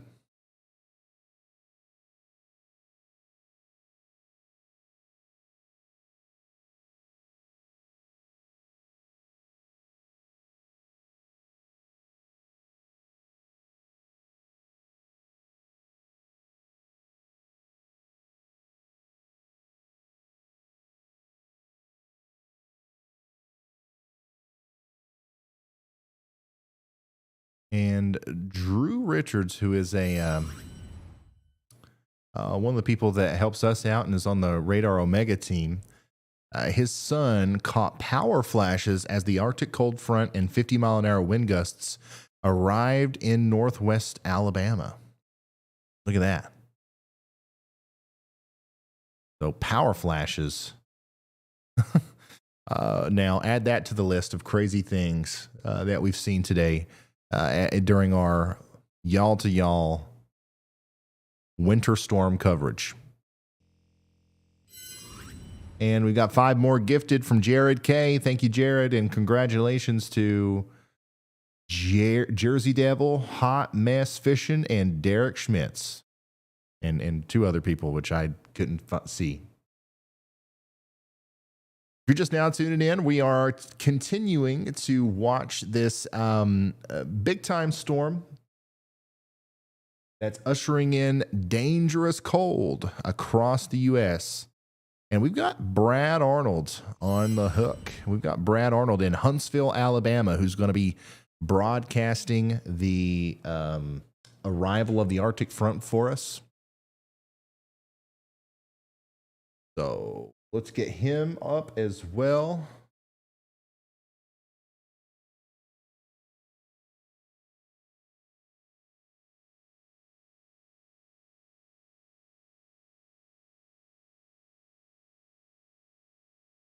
And let's get our other ones back on here. Frank, if you can hear me, if you ever select a YT scene, make sure you go back to directs so that those play. I don't know why it works like that. I'll fix that before the next stream. Put Brad in LSM 1, by the way. I don't think Brett's coming back.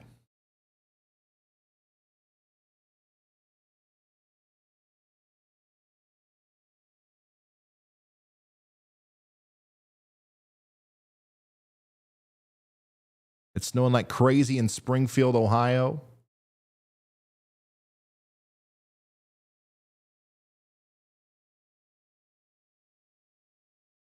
Looks like a lot of snow is still occurring in and around Cincinnati. Dayton. Looks like it's probably snowing in Springfield. The road's already covered in Lexington.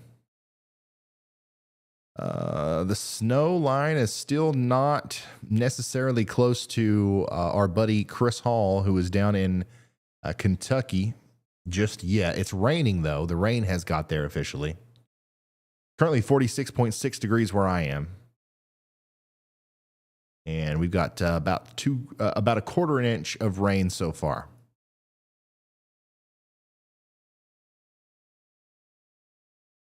It's coming down hard in Bethel, Ohio.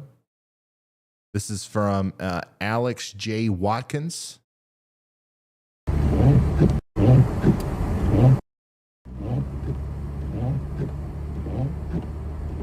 So that's in Bethel, Ohio. And this is in Dayton, Ohio. Jays, thank you for sending this in. Started suddenly, and then this intense. It started slowing down a little bit, and then it got windy, as you can see. Here is Lewisburg, Tennessee. It's starting to snow there now. Man, we've got the biggest army of field news reporters in the world out there. Like literally, I'm pretty sure every small town in Kentucky, Tennessee, Ohio, Michigan, Indiana, I'm pretty sure we're covered. We've got somebody in each one of them. This is nuts. It's a little hard to see, but the heat from in the apartment makes a decent amount of steam. Glad we still have power. The current temperature is -10 with a -40 wind chill. Ooh. Yikes. All right, this is Brad Arnold.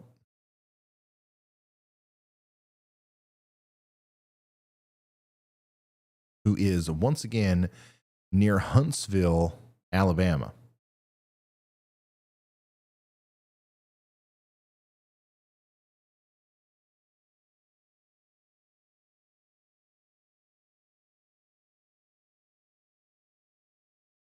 And that front is getting very close to where he is, if it's not to him already. Yeah, it's the wind's blowing. You can see the wind blowing pretty good there where he is. The current temperature in Huntsville is 34 degrees. Just to the south and east to a little bit, it's 48 degrees. And just to the north and west up there near Pulaski, Tennessee, is 23. So he's right in the cold front right now.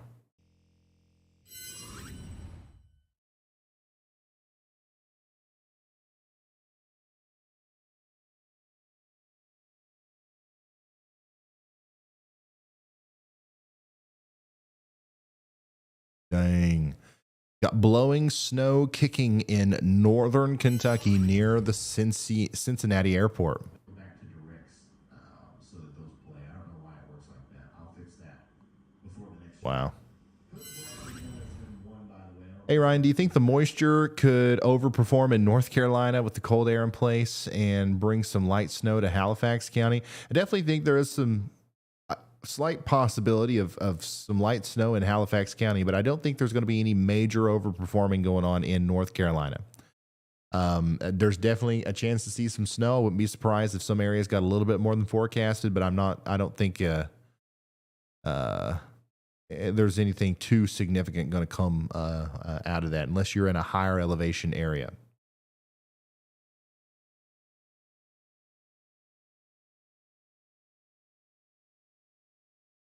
Here's another custom yawl meter from Frankfort, Kentucky, almost two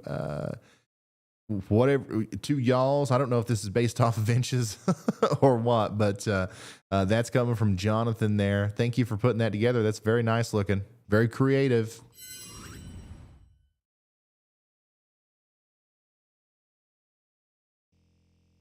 Oh, this is so cool. I love these. I used to have one of these, and I would just constantly use it in the snow like this. I don't know if you guys have ever had like a really powerful laser pointer.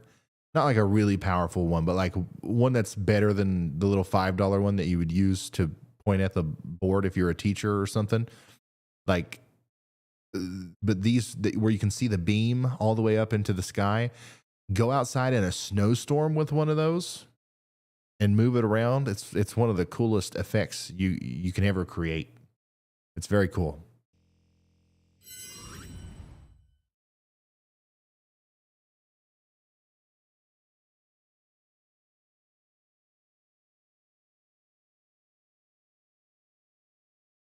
Jeez.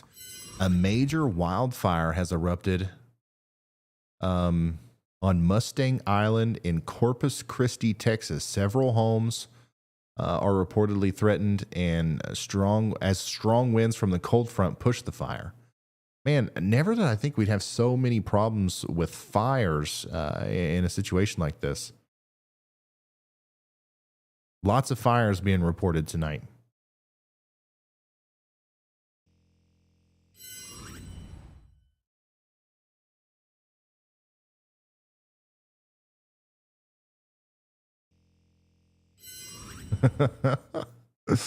This is good.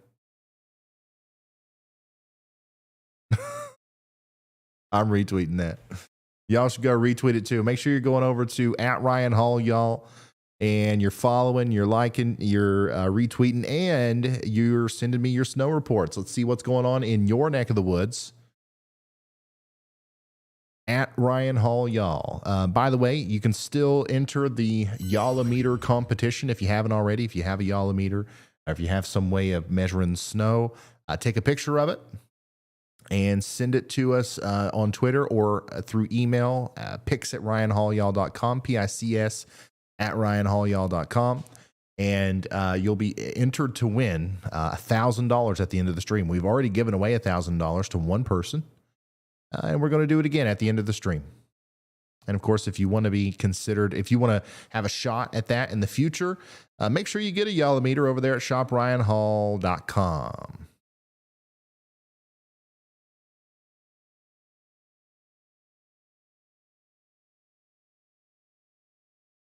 Lots of people getting stuck out there tonight.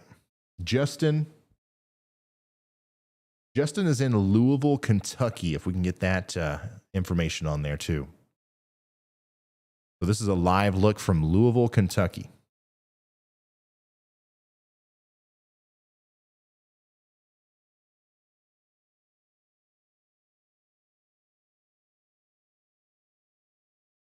What's going on in Flint, Michigan? No snow at all yet, and only expected to get 3 to 6 inches now. I was told all week we would get pounded. Let me see here. In Flint, Michigan, one of the things that's going on there is, so Michigan is going to get pounded, all right, especially on the western side. There's a good amount of lake effect snow that's going to occur. And I believe in Flint, I don't know. Most of the information that I was looking at, especially here recently, did show, around 6 inches of snow. That's what was expected. I still think that there's a chance that you see more than that if this this low pressure center is going to continue to deepen here. And you're just going to be in this constant cycle of getting moisture lofted on you through the next little bit. It's been a tough forecast for Michigan. I feel sorry for the local TV Mets up there, but basically the lakes play a huge role in it. The middle of Michigan, over here towards the thumb of the oven mitt, was never, in my opinion, was never modeled to get a whole lot of snow. But definitely, if you ended up with only 3 inches, that would be an underperformer for sure.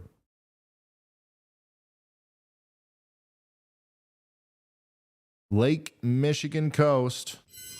Cameron from the Lake Michigan coast says there's 4 inches of snow now, 10 to 15 inch snow drifts, and the lake effect machine is about to start running. That's another thing over there in Flint. At some point when this wind gets to you, you're not going to know how much snow you got. Like you're not going to know if you got 3 inches or 6 inches or 12.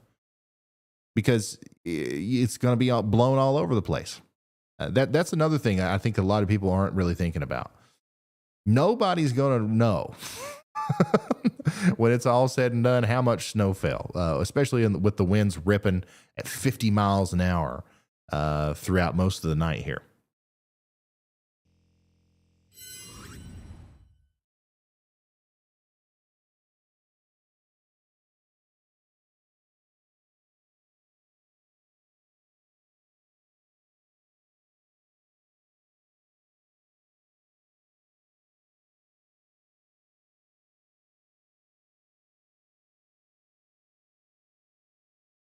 Thank you for the information on Flint. I appreciate it a lot. Keep doing your thing. Well, thank you, man. I appreciate you.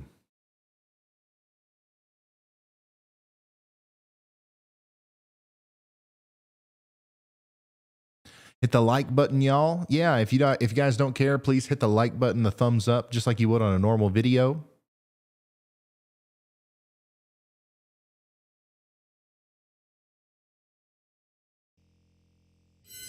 And it'll help us get really important information out to people that otherwise may not be getting it, like this from Nick. Ryan, I'm an electrician. I can almost guarantee you that these are electrical fires, so we've been seeing a lot of fires tonight. This is an important PSA. Do not plug your space heaters into power bars. They aren't built to handle the heat and amperage. So this is something we've touched on a couple times tonight, and this is a good reminder from Nick. Thank you so much.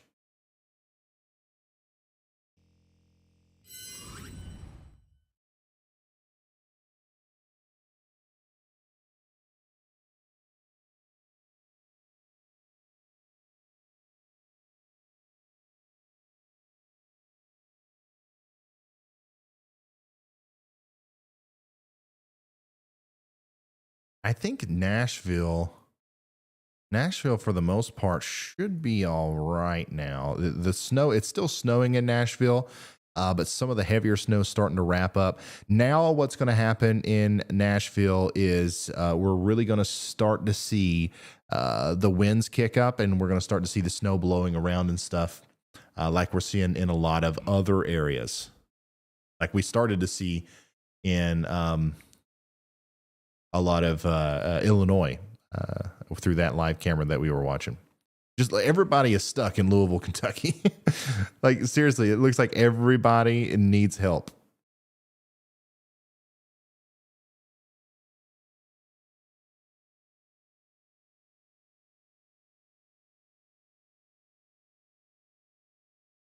Uh, 2.4 inches of snow on the ground in Louisville. 2 inches of snow on the ground in Bardstown.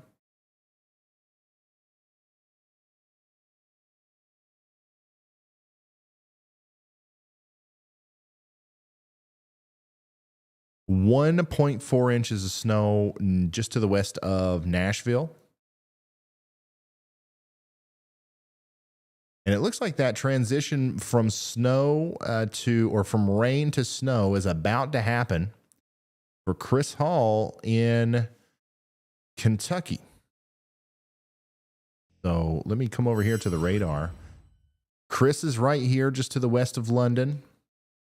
And this is the rain snow line. It should happen very soon. Let's talk to him. Chris, you are right on the line between rain and snow. Can't really tell a whole lot from your live feed right now. It looks like it might be still mostly rain. But let us know. Are you seeing any snowflakes yet?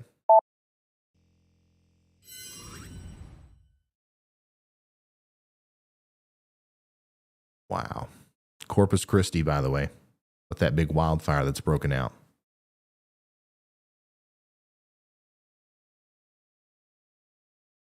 Lots of accidents being reported in and around the Nashville area.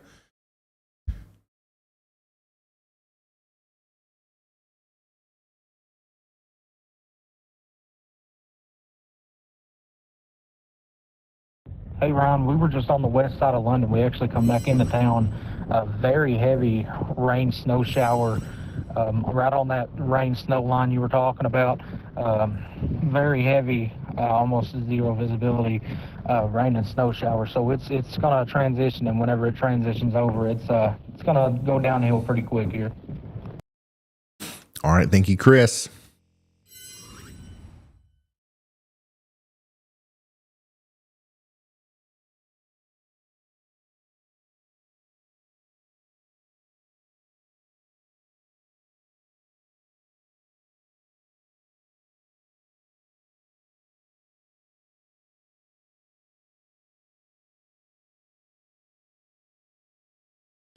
Thank you very much, Chris.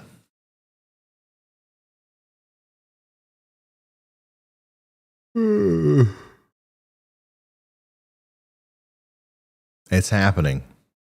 I'm starting to get tired. I need some major snow excitement. I need Chris to show me some heavy snow showers, because when he sees them, I'm going to see them very soon after.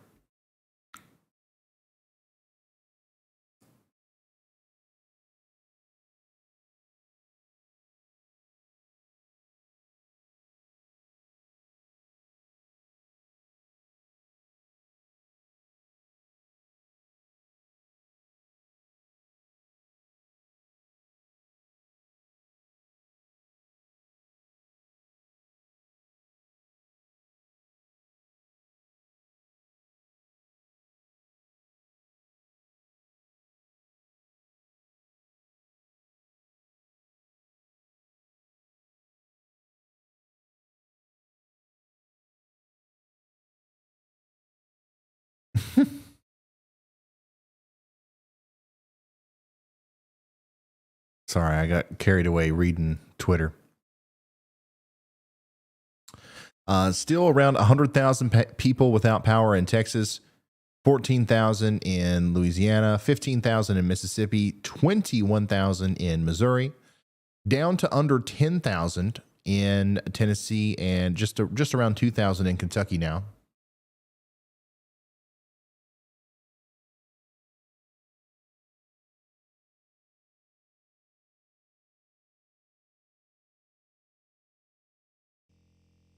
Just a dusting in Culleoka, Tennessee, per our Yowlometer.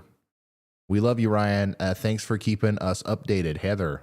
Well, thank you very much, Heather. That's awesome. Give us an update if there ends up being more snow on the ground or on your Yowlometer, please. Thank you. Andy, go ahead.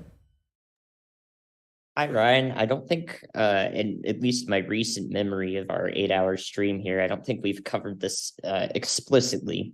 But I do want to mention, just so we have it for the record books and so forth, and the people who are listening now are aware that road salt is something that's being mentioned quite often in response to a lot of the areas that we're covering starting to see snow. And, the prompt mentioned there after that, oh, the roads are being salted, so it's fine. And it is fine. It's true that road salt will be very effective, and any other sort of brine that the Department of Transportation is spreading on any major roads, that will work to a point. Once the temperature is below 15 Fahrenheit, 20 Fahrenheit, generally I look north of the 15 Fahrenheit isotherm, the effectiveness of road salt decreases dramatically, and brine too. Some brines might work to a slightly colder temperature, but as we know, there will be much colder effective temperatures for millions, tens of millions of people across this area. And I'd like to cover that anyone watching who thinks they can go out and drive tomorrow because the roads were salted or brined, that's not the case. That's not going to save you tomorrow. In fact, most of the salt might even be blown away by any strong winds, especially closer to the Great Lakes. So I do want to make sure that everyone's aware of that. Another useful tidbit, we're learning a lot with this winter storm passing through, and I hope that we can pass on as much knowledge of that to you all. And then, it can cascade from there and so forth. So just wanted to let you know that. Hopefully that's a good bit of advice for the stream. Absolutely.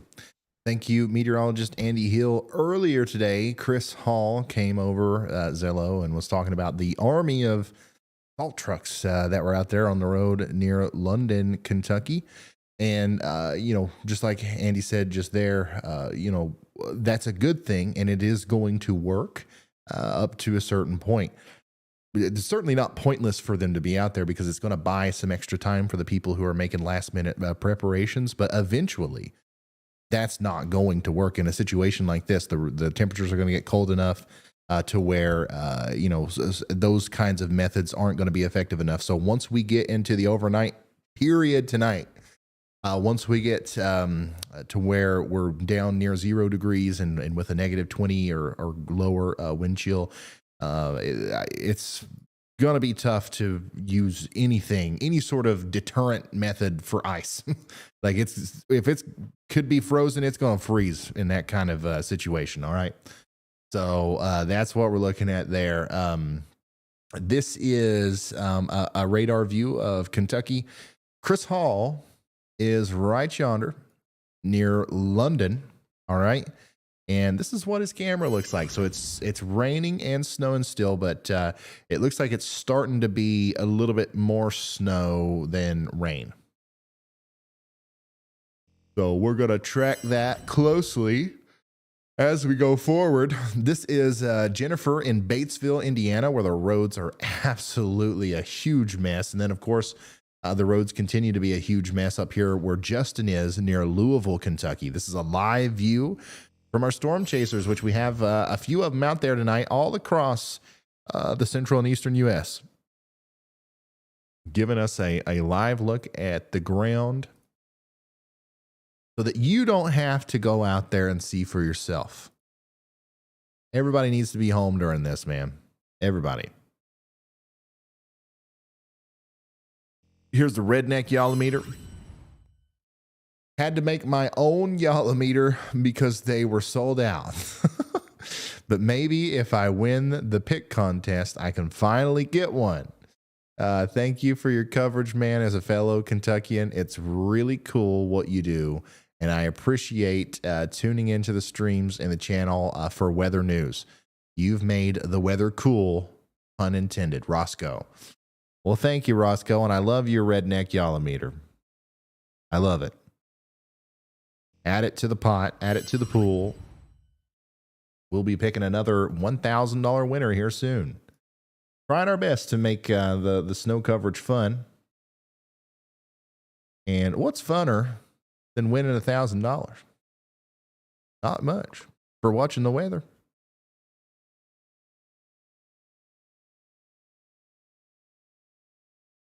Throwing it into the wind. Got a big old hot boiling water. Throwing it into the wind.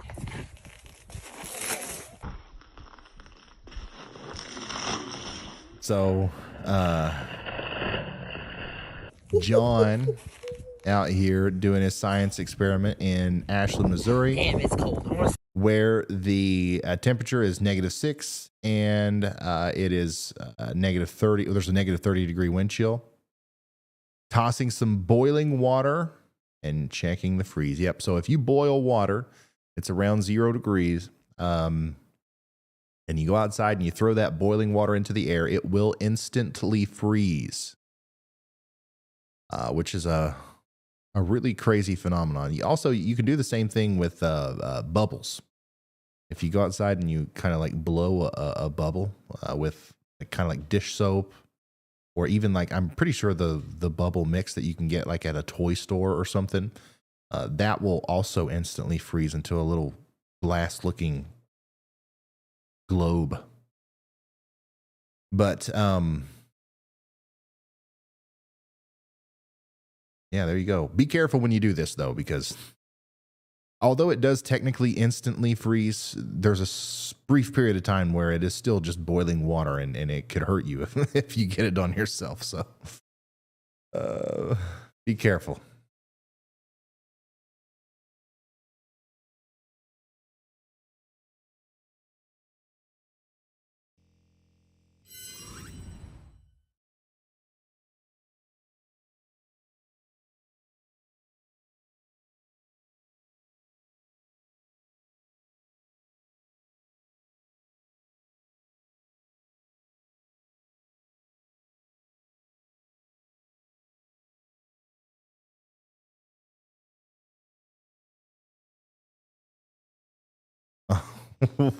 What? You cannot make this up. It's -5, feels like -30. And we got old boy out here riding his bicycle. Is that what that is?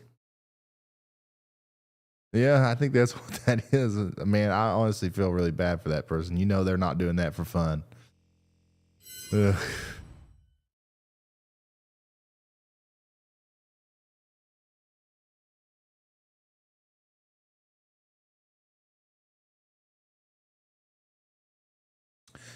Joanna says, my son Charlie really likes what you do, and he follows everything you do. Today is his 13th birthday. We've been watching you all evening. We are in Fort Mitchell, Kentucky. Any chance you could wish him a happy birthday? Yeah, Charlie. Happy birthday, man. Stay obsessed. Stay interested in the weather. You're going to make a great weather person one day.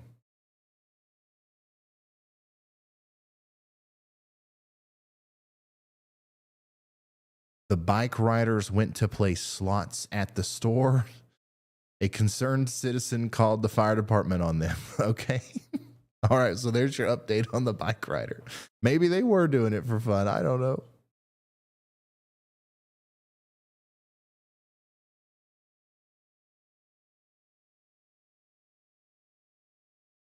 Happy birthday, Charlie. Beautiful tree, beautiful Christmas tree. Ryan says, I'm enjoying your stream from a very windy Peoria, Illinois. 2 to 3 inches of snow between noon and 4 p.m. Central today. Thank you. Thank you for the report. And stay warm tonight. It's going to get cold. You think it's cold now? It's going to get colder, and the wind's going to keep picking up. 30, 40, 50 mile an hour wind gusts all night.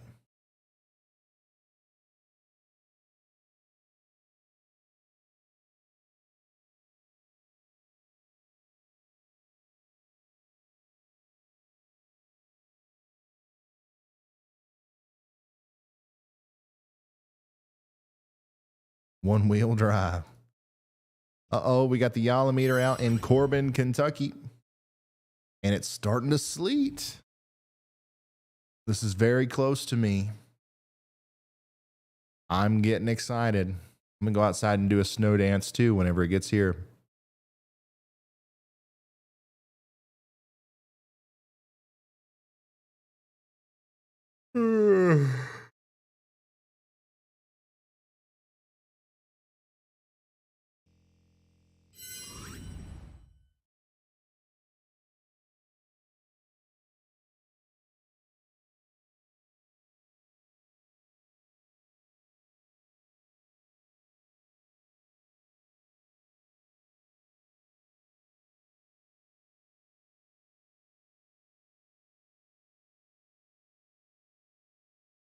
Can we see the entire U.S. map? Yeah, here we go.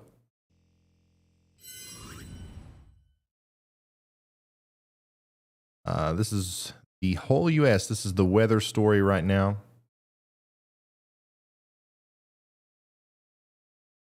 It is daggone cold here. It is warm and rainy here. It's starting to get rainy, and the situation is deteriorating up here in the Northwest. And everywhere else, it's pretty normal, except for, you know, there is some heavier snow up here in the Canadian, New York, and Vermont border. But this is the cold front. And then if you want to see the more colorful version of the temperature gradient, I can show that to you as well. Let me turn the radar off. Let me turn the high-res temperature fill on, and boy, oh boy. The cold air is literally taking over the entire U.S. I'm telling you, way colder, way more impressive than modeled. Like, just the depth of the cold.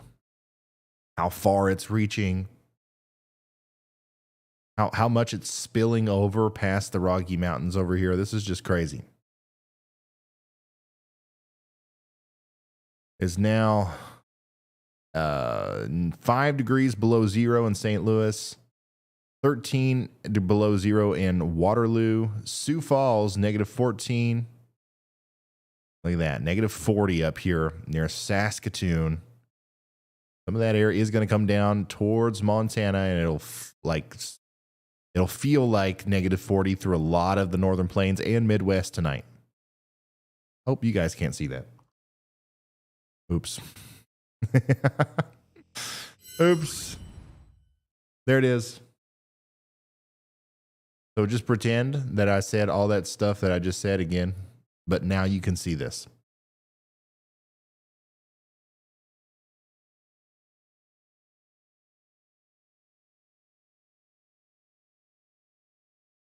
Oops.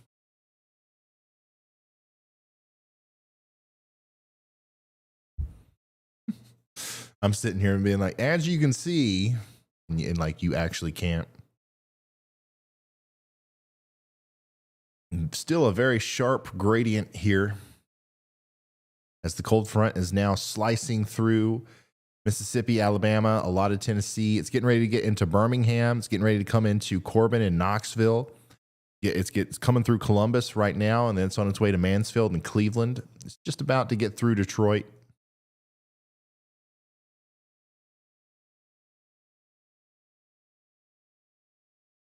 Is the red winter? The red is basically below like 35 degrees. Everybody in the red and inside of that is below 35 degrees Fahrenheit. And then the oranges that you see out here, like over the Gulf of Mexico, is like 70-something degrees. So this is the cold front right here.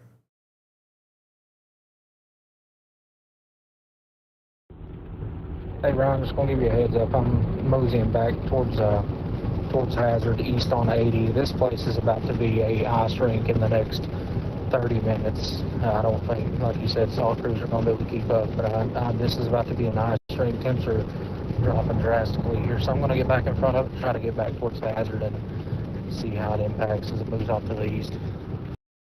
All right, that was Storm Chaser Chris Hall. Chris Hall, y'all.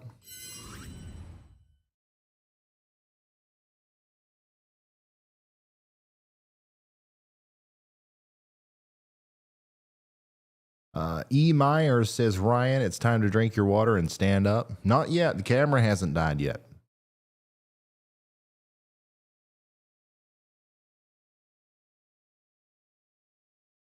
As soon as it goes kaput, I'll get up. Oh, no.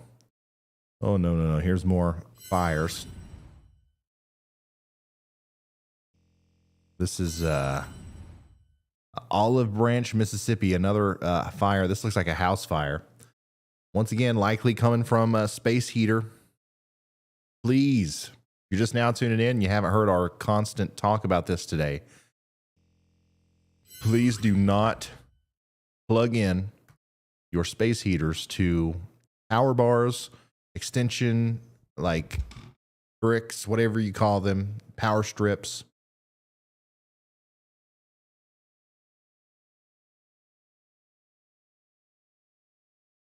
They're not made to handle that.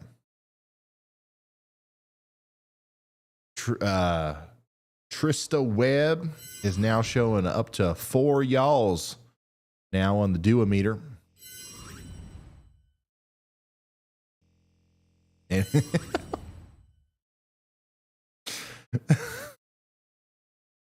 yeah, I love this. I'm scrolling through Twitter, just looking and seeing what you guys are sending, and I really never know what's coming next. And there's always something that's just out of left field. Here's the goat-o-meter.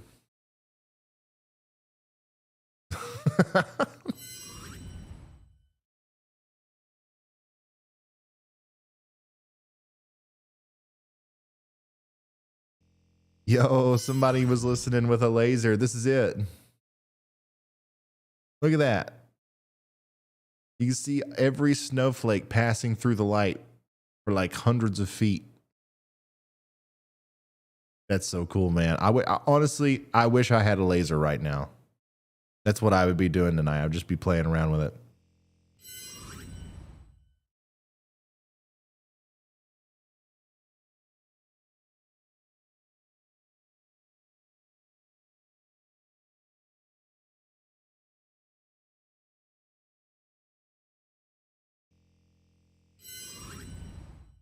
Here's Jackson, Tennessee earlier. Oh, so this is the guy that was going from Jackson to Nashville. I made it to Nashville in my personal vehicle, headed to the house in Lebanon. There's some legit whiteout conditions with the wind. Man, that front's going a lot faster than I thought it was. It definitely got in front of you. Way more than I thought it would. I hope you're all right, man, and safe travels home.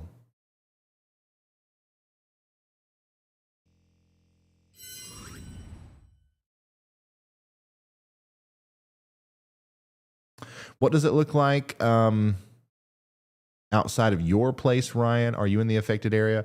I am, just not yet. It's still 45 degrees here. It's raining a little bit. We've got a 1/4 inch of rain. I really meant to set up a Ryan Hall y'all headquarters like live cam, but I didn't have time, and I'll probably do it before the next one. But I don't have anything. I think I figured it out once, but there is some way that I can live stream from my phone and then put it on the computer to where you guys can see it. I'll figure that out before it gets here.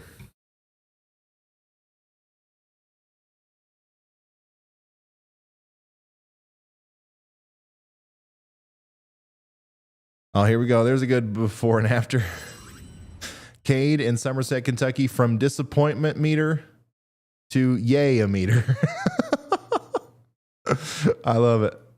That's awesome.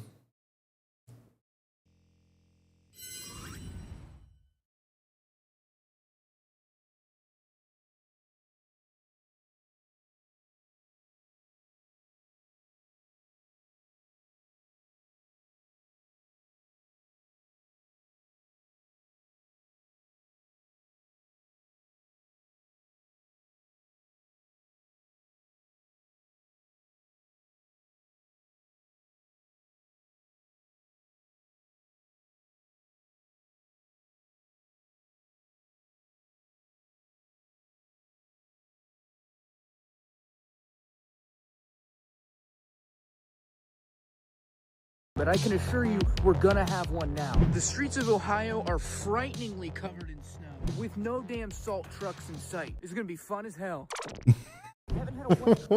What? What was that? Hey, thank you for sending that in. In Bloomfield Township, Michigan, still no snow in Bloomfield Township, Michigan. Where is that? That's got to be close to Detroit, right?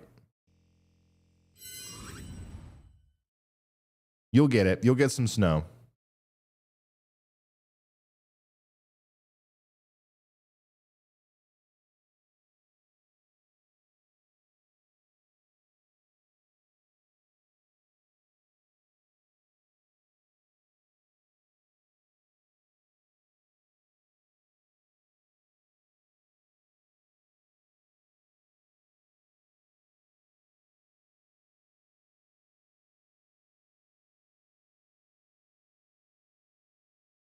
You'll get your snow.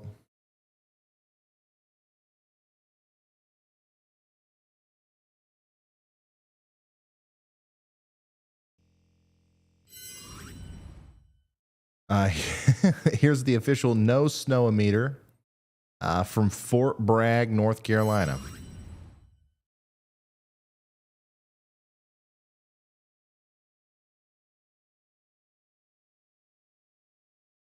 Power outages continue to spread across the South ahead of this extreme cold.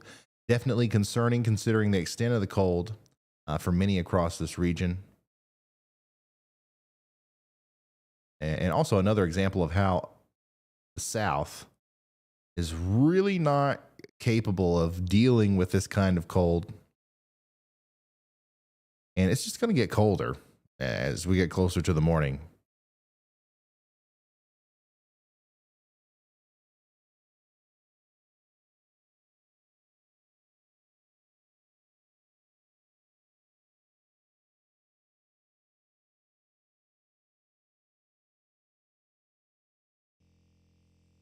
Oh, here's our winner from earlier. And a lot of you guys have sent them in today. We've compiled all of your submissions, and we have randomly selected, drum roll please, this one as the winner. This is from Callie in Atlanta, Georgia. Callie in Atlanta, Georgia is our randomly selected winner today. We'll reach out to you either through the email or through your Twitter account, and we're going to send you 1,000 buckaroos. Everybody say congratulations to Callie in Atlanta, Georgia. We're going to go ahead and send you your $1,000 like right now. Live. I don't know how to show you guys without like doxing her information. So I'm probably just not going to do that. But yeah, it's sent. $1,000. Thanks so much for sending in your Yalameter picture. It really does mean a lot that you guys are buying these giant rulers. Our Yalameter contest winner. I got it. I'm so excited. I can't process the thoughts. Imagine tuning in to the weather and then walking away from that experience $1,000 richer.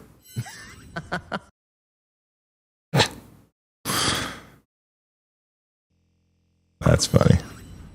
Love it. Congrats again.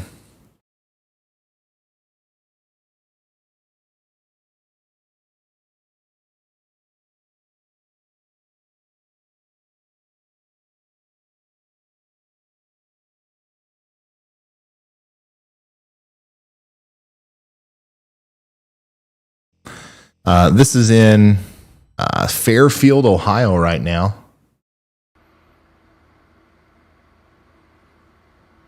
Getting pretty gnarly.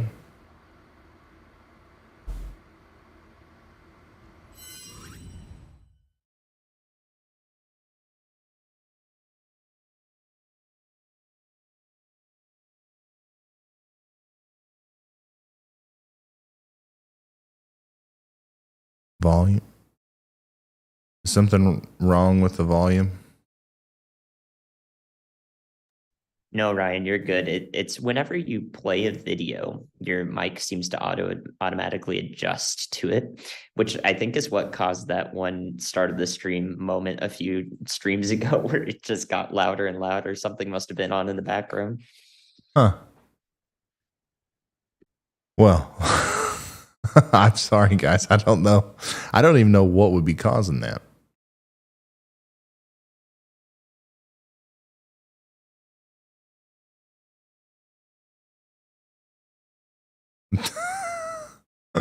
Hey, Alex, thank you so much for the super chat. He says, hey, will the Alpharetta area in Georgia see any snow?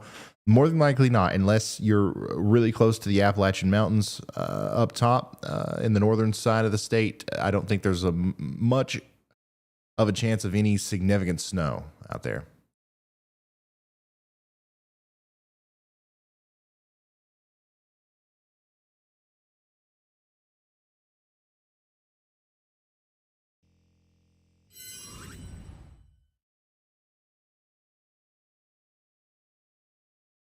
God.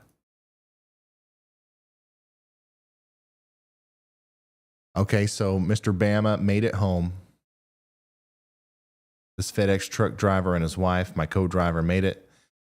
Not much has really fallen in Lebanon yet, but I noticed as cold and windy as it is, it's just being blown into drifts. Yep, that'll happen.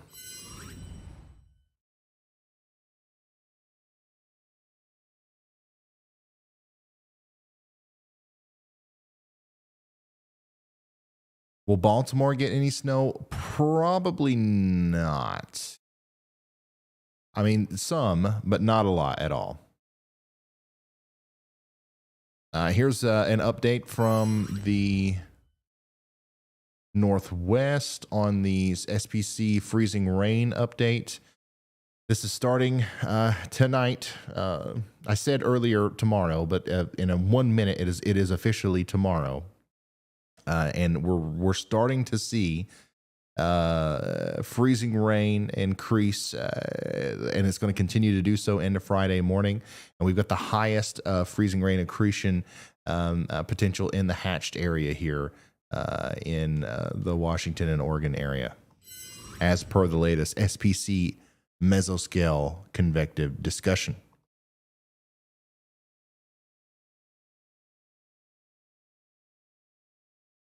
Can you tell my girlfriend Alexis happy birthday? Happy birthday, Alexis.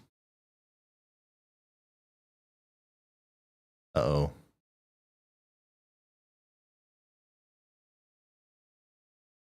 Somebody spun out and went right into the wall there, it looks like.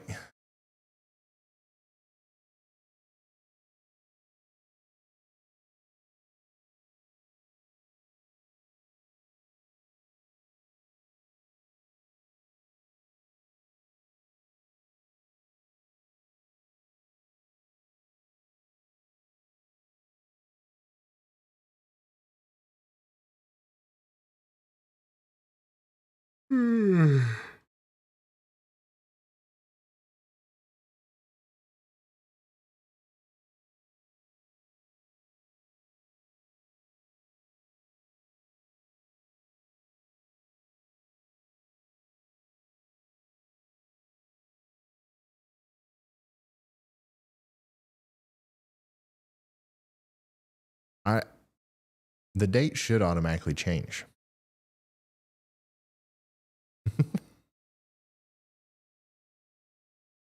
I don't do that. I don't know when it's going to happen, but we are officially in to December 23rd here on the East Coast. Merry Christmas Eve, y'all. We are here December 23rd, even though the date still says December 22nd down there. That should change here in a second. You getting tired, Ryan? I am. I'm sorry. But I am getting a little bit tired, I reckon. It is midnight. And I'll be honest with y'all. My bedtime is normally like around this time. Sorry. We've been live streaming nonstop for almost 9 hours now, so that's not too bad. It's just been a long day. Today was another day that we've been doing a lot of stuff with the shipments, and you can ask Chris Hall. He was here earlier. It's especially him and those guys. There's a lot of work that goes into shipping Yala meters. A lot more than I thought it was going to be, especially when there are thousands of them to ship.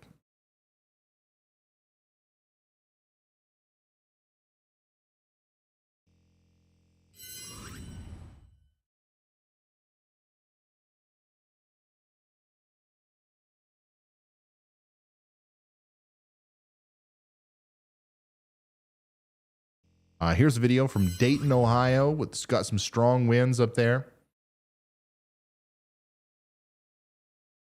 And here's Miamisburg, Ohio, from Molly Jean. And now it's starting to snow in Corbin, Kentucky, from Elizabeth. So it's definitely creeping its way over this way. That's for sure.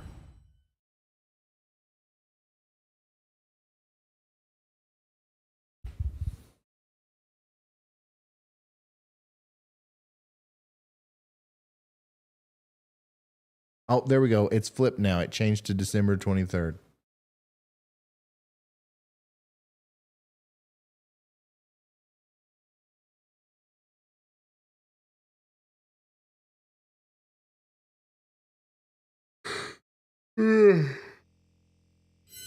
Yes. It sounded like a train coming and a big wind howled, and it started coming down fast. It's going to be a white Christmas in Menifee County, Kentucky. Okay, now Menifee County, Kentucky is extremely close to me. The line is drawing near. I'm still at 45 degrees. I've hovered between 45 and 46 degrees for the past like 6 hours. So as soon as we get to 44.9, I'll know that the front is starting to come in.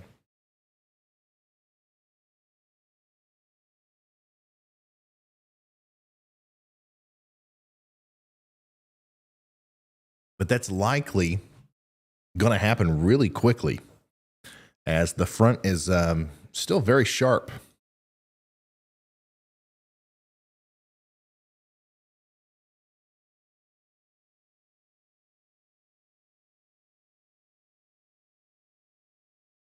Yeah, it's extremely sharp. 20 degrees in Lexington, 40 degrees in Moorhead.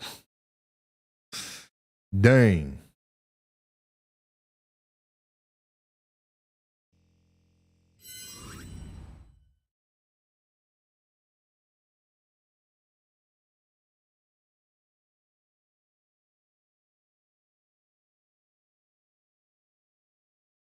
Yeah, if we could change Jennifer's location to represent where she is, according to LSM. Apparently says Cleves, Ohio, or Cincinnati.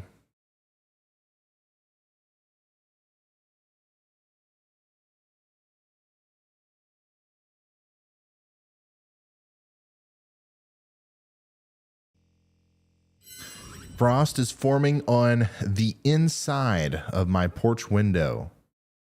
Needed hot water to carve out the symbol into the ice. Dang. Hot diggity dang.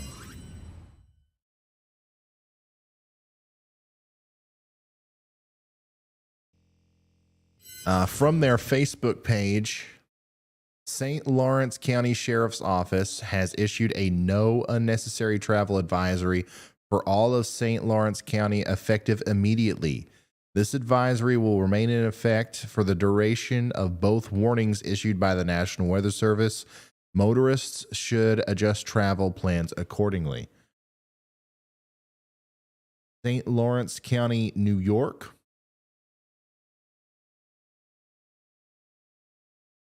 There you go. No unnecessary travel.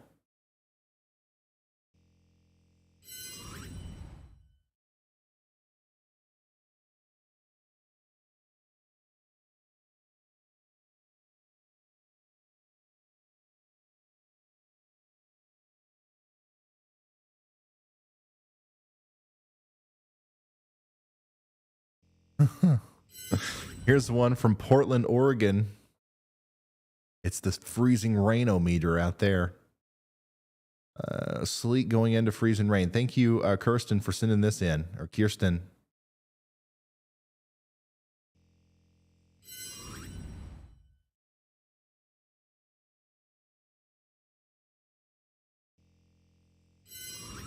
Lots of yalometers under the tree. Hopefully you guys get to use them this winter. If you want to, obviously. If you hate snow and you bought the yalometer to ward off the snow, I hope it works in that way too.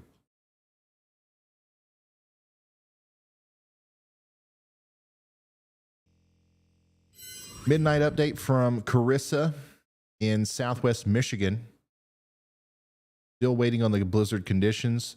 About 3 inches of snow so far, with drifts up to 7 inches. Winds are variable. The temperature continues to fall. Very nice. Very nice. Honestly, Southwestern Michigan is kind of blowing my mind right now.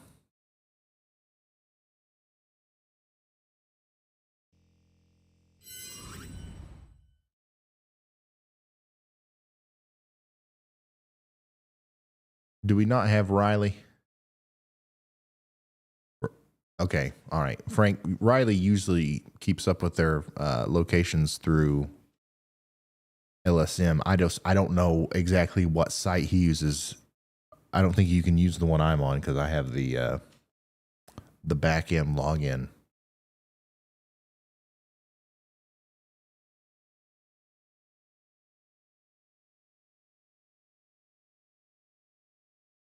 Yeah, it looks like there's a whole lot less moisture over here in Michigan than what was modeled.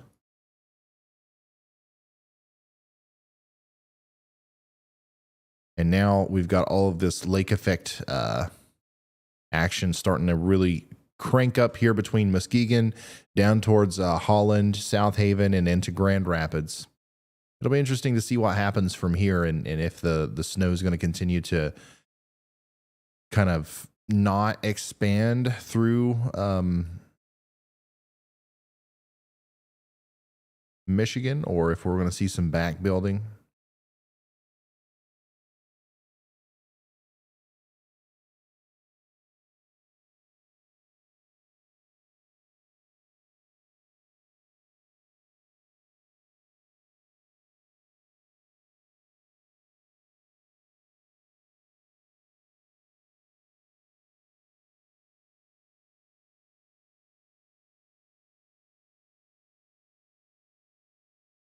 Man, that lake effect is going to be crazy.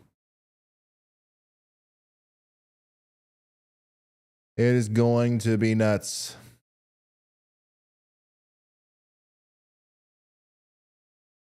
The wind is howling in Corbin, Kentucky. Prestige A says, Merry Christmas, Ryan. I'd send you a pic of the snow I got, about 6 inches. 6 inches north of Nashville, Tennessee? Really?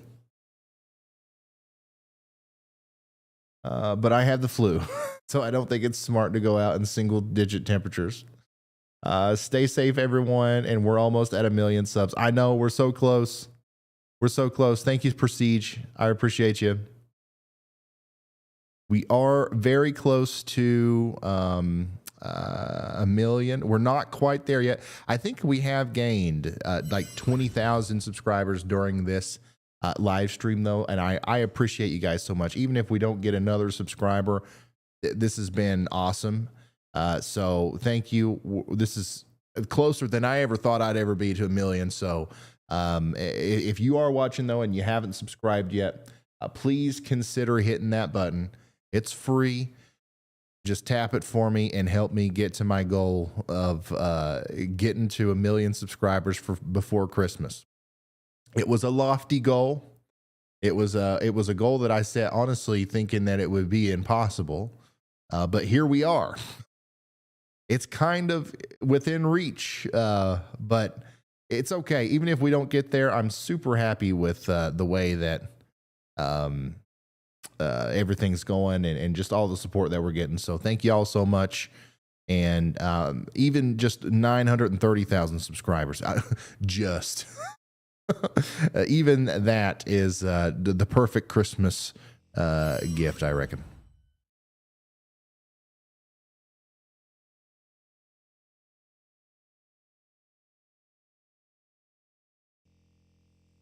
Sierra sent this into Facebook. From East Tennessee, Campbell County, me and my 12-year-old and 8-year-old boys tried to really... Oh, me and my 12-year-old and 8-year-old boys tried. They really enjoy watching you. Well, you guys did great. You did great. We tried. It's cold. I love it. It's going to get a lot colder.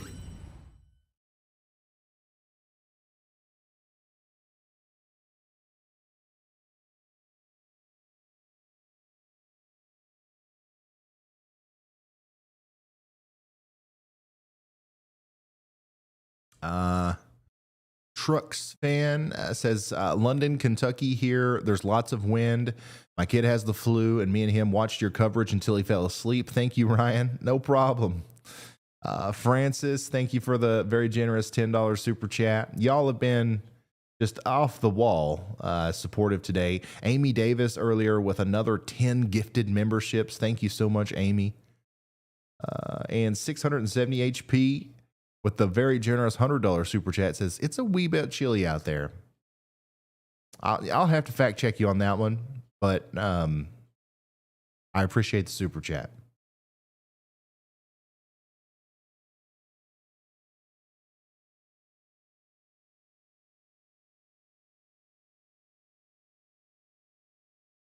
Bruh, what is happening here?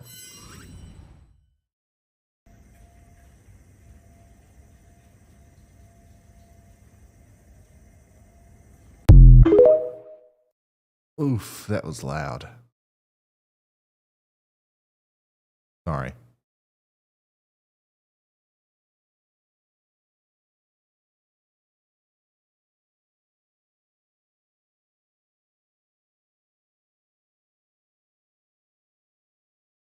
TikTok, man.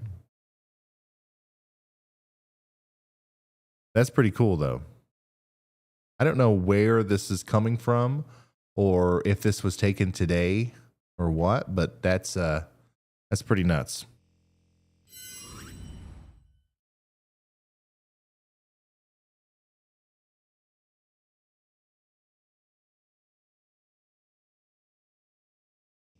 This is from the Jefferson County Sheriff's Office. The National Weather Service has issued a blizzard warning for Jefferson County. In effect from 1 p.m. Friday to 1 p.m. Sunday, blizzard conditions and snow accumulations of 2 to 4 feet are expected. That's up there near Watertown, New York. All right, the camera died again. I'm going to take another really quick stand-up breather here. And Andy, if you got time, I'm going to let you take it away. You can talk to chat, whatever you got to say. All right. Thanks, Ryan. Yep, I'm still going strong, guys. We're at 9 hours into the stream now, so we've done a lot of work today. I'm gonna do real quick. I'm gonna look and see if I can check if we've passed the official definition for a bomb cyclone, so to speak. And again, for those of you here now, that literally just means the low pressure center dropped 24 millibars in 24 hours. And as far as I can tell, I think it's only gone down by 21 millibars in 24 hours. So what that means is that Wisconsin, Illinois, Indiana, Michigan, Upper Peninsula, and Glove, and some of Minnesota and Iowa. It's going to be more windy there. That's what a bomb cyclone means, is that it is getting stronger, but that just directly equates to increased wind speeds across the surface. And we're going to see those wind speeds continue for a lot of the Midwest into all day tomorrow, and then eventually to the Northeast, where you guys are under high wind warnings. Basically, New York City, if you're in the metro, tons and tons of people there. Boston, all along the super populated Northeast band there, through Connecticut into Boston. You guys are going to see 50-mile-an-hour wind gusts, possibly stronger, for the entire day Friday. And that's a National Weather Service forecast, so it's pretty significant for all of y'all up there.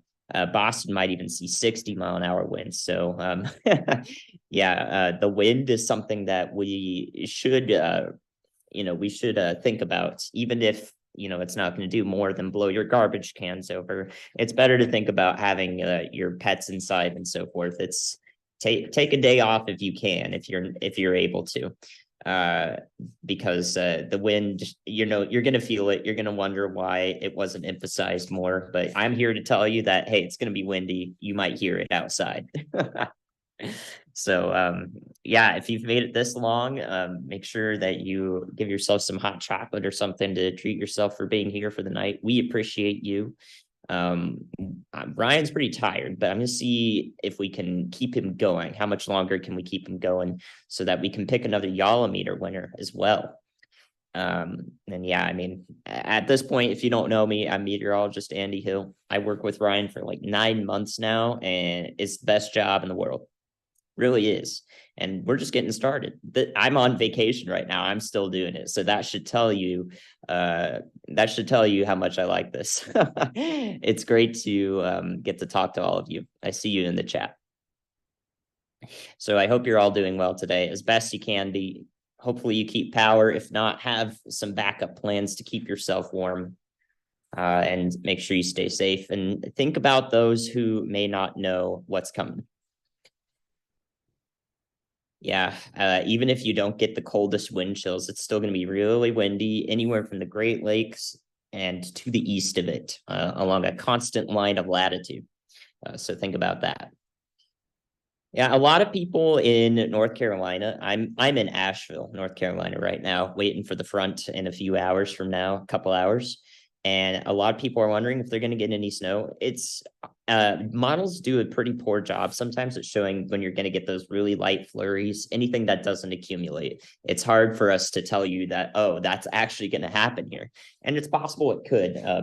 I think that a lot of us will probably see some really light flurries, but no accumulation if you're south of Virginia and east of the Appalachian Mountains. So maybe even as far south as maybe Greenville, South Carolina, you might see a couple flurries, but don't hold me to it. But definitely nothing that's going to accumulate on the ground, I think. So we'll see how that plays out. But I do know at the very least that you will see a very cold morning with temps that rival, once a decade, is what I'd say. So I know single digits Fahrenheit, and that's not even the wind chill, are possible here in Asheville.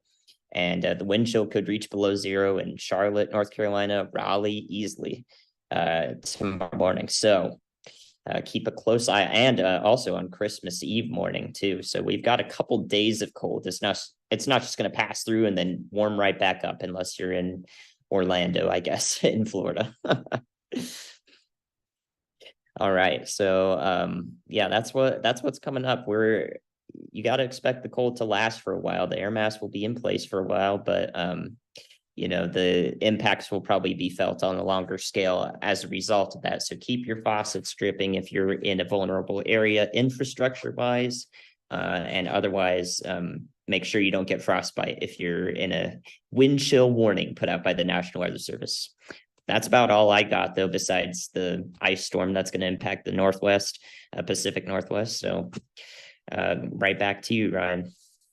Thank you, meteorologist Andy Hill. I am back, and I believe we're getting close to the final stretch of the stream here. It's currently 12:21 a.m., We're probably going to go to around 2, and we'll probably wrap it up around there. And hopefully we'll wrap it up with me getting to see a snowflake. I don't know. I don't know if it'll get this far east or not by that time, but it is traveling east pretty quickly. It's the rain snow line was in London, Kentucky not too long ago, and now it's already almost to Hazard. So, this is actually looking like it could be a little bit of an overperformer where I am. If the cold air keeps kind of getting closer and more out in front of some of the moisture here. So we'll see what happens. I am definitely a fan of snow, but it doesn't really matter to me how many inches of snow we get. Because the fact that it's snowing at all and we could have a potentially white Christmas here is awesome for me. What do you guys think? How many people watching? I guess that if you're watching this stream after midnight, like you probably like snow. Like you're probably like a fan of snow, but like, do we have any snow haters here? Like, is there anybody watching that is watching because they just wish that it wouldn't snow, or they're trying to avoid the snow? What do you think? I want to know what the chat thinks.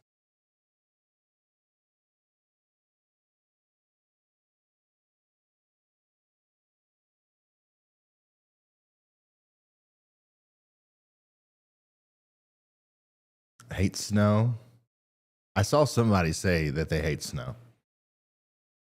Love snow? All right, this calls for a poll.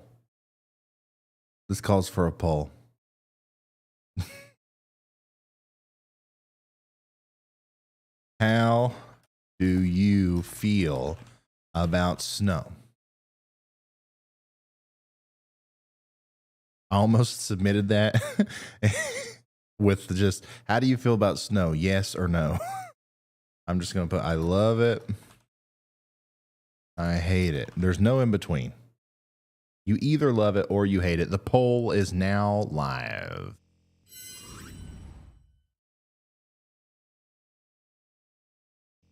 Wait, what?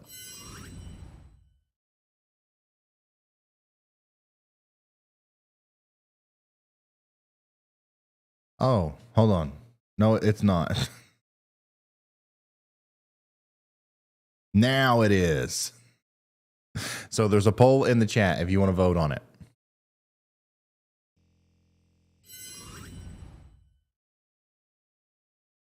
Okay. I figured it would be pretty one-sided. But honestly, there's a much higher hate it crowd than I thought. We've got 2,000 votes already. 71% love it. 29% hate it.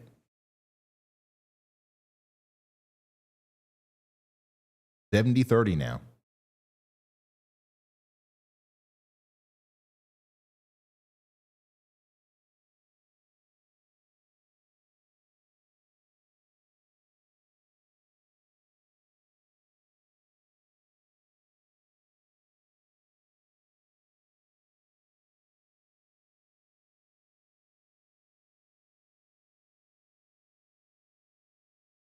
$3,000 votes now. And 70-30. I'm honestly surprised. But I get it. I know that the general population, for the most part, I think it's more like 70-30, with like the 30% being love it.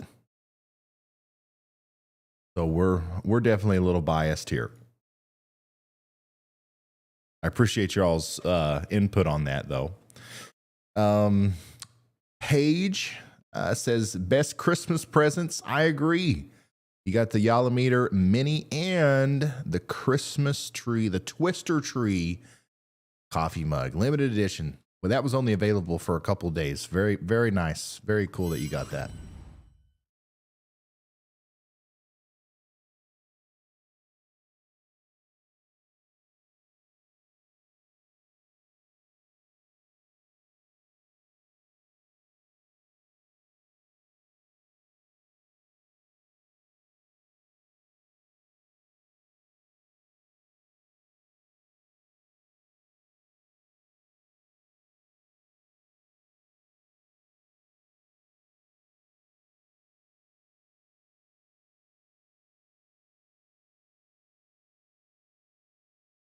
Is it safe to go driving my side by side in the snow? I want to go have some fun.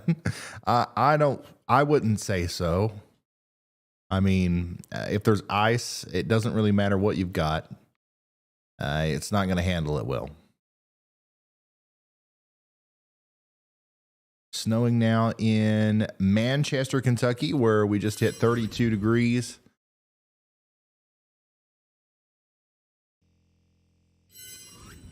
Oh, in London, Kentucky. Look at this.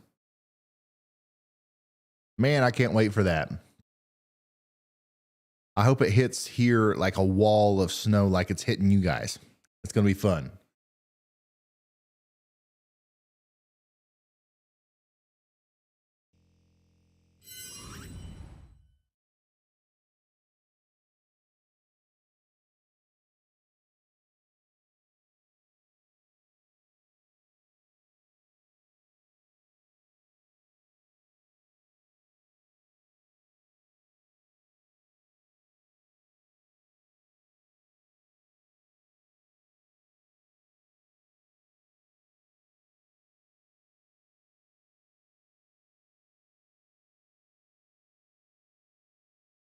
Absolutely zero visibility with pretty sizable drifts on the outer lanes just off of I-29 at Benson Road in Sioux Falls. This is 2 hours ago. This is way up in the Dakotas, y'all. And it's still doing this. The snow is nowhere to be found up here.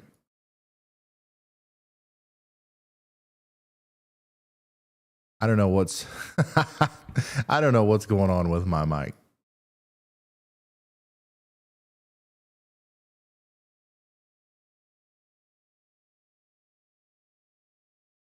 Audio test 1 2 3. Yeah, I don't know. I got to get it. I think I've got a faulty mixer.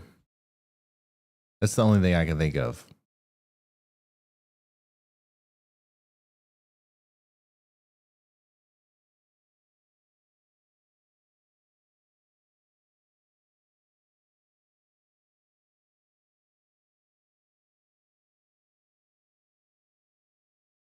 Well, talk about being creative.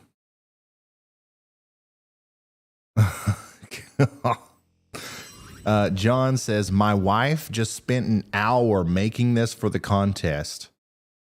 For a little bit later, we've been watching all day and just went outside in 8-degree weather here in Northeast Texas. Look at that. Zoe's Tree Farms, the Yalameter Christmas edition.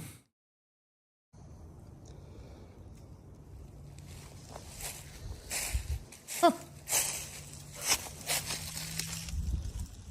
Now that is cool. That one's going to be hard to compete with.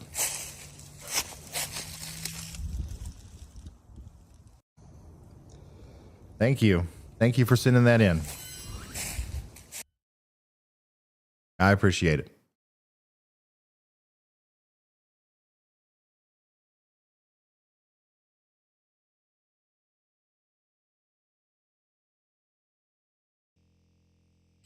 Cincinnati, Ohio.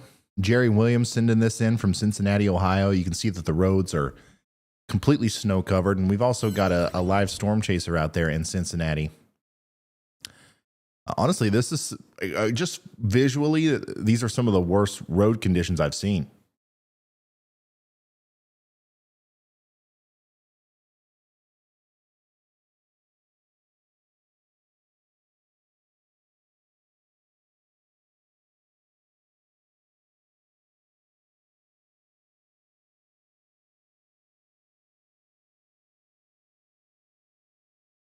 And it's still snowing. Still snowing pretty heavily.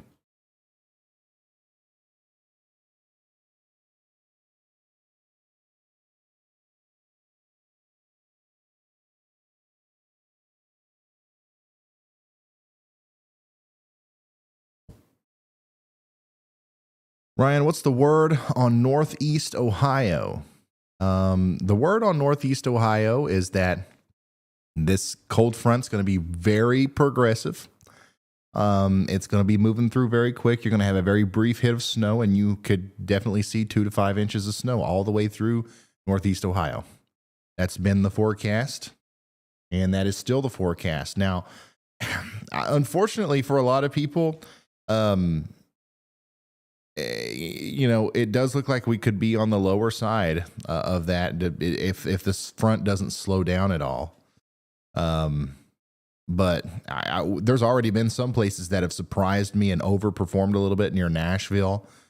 We've got some higher snow totals than I thought that we would up there near Cincinnati.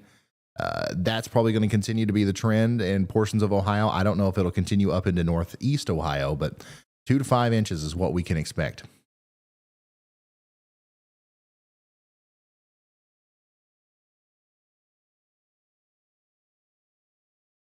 Okay, now we're down to 44.4 degrees here in Pikeville.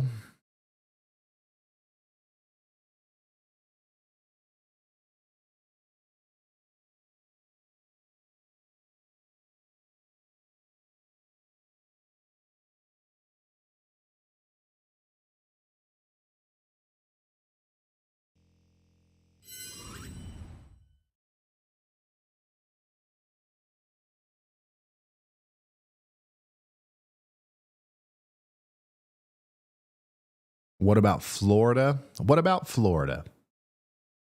It's going to get cold. Let's go through the models again. Let's go through the latest projection. Let's start with the precipitation and let's go from there. What do you guys say? This is what the radar looks like right now, pretty much. Got a little bit of snow down in Alabama, up through Tennessee, Kentucky, Ohio. A lot of the snow is just missing a lot of Michigan right now, which is different than what was originally modeled. But especially on the western side of Michigan, that's going to fill back in whenever the lake effect snow starts coming in.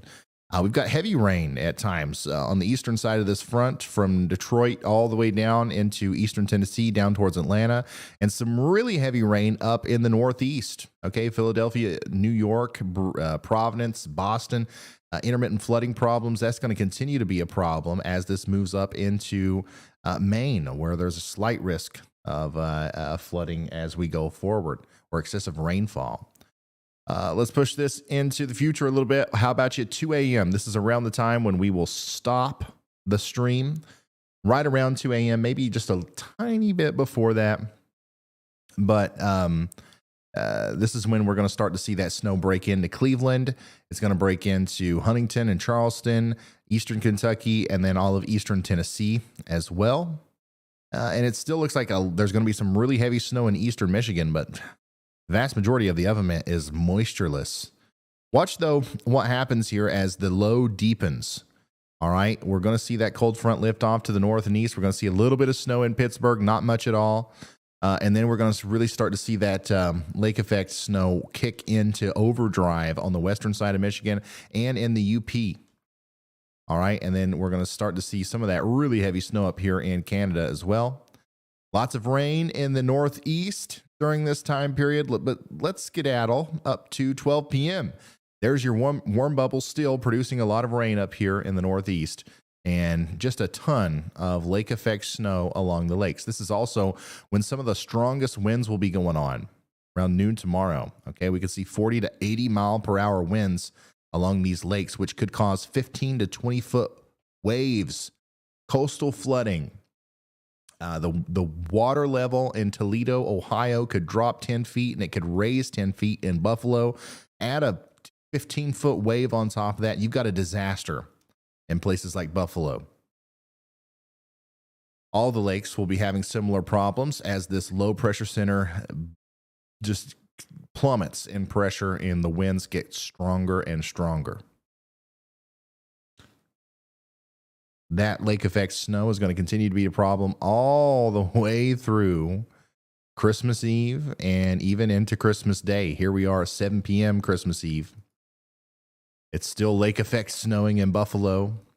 It's still snowing through a lot of western Michigan and the UP.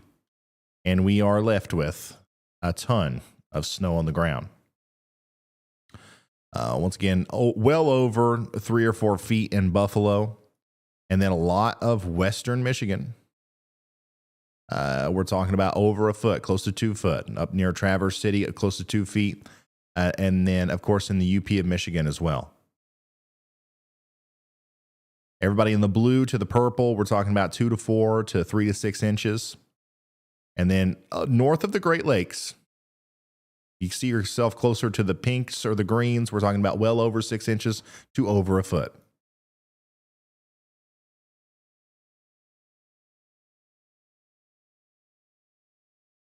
And now let's talk about the most dangerous part of this storm.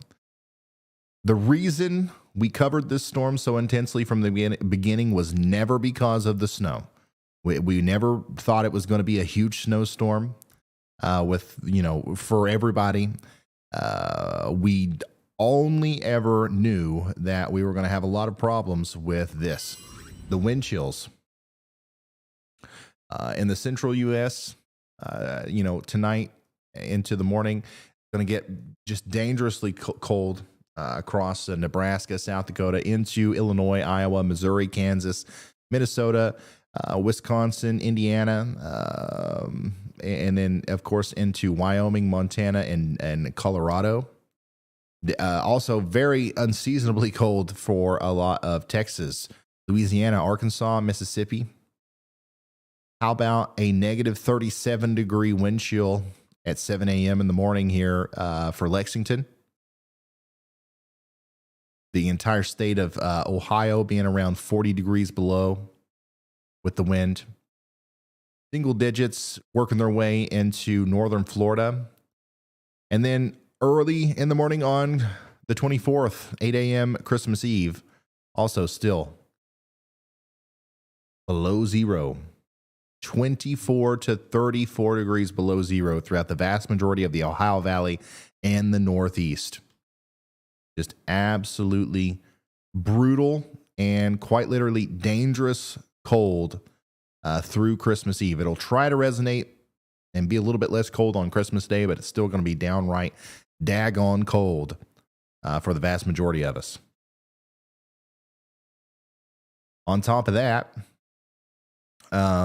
we got winds. So the reason the wind chill is going to be so intense is because the winds are going to be so intense. 9 a.m. tomorrow morning, everybody in green here will be at least seeing 30-mile-an-hour wind gusts. Intermittently 40 to 50-mile-an-hour wind gusts. In the higher elevations of the Appalachian Mountains, I wouldn't be surprised to see some 70-mile-an-hour wind gusts. And then look at the lakes. This is when things are really going to start getting bad across Lake Erie and pretty much all the lakes, as big waves will be ripping up on the northeastern sides, as up to 90-mile-an-hour winds will be ripping across those lakes. Maybe even close to 100-mile-an-hour winds as we get closer to 7 p.m. on Friday, over the lakes specifically, where there's no friction, hardly. But just this constant inundation of really strong winds, thanks to that deepening cyclone, that big low-pressure center, that's going to cause major problems. It's going to continue to make it feel colder than it is. And, of course, we're going to deal with some really strong winds up here in the Northeast, too. And add that on top of the very saturated grounds, and you've got downed trees. You've got problems with power outage in its own regard just due to that. So, yeah, there you go.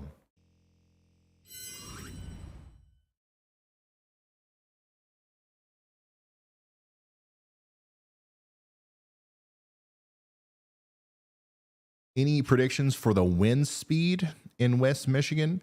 So starting around 8 in the morning tomorrow, or I'm sorry, today, I should say, about 7 hours from now, you're going to start to see those 30 to 40 mile an hour wind gusts in West Michigan. The winds will really max out, gusting between 30 and 40 miles an hour around 8 p.m. tomorrow. And then things will kind of stick around the 20 to 30 mile an hour wind gusts area all the way through Christmas Day.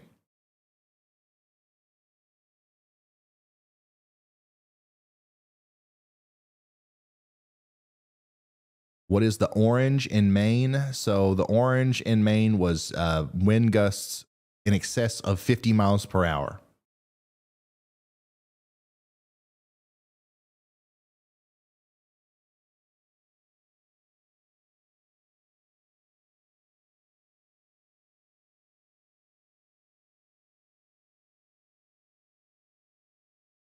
Somebody just said, I hope my power doesn't go out. I hope your power doesn't go out too. So far, honestly, it's not looking as bad as maybe some thought it would. But things are still going to develop overnight. I would be very surprised if we didn't see numbers higher than this early in the morning tomorrow. We've currently got 90,000 people without power in Texas, and obviously that's terrible for the 90,000 people that are without power, but in the grand scheme of things, it's not terrible for what it could be. We've got 21,000 without power in Louisiana, 13,000 in Mississippi, 21,000 in Tennessee, 11,000 in Missouri. We're up to 5,000 in Kentucky, which I don't know if you guys remember or not, but just a couple hours ago, we only had 400 in Kentucky without power. A lot of these states, like Illinois has 5,000, Indiana has 2,000. So a lot of these are growing with their power outages. And I do imagine that that's going to continue to be the case.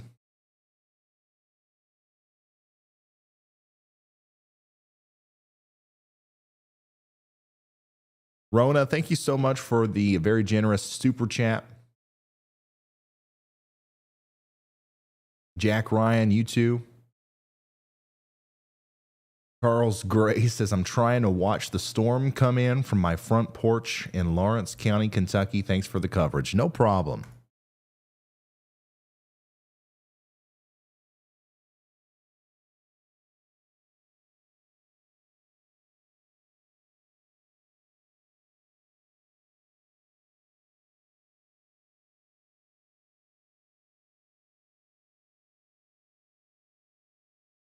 Oh, wow. Ashland, Ohio is already seeing snow.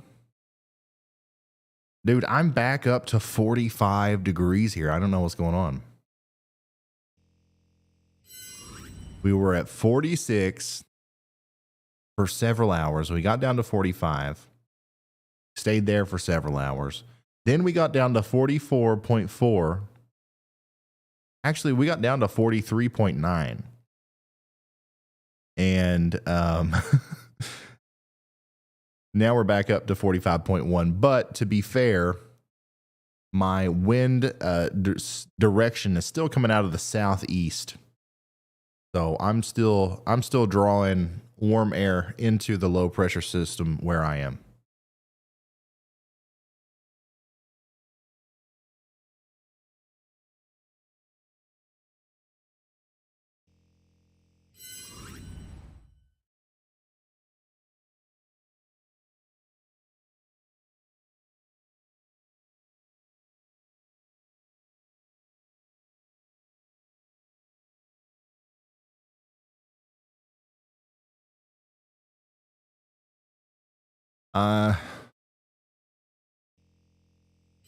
Here is a picture from the DeKalb County, Alabama EMA. 14-degree temperature drop in less than 1 hour in the mountains of northeast Alabama. 45 to 31 wind chill of 25. Hanging out in the EOC, monitoring the changes and needs for warming centers. Thanks for what you do. Guys down there at the EMA, thank you for what you do. And if there's anything that we can do to assist, let us know.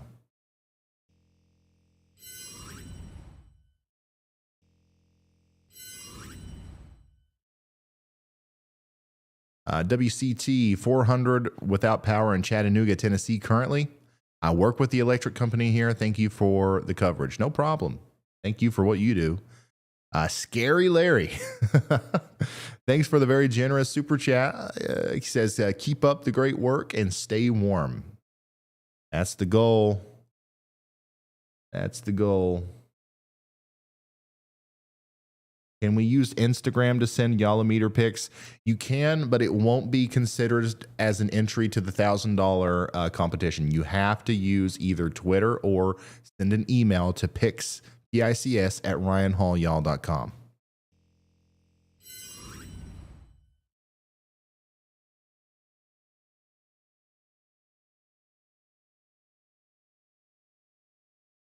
Wind chill is subjective. Actually, no, it's not. How cold you feel is subjective. How cold the wind chill is not. That's actually like there's a science to that.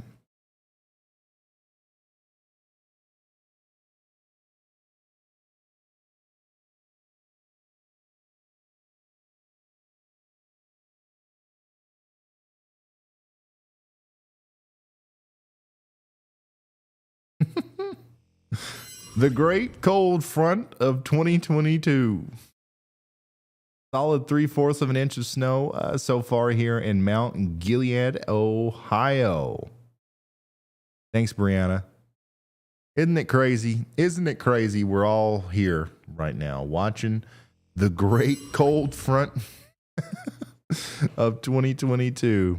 Never in my life did I think a cold front would garner so much attention. But man, this one is a gnarly one, that's for sure.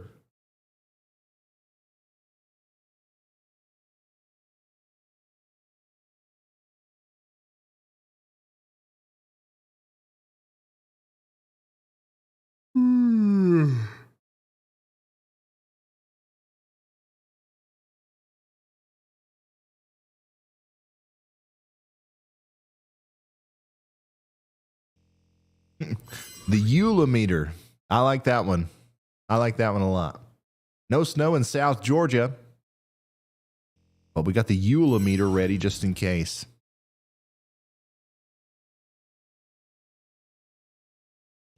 Huey the sheepdog's first time in the snow. First time this year in Nashville. He loves it. That's a cute dog right there.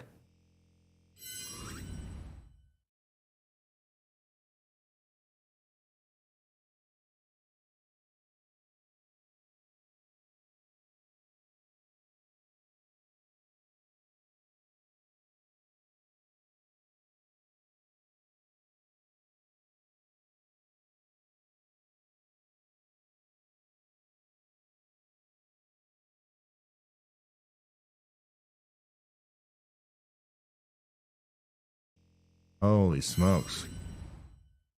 There's a standstill on I-40 near Spence Lane near the 2440 split. I believe, yeah, this is down in Tennessee.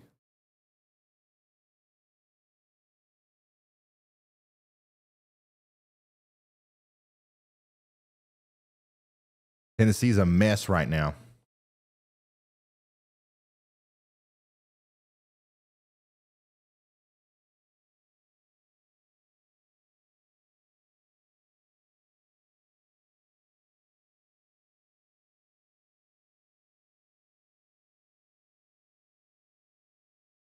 What a way, what a way to end 2022. Isn't that true?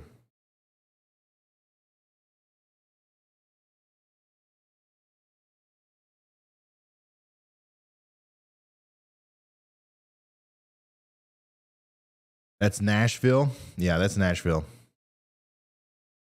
It's a mess out there, y'all.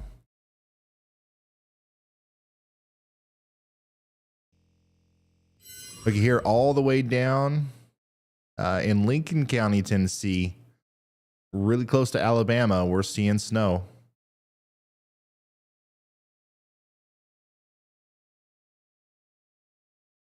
Here's Bellevue, Ohio. Snow coming down out there. Thanks to Robin. Thanks for sending that in.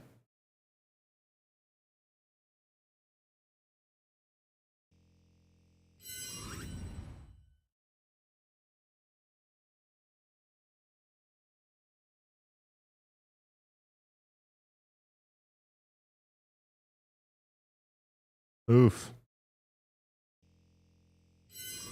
Brandon says, on my way home from work at the Toyota Georgetown plant. This is Centerville in Bourbon County. Thanks for sending that in. The roads they look absolutely terrible there. Caitlin Fleming says, thanks for what you and the crew do during significant severe weather events. I'm a weather weenie and a reporter in Alabama, and I love watching your videos. Mary Yalmus. Caitlin, thank you so much for that. Mary Yalmus to you as well.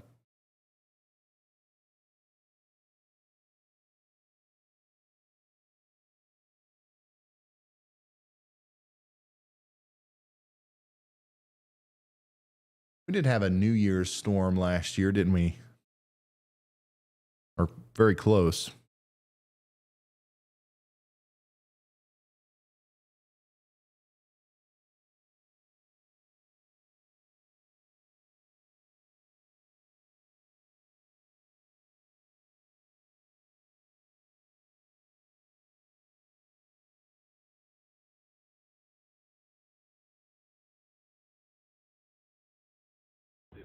Hey, Ryan, if it makes you feel any better, I'm back in Hazard, and we are starting to transition over to snow. So it'll be to you probably in the next hour and 15 minutes. Oh, boy. Oh, boy. It's getting close.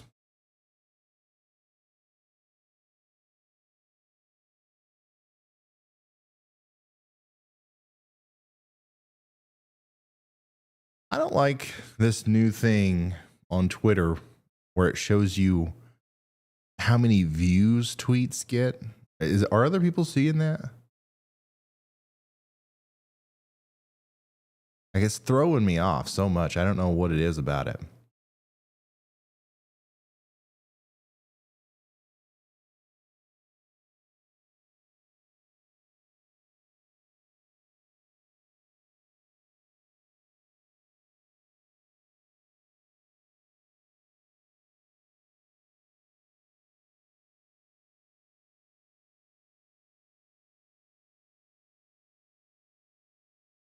Here is a picture from Morgan County, Tennessee. Not even a whole y'all of snow, but these guys are definitely enjoying it out there. Thanks for sending this in. Do we have anybody watching from around the Morgan County, Tennessee area?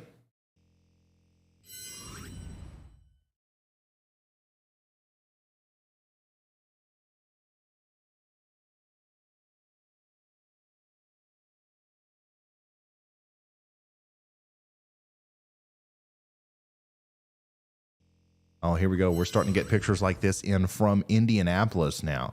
This is my garage access door, ice creeping up on the edges in Indianapolis. That's how you know it's cold.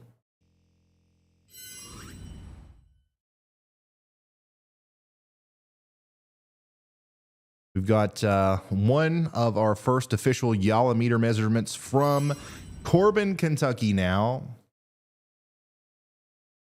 Yalameter 2.0, measuring about a half a yaw of snow there.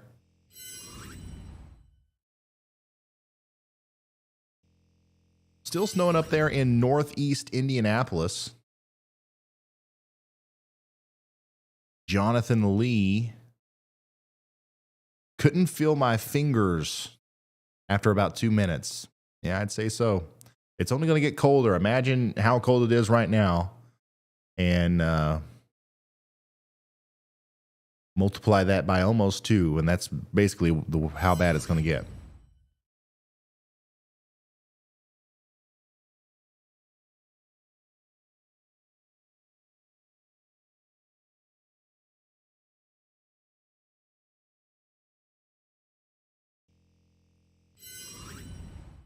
Ryan, does this work? 1 foot, y'all. Yeah, that works just fine. That works just fine.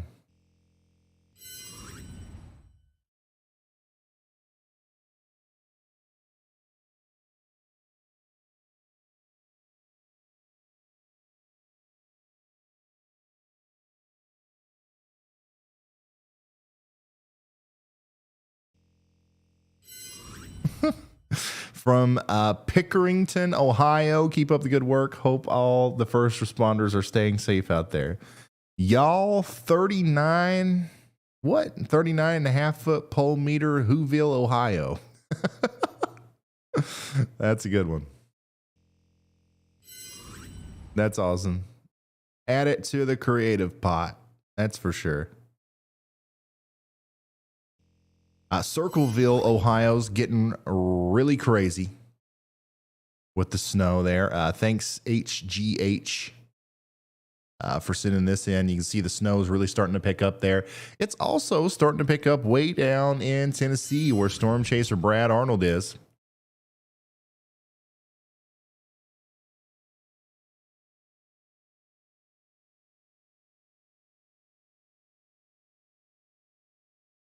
Columbus, Ohio is also getting in on the snow here.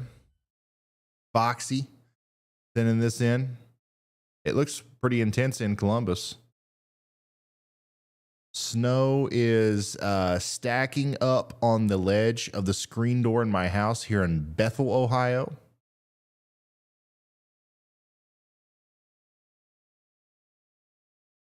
This is what it looks like in Columbus, Ohio. It's really beginning to deteriorate after 11 p.m.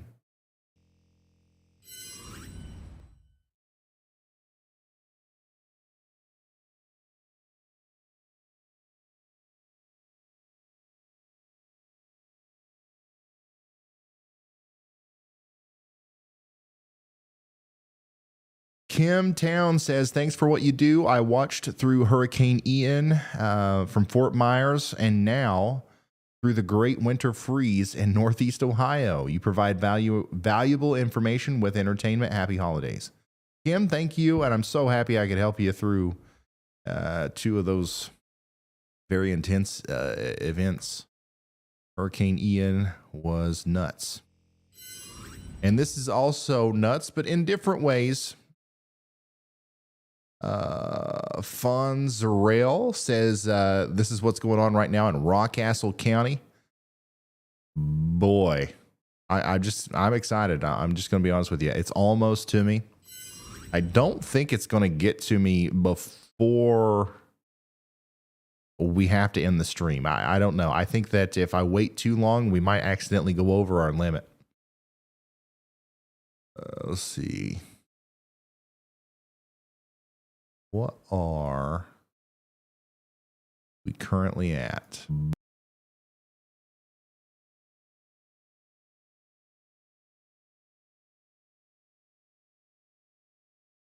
Yeah, well, just about 10 hours.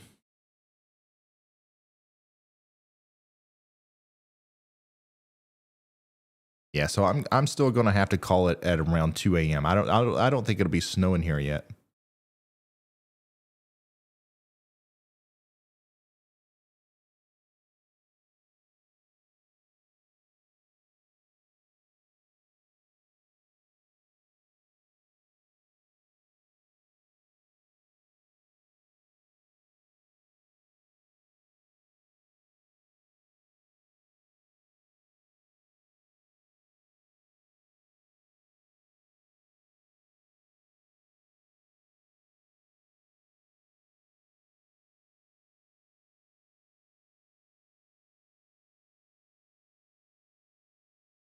I'm super happy to see the Yala meters in action today. By the way, this is the vision. This is what we had in mind when we first came up with putting these out there and trying to promote them and stuff.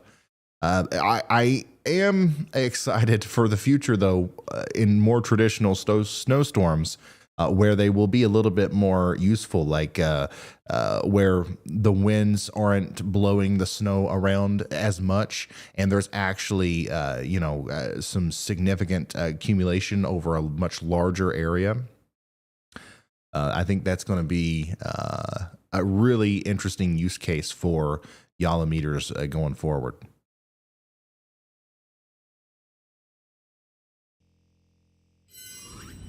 This is from earlier today, but more weather. Got about an inch on the ground there in St. Louis, Missouri. I was going to get my Yala meter for Christmas, but my parents let me open it early. W parents. A lot of people got their, a lot of people got Yalameters for Christmas, and a lot of them got to open them early today. You're welcome.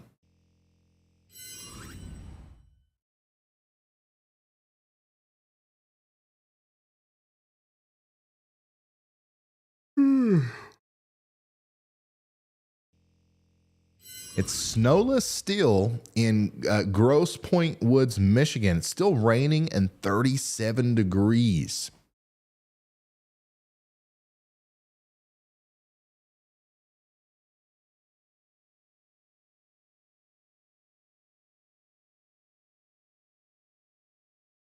Wow.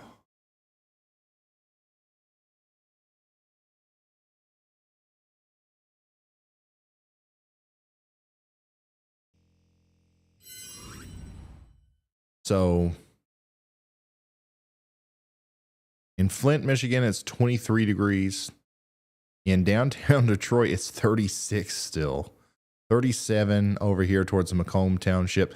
All the moisture is pretty much out of Michigan by now, too. That's nuts. That's absolutely crazy.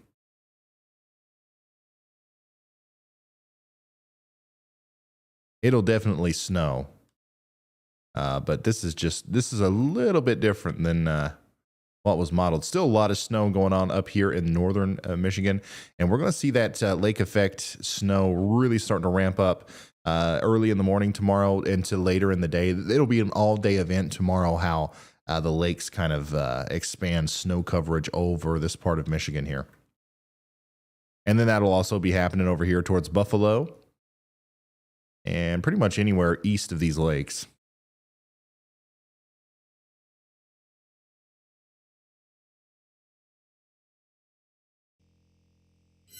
Hey, BJ, thank you very much for the very generous super chat. Hope you can make it till midnight. Thank you for backing the first responders. No problem at all. It's all y'all and Nick out there bringing it up. Anytime we're able to do something like that, I think we should, and I think we're going to.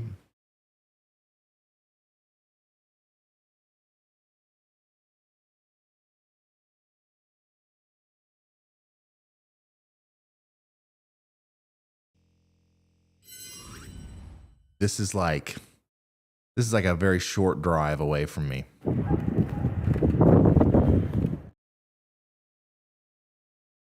That's what I'm talking about, man.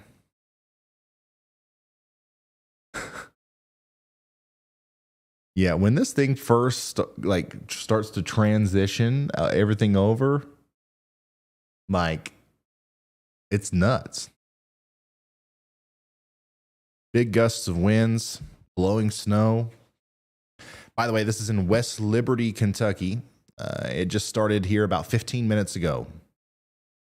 And that's from Caleb McKinney. Thanks for sending that in.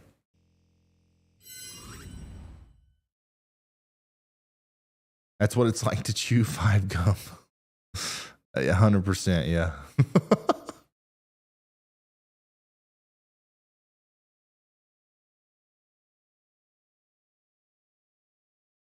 Columbus, Ohio. This is from Pedro. Still looks pretty gnarly out there, too.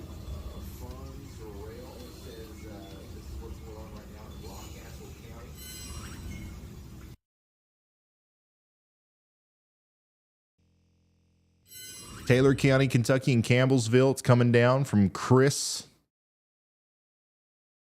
Be careful out there. Remember, if you don't have to be out driving around, please don't be.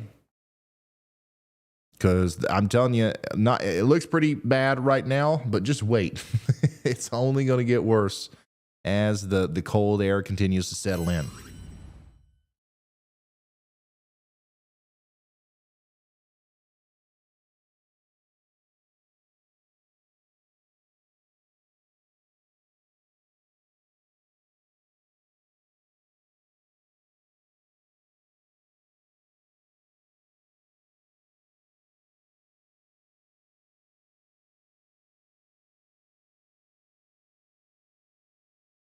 Oh, here's Barry Bones. I'm just going to be honest with you. It's almost to me. I don't think it's going to get to me before we. Barry Bones cannot sleep with all this snow. Boy, I'm excited. I'm just going to be honest with you. It's almost to me. I don't think it's guys, go follow Barry Bones. The most weather aware and just the biggest Ryan Hall y'all fan ever as far as dogs go. And I just think it's so cool that he has his own Twitter page. And he's about to hit 3,000. About to hit 3,000 followers. So if you want to find his page, you can either go to @BarryBones04 or you can go to my page if you already follow me, and it's the most recent thing that I retweeted here.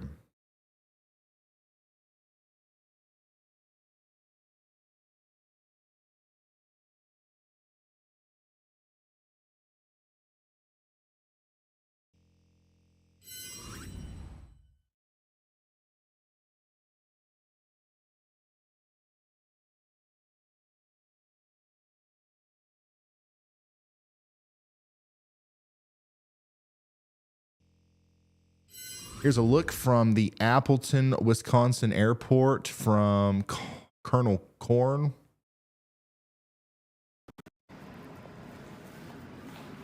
It's getting a bit worse out there. Oh, yeah. Fun times. And this isn't even bad. It's cold out there, that's for sure. You can tell just from looking at it.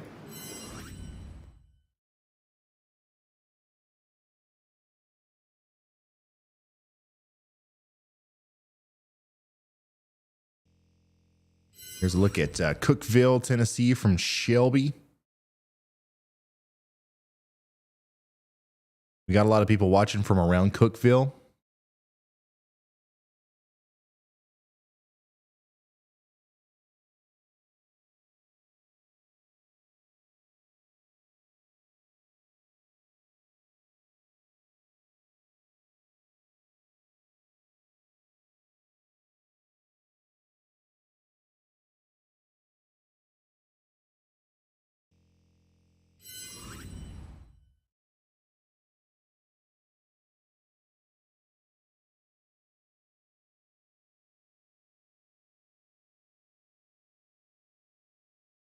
Yeah, a lot of places tomorrow are going to have this frontal passage happen during the daylight, during the daytime.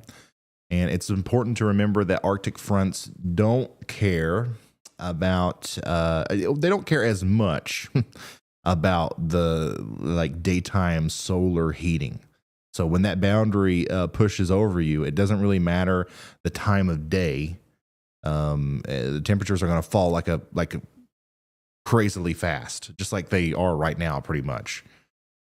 I know I've seen some people ask about that, and I like if the fact that this is happening where it is right now overnight is going to somewhat allow the temperatures to get lower, especially with the wind chills and stuff. But it's still going to be really insane tomorrow, despite solar radiation.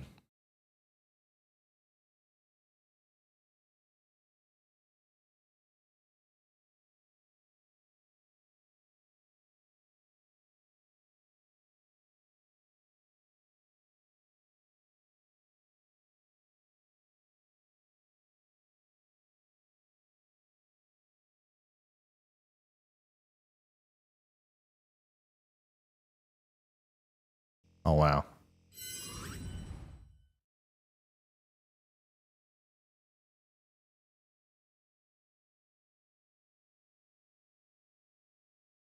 The Great Christmas Arctic Blast of 2022 is marching across the U.S. and has reached the Gulf of Mexico. Millions have experienced the coldest day of their life. This is a good graphic to represent that. The Great Christmas Arctic Blast of 2022. It's to me, it's not as catchy as just the Great Cold Front of 2022. So I'm going to stick with that.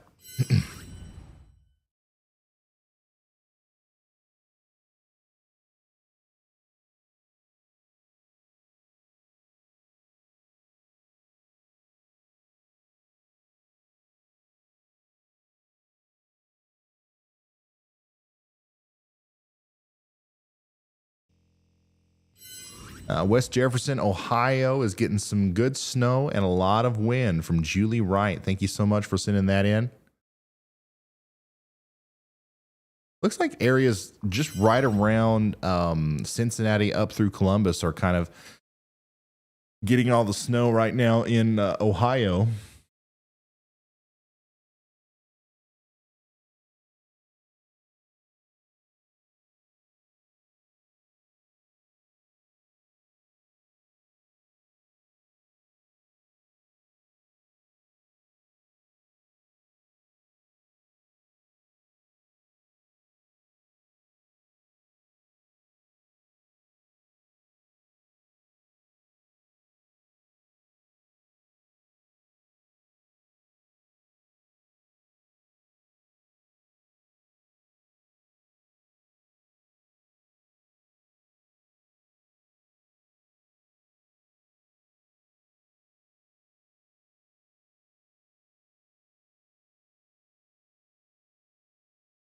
All right.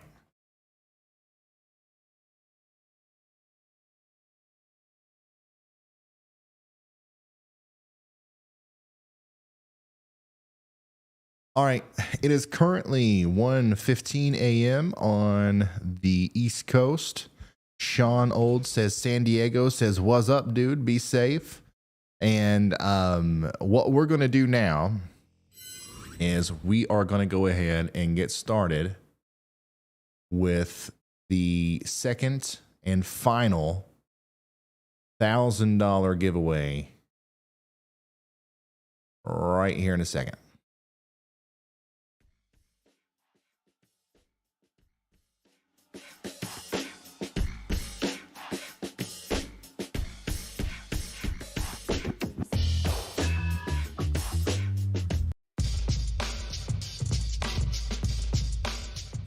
All right, here we go. Guys, we have had a bunch of people send in Yalameter pictures today. We've got thousands. We've got thousands of these things out there. Hey, Ryan, it is now pretty heavily snowing in Hazard. Oh, it's They snowing Hazard. are probably going to start deteriorating here very shortly. All right, this is a live look from Storm Chaser Chris Hall. Snow is picking up slowly but surely. And we're going to get back to that right here in a second. But we have had a bunch of people submit pictures with their Yalameters and just general creative ways of measuring snow today. I know a lot of you guys you haven't got your Yalameter yet. So I'm really enjoying seeing your own creations that you've made up. And we've compiled all of the most creative and interesting looking stuff that you guys have done, and we're going to pick one of them to win $1,000 right now. Okay. I really do appreciate y'all. We've already gave away $1,000 for a random one, and we're getting ready to do it again. Remember, there's going to be more snowstorms. There are going to be more snowstorms. I promise you that. All right. This is not going to be the only snowstorm, and every single one of them, we're going to be here. All right. So guess what? Guess what you're going to want?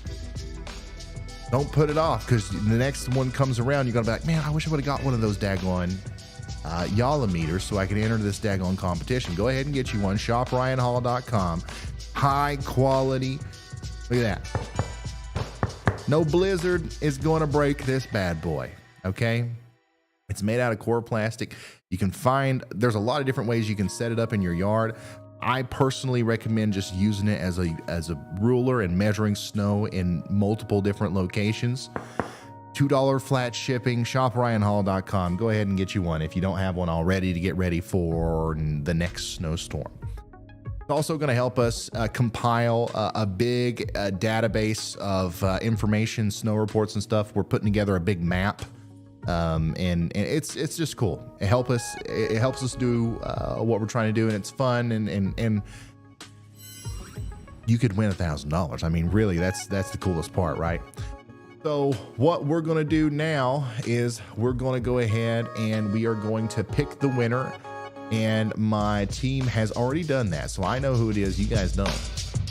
But before I tell you who it is, you know what we got to do. We got to get the chat going. Let's get it going really fast. Let's get the hype built up once again. I want you to annoy the crap out of the moderators. Don't say anything bad. Don't actually break the rules. Just let's type messages and let's get the chat going really fast. Let's get woke up a little bit. It's 1:17 a.m. I've been sitting here talking for 11 hours.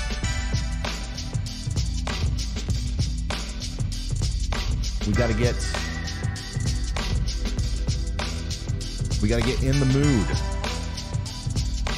for this. Once again, I don't think there's anywhere else in the world you could possibly watch the weather and then somehow have a chance of somebody just giving you $1,000. Let's show the excitement behind that. There we go. It's not enough though. I think it needs to be a little bit more. All right, here we go. The team has picked our winner, and that winner is, drum roll please, John Escoto and his wife, who spent an hour making this display here with the Christmas edition Yalla meter. Congratulations, you've won yourself $1,000. Everybody say congrats to John down there in Texas and his wife. We're going to reach out to you, and we are going to give you $1,000. Make sure you're following me or Shop Ryan Hall, and we will reach out to you. Actually, if you are already following me, oh, you are. Okay, I'm going to reach out to you.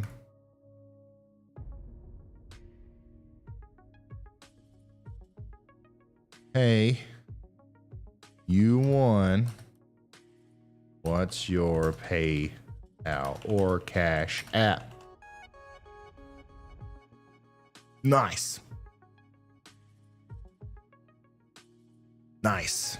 Second $2,000 winner there today. Once again, if you guys want a chance to get in on this action next time, help me help you. You buy the Yalla meters. You send in the snow pics. I send the $1,000. Go to shopryanhall.com and get you one right now. They are available for pre-order. Okay, it'll take a while before you get it, but we're going to try our best to get it to you before the next snowstorm. It could be several weeks because it's Christmas right now. We were behind on production. It could be a little bit, but you're not going to regret it. I promise you.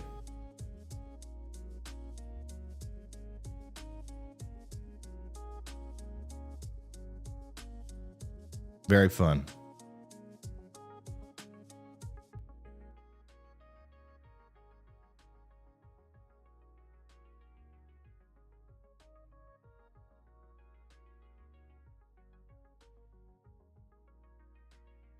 All right. John got back to me. He said, thanks so much. We really needed this. Well, I'm happy once again to be able to do this to you lickety split, no time at all. No signing the waiver that says you got to wait 24 business days. We're just getting right to it, and I'm sending you cold hard Yalla meter cash. All right, 1,000 buckaroos, paying it out to. Not going to say this out loud, although I think the only thing that could happen is people would be able to send you money. So I don't know if that'd be bad or not.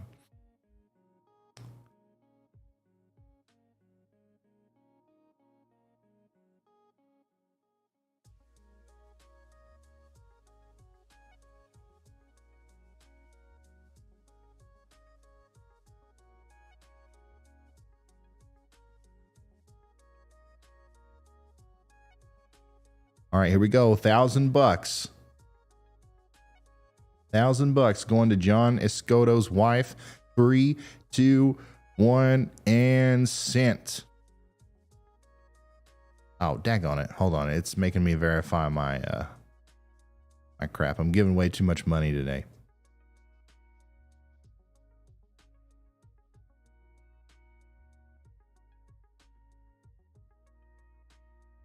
Oh my God, dude. It's asking for my social security number. Are you kidding me? Just let me send John $1,000. Come on now. No red tape. That's supposed to be the whole thing. Okay, there you go. There you go. $1,000 sent. Congratulations.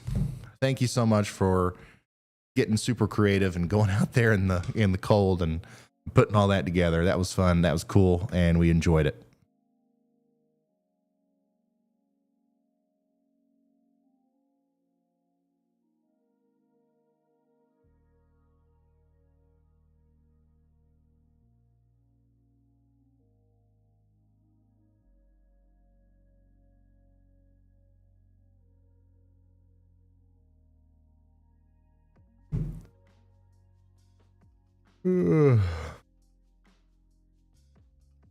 So that's fun. That's really fun. Thank you guys for being a part of that.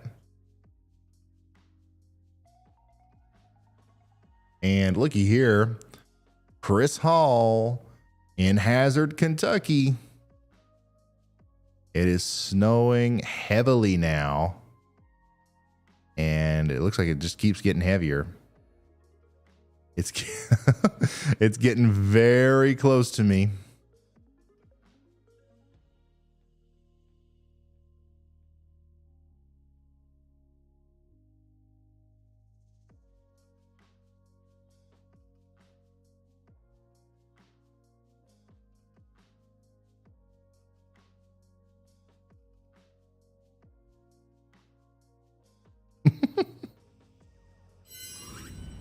So what I'm going to do is probably go ahead and start wrapping this up so I can get down to the house of my own and make sure that my family stays safe and warm tonight.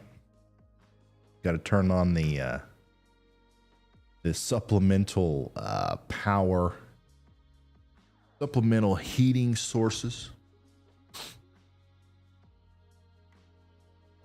And just get some rest, get ready for Christmas. I've got to get in the Christmas mood, man. I've been full weather dude for the past week and a half. It like Christmas is about to slap me in the face. I gotta resonate into that mindset here as we're hosting family. There's a lot of things happening here. So here's what the radar looks like right now. In eastern Kentucky, rain snow line is between Cumberland, Hindman, and Prestonsburg and Paintsville. Prestonsburg, you'll see snow in the next 15 minutes. Pikeville, 30. And then if I zoom out here and we look at the whole country, the big cold front, the big bad cold front, still back here towards Louisville and Cincinnati. The dangerous cold is behind that. It's moving this way though, and it will eventually infiltrate the entire eastern part of the U.S. Snow is going to continue to rip into central portions of Ohio. Around Cincinnati, it's going to continue for a while too. I really do think this is going to be one of the areas that overperforms as far as snow totals go. And then, in Cleveland, Pittsburgh, you guys are going to see some snow tonight as well, 2 to 5 inches. Up here in Michigan, you'll see a lot of snow, especially on the western side tomorrow. But tonight, on the extreme eastern side, a lot of places will see around 6 inches of snow. In the middle, it's up in the air. If you get enough of the residual snow bands from the lake effect stuff, you'll end up with a decent amount of snow. If not, whatever you've got now is probably about all you're going to get. This big warm bubble here is going to continue to be that as it goes up to the north, and it's going to actually pose a flooding problem up in Maine as we go into the next couple of days. And beyond that, we have a big storm coming into the west coast that is actually producing a freezing rain situation for a lot of areas between Portland and Seattle. And that's actually going to lead to some ice accumulation, maybe in excess of a half an inch which will definitely cause some problems out here. All right. If you don't like the cold, don't worry, because everywhere that's really cold right now is going to get very warm as we get closer to the new year. The pattern's going to flip. And as soon as Christmas is over and everything like that, I'm going to make a big video about that. I'm sure we'll be talking about it for a while. But in the meantime, I'm going to take a break from making content. And it'll probably be the 26th or 27th before you see me again. Just so, and I hope everybody gets to spend time with their family and stuff for Christmas. And I know I'm looking forward to it myself. If you are east of the cold front tonight, please continue to make sure you are preparing for what's to come. It's not going to be a lot of snow for most of you, but it is going to pack a daggone punch with the wind chills and the wind and all that stuff. I really hope that we did a good job of communicating that. I don't think we ever really said that anybody was going to get a whole bunch of snow other than up by the Great Lakes. And so this is still going to be a dangerous storm throughout the night and into the day tomorrow. Whether you get an inch of snow or 10 inches of snow, it don't really matter. This is Chris, by the way, Chris Hall. He says, okay, it's cold now. This is going to be me. You know, I'm going to step outside whenever it hits the house up here. So follow me on Twitter if you want to see a similar view from me. Actually, I don't know if I'm going to do that or not, but I will definitely have some sort of picture or video whenever it sweeps through. I really do appreciate every single one of you guys. This has been the craziest week of weather content creation ever, whether you've come from TikTok, the other YouTube channel, the trending page on YouTube, wherever it is you found us from. Thank you for being here. And I hope you stick around because I'm going to be here for the long haul. Hopefully every big storm as we go into the future, I'll be able to be here for that. And you guys, all you got to do is subscribe and you'll be able to be here with me. Hit that subscribe button.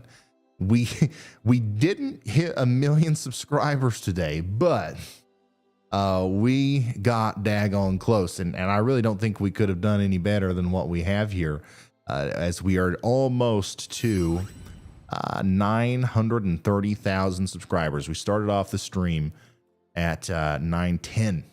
I think this is definitely the most we've ever gained during a stream. So that is pretty nuts.